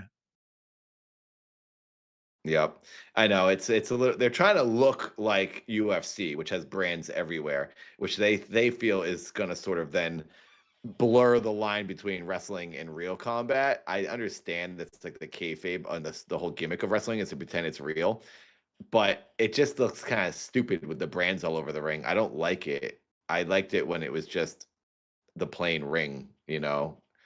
Yeah, it seemed more legit. Yeah. I don't know. But now they're trying to just look more like UFC, but also they're also owned by the same company. WWE and UFC are now owned by the same company, so they're just trying to like blur the lines. Mm-hmm. All right, let's see what they're gonna say. They're talking. The announcers are speaking right now. Everybody. One guy is talking, and the other two people are just lose fast. the other two people are just nodding at this man who's talking. The guy talking has a very distinctive voice. He used to do a commentary on WWE. He talks like this. Oh my gosh! I can't remember his name, but he's got the announcer voice. UFC. Yeah, this is right, like he's his got thing. He does commentary. Well, he's got like the classic announcer voice. Welcome. WWE brought him in to do commentary for them because he's like a known combat sports commentary guy to make WWE feel a little bit more professional. And it was just kind of silly because the way he was calling things in wrestling was like as if they thought people were dead. It's kind of like Jerry Lawler when he was doing it, you know. The other person I believe that was on there was David Hay. I think he was a past boxer. In this too. David Hay, that's the guy that was talking. No, the guy to the right of on the other side that was doing the nodding, okay. nodding that guy's head. I was like, I think it was him. I was trying to figure out, he was turning to the side, so I couldn't quite see his face, but he had the similar kind of hairstyle. So and he is that tall as well. And I was like, he usually pops on stuff like this because he's also kind of insane. Like half of the things he says half of the time. He apparently Eddie Hearn or something. I think it's Anthony Joshua's agent guy. Was talking about this guy. They were doing fights and stuff, and he was threatening to beat the crap out of Eddie Hearn, and he was terrifying. Oh, Nathan, turn your someone. notifications off. I don't know how to do it. Why? But Go away, everyone. Twitch people. We're gonna But turn yeah. the blurps on if you keep this up. But yeah, apparently this David Hay was like, he was doing threatening, saying, "I'll see you in the parking lot, gonna take you out and stuff." And then Eddie Hearn's leaving, and as he heads out, he sees him in the parking lot, and he's like, "Oh crap, I'm actually gonna get taken out." And and David Hay walks up to him and goes, "Great convo, mate." Puts his thumbs up and then walks off. And it's like, what? What just happened? Wow. So it sounds like he does a lot of playing it up, but you just never know because he's obviously a boxer as well. So you don't know if he's actually gonna just knock you out. Yeah. So they were just showing Jake Paul like warming up backstage, and then he started like kind of laughing and dancing and goofing around with his crew and his trainers. And to me, it looked like I'm trying to look like I'm having a good time and I'm not nervous at all. And I don't know if I'm just projecting, but it genuinely looked like he was like, nope, can't admit what's happening. Because in the background, his brother Logan Paul was there like this. Like, I Being think serious. everyone is worried that this is going to be like he genuinely could die from this guy. He's never taken a punch from anybody like this guy. You know who? I hope I'm not just talking dreams here. I hope I'm not disappointed. You know who Jake Paul should face next? One of my. Oh my god. What is happening? I think people are doing it on purpose now. I don't know where this is coming from. I don't know what it is. Oh wow. Where are all these noises coming from? Everyone's doing it Who's on doing purpose this? because they don't want the split to be happening. So no one gets paid except Nathan. Yeah, that we need some YouTube members over here, you guys. The Nathan's counting his millions. Counteract this Twitch. I think we should readjust our expectations and just say, can we get 50 members in the stream? Yeah, we should adjust our expectations for sure. If we get 50 members, great. We'll take it. We'll double our members. Yeah. Also, I wonder if Jake Paul's team would throw in the towel for him if they were like, okay, he's gonna die. I wonder if they would do that for him or if he's told them to never do that. It's up to the coach to decide your fate ultimately. It's going to be like should throw in the towel if someone's going to get hurt. It's going to be like Rocky 4 when Apollo Creed faces Drago. Throw in the damn towel. Okay, wait. They're showing the odds on the betting. It says positive 1,800 on Jake Paul to win by KO, negative 400 for Anthony Joshua, positive 5,000 for Jake Paul to win 1 to 2 rounds. And I don't understand the numbers. Like, does that mean everyone's betting? I think these are Las Vegas. I believe those are Las Vegas betting odds, right? I don't get how it works at all. Well, I think that they give like a handicap. It's like plus whatever, like you have to beat the spread or whatever, and that determines how much money you win in the payout. Yeah, it's so I feel weird like I've to got a me. different broadcast to you. I'm seeing just some clips of Jake Paul. Maybe I've got a UK version. I think It's you have a gotta be UK version, different 'cause yeah. of the country. Yeah. Well, like what Are I'm you seeing seeing is I have commercials like right now? I have an ad for gambling. Do you have an ad for gambling? Yeah, that's what I have. Sportsbook. Well, I'm asking Jamie. Jamie, do you have a gambling Oh advertisement? no, these are happening right ads now. But like right before when you guys were showing betting odds, I was like, I'm getting a documentary from Jake Paul talking about stuff. So I was like, wait, what? I have no idea. All these gambling ads make me want to gamble. Let's go to I Vegas. mean, that's just America for you. For like advertising gambling, I guess. I'm ready to bet it all. What is this? I need to show this. You guys need to look at this. My fiance just sent me an image and she said, I'm watching smut in the other room. And then she sent me this picture of Santa going down on some lady. I think it's like a joke. It's clearly he's not doing anything. This is like He's an watching 80s, like, pornography in the photo. other room. She's joking. I don't know what she has playing though. But Santa's in this crappy Santa outfit and it's like a mom like in her lingerie. Well, Katie, what is this? Wow. She's a pervert. Oh, that's what's going on in the Altoidiota other room. said, he said, according to the odds, if you bet $100 on Jake Paul, you'd win $900 according to the spread.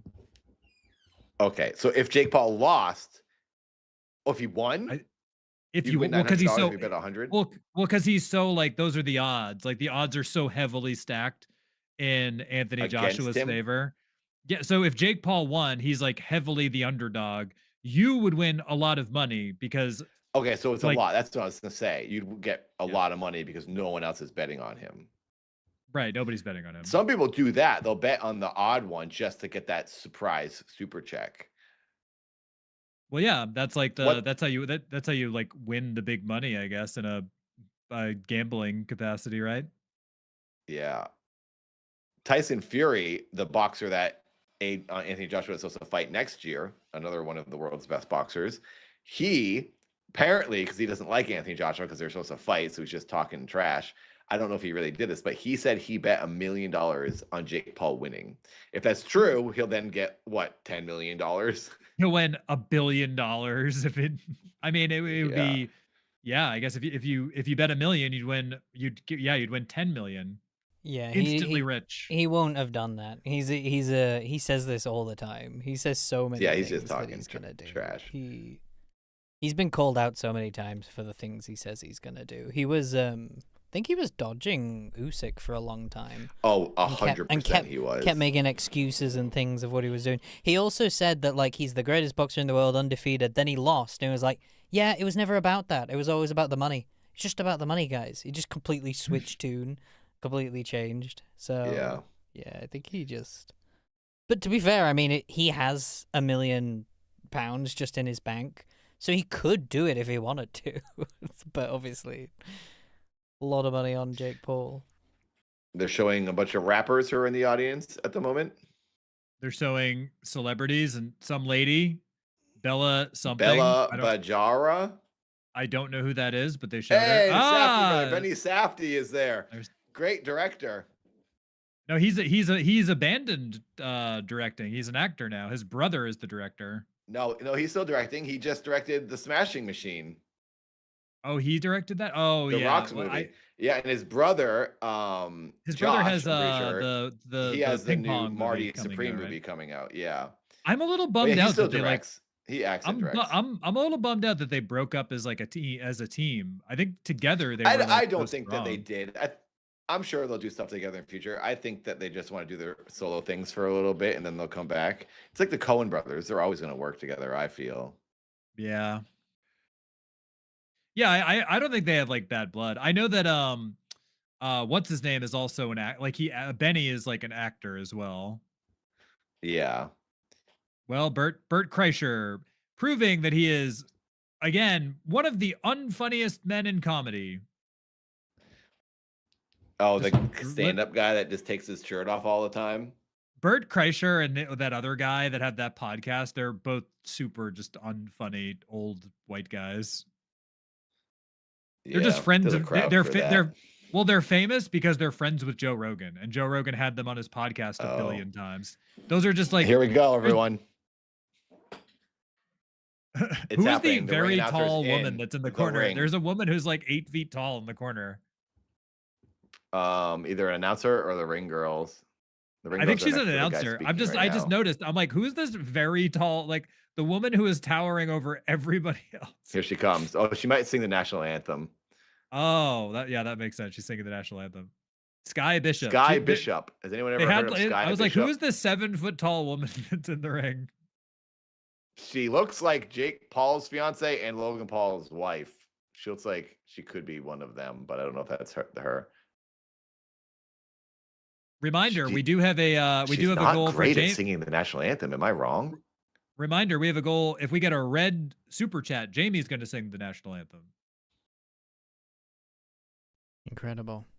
Oh, she's singing your anthem right now, Jamie, the British one, because Anthony Joshua's Oh from yeah, England. Yeah, well, live that's the why noble the king. Union Jacks are there all around her. I didn't. Yeah, I just saw the flags. Okay, so this lady, so someone else will probably sing the America one. This girl must be famous in God England. bless our beans. Her outfit looks like a fish. She looks like a fish in these clothes. Do you know who this person is, Jamie? They sang the British national anthem. Are they a British celebrity of some kind? It's possible, but to be fair, I haven't really paid attention much to any celebrities that are on TV right now. Modern TV is just kind of atrocious, so I just try to not pay attention very much. But yeah. A woman from Fifth Harmony is about to sing the American national anthem. The America I don't know who this is. I don't know who this is either, Ally but they're Brooke. some other singer, but now presumably an American singer. I will say the British anthem is quick. That's how it should be. 30 American- seconds Yeah, long. we just want it straight away. It's just like, it's pretty simple. Don't need it to go on Right. too long. You don't need to overstay your welcome. You just like get straight to the Look, point there's and then move on. Your friend was there. Did you see who they zoomed in on, Jamie? Who's that? Jack Doherty. He was there. They zoomed in on. Oh, Jack Doherty was there. He's there. Wow. Of course he's there. He's like, of course they. I just Yeah. noticed they zoomed in. I was like, ah, there he is, old broccoli haircut. Yep. I think they showed him earlier, I think, to be honest. But I was Yep. half paying attention. Yeah, Yoda. I will say I enjoyed Airsoft Fatty singing the national anthem more than I'm enjoying this one. That was pretty great when he sang a Kritikosh one. The British song would have been over 2 times by now. Yeah, I because mean, the we want to American get to the anthem- fights. We don't care about this Yeah. part. We were like, come on, everybody fight. That's why we made a quick anthem. Well, the She could have American just done a anthem quick is like, USA. Yeah, and literally been could have with just it. done that. Why not? That's Everybody what they're all gonna knows that- chant after this is done. everybody knows that the American anthem is "I want my baby back, baby back, baby back, Baby back, baby back, baby back. baby back, baby back. I want my baby back, baby back, baby back, Baby, back, chilies, baby back ribs." Barbecue sauce. Exactly. That is the American anthem. Or the other American anthem is "Time to make the donut, time to make the coffee, No, Dunkin' Donuts time to make the donuts. That's classic. Right time there, to Rhode make Island the establishment. donut." Is that guy crying? There's a think man he's saluting, just and I think he's sweaty. crying, I think or he's just sweaty. very moist. Katie's here. The game is about to begin. Mm-hmm. Okay, she finally finished the song. There's so much I more will say, spectacle. The all American national part, anthems are too long for me. the I British don't anthem care. had like none of these lights or anything, but the American anthem has all these flashing lights and stuff. Well, it's Well, because that's what Anthony Joshua's the guest. This is in America. They're gonna favor the American side. Yeah, but they always don't do the this same in over England. They don't do this in England. There's actually a joke. The first time America ever hosted the World Cup, everyone made fun of them because they made this incredibly flashy, really? big ceremony. England don't care, and the rest of the world, they're just like, here it is, play football. But America made it this grandiose thing. There's actually a viral video of, I think it's Oprah or someone basically ran up to the football, was supposed to kick it into the goal, and then fireworks explode, but she missed, and the fireworks went off anyway, and it was just really funny. Oh gosh. It was the most, All right, yeah, to me, the most American thing ever, because they tried to make it all glamorous and then failed. I can't remember who it was that did it. It might have not even been Oprah. What Someone in the do you guys give this? Jamie first. What do you give this? What is going to happen and when? What I think is going to happen, I think what are your Jake Paul. predictions? I think Jake Paul might actually make it past the first round, maybe even the second, and then the third one it'd be over. That's me being up. All right. I mostly because I want to see him. I don't want to just see him knocked out. I want to see him struggle, like Yeah. Joshua toying with him. So that's my. Well, they hope. say that, so that they probably won't allow to happen because it's sort of since he is a professional boxer, he probably wouldn't toy with them because they say professional boxers wouldn't do that. They'll just get Yeah. it done, and that's what they say. But it would be entertaining to see. Well, I meant most, yeah. It lasts a couple of rounds of Jake Paul looking exhausted more often than All not. right, but yeah. They're Anyway, playing a promo package. Let me just read this. Tail of the tape. This is the stats for both fighters. Jake Paul is 28. Anthony Joshua is 36. Jake Paul is 6'1". Anthony Joshua is 6'6". The weight, Jake Paul is 216 pounds. Anthony Joshua is 243 pounds.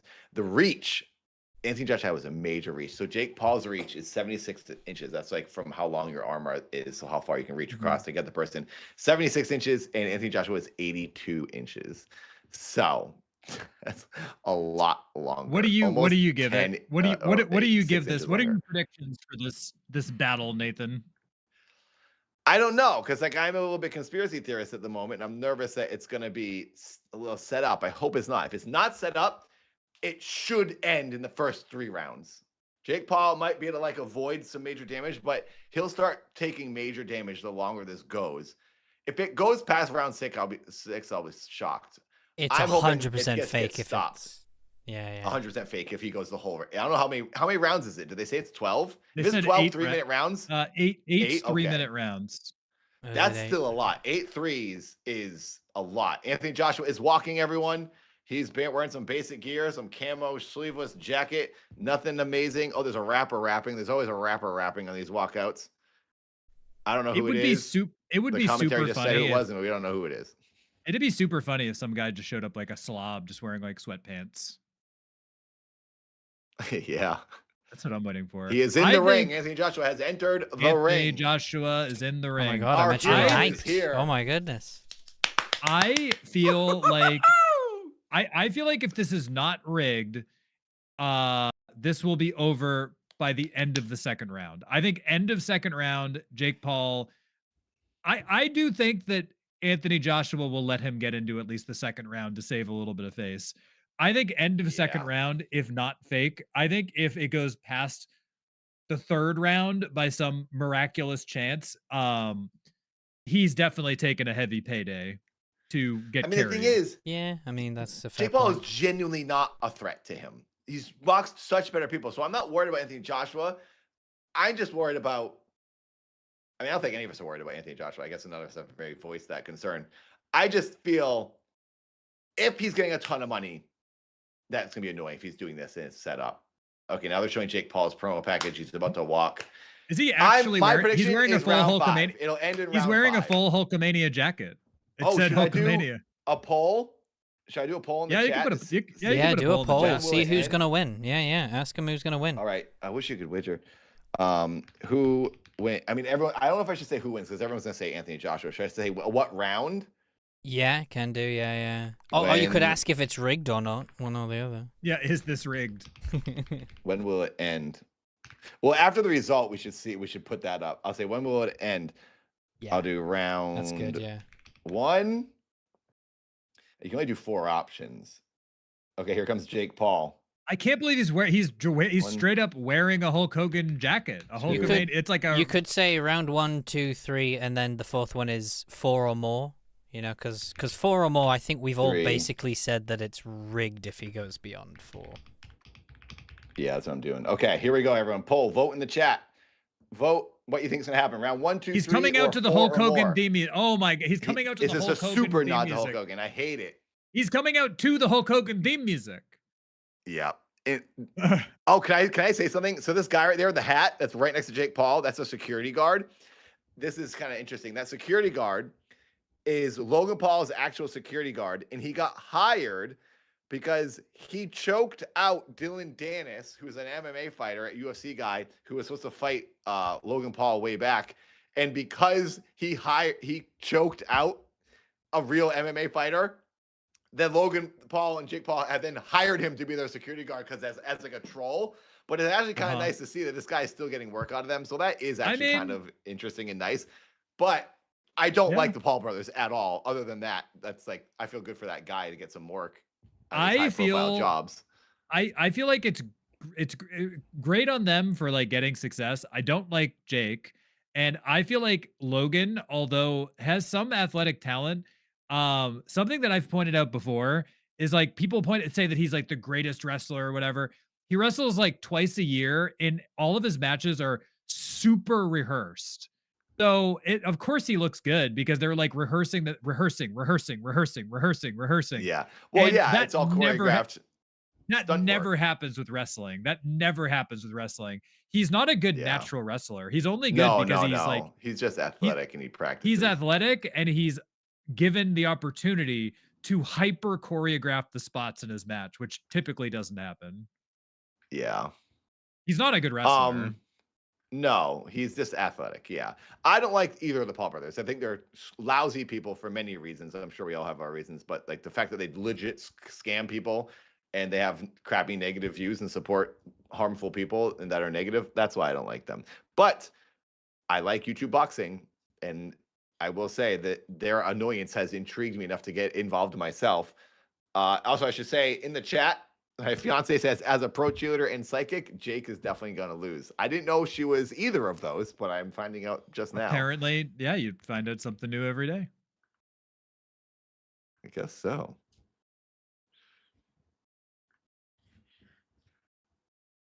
Ska says it's an America entrance. It is. It is. Can we get some likes in the chat? We need to hit. Angie said he's not. He 100 practices likes. every element of his match. Yeah, Angie, I 100% agree with that about Logan. Logan is not a good wrestler. I heard somebody compare him to Shawn Michaels recently, and I just started laughing. And I was like, oh my God. I was like, Shawn Michaels is a legit wrestler who can like call spots in the ring or whatever. He can Logan improv it all the way through. Yeah. Right. Logan Paul is just like they told him, they rehearsed every element of every match that he does, and it just makes him look good because he's like they're pulling off these highly choreographed moments, but he's not a good wrestler. No. All right, they're announcing. They just announced.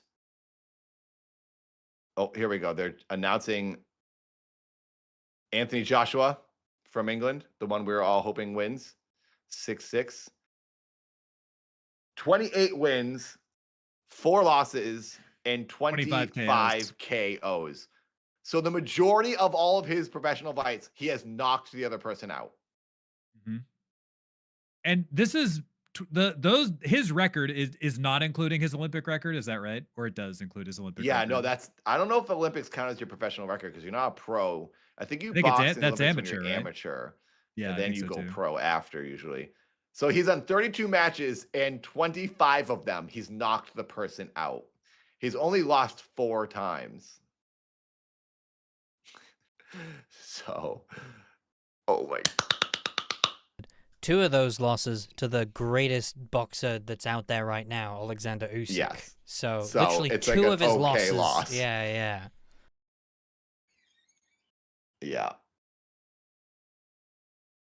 Yeah, and like Scott is saying, he had like 300 amateur fights, like most boxers when they start as like teenagers. This guy's Right, fought so many times in his life. Jake Paul hasn't even like done anything that many times. I mean, he's made like really annoying prank videos New that many tip times. from Katie. Hey! Tip from Katie. Katie just gave a direct donation. Katie, save your money. Thank We have you. to go on a vacation in a couple days. Thank you, Katie. If anybody else would like to support the show, we have the Ko-Fi linked down below. We have a little goal. Help us get our Christmas beans. Thank you, Katie. Thanks for watching, everyone. This is very different for Odd Boys. We normally are talking about paranormal stuff, conspiracies, and spooky stuff, but this is happening. We're doing a 12-hour stream. We didn't want to miss this. It's a big kind of thing a lot of people are paying attention to, and I love all things boxing and YouTube boxing, so here we are watching this. Thank you for joining us on this unique marathon stream. Jake Paul is being announced right now. He's bouncing around in his ugly leather jacket. My gosh, they're calling him the biggest promoter in women's boxing. He has done a lot for women's boxing. I will give him that. So there is that. He does pay boxers well. I gotta give him that. But I feel he does this stuff because he knows it'll get attention and it will stand out. He's doing this for other people because people will then say, "Oh, look how much better Jake Paul pays him." It benefits him to have this publicity. I mean, but that's also like maybe he does like it too, sure. But that argument to could be help had people. about like any businessman. It's like Amazon's not like if Amazon donates money to a charity, they're not doing it because they like want to feel good about themselves. They're doing it because it'll get good publicity.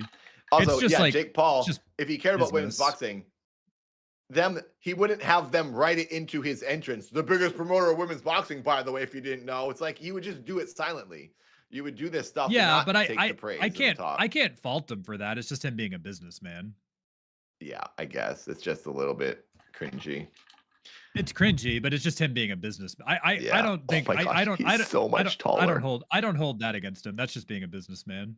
They just faced off. They're in their corners. It's gonna go down. The bell's gonna Okay. ring.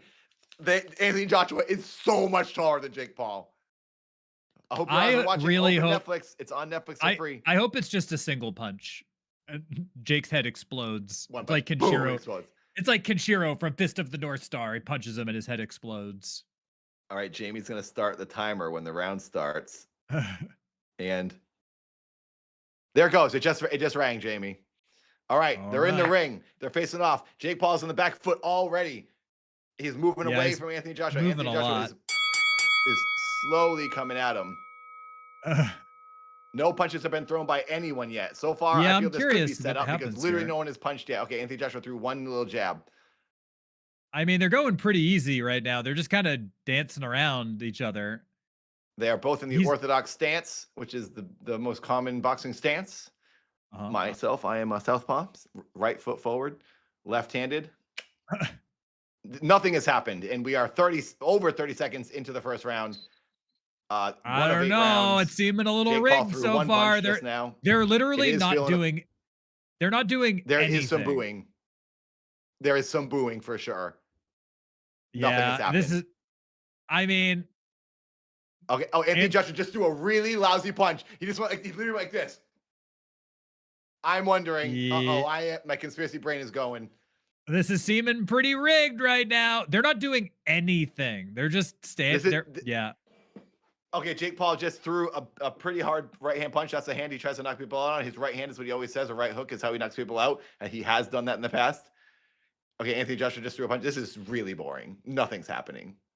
I don't know what he's doing. He's like priming him with like this punch, but he's like, Anthony Joshua. Oh, Jake Paul, they just fell over. Anthony Joshua is on top of him. There was a little bit of a tumble. They were grappling. Jake Paul just fell over. They fell over, and Anthony Joshua crushed him. So now they're back up. And Jake Paul just threw two jabs that looked like he wasn't even trying. Not punching him at all. He's just. Neither of them are What is trying. he doing? What is he doing? He's just kind Anthony of like Joshua, pumping his arm a little bit.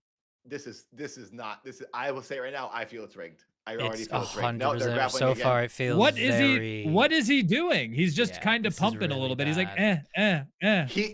He has thrown more punches in a regular pro match already at this point in his other matches, Anthony Joshua.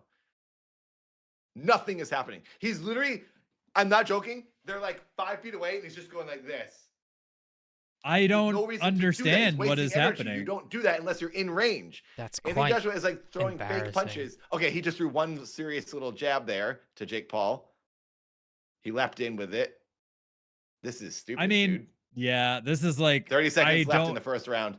Okay, now, all right, there we go. There was a little bit of something. He just threw two hooks. Jake Paul ducked them. He got him. Jake Paul was on the ropes. It seems like he's just, it seems to me like he's just kind of carrying him. He's just like, I'm not going to knock you out right away.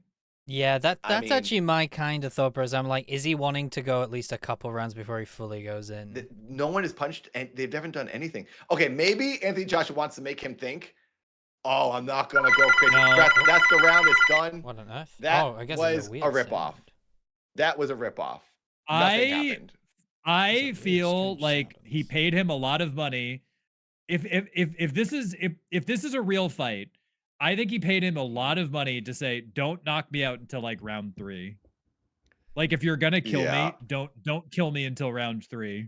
Just so Jake can say, well, I lasted like 3 rounds with the greatest boxer ever. Yeah. I'm trying to hear the corners. They don't have mics on the coaches. We can't hear what they're on Anthony Joshua's corner right now. The coach is talking to him, but here's another thing. Anthony Joshua trained with Usyk, who's the world champion right now, who's beating everybody. No one can beat him. He beat Tyson Fury. Anthony Joshua trained in Spain with Usyk's team for this match. So he literally trained. He's one of the best boxers in the world and trained with the best boxers coach and team right now. Yeah, this is like a pretty embarrassing display. Like I'm not a boxer, but like I'm like they're not doing anything. I was like, what round is 2, happening here we go. here? They're back in the ring. Okay, Anthony Joshua's throwing a couple more. He looks like a robot. Anthony Joshua is just doing this. Is that They're not doing anything. That's not a normal thing to be doing that, right? Like, I'm not like, like that's not a. I mean, sometimes you do. It just looks like bad boxing, honestly.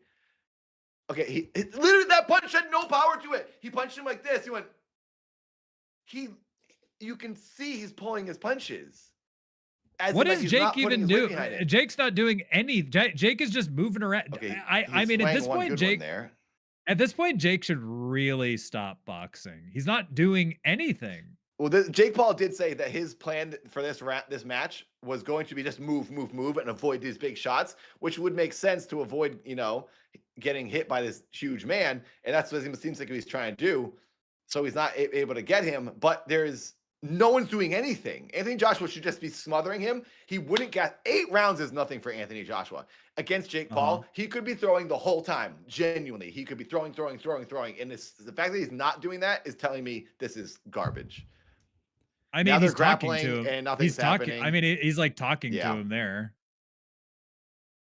He's just taking $92 million. That's how I feel at this point. I think it's rigged. I really do. And I'm bummed out. I did not expect that from this dude. This is stupid, man. He better just freaking. That's really. I hope you're all watching this. The punches he's doing are so weak. He's just going like this.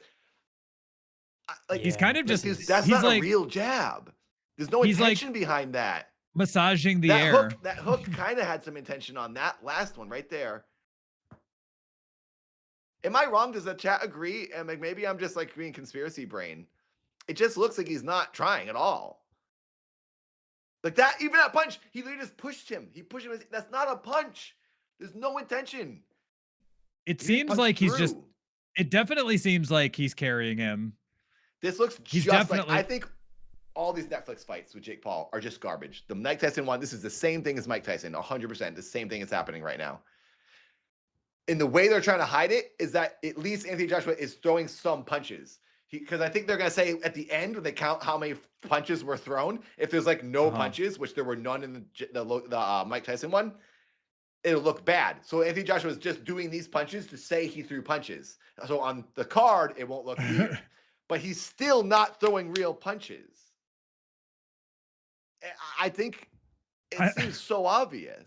I've watched so many boxing. I mean, I'm new to boxing, but I've watched so many matches in the past 5 years. This is not a genuine attempt. Well, I mean, those are the first 2 punches that look kind of real from Anthony Joshua. But this has been the criticism of Jake Paul forever. He faces people who can't box, or when he does face somebody like Mike Tyson, who's like actually good, even as an older man, he just has Mike carry him the whole time. Yeah. That's what this seems like. Okay, so they're going into round 3. That was another round of absolutely nothing. Nothing. So also, Yoda, I think that was my ref. I think this referee is my ref from Criticosh 2. They showed the woman that we saw who rolled her eyes at my entrance at Criticosh 2. She was the ref of the women's match last. It's the same referee as from Criticosh, which is kind of funny. But it's Mike Leonardi who set up Criticosh, who also set this up. So Jake looks like he's dying. He's not doing good. Because he's just moving. He's just all cardio, and he likes to just knock people out. Genuinely, there was only 2 legitimate punches, in my opinion, from Anthony Joshua in that last round. But I think he knew he was going to miss, so he put it all into him. Yeah, I mean, like this whole thing, he's definitely carrying him.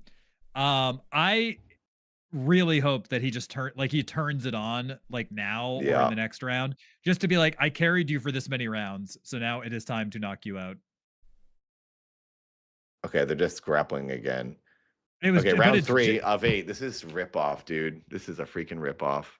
It's Jake. There's a couple more punches though now at least, so maybe he's gonna. Maybe he's now done it like this. He didn't turn it over. And I don't know a lot about boxing, but this is not what you see.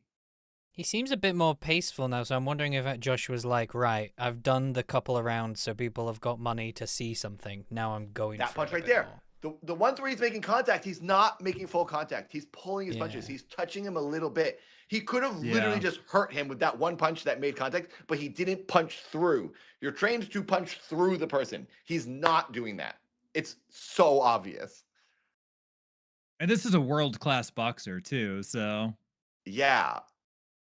Yeah, this is very Jake Paul unusual. he almost just fell over. Jake Paul fell over again. And He's getting twisted on his feet. Yeah, Jake's almost fallen over a couple of times. He's doing very badly. He's not doing well. He looks I think his cardio isn't that great because this is heavy for him.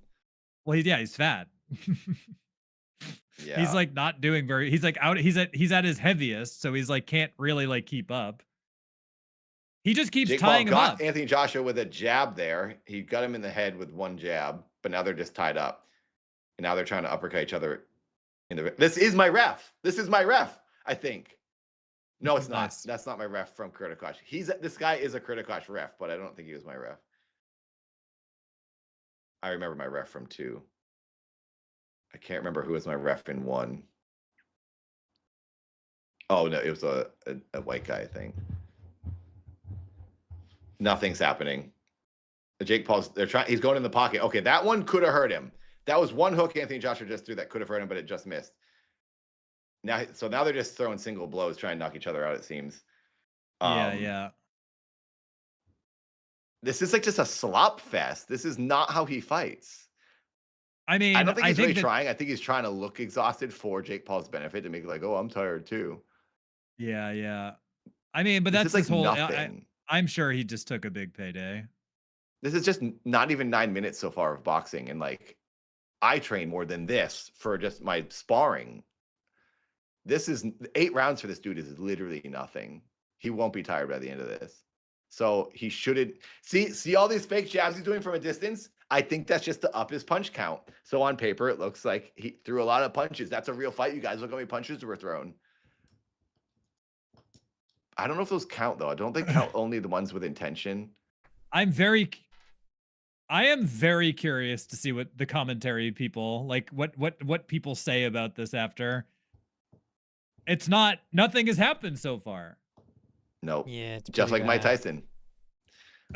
I'm swearing him off. I'm gonna swear him off. I'm not gonna watch his next fight. I said it at Mike Tyson. I'm not gonna watch. This guy's screwing everybody. He's scamming us. He's getting all this money, getting us all to watch, and then we all go, "Why did we watch that?" This is the second time in a row. Netflix, everyone, they're all ripping us off. Screw this. I'm not watching the Jake Paul fight ever again. This is a good time to bring in cancel your Netflix subscriptions, guys. Buy DVDs. Physical media is king. They are always going to be better because Netflix could get rid of any of your favorite shows whenever they want. So this is a good Physical time media. to, while you're angry, cancel that Netflix subscription. After Stranger Things 5, then you After Stranger Things. Well, if you cancel it, I'm assuming your payday will be the 2nd of January, so it'll be done by then. Yeah, you'll still be able to watch until the month is over. So They should release that on VHS to be like accurate. Oh, I just lost the Okay, thing. they're in round 4. This is halfway through. 4 of 8. Jake Paul's trying to throw that right hand that he knocks people out with. He's not landing it. And Jake Paul's on the ground again. He just keeps falling over. Jake Paul does Jake keep Paul falling. What is he I doing? am just so confused. What is happening? This is actually laughable. He's twisting up his feet. His footwork He's is a fallen over 3 disaster. times. This is just. He's also like hopping. He's not even in a boxing insane. stance. He's just bouncing around. I don't think. Yeah, this is crazy. He's trying to throw that right hand. He just hit him with the right hand a little bit. He's trying to knock out Anthony Joshua. Okay, just knock him out, dude. Come on. Jake Paul's trying. Jake Jake is Paul's on the ground literally again. just He's on falling the ground down. again. He just continuously Jake Paul fell falls over. down. Wow. What is This happening? is actually very bad. Jake Paul fell over again. He's like his cardio is cooked. He's done. He just keeps falling every time he throws a punch. He's like twisted up because he doesn't have good stance. He doesn't have good footwork. Yeah. He doesn't have good cardio. He keeps throwing in for And I a think punch and he's then nervous. collapses. Yeah. Which is weird because if this is like a set up thing, why is he just exposing how truly bad he is? I mean, if anything, it actually is really exposing how bad of a boxer Jake Paul is because Joshua has literally stood off him and Jake Paul is still somehow looking terrible. Yeah, exactly. Yeah. Okay. Yeah, this is pretty he almost bad. had a real punch. This is so stupid. Oh He's on the my ground. God. He just fell on his face. Okay, just he is fell really down. bad. Dude, he sucks. Now, this isn't a hater talking. This is anyone who's a boxing fan will be like, this is the worst boxer I've ever seen. He's fallen down 100 times. I think this is legitimately just like, Whoops. he's Oh my god! I think Joshua is literally like, I actually feel bad for this guy. This guy is embarrassing. So too. That's how it feels. I think he's like, oh god, this guy's looking really bad. Just knock him out, please. Just knock him out. Get it over with, dude. Like, if I hope you're all watching this. If you aren't seeing this, Jake Paul. What he's doing is he's rushing and he's stumbling and falling over. He's down again. He's on the ground. He just pulled him down. He pulled down. He actually just fell down again. Jake Paul, you are the worst boxer in the freaking world. He fell over. He fell over. He's fallen down like 5 times. Are these classing as knockdowns yet? Because he's like, it's just insane. The ref, he said it's not a knockdown. He's not taking it as a knockdown. That's it's a trip. so funny. Dude. Jake Paul's trying to make an excuse. Jake Paul went like this to grab his crotch to make it like he got a low blow or something to excuse his falling. You're slipping because you can't stand it. You have no footwork, you dingus. We all know this is obvious. So funny. Really embarrassing. This is very bad. This is the most I'm actually getting secondhand embarrassment. He looks like Matt Watson at this point right now. I think Matt Watson was a better boxer. You punched him in the face and he didn't fall over. Yeah, but this feels like what would have happened if Nathan actually just stood off of Matt Watson, and Matt Watson would probably be just falling down every round. I think Anthony Joshua told him so bad. I think Anthony Joshua told him to stay down. He kneeled on him for a second. I think he told him to stay down. I think they were running the clock out right there is what it seemed like, because they just gave him way too long. That wasn't like a 10-second rest. They give you sometimes a standing 8 count. He's on the ground again. He fell down again. He can't stand up. Jake Paul is the worst boxer in the freaking universe. He has no footwork. Are they calling it? What's happening? He's sending them to the corners. They're running the clock out. To the corner. They're giving timeout at 7 seconds left in the 4th round. 7 seconds. God, this is bad. I haven't been able to keep an eye on the timer, but yeah, my goodness. I guess I'll hide that one. Oh, he's reprimanding Jake Paul. You got to follow the rules. Oh. Yeah, the announcer just said the fans did not pay to see this. I haven't been listening to the commentary. Just knock him out. Dude, I like that the ref said the fans didn't pay to see this crap. This is hands down the worst boxing I've ever seen. And Jake Paul's never boxed this bad. I was going to give him credit because he's a kind of good boxer for the amount of time he's been in it. But this is like odd. This is atrocious. He's falling down all the time. He's falling down. He is just, every time he throws a punch, he collapses. I have never seen him look this atrocious.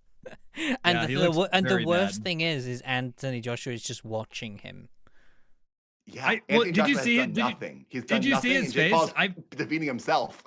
I've seen a few. There's been a few moments where Anthony Joshua starts almost laughing, and I'm like, yeah. I think he's just like, I think Anthony Joshua is just like, this is really bad.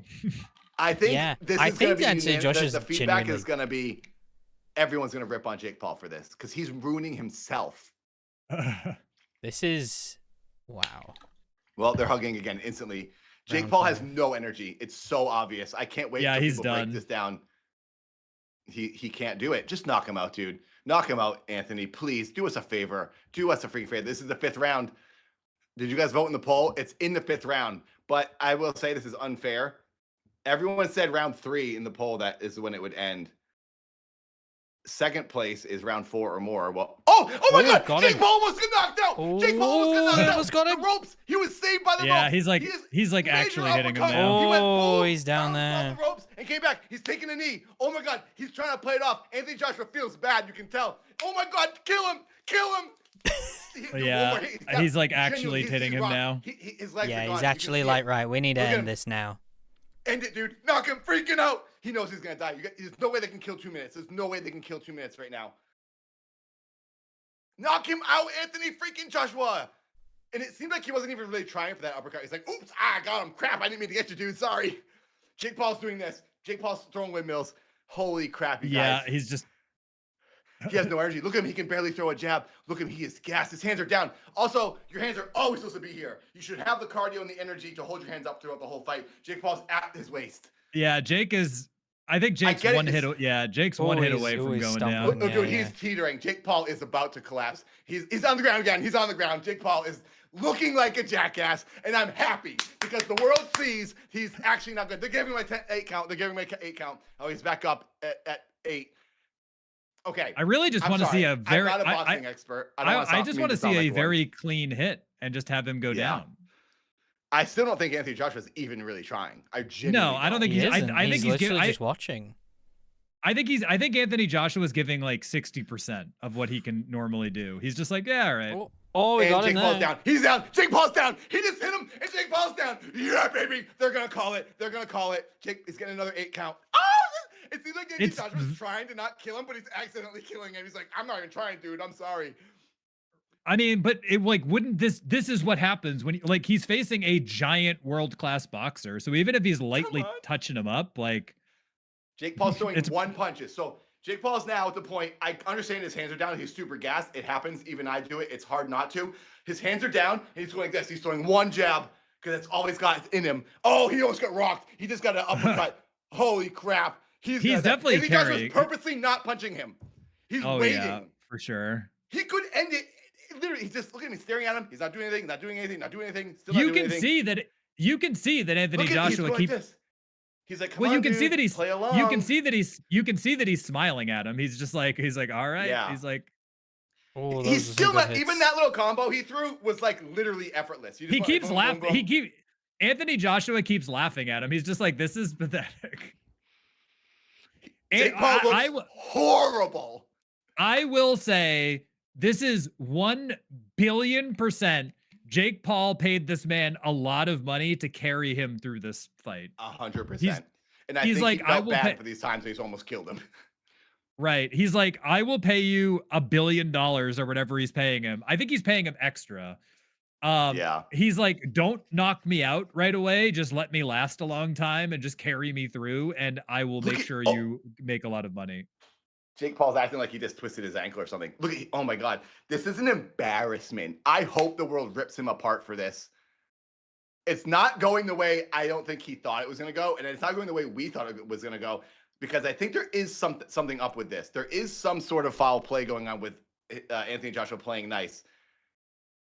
Well, I don't think it's foul. He didn't punch him for the first 3 rounds. It's foul play as in they have an agreement, you know? It's plainly obvious that he is carrying him. Like, there's no reason. A soft little combo, and Jake Paul's got his head thrown back. Oh my God, the worst form in the world. Jake Paul just ran forward, going like this, head down. You never put your head down, ever. Jake Paul's on the ground. He knocked him on the ground. Yeah, baby. He's on all 4s. Jake Paul sucked in, win, baby. He's giving him another 8 count. He's chugging. He's back up, of course. He's always going to get back up, but they're going to call it on him. At least he keeps getting up. Dude, no, his hands are on the ground. Go. He's dragging knuckles right now. Anthony Joshua's still not trying. Anthony Joshua's like, I'm sorry, dude. I'm supposed to punch you. Get ready. Here it comes. You can tell he's like showing him when he's going to punch. He's telegraphing it. He's like letting him know to cover up and stuff. He's giving him a chance. Oh, Jake Paul's trying to be tough. He's sticking his tongue out right now. He just got rocked with an uppercut. His hands are down. This is just bad form. You don't just get rocked with an uppercut and stand there and try to make a joke. You protect yourself. Look at how gassed he is. Yeah, it's very bad. No full force. No full force in this combo from Anthony Joshua. He's lighting him up. He's down. Jake Paul's effing freaking down. That's a knockdown. That's a hard knockdown. Jake Paul's on his butt. He's getting wrecked. Oh, thank God. There's some actually they calling called it. It's done. Yeah. They called it. Jake Paul freaking lost round 6 out of 8, baby. He got wrecked. And it was still phoned in. I will take this to my grave. Anthony Joshua did not even try. And he freaking wrecked him. Thank God Jake Paul has been proven to be a chump. Yeah, this was like, I feel, Anthony Joshua, it's like, we're never going to get the full story unless like somebody comes forward here. No. I feel like this was like severely tarnishing his legacy, as like, this is clearly, he decided to take a very large payday to just carry him through X amount of rounds. And you look at it like this. I can imagine this. Jake Paul still can say, I went toe-to-toe for 6 rounds with one of the best boxers in the world. Yeah. You'll still watch me later. I'm legit. I don't think Jake Paul expected. I think maybe there was like, yeah, I'm not going to win. I'm still going to do this. And I think Anthony Joshua probably said, dude, you know I can't just like let you win. I'm not going to do that because that's like not pot. No one will believe it. So I think this is what they sort of wanted to happen. But what I don't think they wanted to happen was Jake, I don't think was expecting himself to get so gassed and trip up so much. That was not part of the plan. Jake Paul falling down that much was just embarrassing. He's never even done that in another match. So that I think was exposing of his actual lack of skill. And I'm happy that we saw that. And I'm happy that so many people watched this and were like, okay, Jake Paul looks like a freaking joke. He did not look like a professional boxer at all in that. He looked like a YouTuber who just started boxing. That's what he looked like. Yeah, that was a pretty pathetic performance. I mean, like, I don't really know what to say. It's like, it's very clear. It's very clear that Anthony Joshua was just like letting him, like he wasn't. He's He toying was with just. him. He was. He was just touching. He was just. I'm certain now that the agreement was, don't knock me out until at least the 6th round, and like the end of the 6th round, you can just take my head off, but do not knock me out until then. Just keep carrying me for that. And there was no real damage because that was not full force at all. No. So my coach is texting me. That was the worst fight ever. I've never seen someone fall down so much. That's my boxing coach, everyone.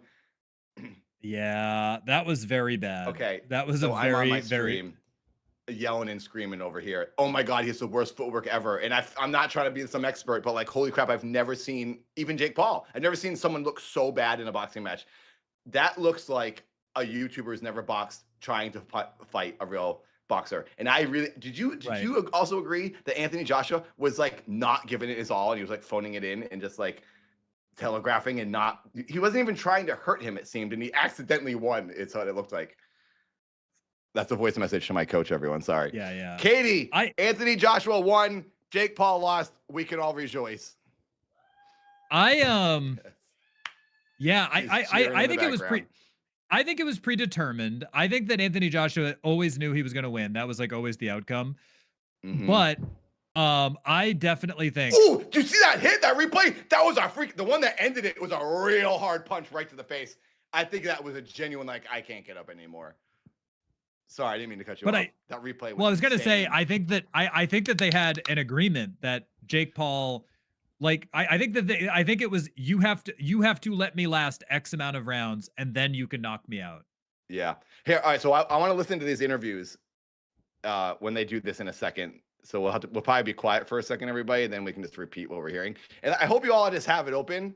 I feel like I have to give play-by-play, but I'm hoping that most of you are just watching. Okay, this commercial, so we got time.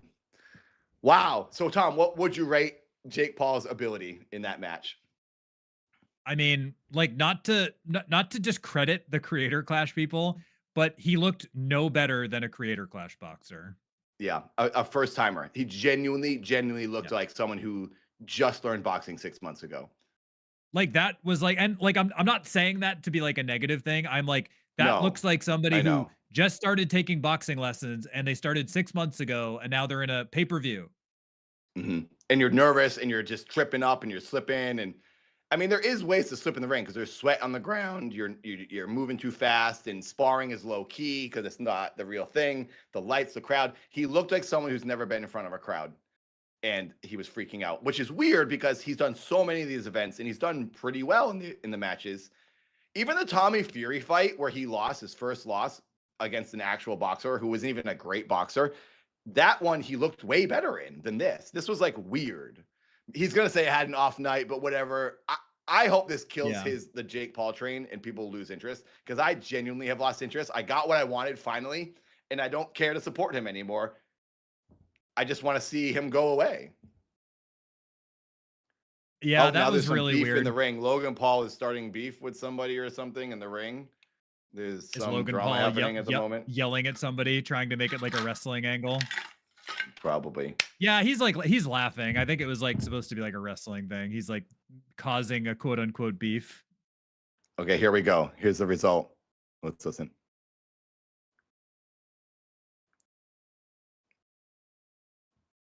Winner by knockout, Anthony Joshua in the 6th round.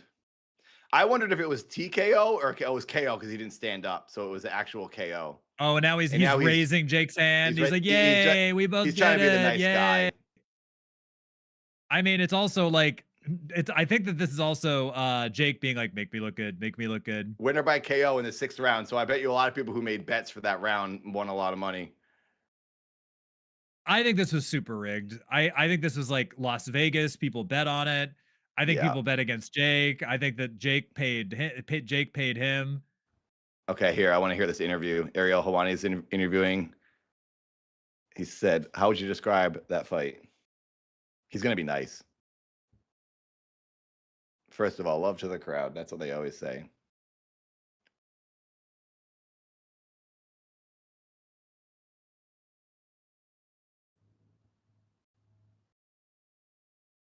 It wasn't the best performance. It was a horrible performance. He said he's addressing the fact that he phoned it in. Making it like, oh, it took longer than expected. Dude, you didn't try. But we got there. We knocked him out. That's all that matters. No, dude, you phoned it in. Give him his props.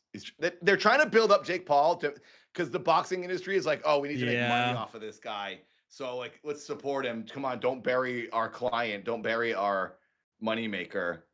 Yeah, he's like, you don't need to give him credit, dude. Well done, Jake Paul. No.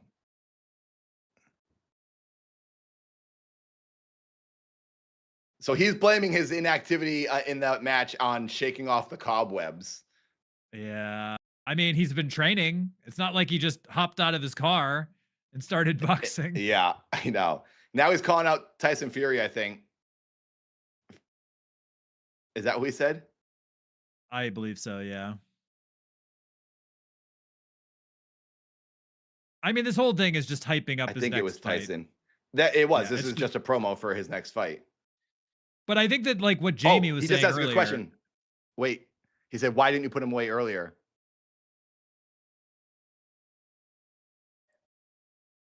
He said he needed to give this guy a systematic breakdown. You didn't give him a systematic breakdown. You did literally nothing. He said, he did say this in the promos, I'm going to make his soul leave his body and break it down slowly. He didn't do that. He literally didn't do anything for 3 rounds. He just ran around. Well, he let Jake run around, and then Jake was just slipping and sliding all over the ring. I think people are like, yeah, we know you phoned it in, and that wasn't you trying, but we're happy that you showed Jake Paul to be a loser. So thank you. What will you do with your 100? This is a consolation. What will you do with your $100 million? I'm going to be very rich now. Gooby, I think Tank Davis wouldn't have been as hard because he's 130 pounds and Jake Paul is 220. So that Tank Davis fight that got canceled and now this one replaced it, I think this is the best option for us to end Jake Paul. I think Jake Paul could have actually hurt Tank because he's a small man. He's just making excuses for why he didn't knock him out right away. I don't believe any of them. Well, he's not gonna say Jake paid me a ton of extra money to not knock him out. Yeah, Netflix, and he's giving Jake Oh, props. thank the hand that feeds. Thanks for your money.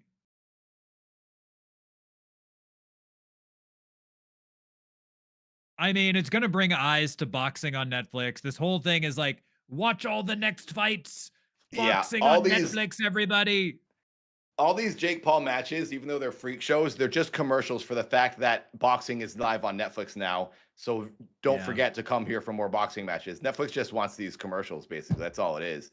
But then when the actual boxing matches happen, like a quarter of the people will watch. Well, people want to see Jake Paul get knocked out. I don't think people even want to see Anthony Joshua necessarily. Like, not to the degree that they want to see Jake Paul get possibly hurt. All right, now he's talking to Jake Paul. Congratulations on a valiant effort. You succeeded more than people have predicted. How are you feeling? I'm feeling good. That was fun. Jake Paul's just trying to take the high road of like, oh, I don't feel bad. That was a fun time. I'm blessed by God. Jake Paul also just found Jesus like this year. He talks about Jesus all the time suddenly.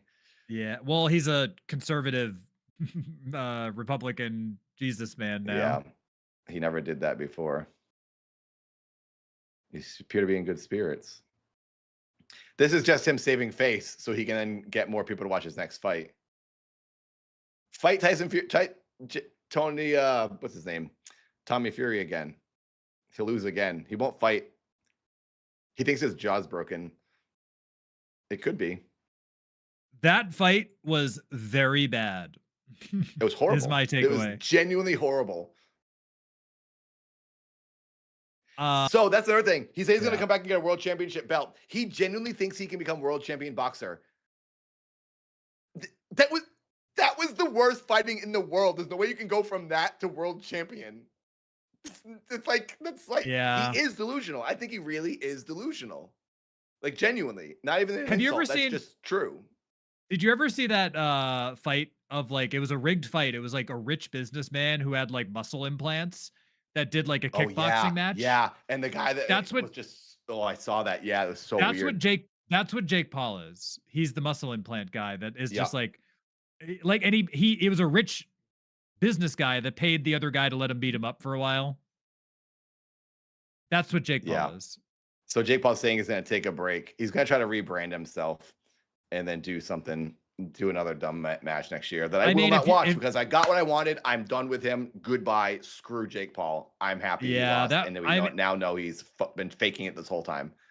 That travesty. I mean, good on Anthony Joshua for getting your $100 million payday to do this freak show that, I mean, yeah, you won, I guess. I don't think that was a boxing match. I don't know what that was. Nope. That was not a boxing match at all. That was a pro toying with a kid that had a wish to go box with a boxer.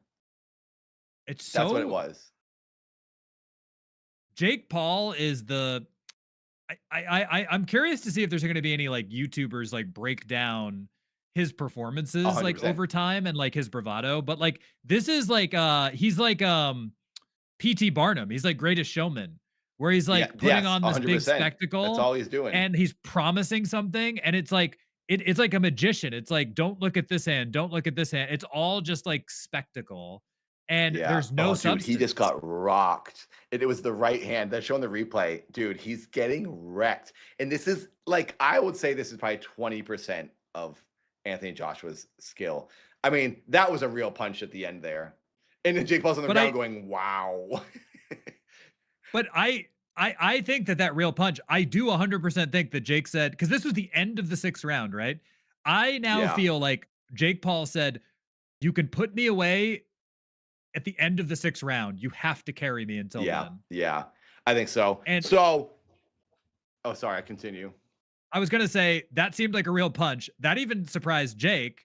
And I think that was Jake because there's no other way for me to explain this. There were plenty of opportunities in the fight where Jake did that like tongue out, tongue wagging thing. There was hands completely down. Open moments of Jake Paul just down where he could have just gone ba ba ba ba ba ba and like literally And if it was like if it was a real boxing match, a real boxer would have just been like nah and just like knocked the guy out. In literally 1 second, like you punch, you throw.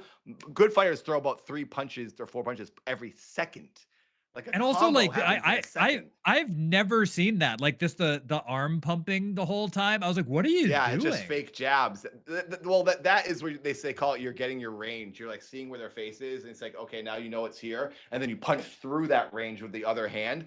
I think he was just trying to like make it look like he's just doing some range work, and then. But he was like so far away from him. You do that when you're at the edge of the pocket. Anyway, I'm not an expert. I'm not trying to sound like I am. I will just say this. They just showed that replay of Anthony Joshua like lighting him up when it ended. And he threw a combo, hit the right hand, cracked him, and then he's like smiling, standing there, and he looks around. He literally looked up and down. I'm like, where do I want to punch him next? He threw to the body, looked at him again, was like, okay. He literally just had free time to do whatever he wanted. Seeing that moment right there and him laughing and like kind of going, ha ha ha, I'm punching you. Oh, you're not doing anything. I'm still going to keep punching you. Shows you, and that was round 6. He could have done that in the beginning when he had more energy. He was choosing not to. So I don't know if we can say it's rigged, but there was an agreement in that they clearly planned something. I mean, I feel like you should. I feel like you should post. Now's your time to post something on social media saying tag Anthony Joshua and saying, how much did Jake Paul give you to carry him that Yeah. for that long? I mean, seeing how Jake Paul boxed in this, I feel I could have done very similarly to Jake Paul in that match. I mean, I think you just have to. You'd probably do better because you're faster. I think you would have been able to avoid Anthony Joshua longer. Maybe. I mean, don't you think do Jake get Paul. gassed. I Jake Paul I don't know looked how. like an amateur boxer, which I see very often in myself as well. He looked like me in like round 8 of sparring when you're just like dying and dying. And I'm Yeah. a 44-year-old man who's new to boxing. He looked bad. He's supposed to be this pro. Jamie, as a as one of your countrymen was one of the participants. What's your take? Any other takeaways about this boxing spectacle from you? I think that's probably a good takeaway from this whole thing. That's about he how fell asleep. Yeah, it's a good takeaway from all of this. Yeah, that was a very, very bad fight. It was very, very bad. All right, do you guys want to stop your recordings? You can probably send that over, or if you want to put one, or if you want to do it, put it together, Nathan. But yeah, that could be a short. You guys basically calling it rigged so that we can try and I would get need to get Tom's recording. Yeah, if Tom I'll can put upload it. it'll be in the Google. Oh the yeah, Google we Doc. can. There's a share that. Yeah. Yeah, it's 'Cause a shared thing. If you want to handle that part, Nathan, that short, I can send you the template and things if you want to do it in that way, or just do it the other whatever. But you could handle that short, then I can do some of the others, and we've got a couple of people working on for this final week, before we finish up and fully go on holiday. But, Okay. Yeah. I'm gonna upload mine so I can get it off the internet later. If I edit it in Massachusetts or something. Yeah, you can always do Well, that. that was a boxing. I'm actually happy. In the first 3 rounds, I was like, "F this, we're screwed. They're just gonna toy around. He's gonna toy with them. They're not gonna actually box." I'm happy, so happy that I really didn't think this was gonna happen. I thought this has been rigged. They're all rigged. Thank freaking God. No one would have believed it. It would have been the Mike Tyson one was more believable because he's almost 60 years old. That was believable that it was like sort of rigged and set up. Like, yeah, we don't want to kill Mike Tyson. It's saying that Anthony Joshua threw 146 punches. How many of them were actually punches? I think he threw 20 actual punches. The rest of them were just him just going and just doing the air pumping thing. And it was like, I'd say he threw 50 to 60 real punches. Based on my memory of what I just saw. I think it's one of those things where I think years from now, Anthony Joshua will admit that what happened here. I think once his boxing stuff is done and he's like a retired whatever, he's like retired from the sport. I think that's when he's going to go, "Yep, I took a giant payday. You do the same thing." Yeah. Or it's gonna come out somewhere, and he's gonna be like, "Yep, Jake paid me $50 million to just mess around and then knock him out at the end." Crazy. I don't know. If I was him, I don't know what I would do for the money, but I feel like it makes me like it's like does it really matter? But it's like it does make me like question his like integrity. I'm like, man, I'm like, he just took a big fat payday, but it's like so obviously rigged.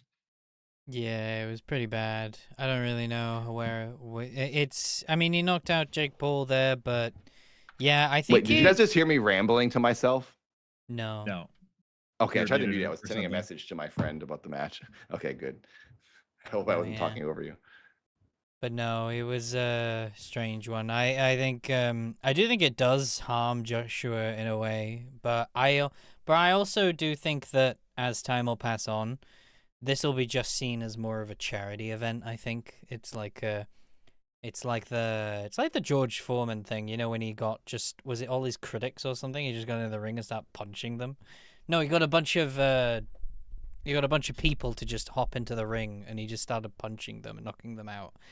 And it's just such a strange part in his career that no one looks at, but it's like an odd thing that you bring up every so often.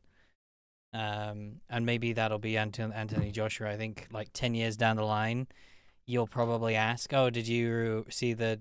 You'll bring up that to like the next generation, and they'll be like, "What? What's that?" Like, I think it'll be a thing that everyone now talks about, but then in 10, 20 years, we'd be like, "What was that?" Kids won't remember it. They'll just remember it's going to be a the stuff blip. yeah. Right. It's just this man who's like, I also understand it if he really did just carry him. He's getting older. He's 36. And I'm sure that it was a $92 million payday. Plus, I think whatever Jake paid him. I think that's like, and like how many more fights And does he have in brand him? deals and all the money he's getting from Right. sponsors. And like this, he got and $100 this, million. He got $100 million plus whatever else Jake gave him. Well, So, 92, I'd say probably 8-10 million on top of that from other junk. So yeah, Right. I'd say So it's 100 like max. Still, so that's that's like the life-changing. type You never of do with anything ever again. right. It's like that's an incredible amount of money, and he could promote his next fight, and I think that that's like okay, I'll do this fight, and then I could do my next couple of fights, and then I retire when I'm 40, and I have $300 million, and I just move to a private island, and see you later. I'll goodbye boxing. Yeah. Oh God, that was awesome. His horrible footwork. I think that is going to kill a lot of interest in Jake Paul. I don't think Jake Paul expected to stumble that much, and I think that's what he deserves, is to be exposed as being a dingus and have people lose interest, because I don't think it helps keeping him around any longer. I don't think someone in the chat said they think this hurts boxing. I don't think it does hurt the sport, because boxing will always have legit matches. I watch real matches. I always watch these YouTube, even things I'm in YouTuber boxing. It's like a separate thing. It's like a whole other type of entertainment. It's it is real boxing. We're really boxing, but the skill wise, you can't even compare it. It's like below amateurs, No, yeah. So I don't think this will have hurt it at all. I think it's going to be that separate. I guarantee you, once the YouTube trend of boxing happens, 10, 20, 30 years, everyone will have forgotten about it. No one's going to look back in 100 years and go, do you remember when boxing was completely destroyed by YouTubers? No, they'll be like, boxing's still here. Remember when that weird trend of YouTubers deciding to be It'll be a boxers? weird This is what they gimmick. remember. Yeah, remember when YouTube boxers were a thing? Yeah, they're not going to remember, remember when it destroyed the sport or tarnished the boxing? It's not going to do that. I think YouTube boxing, like the curiosity of YouTube boxing, I think that's already long gone. I think it's already over and done. It was a little bit of it was a little bit of a blip. I don't think that people care about it anymore. It's not as crazy as it was. There still is a little niche that watches it. Like tomorrow, for example, Misfits is having an event tomorrow night, and it's in Dubai. And I don't know if you guys know about this, but I want to see it because there's a person in it that I think is a really lousy person, and I unfortunately think they're going to win because he's up against someone that isn't a great boxer, but I want him to lose. It's Andrew Tate is now boxing tomorrow in the Misfits event. Yeah, and the guy he's boxing is genuinely bad. Like he's the champion, the heavyweight champion, which is shocking to me because he's just not a good boxer. And Andrew Tate, I guess, did MMA in the past.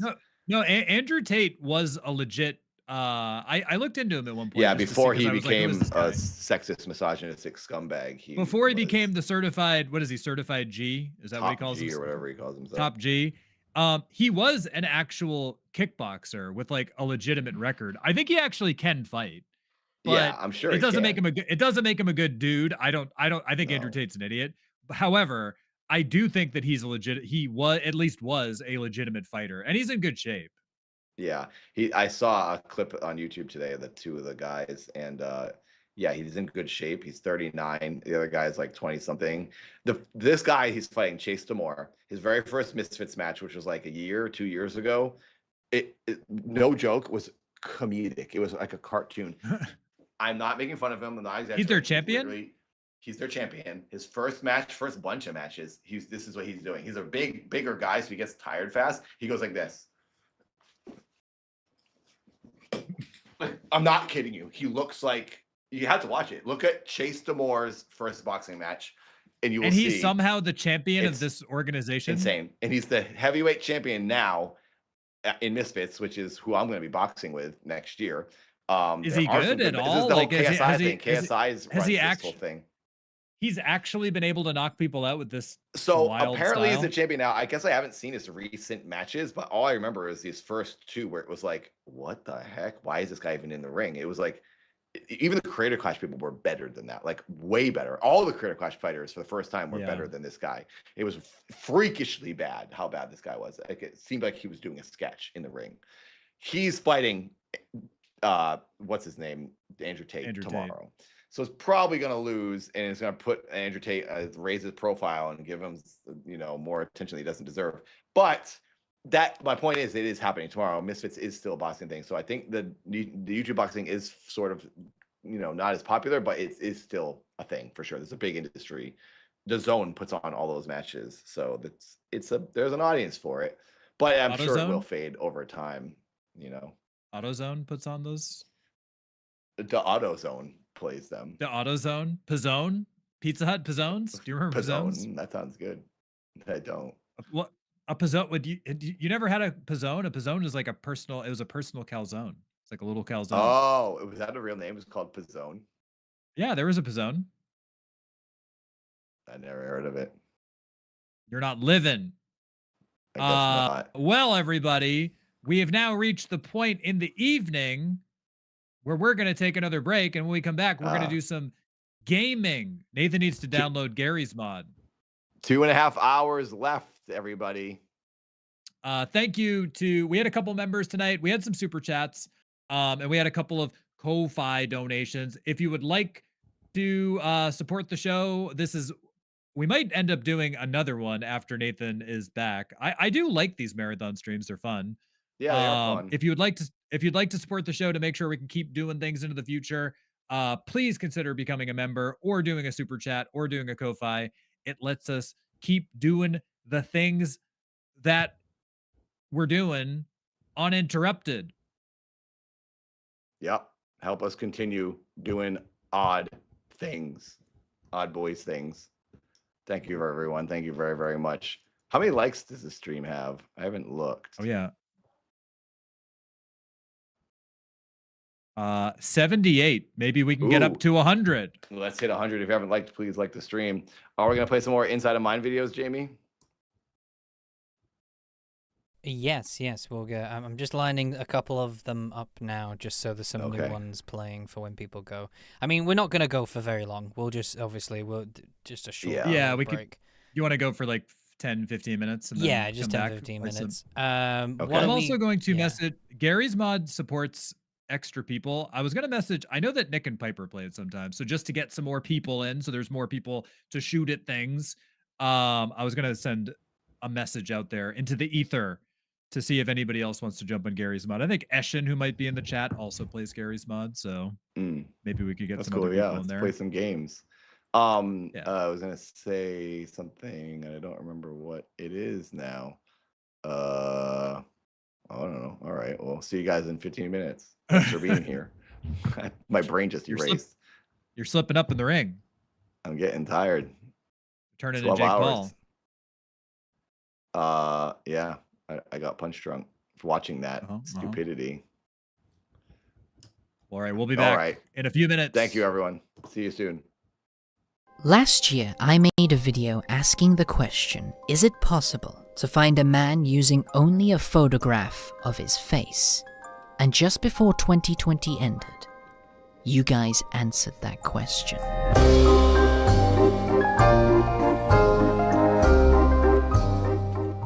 Before we tell this story, it's very clear that a lot of you who watch these videos love solving these mysteries yourself, like a detective. So, I've reached out to the company known as Hunter Killer to sponsor this video.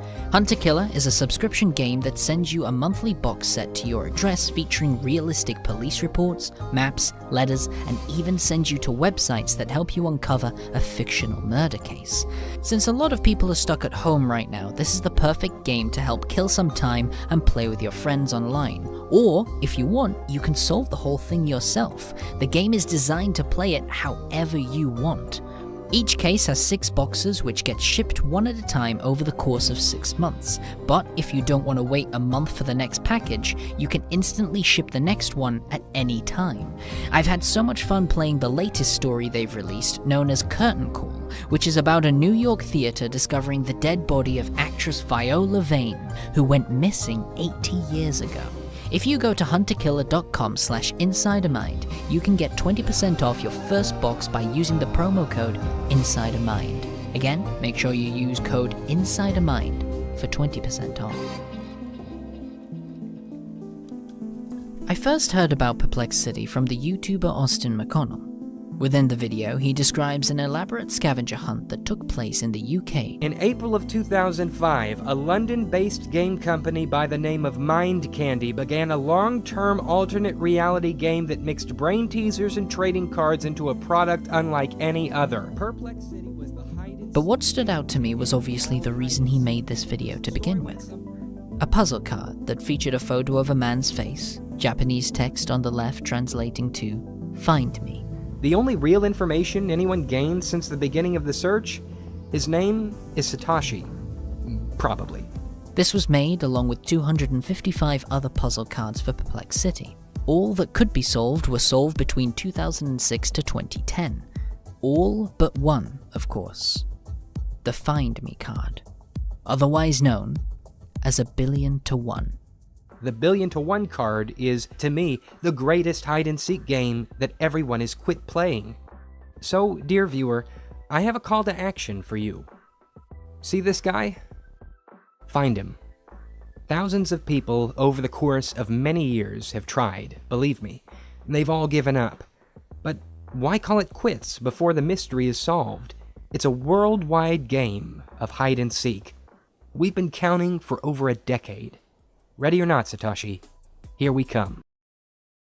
The video didn't yield too many results in the search for Satoshi, but it did bring a long-lost mystery back into the spotlight for a brief period of time, along with planting the story into the back of the minds of newcomers who'd never heard of it before. A year later in 2018, a podcast emerged from Asher Isbrucker titled The Unfinished Search for a Man Named Satoshi. So Adrian started hiring this whole team of game designers. I remember to sort of find interesting people, we put an advert in the newspaper, and it was just in code. I mean, the whole thing, the whole advert was just in code. There was no, there was no like, call us at this number or email us at this number. It was all in code, and everyone got really excited about it because they thought it was like an advert from MI5 or something. And with these new, probably slightly disappointed MI5 hopefuls, they got to work on these 256 puzzle cards. Within the podcast, they interviewed one of the creators for Perplexity, Andrew Hun, and discussed the puzzle card 1,000,000,000-to-1. So, could you tell me the story behind that card? Well, so I didn't think I was the one who came up with this idea, although I think I was around when we talked about it, and we thought, what would it be like if we just took a photo of someone and you had to go and find him? And this guy was called Satoshi. And if you found him, then I think you would solve it. I can't remember what was meant to happen when you found him, but something probably. But just before they got on to Andrew, there was a previous guest at the beginning of the podcast. She was called Laura E. Hall. Laura's had a lifelong interest in solving mysteries and puzzles. That's what got her interested in Find Satoshi. And my whole life, I have never been able to get enough of that sort of stuff. She's been looking for Satoshi for a long time now. 2006, I want to say, 10 years ago. I honestly did think that it was going to be a lot faster. I mean, here we are 10 years later or however long, and it's not been solved.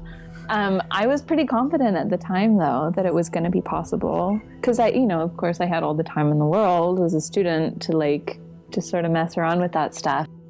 Laura had put together her own website for the hunt back in 2006, findsatoshi.com. It featured all the information you could use to help find this man. I would love for it to be done. I mean, there's a lot of factors that would make it actually, in my mind, possible, right? Like if he lives in an English-speaking country, then it would be possible for me personally to keep working on it and to find him. Yeah, I will not give up hope. I mean, just as, as time has passed, like I've gotten really busy, and it's difficult to get re-engaged in it just because it takes so much time. Well, this is just one of those things that needs closure, Yeah. Like there's gotta be closure. And the longer, I would love that. and the longer it goes on, it's on 10 years now, right? Yeah. Ish. Like the longer it goes on, the more satisfying that closure will be, right? Yes. It was pretty inspiring how dedicated Laura had been to this search, and it got me thinking, would it actually be possible to reignite this story? Could we actually get people searching for a man that was not found for the past 14 years? After a year of pushing the topic to the back of the queue, I finally made a decision on how I wanted to approach it. I reached out to Laura herself to see if she'd be interested in covering the topic with me. Then I made the title and first few seconds of the video abundantly clear what I wanted to do. I asked the audience, can they find this man? I'm Laura E. Hall. I was a big player of Perplexity when it was running. I was really into Billion to One, the card for finding somebody by only using their name and picture. While interviewing Laura, one of the most fascinating things I learned during this interview that I didn't include in the original video was that Laura was married to the guy who made the puzzle card. And it's not part of the game. The game doesn't exist anymore. There's no way to verify it, except that I actually ended up marrying somebody who used to work on that game, and he does know the answer. So I can get it verified. I have explicitly said to never ever tell me, and to be as vague as possible, because I'll share, somebody's emailed me and they said they used to work at this ice cream shop in LA with this person. That's a real tip that I got. And so he never says anything. Like he won't say anything by my request until we actually know the real answer. So after uploading the video to YouTube, it seemed to get the reaction I was hoping for. Several people felt up to the task in searching for this mysterious man. Several Twitter accounts appeared, a Discord was made, and even a subreddit for any clues that could lead to Satoshi. But as the months went on, not much luck was coming to the surface. The video was still gaining traction. Every so often, new people would join the search before eventually moving on to other things. Then, a couple of theories started to arise that maybe the individual wasn't even real to begin with, and it was a computer-generated image that the company had lied about when claiming it could be solved. They had made an unsolvable puzzle card before, the Riemann hypothesis, so it was suggested they faked this card too, except this time, they just didn't tell you it couldn't be solved. Despite many pieces of evidence heavily pointing in the opposite direction, theories like that were becoming more and more prominent.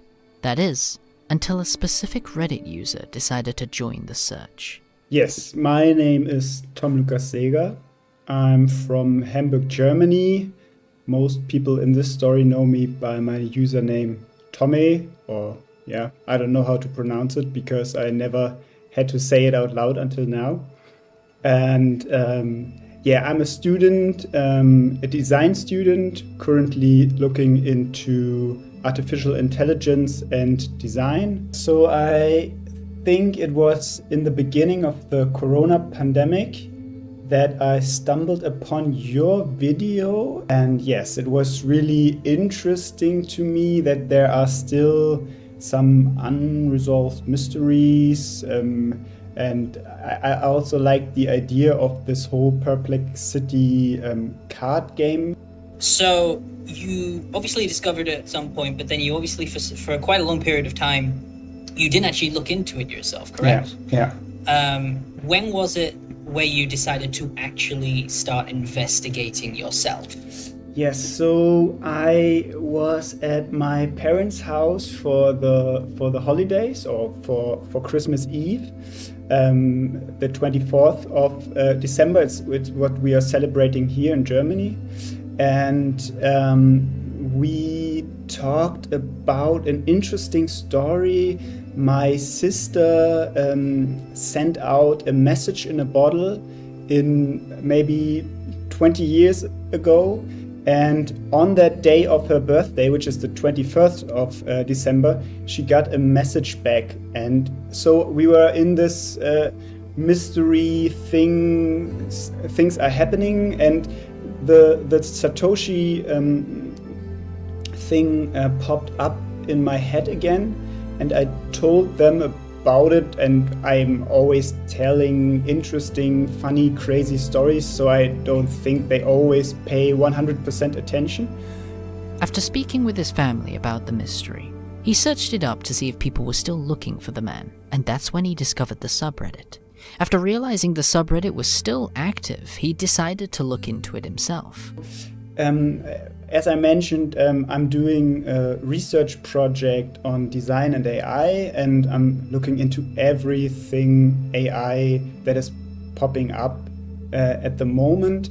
And I found a search engine, so a facial search engine that came from Poland, I think, and it was so powerful that people could upload faces, and they would it would find every instance of this face in a lot of images around the web. And it was so powerful in the beginning that they disallowed or disabled the functionality to upload a picture, so you could only take a picture from yourself.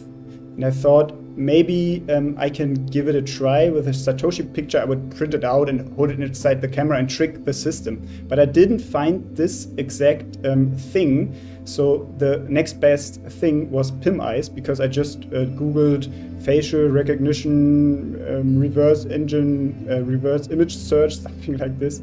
And this was the first one, and I thought I just give it a try. And on PIM eyes it's pretty easy.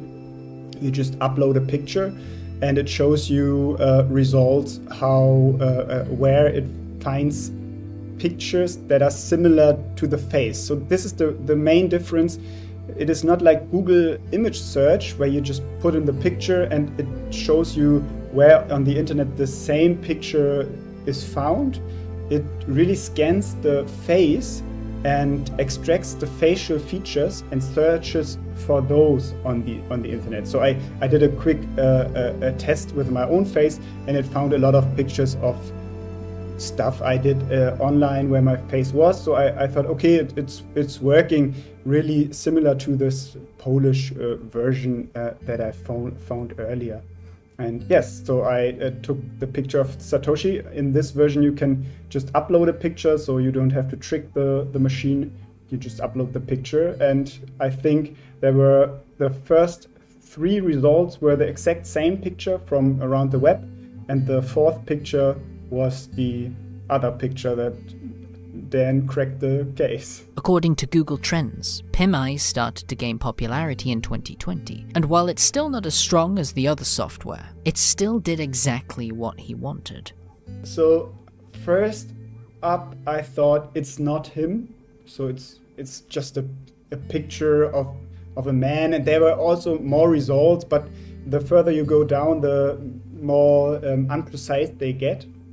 So I thought, okay, it's just a picture.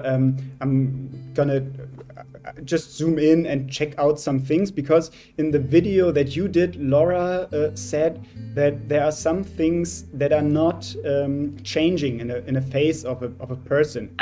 Something that is very identifiable for people's photographs throughout their lifetimes is the nose and the ears.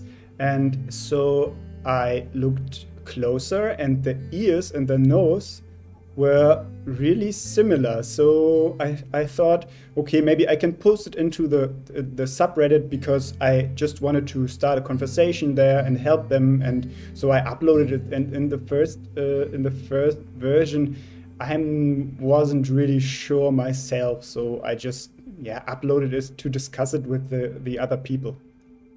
After posting it to the subreddit, more and more pieces started to fit this unsolved puzzle. I think in the beginning, the post didn't get many upvotes. I think it got some downvotes as well, because no one was believing that it could be him. And then one of the first findings I got on the website was that one of the executives was called Satoshi.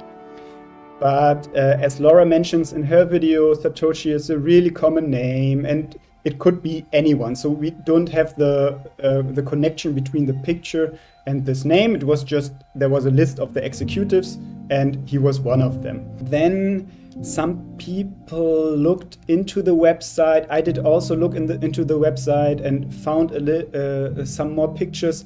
Gulf Alpha Mike Echo. He found a picture of a guy with a starting bib from a marathon, and we could find out which marathon that was, or half marathon. And we I typed in the starting number and got back the name in Japanese, and then I put it into Google Translate, and it translated to Satoshi. And I think I really got goosebumps and shivers and everything, because now we not only knew that he looked really similar, but the same person is called Satoshi. And so I think this was, if it was wrong, then it was the closest we could have gotten. So I thought I'm onto something, or we are onto something, because the whole Reddit was helping out as well, and I posted it. And then some other pictures came up, because we then had the Japanese version of the name and could search for the Japanese version of the name, and we found pictures there. The resemblance was just, it was 100% the same person, and we only had to contact him now. We know that we got him. Eventually, he got into contact with Laura about the possible lead. She sent 2 emails to this Satoshi, one in English and another in Japanese.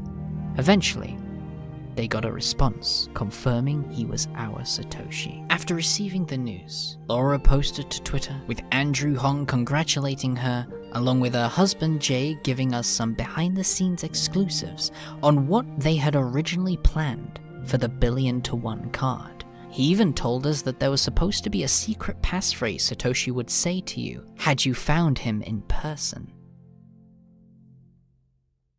It's incredible to think that all it took to solve this mystery was waiting for technology to catch up with what we were asking of it. It really makes you think, how many other mysteries out there will come to a conclusion in the next few years due to technology just finally becoming advanced enough to solve it? While it's exciting at the thought, it also leaves you with a feeling of unease. It's very important that puzzles like these show us exactly what our systems are capable of. I think we sometimes forget how fast technology really is evolving around us. We are now in a world where we can find someone based on nothing but a photo of their face. We can place it on someone else. We can even recreate their voice. It's only a matter of time before humans and artificial intelligence becomes interchangeable. Are you afraid? You should be. The voice you are hearing right now is created entirely from an AI, and if you're not impressed by how well it captures my voice from only giving it 30 minutes worth of a recording, keep in mind this is only technology that's available today. Imagine what we will have in only a year's time. It's scary to think how fast we are advancing. Maybe this is a rabbit hole we shall explore in the near future. Take this as a victory for now. But keep this story in mind when you're next posting a picture of yourself online. Take care, everyone. I'll see you in the next video.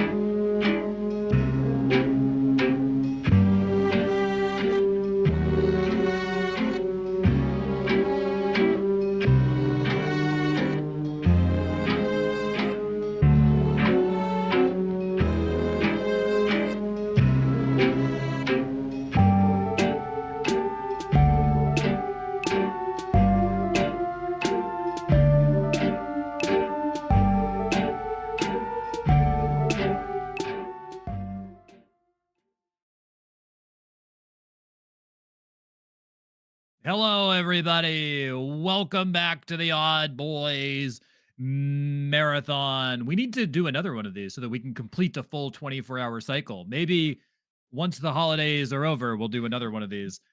Nathan is in the bathroom. We're going to play some Gary's Mod in a moment, but I have a special guest event I didn't anticipate.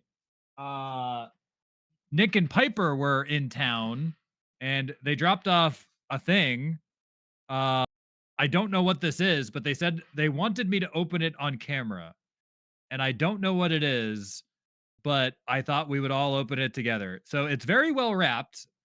I don't know if you guys can see that, Jamie, yeah. It's very well wrapped, and there's a little tag here.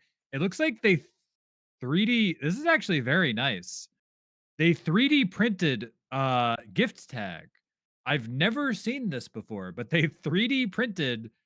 I know that Nick has like a 3D printer. He 3D printed a tag, and it says "Merry Christmas" from Nick and Piper. Ooh. And it looks like there's a big. Oh, I wonder if I shouldn't watch this because Katie and I are getting a package as well, and I wonder if this is going to give away anything. I don't think so because Alba got something that was else. So Okay. I don't think so. But they said that I had to open it on camera. But it's very well wrapped. Thank you, DJ Nicky. If you're not following DJ Nicky, you can find him on Twitch and Piper. DJ Nicky and Piper G on Twitch. Nick's live all the time. Very nice fellow. I guess I'll open it up. We'll see what this is all about. Tom just got a package from Piper and Nikki, and I didn't want to know if I should look at it because we know we're getting one too. I don't think it's going to be the same thing because Alba had the box that Alba had was like a different size. So I think I feel like they also asked her for you to open it on camera, so more likely. Yeah, I think this is a specific. Oh, yeah, it's going to be like. No, I'll see it then. Without opening this, it's going to be like Skibbity Toilet or something. I can already predict what's going to happen. It's going to be Skibbity Toilet, or it's going to be one chip challenge or something. Okay, I'm opening this up.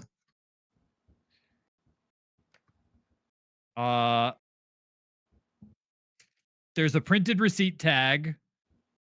It's a cat. Oh, he does. Okay. He does those custom receipt things. Yeah, Nick did this custom thing. It's a 3D print. Can't tell what it says. It says it's a 3D print of a cat, and it says "Kitty for Mr. Whiskers loves you," which is my name on Twitch. But it says no. I can't read what it says, but there's something. It says something down there. Tom, are you gonna change your Twitch name in the new year finally to something else and ditch oh my god, Mr. Whiskers thing? Stupid! It's a goddamn Labubu. I don't want any Labubu. Of course, Stop it's a trying Labubu. to. Of course, it's a Labubu. It's a goddamn Labubu. It's a goddamn. goddamn. Katie.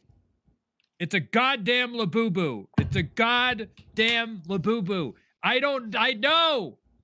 No. Sacrifice it. Sacrifice it live on stream. Burn it. Thank you. Thank you, DJ Nicky. Thank you, Piper, for this goddamn Labubu. Thank you very much for putting me in the Labubu cult. Katie loves her Labubu that she got from them. Oh my god. Awful. I hate it. She loves it. She got the pink. I don't She's in there clapping. understand. She goes, I have the pink one. She's clapping in the other room. What color is yours, Tom? Auction it. It's one of the colors. One of the colors. That's one of them. I don't know. One of them. I wouldn't be able to tell you either, actually. Colorblind man over here. Well, yeah, you're colorblind. I think it's blue. I was trying to look at it. I think it's blue. Auction it off. Yes, I'll auction it off. 222 members. Yeah, you heard it. 222 members, and it's going. Hey, by the way, we're 19 likes away from 100. Can we get those likes? Let's go. Well, you ready to play some games? Nathan, I was saying we got to do another 12-hour marathon once you're back from vacation to complete the 24-hour cycle. Oh yeah, I'm down to do another one. I like doing the long streams. It's like the good old days. Yeah, it's fun to do. But oh wait, I had to buy this game, Gary's Mod. Is that what you're telling me? It's $5. Ugh, that's a lot. I'll buy of money it for you. me. If you don't want to buy it, I'll buy it for you. It's $5. I genuinely don't want to buy it, but I guess I I could. keep What's asking my you to- Steam here. password? I logged in on Steam on this computer and it logged me out on this one, so I had to go figure that out. Gary's mod is the greatest, though. This is my password. Oh, of course it's that. Do you ever get nervous that when you're typing on your keyboard, the microphone will hear it and people will hear the sound of your password and then decipher what it is? I don't think that that's possible. So I don't think it's possible on a keyboard because it all sounds the same, but I'll tell you this, it is possible on a phone. DJ Nikki has done it. In Seth's new movie. Yeah, but that's because he's this like, that's because janitor he's movie, it's because he's a hacker. He's like knows what he's doing. it's crazy. Seth in the movie presses a certain combination of buttons, and it's a real number he was calling because Seth needed to get a recording in the movie for his character that calls this like hotline for the janitors and tells you where you're working that evening. So in the movie, Seth presses the number that he actually calls because he was a janitor, and he got the recording in the movie. Nikki goes, Seth dialed this number. It was like the 818 whatever Los Angeles number, and I was like, how'd you know that? He goes, I listened to the tone. He like had a thing that told him what buttons he was pushing because the phone has certain sounds on certain numbers. That's crazy. Well, there is your I have sent Nathan Gary's mod. That is your Christmas gift, Nathan. Merry Christmas. You have Gary's mod now. Can we hit my Steam? I sent it to your Steam. Yeah. Can we hit Oh wow. Can we get thank you. Can we get a $5 super chat donation to cover that game? Someone give Tom $5. Can somebody do a $5 super chat to cover the cost of that game? But now Nathan has it. I actually think Gary's mod is fun, and you will actually. I think once you play it, you're gonna have it. You did the better way. You'll have a good time. I think you'll have a better time. But now you have a game. You have the game, and now you can play Gary's mod. You have it. One new gift, accept gift. Gary's mod. Gary's mod, the greatest game. It's also Install. It's also Thank like you, Tom. 7 o'clock in the morning for Jamie. Can we please get some appreciation for Jamie in the chat? It's like That's 7 a.m. say for him, earlier. and he's just here, and he's producing the show because we decided to do a 12-hour. We decided as a group to do a 12-hour marathon, but it's like 7 a.m. for Jamie. He's just awake. Jamie is in London or England, and yes, he's literally switching all the stuff. He's putting everything on screen. He's working for nothing at 7 a.m. his time. Please, we got to get some thanks to Jamie. He's legitimately asleep right now because he should be because it's 7 a.m. This channel and this show is made possible because of Jamie. Oh yeah, Alba, if you want to, you're on camera, but that's fine. Here, there's their Labubu. You can Alba's here. Everybody. Hi. There it is. So Alba got a Labubu for Christmas. It does have glasses. Yes. I think it's supposed to be me. Yeah. Open it. Apparently, Katie really likes Labubus too. She's excited like you are. You're all sick. I hope you know that. From them as well. Can you show me something? This was in October that she got it. So I opened mine to see what I got. Uh-huh. Can I show you what I got? If you'd sure. I would love to. This is my personal Labubu, okay? It's that camera. This is my personal Labubu. I'll be right back. Tell them what I'm doing. Alba's bringing in what they brought to her. Oh, okay. She wants me to open up this Labubu. I don't want to. I don't want it to be in the house. You closed Alfredo in here. That's Alfredo, everybody. There he is. Oh, it has. Oh, it is me. They personalized it. Oh, they added wow. They added a beanie, headphones, and glasses to it. Thomas, it's you. And they're green headphones. It's literally you. Oh my god. You can personalize Labubus. Hey, can I show you what I got? Wait, can we This put is that sickening. next to Tom's head and go That's full so screen? cute. Tom, you gotta show that with next to you. Yeah, look at that. That show you what I wrote? this needs to become a blurb. Tom, say how you feel. I feel sick. I feel like I'm gonna. I vomited in my mouth when I saw this abomination. Yeah, that's how I feel every time I look at you. I mean, the Ready? Labubu. Oh, she made me a treat. She made me a treat for my Labubu. Oh, that thing's awesome. What is that? Alba got something cool. I think Oh, it's a Piper made it. Labubu. Ew.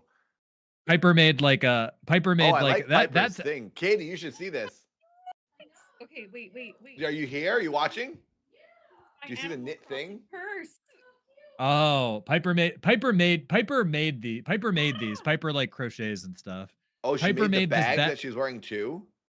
Right, Piper made this too. I think they made this. They made like the hat for the Oh, Labubu. Piper crocheted the hat. She made Alba's bag. Yeah. And then she made the Yeah. Labubu outfit. What is the outfit? That's- Like a pink Christmas tree?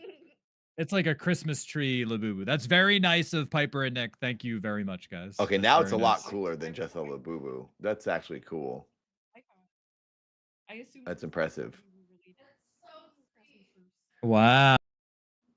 Katie said that's so sweet. You can take that with you. Don't lose your glasses. Yep. You have glasses too. Yep. Remove that from my presence. Look at it. I mean, oh my god. I don't. Jamie, do they have Labubus in London? Is it a sickness there too? It's so cute. It matches your Christmas hat. I had never heard of the Boo-Boos until you mentioned you had a goal of something, and so. Good luck. I never heard Alfredo. of it either until DJ Nikki and Piper thrust Alfredo's them in upon here, us. just so you know. I think he wants to hang. You got a special appearance by Alfredo. Bye, Alfredo. I didn't, Katie. Bye. I don't Bye, remember you asking for Alfredo. that. Oh, maybe I did know. Yeah. Alfredo is the best. There he goes. Thank you, Nick. Thank you, Piper. That's very nice. I didn't expect them to customize it, but that's very nice of them. Alba really likes Labubus. It sounds like Katie likes Labubus too. Maybe it's more of like a girl thing. Like maybe I think it's like it- kind of girls tend to like them because they're cute, you know. I mean, I like cute stuff too. I just don't really care for them. They don't look exciting to me or anything. Like it's the same thing as Beanie Babies. It's like, okay, it's just a thing. I like my friend here, the Fugler dolls. These are Oh yeah, Fugglers are like a thing. That's like I've heard about that. Like this is cool. Look at his teeth. They're like real Oh teeth. yeah, I It's have so I have funny. one of those somewhere. This is cool. They were mini fugglers. Katie got mini Fugglers. Those I'm into. Katie and I get some of those at Target, but the Labubus I just don't get in on. Also, look at his butt. Look at his butt. It's a button. Look at the mini fugglers. This is actually cute to These me. are really cute. Yeah, these are Those cool. little teeth. Wait, this one. Yeah, this one we had to trim his hair to show his teeth Yeah. better. Cute. Anyway, yeah. DJ Nikki and Wow. Piper, get into Fugglers. I mean, that's gonna be the next. That's gonna be the next thing they start collecting. I think they have like all. I think Nick showed a picture recently. He had every color of Labubu. They had them all like hung up on a wall. Oh my gosh. They had all of them. It was like I don't know how many Labubus they have, but it was like a whole array of Labubus. Like, and they're waiting for like the Labubu drops, and they're going to like Pop Mart. They're driving all over the state trying to like get them. It's like they are deeply committed to getting all the Labubus. Wow. It's Well, isn't the thing very- you don't know what you're gonna get? That's part of the excitement, I guess. I think not. And they're all only of them. $10, Some of- I think. Well, some of them you do know what they are. Like some of them are like you buy like Alba, for example, has like a One Piece one. She has the she has like the Sorry, Katie's Some of them are- explaining Labubus for apparently the fifth Yeah, time so- she's telling me this, I guess. some of them are very expensive. Like Alba has some of the One Piece ones, but like that's like she knew that she was getting like a One Piece collector one because she ones, really like yeah. yeah, but she really likes One Piece and she like knew she was gonna get that one. But I think other ones it's like a mystery box and like you might get the rare one if you like it's like a Pokemon card. You might get like the rare one or whatever, and like those are worth money. But a lot of people collect them trying to get the rare ones because they are worth money. It's like a collector's thing. Yeah. And then they can resell them and stuff. But then Yeah, other people yeah. are just truly sick and addicted. Oh, for that's these cool, Hulk. Labubus. Fugglers fart now, but they had sensors on them and wouldn't fart when you walked by because kids pulled out all the tabs blocking the sensors. Oh, that's funny. So most were half-hearted farts because the batteries were dying. I want a farting Fuggler. That's cool. That's cool. Oh, Jay said Well, that. I see. we I gotta got the play game some downloaded. games. I got the game open and downloaded. It says join public game. I'm guessing that's what I'll have to do. I think yeah. So it's been a while since I played this. Looks like there's. I don't know what this game is at all. Is anyone in the chat gonna play with us? We're playing Gary's Mod. I did We should message play Nick and Among Us. Piper. Among Us is the greatest. Remember the good old days of pandemic Among Us? I do. That was 100 years ago, though. So that was the height of my life. I'm telling you. Start a new game. Jamie, Jamie plays this a lot. Jamie, do I start a new game? I'll look to start one and I'll invite you guys to it. Okay. I'll just adjust the gaming area because I obviously gotta do. I guess I gotta make sure I have your cameras on when I do the gameplay. Okay. Because you'll see By my the way, screen. Jamie, I sent you the video. Oh, perfect. Oh yeah, I'll do that after the stream. I uploaded my boxing and I sent Jamie the earlier one. Yeah, the sent early one because then I can do that over the weekend and then I can disappear for 2 weeks. Nice. No, are no, you no, taking no, a no, 2 you weeks can't. off? You Yeah, can't disappear. taking 2 weeks off, and then I mean I'll be No, sending no, the shorts no, to Tom no, so he can upload it since I can't upload. But You're not that going should be- anywhere, buddy. hopefully that'll be fixed soon. By the way, yeah, that'll be nice. This last email to YouTube will hopefully fix this problem we're having. So yeah. Yeah, we'll we all just be had a couple of logged into the issues account. for anyone who doesn't know, chat. But it's all getting sorted. But yes. Yeah. We'll actually be able to have a more efficient workflow, I guess. getting We'll there, actually well, and we won't be in fear of the channel suddenly disappearing. Yeah, that is also true. Thanks to a vendetta. Or Without something. without obviously getting into it, yeah, there was a bit of a concern on whether or not the channel would stay up. So we were like, oh, yeah, what's gonna happen there? What are our goals for? I mean, we can talk about this before we get into the game. What are our goals for? So Jamie and I have talked about this. I would say my goal or my intention for 2026 for Odd Boys is that at a minimum, which I feel like we could do, is that we have an episode every week. We plan for once a week for the year of 2026, and I feel like we can do it. And I feel like if one of us can't make it, the other two maybe we get a guest on. But I feel like we can, in some capacity, have an episode every Friday at 6 p.m. Pacific Standard Time for the entire year. That was my thought process because I think I talked with you about it, but my thought process was I want to try and just have a bit of structure in something, and this channel looks like a good way of just having some structure for a Friday night to do this show. And then the rest of my week I can do. Yeah, the rest of the week I can do other stuff. But Friday is the stream, and then Saturday I'll edit the shorts and put them up there, and then the rest of the week I can do other stuff and focus on that. And then at the end of try and basically that'd be my New Year's resolution to see if I can keep at it doing something like that because it's like just a weekly thing. Can I do it? Is it possible? Just curious. Kind of keep that. And I don't know if this is boring for anybody in the chat, but since we've been putting up the shorts and everything, the channel we haven't lost anybody. The channel has been consistently growing, and the views have actually been pretty good for a channel of our size. So I think if we keep at it, I think within a year's time, I hope that the channel would be doing pretty well by that point, as long as we're consistent and people know every Friday, 6 p.m. you're gonna see a show where these guys are gonna talk about weird stories for a couple hours. The more consistent it is, I think it'd definitely work. And like I said, I think getting on some guests, I think guests can really help find people.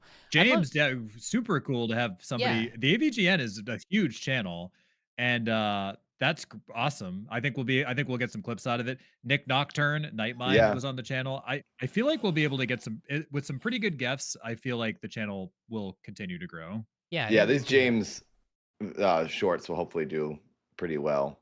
We gotta just like spam the hashtags with AVGN, just to get his audience to see them. Yeah, I think it's a case of that, and I think getting a couple of other people in there over. I think that'd be my main goal for next year. I guess is that Friday weeks mostly. It'll be just us three, minus if there's a couple of days where someone can't make it, so we either just get a guest or it's just two of us. Just to fill that gap when someone isn't there. Well, I think that's like a good example is Jamie, you and I just did a show. Like Nathan couldn't make it, so we just did a show. And yeah, like, that'll it was go just, up. it's I feel like still we just keep happening. doing stuff like that. Even if people can't make it, but yeah, it's that kind of approach. Right, I think I've got all three of us there. But yeah, my goal is to get people on anyway. I get guests that can help promote it every so often. Not every week, because that'd be just the classic way. Collabs. Yeah. I think it is. I think it is a classic way to grow, and then you're getting shorts with those people in it. Maybe they give their thoughts on, like you guys said, like a thought on like flat Earth or a thought on. I thought the best part I think of that interview with James was when he talked about the Loch Ness monster. I think he sounded like he was a true genuinely believer. Yeah. super Oh, interested. he was really interested in that. I think his eyes perked up when he suddenly remembered that he liked talking about the Loch Ness monster. He was all in and for Atlantis. that. And Atlantis, yes, his eyes lit up for that as well. Yeah, so, it was cool to have him on. Yeah. I think and James is a good guest. I think he's very specific in that he also seemed to know he knows quite a bit about horror too. Yeah. It'd be cool to have him on again if he ever has time. I think we also need to explain the difference between folklore and the conspiracies, because conspiracies are not really cryptids, and most people don't. I think when James realized that's not what you were talking about, and it was cryptids as well, he was like, oh yeah, I do know like a lot of this stuff. Because it's like we weren't talking about like we weren't talking about like 9/11. We were talking about like or whatever. Yeah. Because it is in the definition, that's not actually a conspiracy theory, like Bigfoot and things like that. That's folklore. It's more fantasy. I had a look. It's folklore. It's folklore and myths, urban legends. Yes, James Rolfe. If you guys missed it, the very first hour, right when the stream started, James Rolfe was on the show tonight. So if you scroll back 11 hours, you can see James on the show today in this stream. Yes. We're gonna put videos up in shorts and edit up all his stuff as videos on this channel that you can see. But if you do scroll back, Elastic and Slit, James was a guest on the show today. We talked about which is really nice of them. Stuff with him. It was cool. Right. Well, everyone else we've asked has been busy because it's the holidays, and James, luckily, he had an hour to do. So yeah, James is cool. But we're gonna have more guests in the new year once everyone's not busy with the holidays, because we have a lot of friends who are pretty prominent people in their own little worlds, but everyone's just got, they're all away on vacation already. So, and I think merging them together would be quite fun to try. Okay, I'm gonna boot up the game now, and I'll try and invite you guys. I just wanted to see if I could test. I just get you guys. All right, 24 hours of Gary's mod. Let's go. Also, yeah, Jamie, I was gonna say, because Slit said, I think we should upload maybe a bunch of stuff with James, maybe like his whole segment, the whole hour, as a video. Yeah, if you want to, people will probably want to listen to the convo, and then we do shorts out of all the little subjects. Yeah, because the good thing about that is, I think if you upload that segment, the shorts you can link to those things. So we need to do that more. I think the shorts right now, they just link to the streams, which isn't really helpful when there isn't any time codes. So most people will click on it and then be like, where was the clip that I just watched in this 2-hour video, and then leave. But if it links to like a video like that, that's just James's segment, they might be more inclined to watch it. True. I link back to that main full story. Yeah. I can send you, because I did record that. I was gonna say I So- don't have everyone's things. Could maybe just screen record it and upload that and edit that. But No, if I it was gonna. looks I better can. I doing your way- recorded. I recorded it in OBS of me just switching back and forth. So if Oh, you did. want- You have a video of the beginning. Okay. Yeah, I missed. I think the first couple of minutes because I realized, oh, I need to. I probably should record this. I could grab But, that. I could yeah. grab that from YouTube. and But then patch but it it'll in. be higher quality then, just so you've got like. I know it won't be Yeah. the best because it won't have our actual cameras, but it'll be the stream, so you're not having to like just download it. But yeah, That's fine. I'll send you it, and then you can just edit it however you like. Maybe you cut out some parts that don't need to be there, but yeah, that'd be worth. Yeah, I Well, agree. this is a good. This is a good camera angle. We should have Jamie on camera all the time. I like this. Camera angle. Oh, Looks good Jamie's on stacked. camera. Yeah, I got the. It looks camera good here. stacked like this. Can't be sleeping. This is what it's Yeah. gotta look like from now on. Just Can't sleep. It's a very quick thing because I just realized obviously going to be gaming, so I was like, oh, gotta do that. I kind of like. I kind Oh, of. now like everyone's seeing this, right? Yeah, They're everyone's seeing you seeing now. this Yeah. side. Yeah. I haven't got the I game kind up of like yet. this layout more. If we were like doing a video or whatever. We did. Yeah, Jamie, why don't we have you on camera ever? 'Cause I Is don't it like because you like to being- be behind the scenes? Oh, really? Yeah. I don't really He wants like. to be. being He wants to be the man. host. He Well, wants this to be is- the wizard. I mean, Yeah, that's fine. I- I'm not trying to force you. I No, wasn't no, sure, yeah. though. I just don't really enjoy being in front of the camera. I might maybe if we did the NRB stuff, I might do that just to promote Odd Boys, but I don't really like being in front of the camera part of things. But Okay. All good. But yeah, if we ever get a third More guest, it time could be for stuff like me. this. It is. Yeah, you can take the spotlight. All right, let me get. Oh, I should get up Steam, shouldn't I? That usually helps. My fiance just ordered rice and mango, and I didn't know I liked mango until I met her. So now I'm What? kind of excited. Rice and mango. You ever had that? Are you here, Katie? Oh, is it? Oh, it's like a left. sticky rice with mango. Yeah, I've had like Sticky a rice Thai with sticky mango. rice. She loves Yeah, that. yeah. I've had that before. Mango's good. Sweet rice. Yeah, I've had that sort of Right. thing. She ordered from a Kinda Thai like a restaurant, I dessert. assume. Yeah, yeah. Yep. Gary's mod is doing a patch, then play. I'm so tired. I woke up at 6 a.m. today. Oh my. Yeah, I will almost say there. I'm I I will don't say know I'm why. I will say I'm feeling it. I think now that we've been streaming for 10 hours, I'm like, oh, I'm starting. You know when we do a subathon and you're just like, by the time you hit a certain amount of hours that you've streamed in a day, you're like, yep, it's that time. It's that time again. Yep. time for my brain to dissolve because I've been streaming for 10 hours. I don't know how Absolutely. people like XQC must not have a brain anymore. Like people like him and Hassan, they must Yeah. not have a brain anymore because they're live 7 days a week for 12 hours. Yeah, I know. I don't get it. I don't get it. And when you have that much money and you could go travel the world and just do other things and you just keep streaming, I think you just have an addiction for the stream at that point. Both of them It are is. XQC made, what did he make? $50 million on his kick deal. He could just like retire once his deal is up to stream the You already minimum. can retire before that. Yeah. Right. And Hassan, also a multimillionaire. I understand like staying in the spotlight, but like, man, like at least go down to a regular schedule 5 days a week, 4 days a week, whatever, 3 Yeah. days a week. Like, do you need to be live 7 days a week, Like, 6 days a week? I mean, maybe they just don't have other passions. Like, don't you want to like go and take up a hobby like painting or just something like you've done Yeah, it. Now that anything. you're supposed to go see the world, see the planet, see all these countries. Unless they've already seen everything. I can't imagine that they're in their 20s. Hassan, I feel, Or is has he a little bit older? more. Hassan's older. He's like 35, 36. Yeah. But he is political, so he wants his opinion to get out there. So for him, he's like covering the news. XQC a lot of the time is just like not even on camera.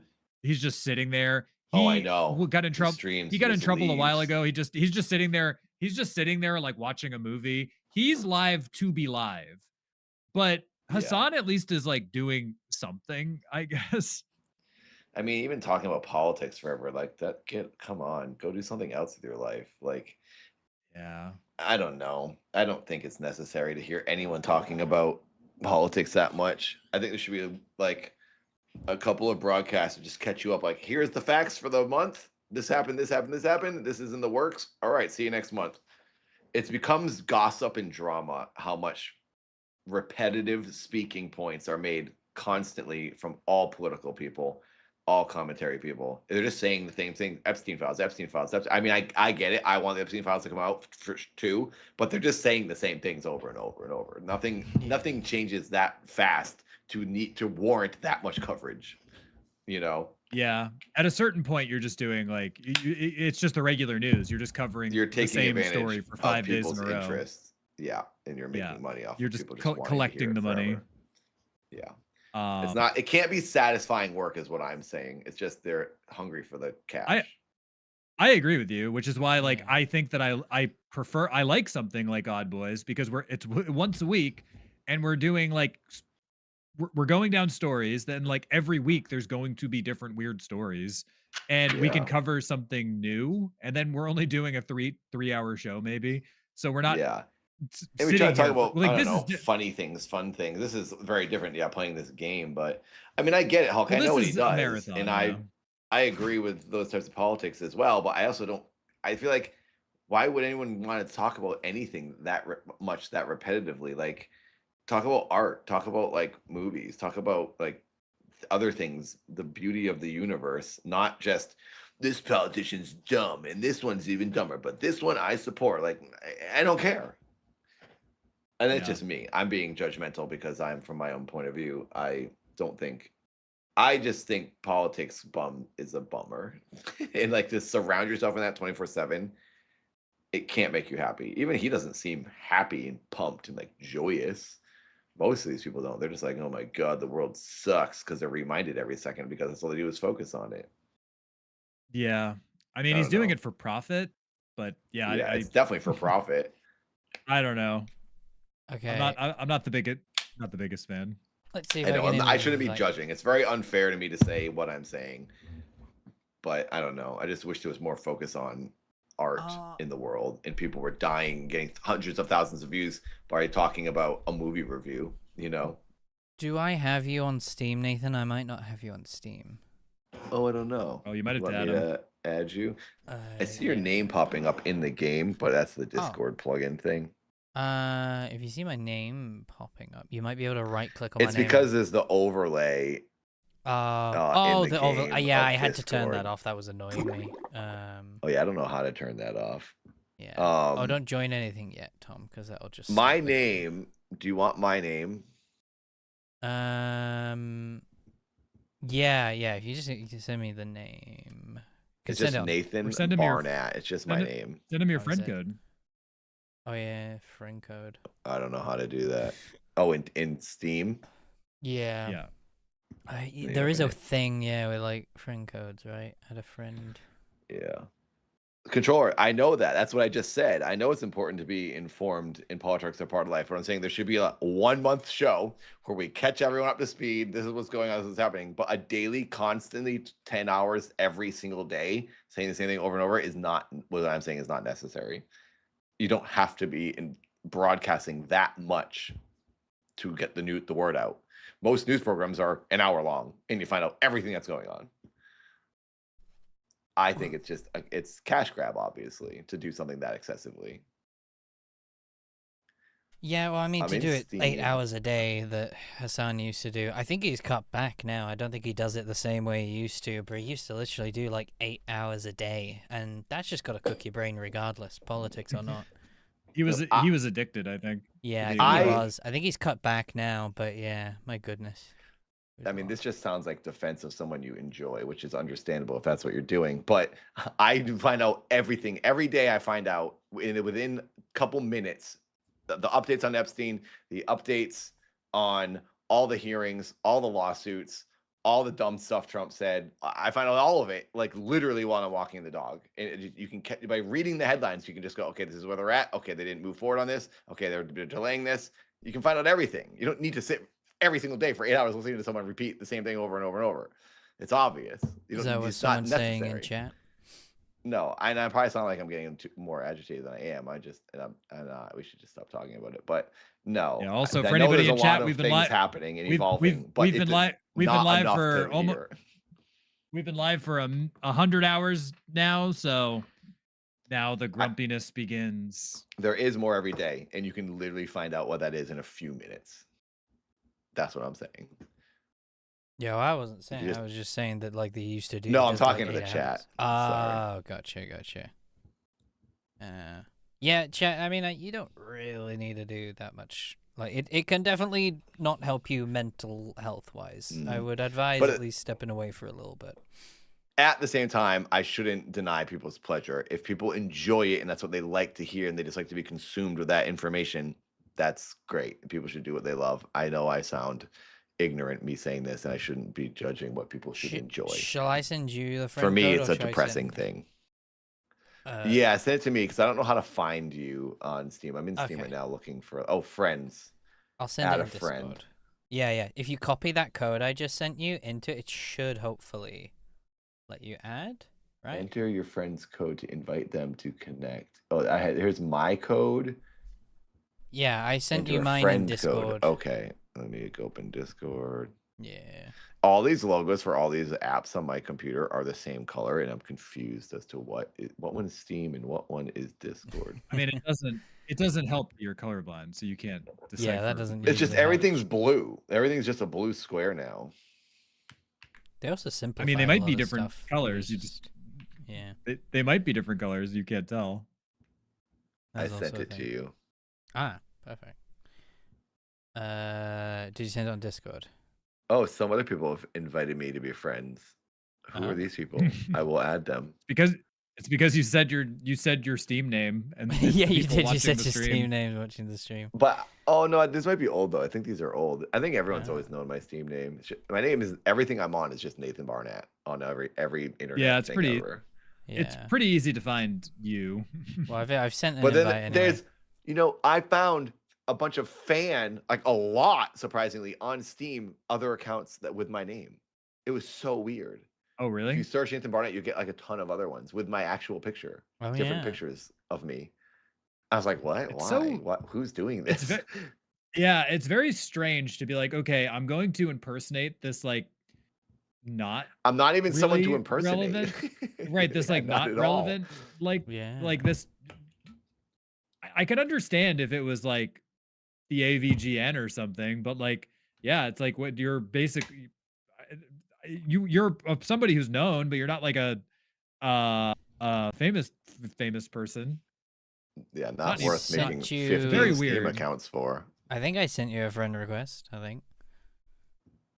So I just see you in the game then? No, if you added to me, accept the you friend have to request. accept the friend request. Oh, I have to accept it. Oh, I thought that was it. I thought that was your. Yeah, so if you alt tab out of the game, Oh goodness gracious! and just this takes to forever. accept You the haven't friend request. Sent me anything, so I just had to try and find you. Oh, I didn't get you.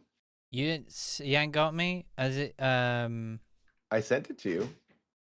Where did you send it? Because I don't see anything. I entered your code, and then I hit send invite. It says your name and the 3 numbers. Oh wait, are we already friends? Oh, we might already be friends? Question mark. It says send invite. Invite successfully sent. It says, and then if I go to my friends up top, it says, it's pending. Technical difficulties, everybody. Pending. Oh right. Oh, actually, when I was accepting those other friends, it showed Interesting. you are pending. I'm pending. Oh wait, here we go. If I got it, there we go. Okay. Accept that. There we go. Okay, so I should be able to just invite you now, I think. So fingers Hell crossed. yeah. We finally have friends, guys. Can you believe it? Yay. Hell We yeah. have friends. All right, I'll invite you. Let me invite. Are you online, Nathan? I don't. Whereabouts are you?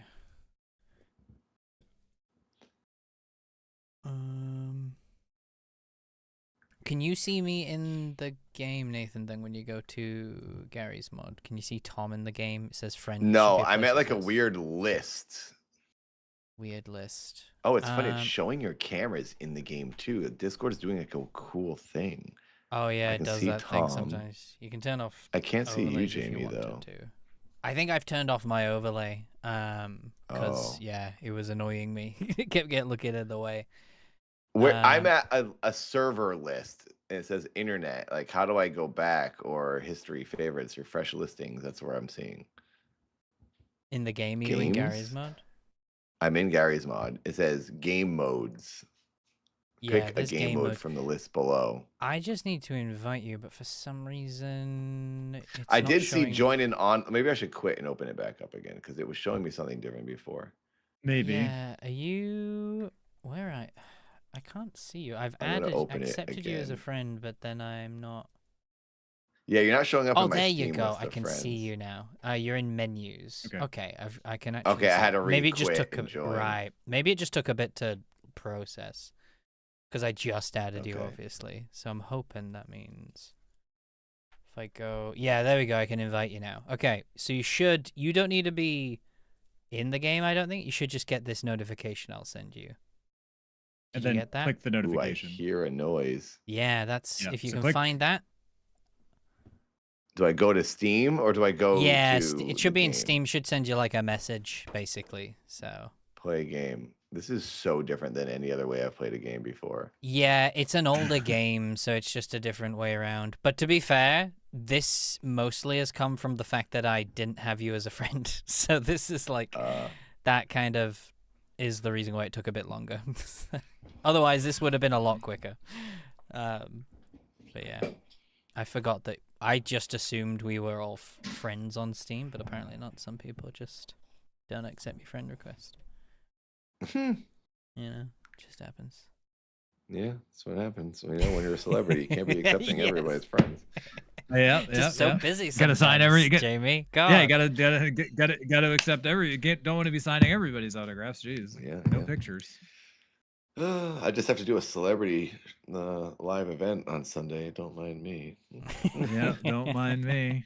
Just a bunch of celebrities many in peop- Hollywood. You know, just. I the mean, way it yeah, is. maybe this will be your big break. Maybe I don't maybe think they'll so. see you do your routine and they'll be like, give that man a Netflix original Give that man series. a bag of Doritos. Is I am anyone hoping else? that I could maybe get a new agent from this show on Sunday because there will be people How there does- watching. How'd this janitor get on stage? Yeah, exactly. Oh, by the way, I did get hired. Did I tell you guys the janitor company wants to hire me Oh You did yeah. tell us that you Floater. get hired by the very janitor nice. company. as a Very nice. floater? So basically, I fill in for people. So they're not hiring me part-time or full-time. They're hiring me as a floater. So every once in a while, I would work for them if I'm free and I don't have to say yes. So maybe this channel will blow up and I'll never have to say yes. If anybody would like to support the channel with either a super chat, a Ko-Fi, or a membership, Nathan will not have to. Not that there's anything wrong with it, but it will keep Nathan away from having to do floater janitor positions.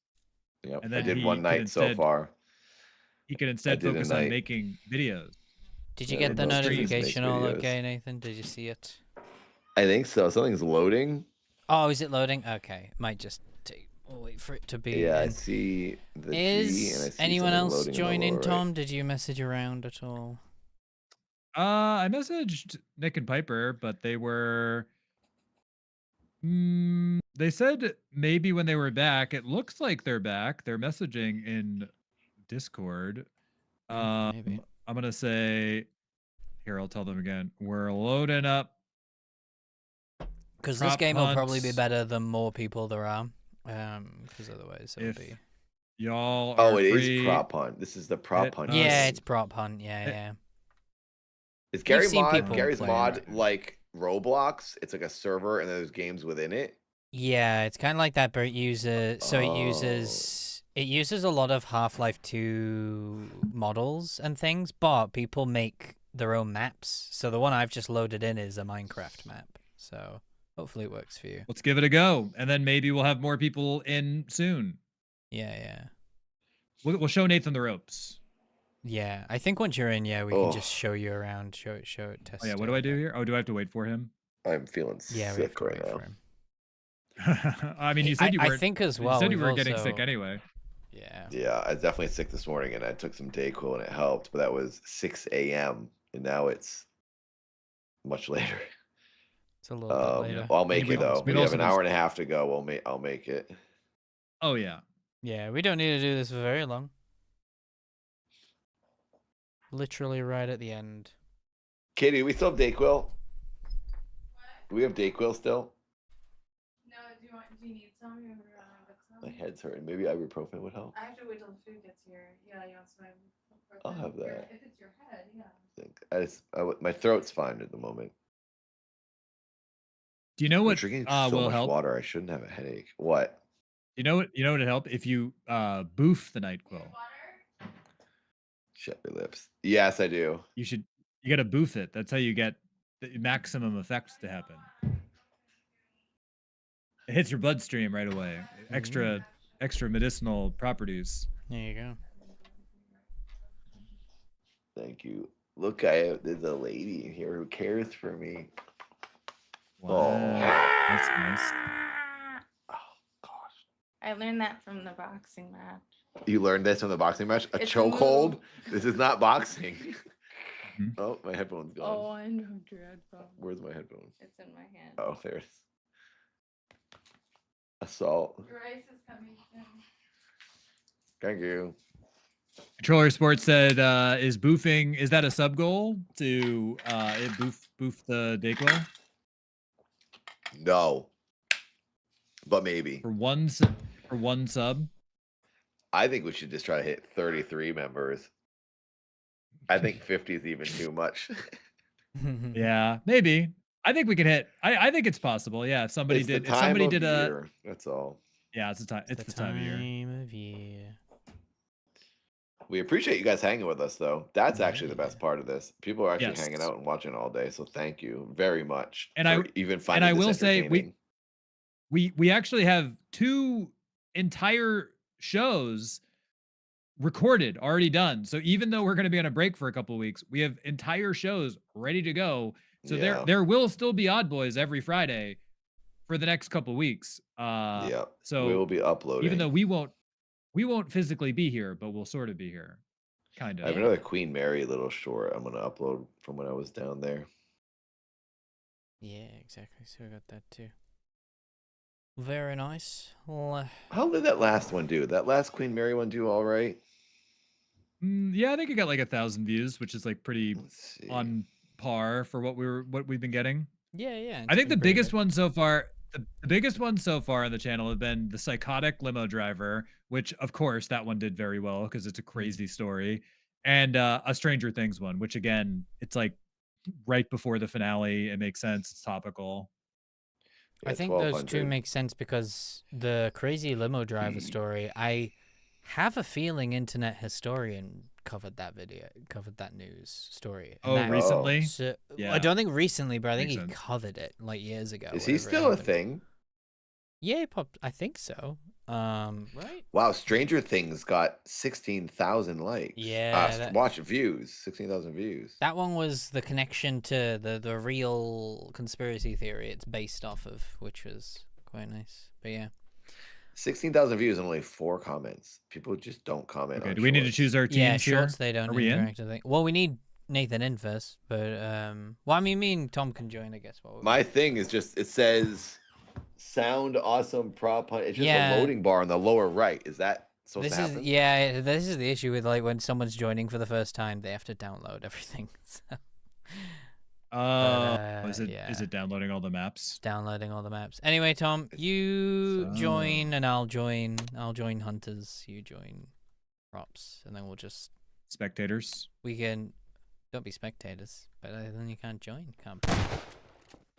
Told me to wait for Right. restart. Wait, what? Don't worry about it. We'll wait for. Oh, is this a Minecraft world you're in? Yeah. I like that. Let's play this. Why did forever. I died right away? What is happening? I'm blinded. Wow, I was gonna say you're the Minecraft. hunter. I'm the prop. Right. Wait, can people Oh. can they get sued for just copying Minecraft? This is literally just a clone of Minecraft. No, because it's a mod, so so basically it's a map a person has made. So it's not actually It's not Oh, it's up for actually sale. Gary's mod that has made this. It's someone in the mod community. So, yeah. Do you smell what I smell? Wow, it looks literally identical to Minecraft. I don't see their character though. I just see like the line. What is that all about? Oh, What's you're the, turning into different I'm turning objects. into. It was a prop. What's the I other- was. Yeah, I was a prop. What's the other button that we play to play funny stuff? So F and something can't else. remember F or something. is Tom supposed to find you and kill you? Yeah, he's supposed to find me as the what prop I am, or I could be anything, Tom. I could This be is anywhere. impossible. And how big is the area? This is why you have tons. Hey! Don't shoot. Hey, you're a chicken. No. Oh, I see. I was gonna say, what does Tom look like? Tom is an army man. Yeah. So basically, it's obviously you'll see that like the more people are I'm in this, in. the more fun it is. Oh, you're in? Oh, perfect. Join a team. It's still doing something. Oh, I clicked. Yeah. Click on Hunter or props. What There is you that go. noise? It's just some sound effects, I think. So the thing I don't is, when know what you're I'm doing here. you're a spectator. So I think. I think you're What is spectating this Tom. music? What's happening? I can't get out of here. So basically, what happens is Tom can. Do you guys hear taunt. this music?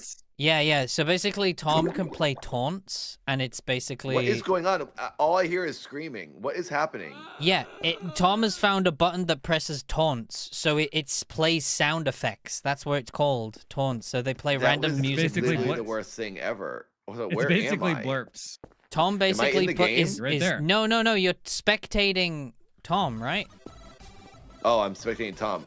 Yeah, because Tom, you'll be in stop the next doing game. that. Yeah. can't That's listen to why. this. That's why you're I'm gonna hearing turn this tons of off. sounds. I'm Yeah. gonna turn this off. This is the worst. It's so loud in my ear. Yeah, Tom is just blasting the button. That's why. I love the and Tom. he obviously Oh my and you God. obviously can't change because you've picked his team. So he's. Wait, how do I play? You play the next round. You you joined mid-round. Yeah, you play That's the next why. round. So you gotta wait till we've. You gotta wait till I capture him. Wherever that might be. Where are you, Tom?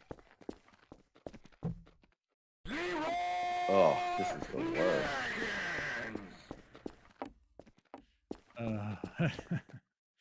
So who's hunting who right now? Jamie's hunting I'm Tom. hunting Tom. Jamie's so I'm trying to hunting find out who. Good luck where he is. finding me, though. Can you shoot random things in case it's him? You Or can, only but you certain have a amount of certain bullets? life. You lose You lose health. health if it's not Yeah. a prop. So that's the only issue. So if you miss him, you lose life. Yeah, you lose life. Tom, can you even see right now? Oh, I can see. Because I'm seeing your POV and it doesn't look like you can see.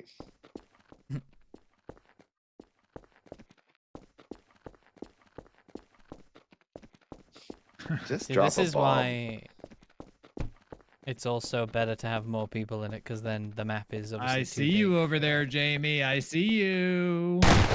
Where are you? You're getting warmer.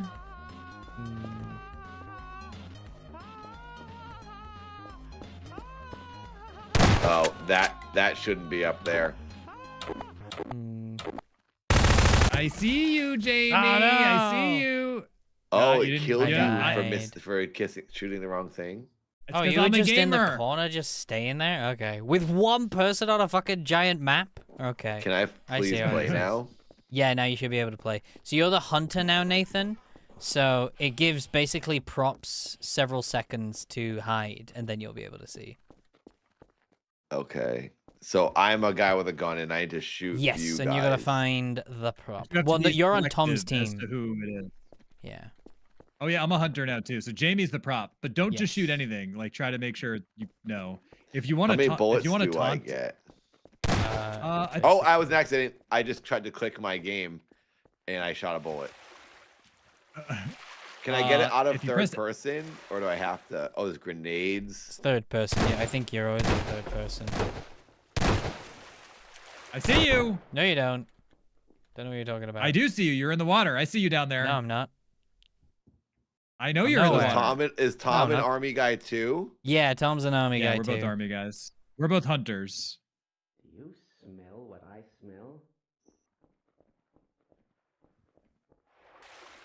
Down here somewhere. Whoa. No, I'm not. Where? I don't know what you're talking about. That wasn't me. That was someone else. Oh, uh-oh. If you press F, you can do your taunts, Nathan, by the way. Oh, yeah, like he really wants to do taunts. Uh-oh. Loves taunts. They're annoying, doesn't he? You can't jump up the blocks. The steps, I think you can jump on, but yeah, I think it's... Okay. Uh-oh. Do you smell what I smell? Oh, you can change. Can you change? I got stuck. Yeah, you can change into different things. But I got stuck because In the I game, pressed the wrong so- button. Nathan, when you're a prop, you can turn into anything on the map. So Yeah. we have to just, it's literally prop up, but you can turn into anything. Yeah. Oh, I have gotten stuck, so I can't. There's no props near me. I thought that I was trying to turn into something else, and it became this instead.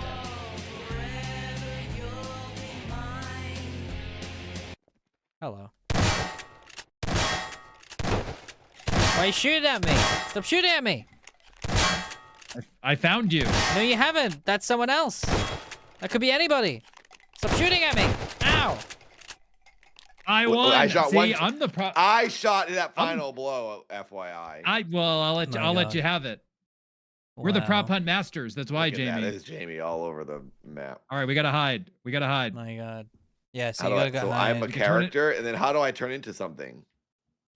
You press E next to an object. If and you can then look turn at into the object you want to turn into, make sure you're pointing at it, and then you press E, and it should turn into it. Okay. Make sure it's a prop, because obviously I think some kinds of walls you can't turn into and stuff. But then, can you move around as that? Yeah, you should be able to. It's not working. I'm Sometimes you hitting get E, nothing's stuck. happening. Make sure it's a prop you can turn into. It might not be a thing you can turn into. Okay, I'm falling in the water and I'm gonna die. Oh. I'm stuck. I I'm think literally you can, stuck. I think you can just go in the water. Yeah, some of the maps are pretty janky. What on earth? I'm literally stuck and I can't do anything. Interesting.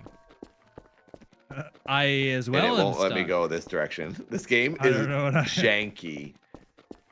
I mean, it's a mod. All of these are fan maps. Yeah, some of these are fan maps, so they can be a bit janky. But, where I can Oh, probably I try see and help you. you unstuck See you, Nathan. yourself. I don't know how to change. E isn't doing anything. You press Are you E sure next it's to an E? object.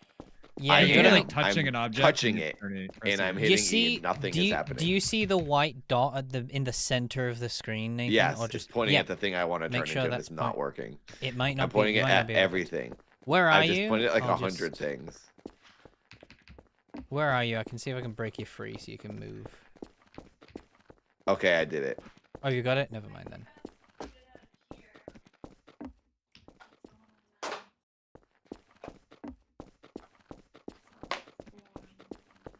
What, Katie? Thank you. Jamie, come and get me. Hang on, I can't wait, move. hang on, Come and Katie, I get can't me. do that right now. The heck? Katie, stop! I'm leaving it right here. I'm putting her here. Bye, bye, bye. I can hear. I heard something, but it's like I don't know where you are. Jamie, come You're and never get gonna me. find me, Jamie. It's literally impossible. What do you mean? Jamie, come and get me. I'm watching you guys. can't I'm move. watching Jamie run around like a cartoon character. Jamie, we see you. I don't know where you You're guys Thank you, are. Katie. I can hear your taunt, but it's. Mango. I'll say and you're on the. rice. I'll say you're on the wrong side of the map. I see Oh. him. Oh no, I I'm can watching hear. him. I can hear.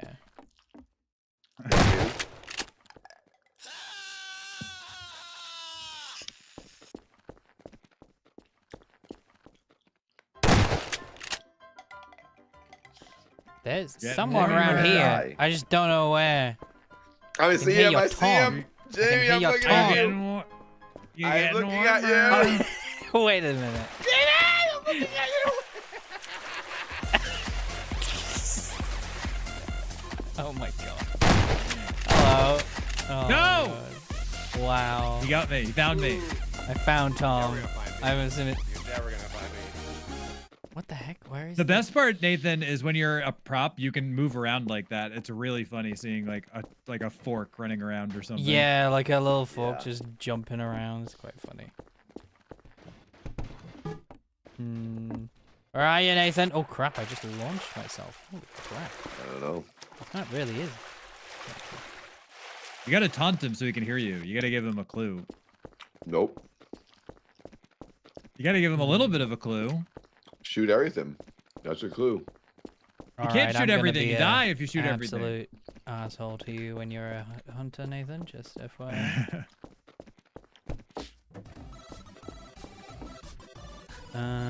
Where the fuck are you?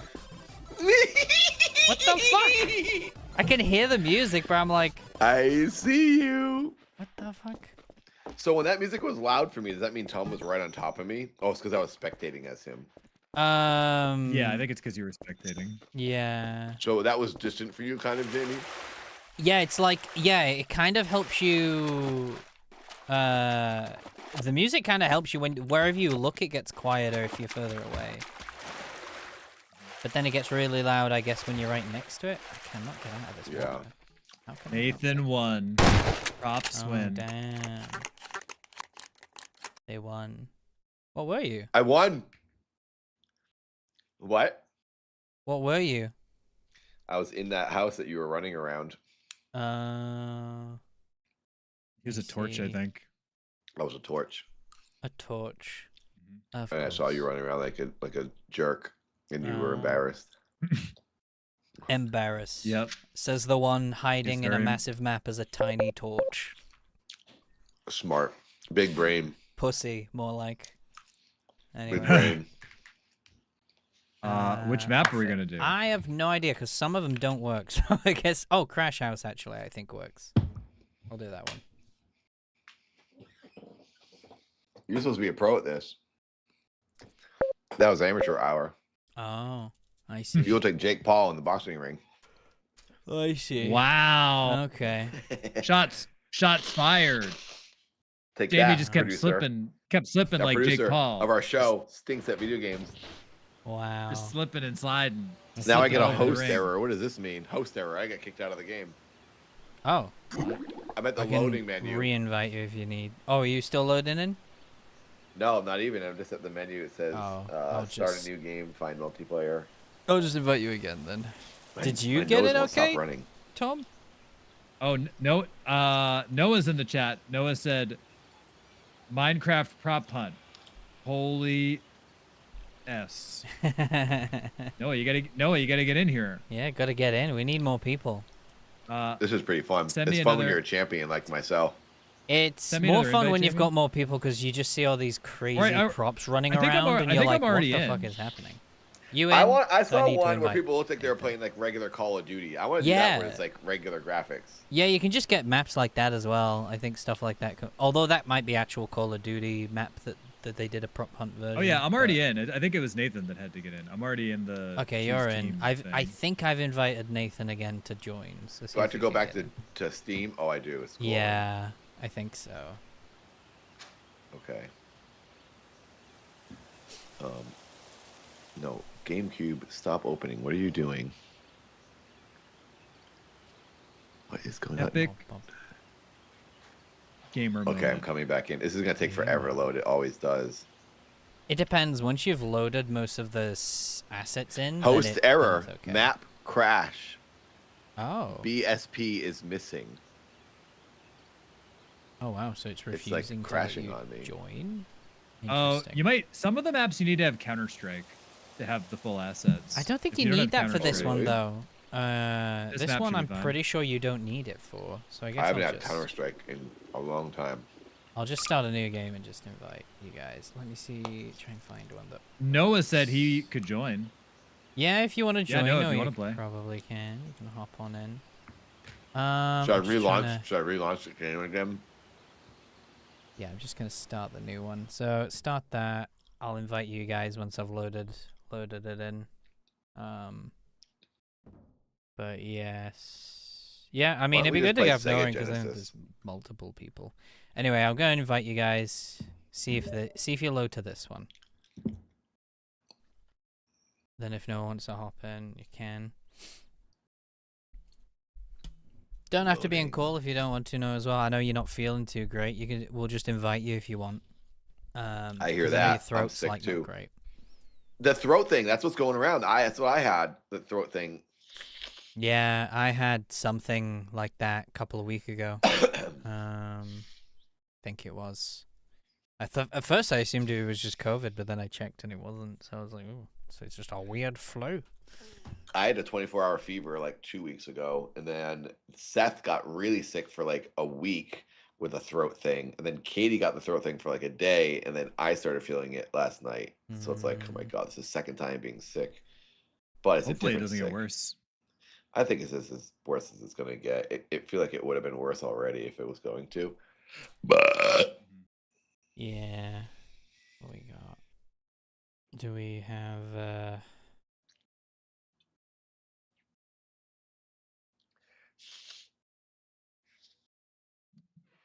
Noah said he could be in call, but can't cam. Yeah, that's fine, Noah. I think we just well in that case I think we just invite. Oh wait, you can still talk, can't you? Oh yeah, because my I'm thing mostly is just loading, thinking I cropping think. is just my thought process. Oh, I'm in. Oh, I choose a team. Yeah, Sorry. choose okay. a team. Oh, I'm in. Oh, sweet. Yeah, and then are you in, Tom? Oh, wait for restart. Let me join. Says. Wait, what is this? Actually, just right, okay. Be a... Cool.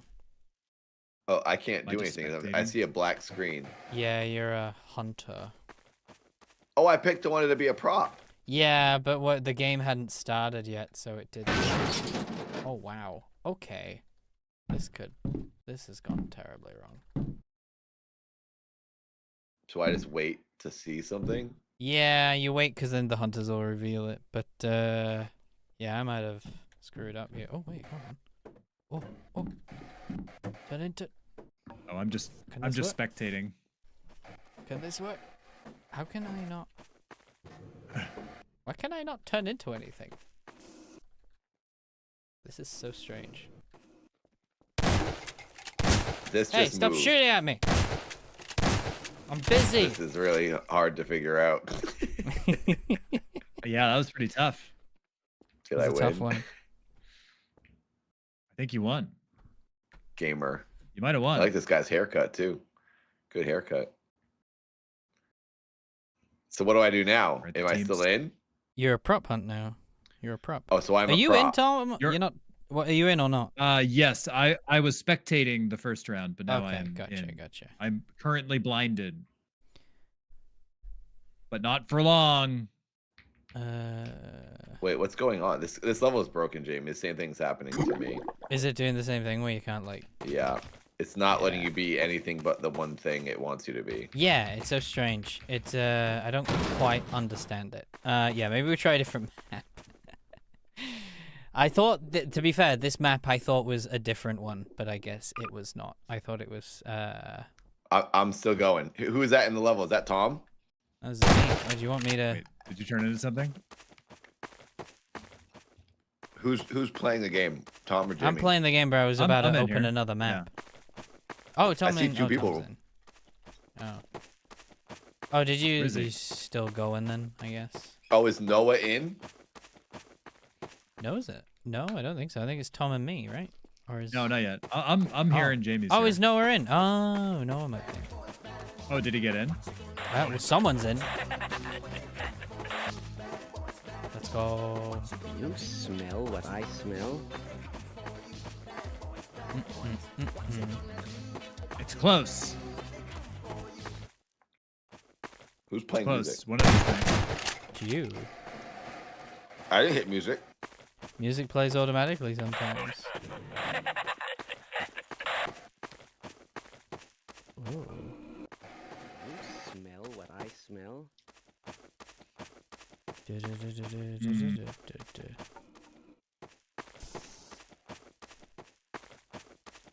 Alright, so I guess there's a spectator.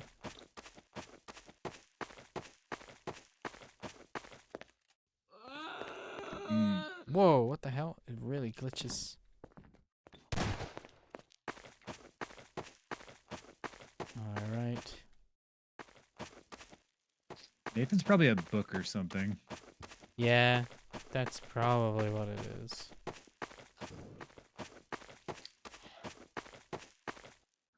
And then probably hiding under a sofa or something. Is there a time limit?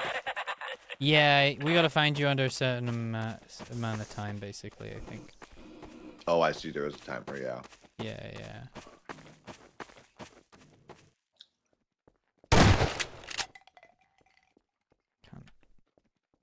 How do I crouch? Forgot how to crouch. Oh, there we go. That's how you crouch.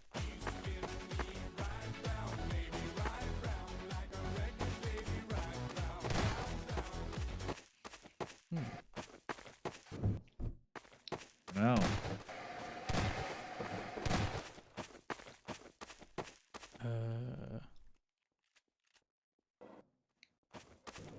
I don't know. No, I don't know.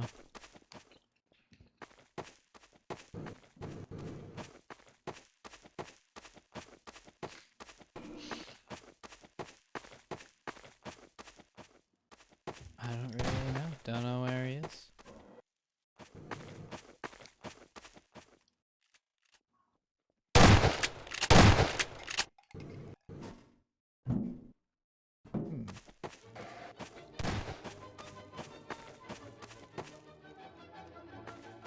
Hear the noises. Yeah, hear the noises, but I don't quite know where.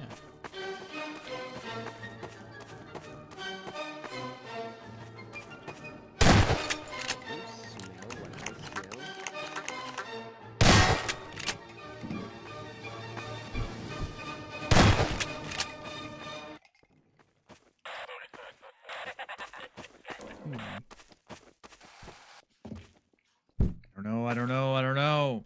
I don't know.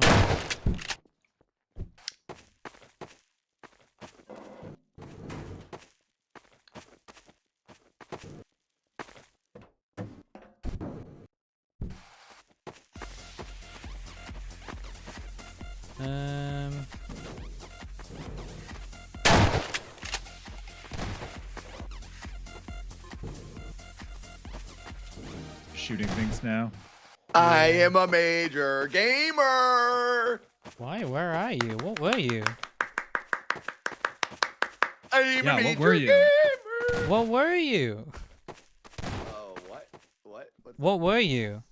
Are you not telling us because you know it was a was a shitty thing to table. be? Oh, you were a table. I was a okay. first. I was a chair, and then I switched to a table. And you shot chairs next to me when I was the chair, Holy and then crap. I put myself in a disoriented position as if I was one of the tables that got messed up when you did your last raid. Very nice. Yeah, I went from chair to table, and you Chair to guys table. stink. Wow. So now what do I do? Now you're a hunter. Now I'm a you're gonna hunter. find us. Yeah. Gotta get good. Oh. This is a hard room to world to look in. I can't see the doorways. And then so the game will make noises on you, right? Yeah, so they'll just play taunts, so it'll help you find. And if you look away, the song either stops or gets quieter. So that tells you you're in the wrong place, basically. If you're looking in a direction and you hear music, it's that direction, basically. I hear music. Yeah, so you just follow that. It's hard to know. Yeah, sometimes it's a bit hard to. I think it was in here. Nathan, you're getting colder. I'm looking for both of you, right? Oh, I hear it. You're looking for both of us. Oh, what's that? Oh, it's my shotgun shell. It's somewhere in here. Hey, Nathan, look up. Now look down. I saw you moving. Why would you do No, you that?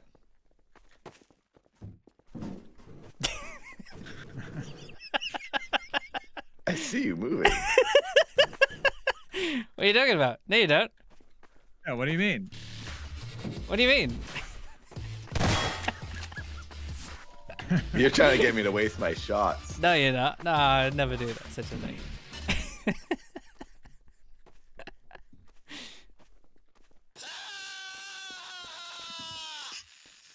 Wow, Tom, that's a bit loud. Why would you do that? Why would you do such a thing? Can you switch props quickly? Is that a thing? If you you can. hover over them, yeah. Anything could be a prop. Are you online? No. Oh, Noah's online. I'll invite. How many you shots do I get? You can reload. Press R. Yeah, you should have enough shots. It'll just show you the health bar in the bottom left. Should show you health. Did I kill you? You did. Oh, you get him. Nice. I was taunting Jamie is you. Still newspapers. No, I'm not. Don't know what you mean. Come on, Tom. Come on, Nathan. I can't Come jump on, over Nathan. this stupid counter. Stop Come on, making me waste my shot. Come on, Nathan. You penis. Come on, just be a gamer, eh? Just be a gamer, Nathan. You gotta be a gamer. Just be a gamer, Nathan. You gotta be a gamer, gamer. Nathan. Why aren't you a gamer, Nathan?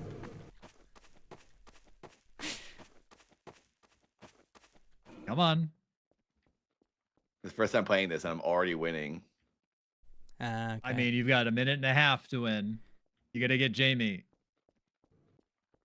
He changed into Noah something. Noah actually knows how to play this, so I think this. Yeah, will make it Noah's interesting. actually pretty good. So I'd be curious to see what Noah does. How many shots do I get? You can should reload. It's like yeah, I you think can reload. I think it's unlimited. Just press R. But it and doesn't. You can reload It your doesn't gun. kill me if I shoot too much. It's only if you if shoot you- other props. Yeah. Yeah. I just saw you. Just don't shoot No, the you wrong didn't. props. You didn't see me. I don't know. You your got a name. minute. Uh-oh. I'm going the wrong way. I will say you were definitely getting colder. You were getting warmer, and then you're now up. You're warmer. Yeah. Oh, there you are. You're almost there. Hey, you got it. Well done. Did you die? You can switch. Yeah, I'm you a got gamer! me. You got me. Very nice. Should we? Yeah, Noah's in because the you game, hide, right? don't Should we you? put him into the call? We were running. Oh no! Jamie, Well, do you you wanna can, but call he'll him into screw up my call him into the cropping of cams. Oh, I well, won he said he's Hunter. just gonna do voice. Yeah, I know And I that. won. It'll still screw up cropping because it'll. Oh, it'll still screw it up. Yeah. Because once someone hops on in, it then it readjusts all the stuff. It doesn't detect whether or not it's just voice. Well, it does, but just think there's an extra face that pops into the chat, so it'll move everything to the side. Yeah, I didn't know if there was a way to like toggle like voice, like just to have voice without any sort of like border. No, there's not really much you can. Okay. Oh shit. Okay. Hey, no, wait. got him. No, you're not supposed to do that yet. Wait, no. Redo. Doesn't count. Doesn't count. Redo. Doesn't count. Oh, we beat him, gamers. No, I wasn't actually playing. Gamers, he's So it doesn't failed. count. It doesn't count. I He's wasn't- failed. Oh my god. I was just learning the controls. That's unfair. Uh-huh. I see. This is so hard. What am I doing now? Am I a murderer? Oh yeah, you're the murderer now. This one you don't really get. Hmm.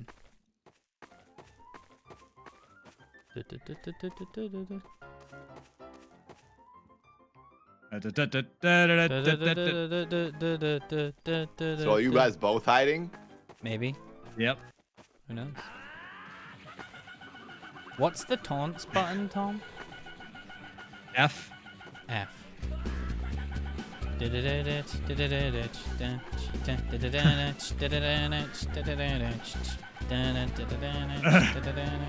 game is basically just blurps. You can just play It blurps. is, yeah. It's kind of just like crazy.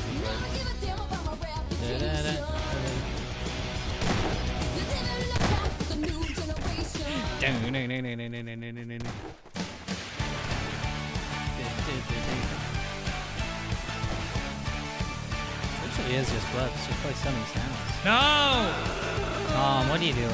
What are you doing, Tom? Wait, This is is the Noah worst. in now? Competitive edge. Or... Noah's in now, I right? think we have. Is he? He might. Yeah, I think Noah's in. I just don't know what he's. Uh-oh. I don't know if he's. Hopefully he's on Nathan's side, so at least Nathan has 2 players. Oi, oi, oi, oi, oi, oi, stop that. I think there's 2 hunters, so yeah, at least Noah's on Nathan's side. I do think it's on a little bit unfair when.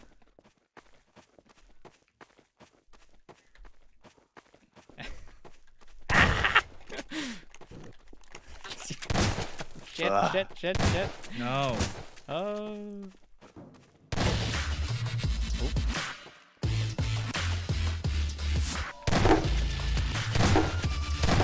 He's gotten too good. He knows your patterns.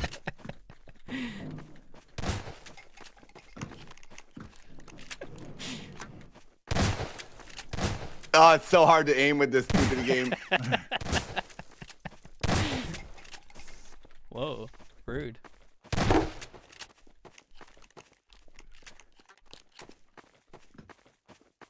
You think you're sneaky?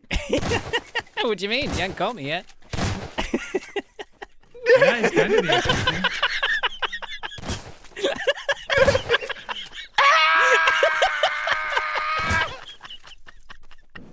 Funky freaking penis!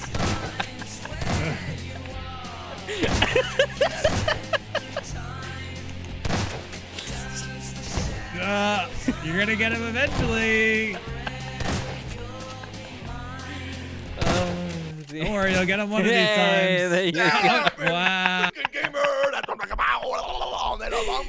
Oh, so funny. Wow. I'm the greatest. You finally got him. The worst.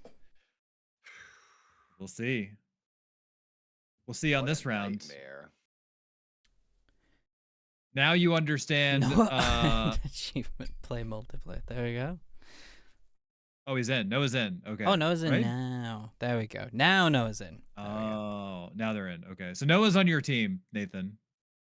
Yeah.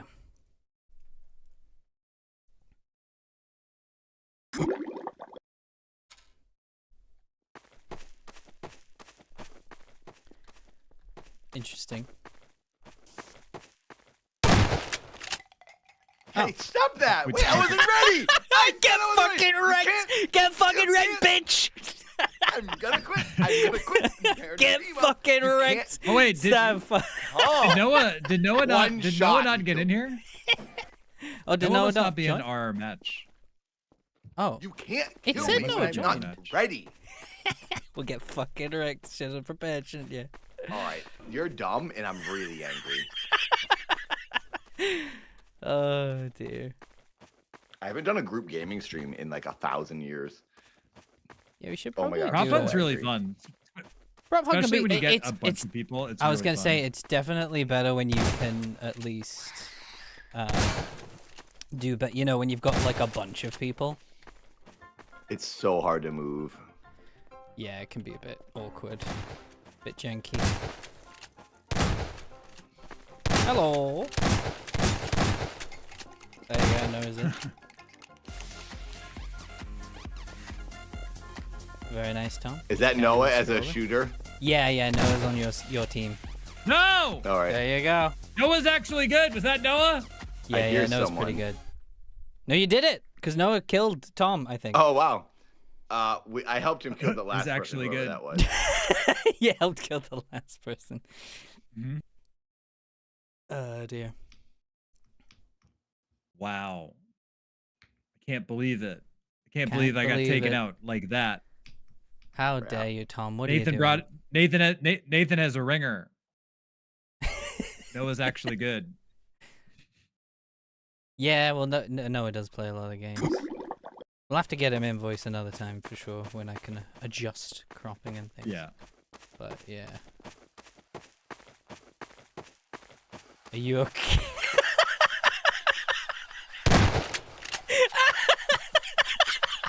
You okay there? Tom, I think you need to come see this. Stuck. All right. I'm coming. Maybe he's not here. Where are you? Maybe Tom. I don't think he's here. I think I may have misjudged. Oh. Hold on. Let me check. Let me check and see if he's there. You just have a. Oh shit! Whoa! Careful! You're gonna kill me. I throw a bounce. Oh my god.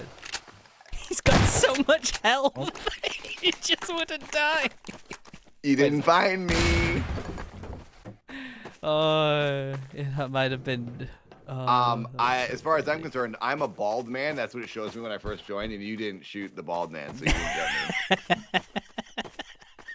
me. Now, where's Noah? Was that you or was that Noah, Nathan? I actually couldn't. I wasn't even sure. That was me. Oh, was that you? Where was Noah then? Oh no. That Oh didn't shit! work What out are you the way I doing, wanted Tom? it to. I thought Noah was on top of the counter. I thought I saw something move. Now you're dead. What are you doing? You just killed I Jamie. thought I your saw friend. a move. No, Is it there was friendly fire in this? No, he basically killed himself. He threw a grenade with a bunch of props, so it destroyed all the props. But because none of them were Noah, I thought it was Noah. it killed him. I thought I saw it move. If you move your scroll wheel on your mouse, you have grenades and like bombs and stuff too. Nathan. Oh yeah. That can be helpful, Nathan. Yeah, you know, I like when I saw was that. running around in the corner, if Oh, you the throw a grenade grenade would be over, easier. yeah, throw a grenade over, then I can't get out. Then that like When does it blow up? How long after? not too long after. Couple It's seconds. like a couple of seconds you got. But then you also have like the bounce bomb too. That you can like detonate from a distance. So you can set that up as a trap if you want to. Yeah, This game gives me like anxiety. It can be crazy. Yeah, it's like because the hide It's and kind of seek thing. stressful. Yeah, if you get found and stuff. We haven't even played the haunted house level yet. That's the best one. Oh, the haunted house one. Yeah, but you need a lot of people for that one because it's such a big map. Yeah, it's better. It's such a big one. It's to be fair, all of these games are better when you've got more people because the more people, the more. This game's chaos really it is. when you have like 6 people, this game's really fun because it's crazy. Yeah, Noah is you doing just a very good job right now. yeah, it seems like it. Wherever good. whatever spot actually they've good. got is very much blending in. Doesn't I help have the a fact that I'm technique down that- a player because they decided to blow themselves up. I thought it was Noah. I have a technique that I wasn't able to try yet. But I'm going to use this next time around, and you're all going to be sorry. Oh, okay. Well, we'll be You're gonna be sorry. intrigued by it then. Yeah, I have no idea. Look at that mess on that wall. How rude. Yeah, look at the fucking blood stain. Oh my god. I like that blood comes out to reveal that it is a prop. Oh my It's basically just hide and seek. Yeah, it is. It's just, that's what the game is. It's hide and seek. It's just another. I like I guess. I like Noah's commentary. Noah's commentary of I like watching Nathan just casually eat while Jamie and Tom frantically search. Yeah, that was great. That was so entertaining just watching you guys run around like idiots. I don't really know when. Yeah, Gary's I don't mod. know when Noah is. I'm surprised you never played this, Nathan. This game is it's a super fun multiplayer. Well, this game. isn't It's Gary's really mod. funny. This is a game within Gary's Well, mods it's network it's or whatever. prop This hunt. is Gary's mod. Yeah, yeah. I think it kind of it stemmed from here, and then I think every other game then started doing prop hunt. Like So Minecraft to me, started it seems doing like it. Gary's mod is like a Roblox, and then within Roblox you have all these games. Yeah, 'cause Roblox you've isn't got- an actual game. Yeah, it's kind of like that, and then it just. And prop hunt seemed to be the most popular from them all, but yeah, there's other stuff, other games. So Gary's mod is basically Steam, and then within Steam there's games. I have no idea what. Well, it's half. It's Noah it's was. Half-Life. What was Noah? Oh, you stink. You didn't get Noah. I didn't get Noah. Oh fuck it! He was a Oh, cup. he was a cup. Oh come on! Oh, that's good. That's not good. It's a fucking cup. Okay, so I have to hide in a second, or am I shooter? You are the shooter. You're a shooter. I hate being a shooter. I want to hide. Shooting's so hard in this game. It is a little bit tough, to be fair. Yeah.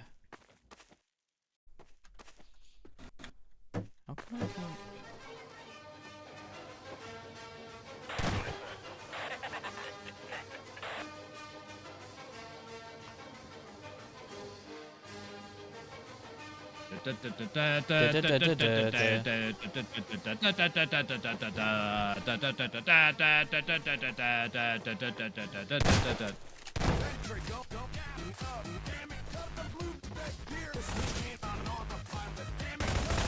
Ah!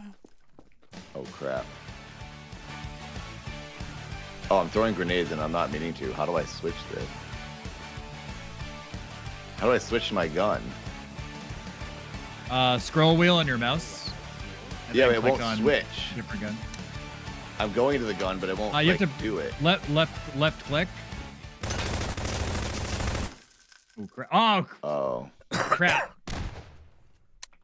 I think Noah just teabagged my character.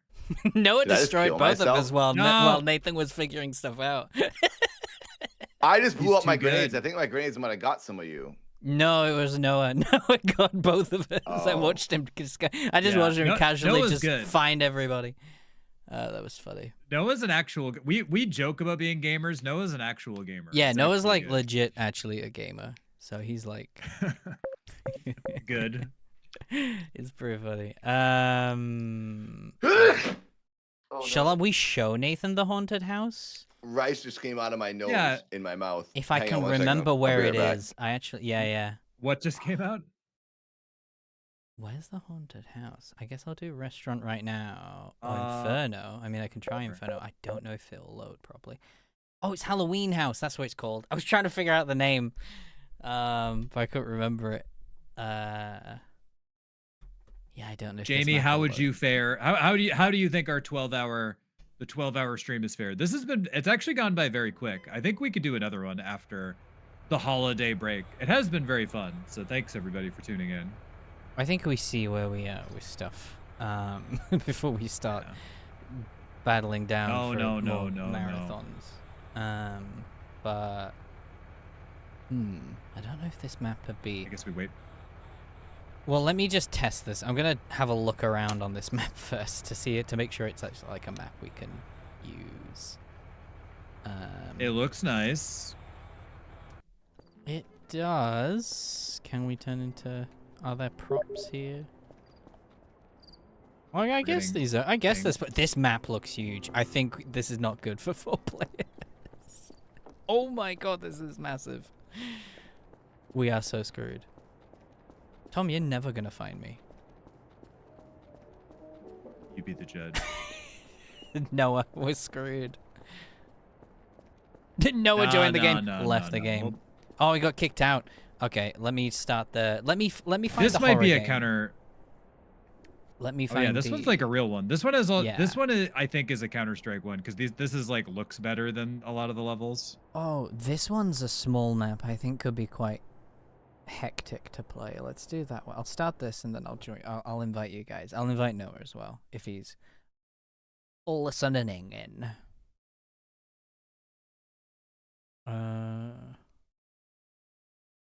Oh yeah, this is a good one. Let's see. Sorry, I'll be back in 1 second. I got kicked out of the game. Yeah. Jamie restarted it. Oh, Yeah. that's all right. All right, I'm gonna I'll leave just real quick. invite I'll be right back anyway. Yep. Yeah. I invited you all, I think. I think I invited you all. Fingers crossed. We're about to see. Alrighty. You join the game, Tom, I guess, and see if it works. I'm in. Or it said You're I in. joined. Oh. Choose Are you hunters? Did you join?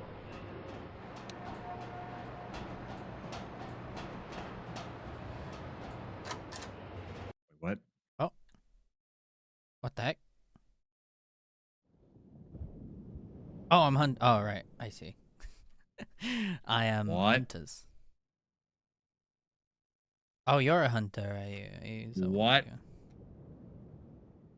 Jameen? What a time. It's fine. What a time. What a time. What a stream. What a stream. What a time. Jamie, are What you a gonna stream. are you gonna sleep all day tomorrow? Is that the plan now? That is the plan, to be sleeping. Ugh. To do the sleeps. Okay, so there's. All right, so I think we're gonna. I think we're looking for Noah.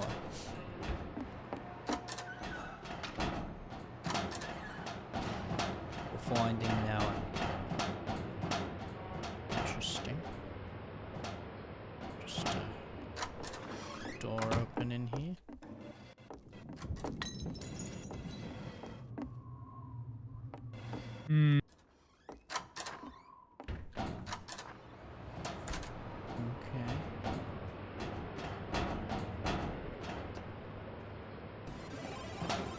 Oh, I hear something. I hear it too. I don't see it.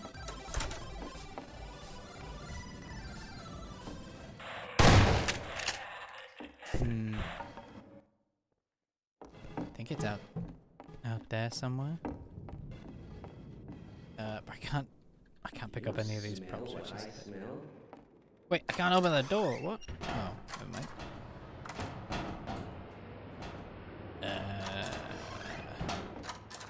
Okay. Oh boy, I had rice coming out of my nostrils. Wait, gross. I sneezed when I was eating and just shot out. Lovely. All right, and what is it? You guys, the three of you playing? Yeah. Yeah. I can hear Noah's taunts, but I don't know where exactly it's coming from.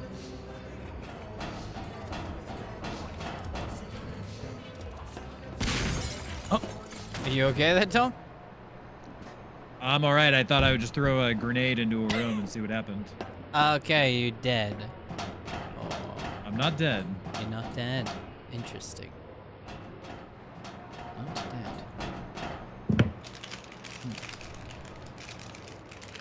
Fun.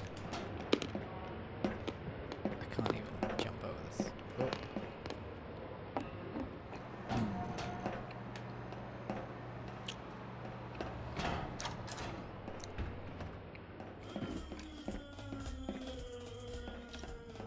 This is actually really hard to pin down. To be fair, I'm only hearing music in literally one earphone because the other one is not working. So I guess it's 10 times harder for me to figure out what's going on there.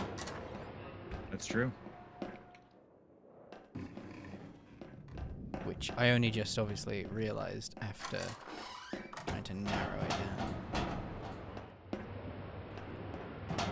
Meaning that the taunts are probably actually useless to me.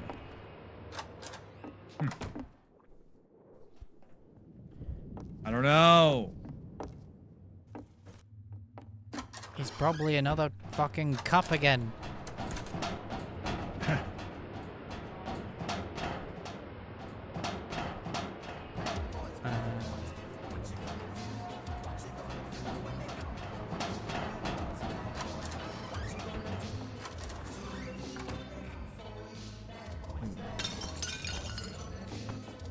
What on earth is up? Because it's attached to things.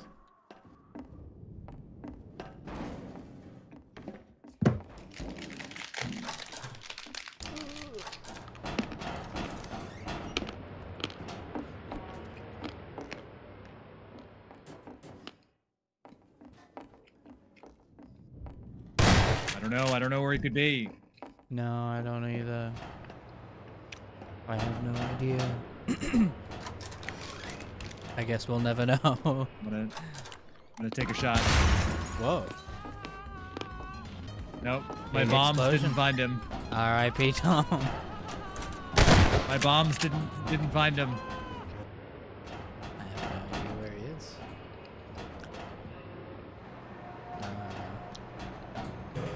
R.I.P. Oz. Damn. Noah's victory. Wait, that was a ladder. Noah is victorious. Have a look in there. Can you go up there? Oh, do you want to? Except you get We need to invite Nathan. Nathan's in, right? Am I? No, I'm not. I don't I know. invited you, right? I'm at the load screen. Oh, you're at the you're loading in. Okay. No, I'm not. I'm just at like the game entry screen. I don't have the invite. Oh, I thought I invited you. I accepted, but something happened. I guess I got kicked. Here's another one. Okay. I guess That I'll was a try it while again. ago, though. Oh, okay. Well, I re-invite you.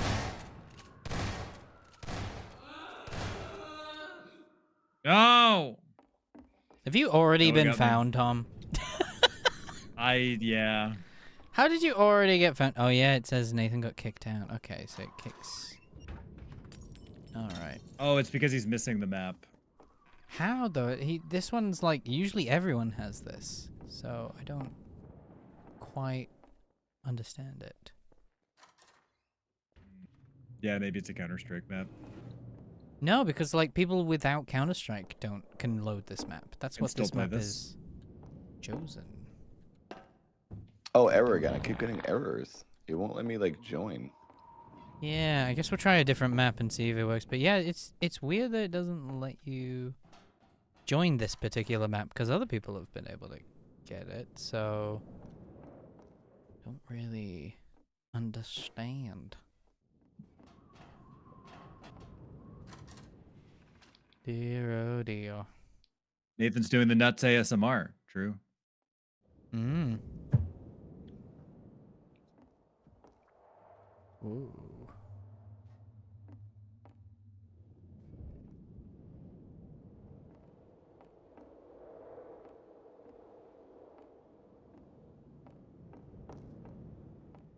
Can I go up here? I believe wish this I was is the doing that. we're in the final. This is the tail end of the 12-hour We stream. are. We're almost in the end of the stream. This is it.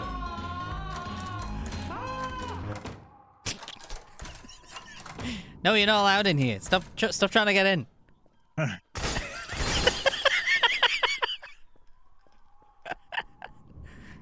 Stop it, Nathan. No, you're not allowed in. I'm not in the game.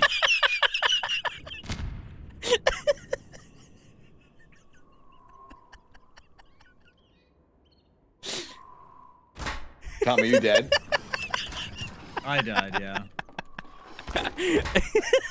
Is he not able to open the door because of you? Yeah, it was just a weird. Jamie I just don't know kept closing the door why. on I him. just kept closing the door every time he opened it. It was so weird. I don't quite. That's funny.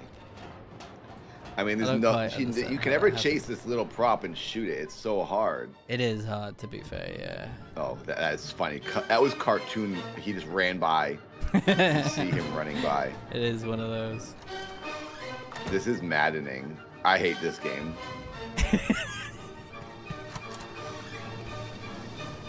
It's definitely probably easier and more fun with a lot of people. Yeah, I was gonna say it is Yeah, way yeah, more yeah. fun when there's more people. Because when there's just one prop, it's so hard.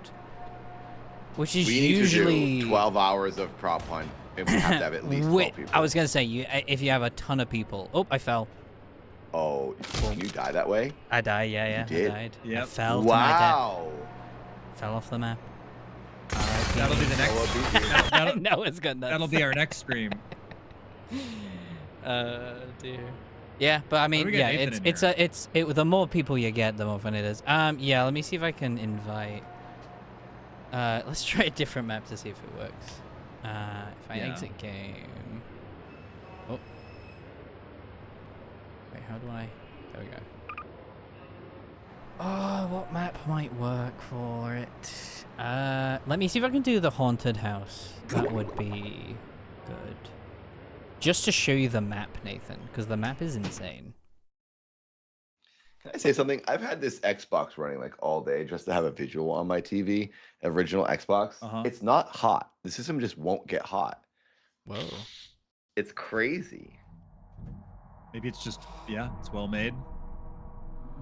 I never had an original Xbox. This is the first one I've ever touched, owned, turned on anything. I made a short on my channel, just like the very first time turning on Xbox and playing Halo. It's pretty good. Xbox is pretty good, pretty decent.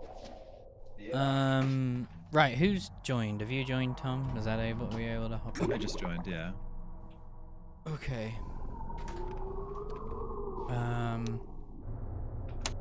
Guess I'll be. Yeah, my brother had an original Xbox, and I didn't have one, but I think that like there was a reason that like the original Xbox had like those fans, the people that liked Halo and all that stuff. Yeah. Yeah. Yeah, I liked PlayStation 2 and Dreamcast, so I wasn't like a Xbox. I didn't care at all about Xbox when it came out, and I never even played Xbox until I got 360, and I got 360 5 years later, and I played it like a little bit. I got that because the only way you could play what's that dirt bike game I like? Trials. Oh, I keep getting Trials, yeah. host crashes, Jamie. I can't join the game. It just keeps saying Is it host not crash. letting? Yeah. I guess we'll have to have a look and see if we can get like a. Yeah. Like maybe you got to download a game for it to work or something, but. Yeah. So it has Perhaps like it's the a maps sign. and We're in the we're in the yeah, tail. it's in the we're tail in the end of it. 12 hours. So, I think Yeah, it's we just have me. like a You half know, hour I left. probably shouldn't hide from him we because do- that'd be a bit harsh. We do have to technically end before Before midnight 12 hours, for it to yeah. log. Yeah. We have probably like 20 minutes left because I'm looking at the stream right now and we've been live for. Hang on, let me tell you exactly. We've been live for 11 and a half hours. So we have like 25 max minutes left because it'll cut you off 5 minutes before the 12 hours. Oh, will it? Okay, yeah, we're at 11 hours and 29 minutes on my according to my OBS thing. Yeah. So yeah, we could probably, if you're wanting to call it here or something, if you because obviously the prop hunt thing's been a bit awkward with the maps. We could just. Yeah, we could. I mean, I'm down to keep going, but I also wanted this thing to get logged. Yeah. But also, Nathan, you've been up since 6 a.m. as well. We could either keep going or. Kind of sick. I don't mind going to bed a little bit early, honestly. Yeah, I think it's been a fun stream. It Yeah, has we been could very fun. wrap it I up. will say this has been a good day. I'm like very happy with this. Yeah. If you guys didn't see it, James Rolfe was our guest at the very top of the show. If you scroll back, you can watch it. But we're also going to upload it as an upload. Yeah, And it would help I if you watch that. So if you want to do that, please I do. will make sure that that's in like the Google Drive so you can just have a look at it and edit it down. Because I'll Cool. focus on making the scripts and stuff. Yeah. And then I'll work on the shorts, and so you guys can I can send you stuff and you can figure out if you want to turn any of it into longer videos. Cool. I'm going to take down the Jake Paul thumbnail. Yes. Oh my god, Noah's stumping around. Oh man. Is Noah in chat? Does he know that we're gonna probably wrap it up there? Shall I type it in chat? He might be listening. Noah, we can just let him know. if You're you're like- in the chat and you can hear, let us know in the chat. If not, I'll just drop you a message in Steam DMs. Yeah. Oh yeah, that's true. It wasn't actually playing controller. It was just sitting there looping like the intro to Halo. Noah can hear.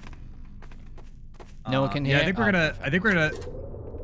we're gonna wrap it up here to make sure it gets logged, and we have been streaming technically for 11 and a half hours, so it's been almost 12 hours. Exactly. Yeah. You got me. Yeah. I think we do that because then also don't forget to cut down the opening bit. You know where there's the waiting screen on the stream, because then it goes straight into the episode.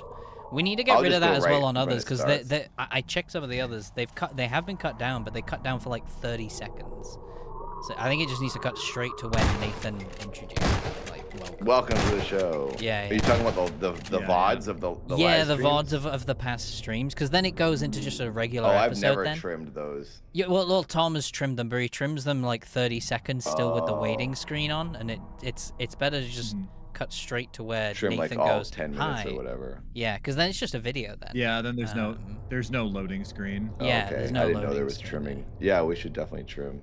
Because then they're just episodes then. Once the waiting thing is out. Exactly. But yeah, that'd be it goes straight into an episode that way.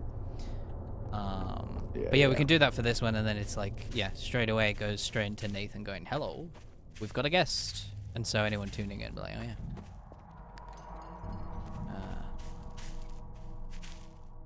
But yeah. I'm just cleaning up my PC now. I got all kinds of stuff on my desktop. Hello, you're a pumpkin. Forgot about the zombie. That noise is horrible. Yeah. Oh, you guys, I forgot about Mega Bonk. Oh, I love Mega Bonk. Is that multiplayer yet? I think they were working on it. Yeah, they were working on it, but they haven't gone multiplayer yet. But yeah, that'll be fun when it actually becomes a multiplayer thing.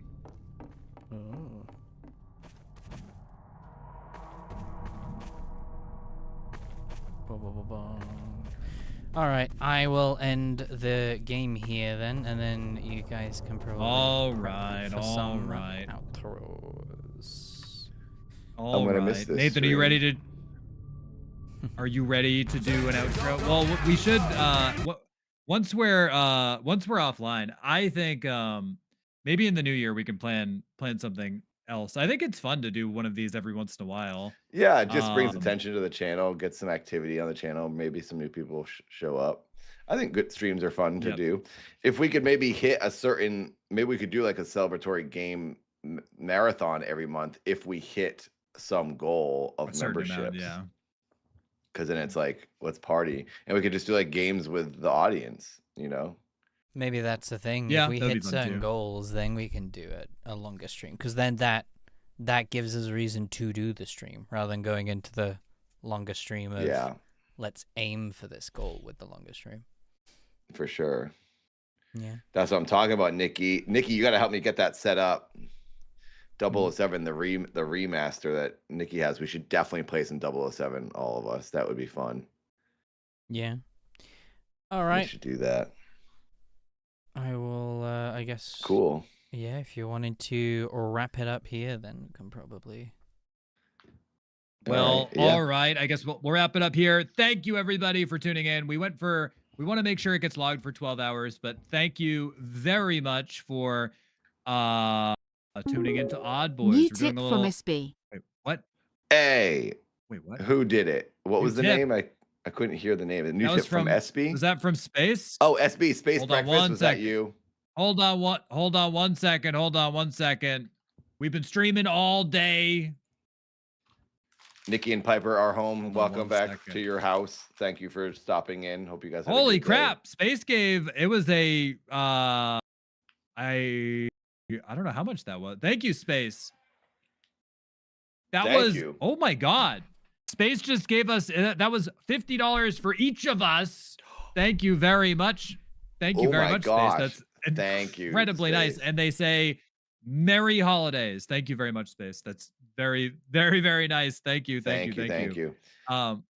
If you did miss it, I would say watch the uploads we're gonna put up because that'll help us. We like to get views on those. We're gonna the very top of the stream. James Rolfe, the Angry Video Game Nerd, was a guest. We did an hour with him, asking him paranormal stuff. We'll get some shorts and an hour-long upload of just that conversation will go up. So if you guys want to watch that, if you missed it, please do and watch all the other things we're gonna be loading. We're loading tons of shorts.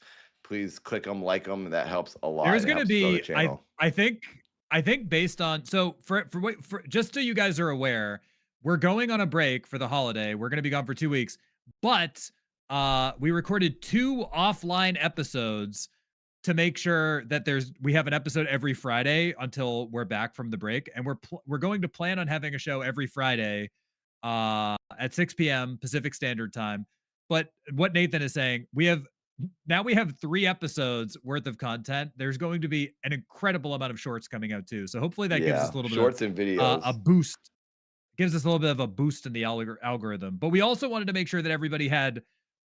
We love doing the show. The show's super fun, and we wanted to make sure we didn't miss a week during the break. So we've got offline episodes planned as well. So there'll be stuff coming out during the break. We'll also probably. Jamie's going to live the episodes, so we'll probably be in the chats too, so we'll be able to talk to you all there. Oh yeah, we'll do like a premiere of the recorded ones and we'll just chat in there if you guys are around. And thank you again, Space Breakfast. That's really nice. Wait, what? Who did We're getting Ko-Fis all over the place. What's going on here? Gosh. Professor Hulko, thank you. Professor Hulko, thank you very much. We're getting close to I put up an arbitrary Odd Boys goal to help us buy us our holiday bucket of beans. We're 66% of the way to that goal on Ko-Fi. Oh, really? Thank you very much, everybody. That's very nice of you. Hulko and Space Breakfast, thank you very much. And thank you everyone who watched us all day. And thank you for liking the stream. I don't know if we hit the 100 likes. Are we close to 100 likes on the stream? Is it possible that we could hit it?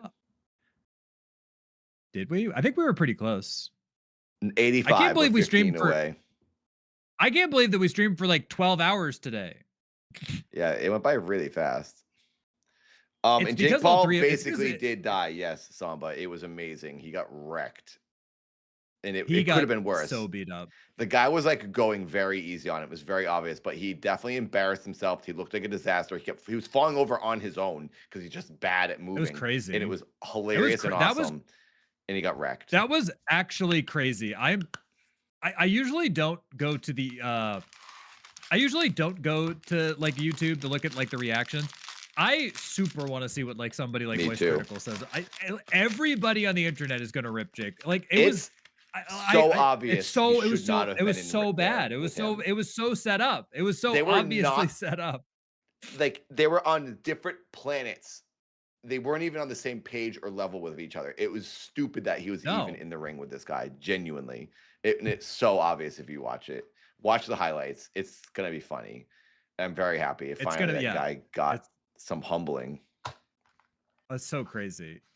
Before we wrap up as well, can we give another round of appreciation to producer Jamie? It's like 8 a.m. for Jamie. Jamie stayed up Jamie's basically been awake all night doing the camera switching this on the show. This started 12 hours ago when he should have been going to bed at 8 p.m. Yes. So if you haven't liked it, if you're able to do a super chat or a membership or anything like that, we split all of that stuff equally. But really, should be just giving it to Jamie because Jamie is literally, look at him. And he's doing the work. Tom and I are just sitting here talking, and Jamie's clicking and looking and thinking, and his brain has to run. Running OBS when you're tired stinks, and Jamie's doing it basically for nothing, and we appreciate him, and we wouldn't have the show without him. So thank you. Jamie is frying his brain to run the show for idiots like me and Nathan to be just yapping about the Jake Paul fight for 12 hours. Yeah. So please, and please minimally like the stream, like the show, if you haven't, and if you're able to become a member or anything like that, it's super appreciated so that Jamie can, one day Jamie will be able to retire to his island of beans. Someday this will be the biggest paranormal show in the world, and we can all buy beans and live happily ever after. Look at him. He's just sleeping over there. I do like, did he drag a Christmas tree into his room? It's pretty funny. Maybe. I can't see it. I don't know why it's not showing me that. I have to watch the YouTube stream, I think, to catch it. I will say I gotta go. My head is starting to hurt a lot now. Yeah. Thank you, everybody. Thank you again. We'll be back in a couple of weeks, but we will have an episode the next couple of Fridays. We'll have shorts going up. There will be shows. They'll just be pre-recorded. But I wanted to say happy holidays to everybody. I hope 2025 ends well, and 2026 is great for everybody. That is an improvement, that onward and upward. And I hope everybody has a good holiday. I'll be live on Twitch over the break. I'm sure Jamie will probably be live once or twice on Twitch over the break. I don't know if Nathan will be live. Nathan will be I'll be in Massachusetts with Katie. She's meeting my parents for the first time, and the rest of my family, Josh and his family. That'll be your cool. Your family's wild. Katie's gonna have an experience. I know. I've been telling her that. I'm like, everyone's really loud. Katie's really quiet. Yep. So it's gonna be an experience. It's not just one, it's all of your family. All of your family speaks at the loud volume. I think that's why I'm before we go too. You're I think from that's why everyone from Massachusetts talks loud. Right. I think that's why I was a good roommate, because like me coming in, I'm at an equal volume with everybody else in Massachusetts in your family. So it's like, all right, there's just another Massachusetts guy living here. He's just another loud guy. Loud mouth. That's the way it goes. That's just the way it be. Yeah. Well, all right, everybody. Thank you very much. Happy holidays. Thanks for joining us. Yeah. Happy every holiday. You've made us very happy by watching us this year. So thank you. And we will all see you soon. Thank you. Enjoy your time. Relax. Take a brain break. And I hope 2026 is the best for everyone. It better be better than this year. That's for sure. Yes. Maybe the orange one will have a heart attack and we'll all celebrate. I think at this point, I'll take, like you said, 22% better is good. Yeah, 22% better is good. Yes, I'll take that too. Yeah. Happy holidays, everybody. Take care. Good night. Bye-bye.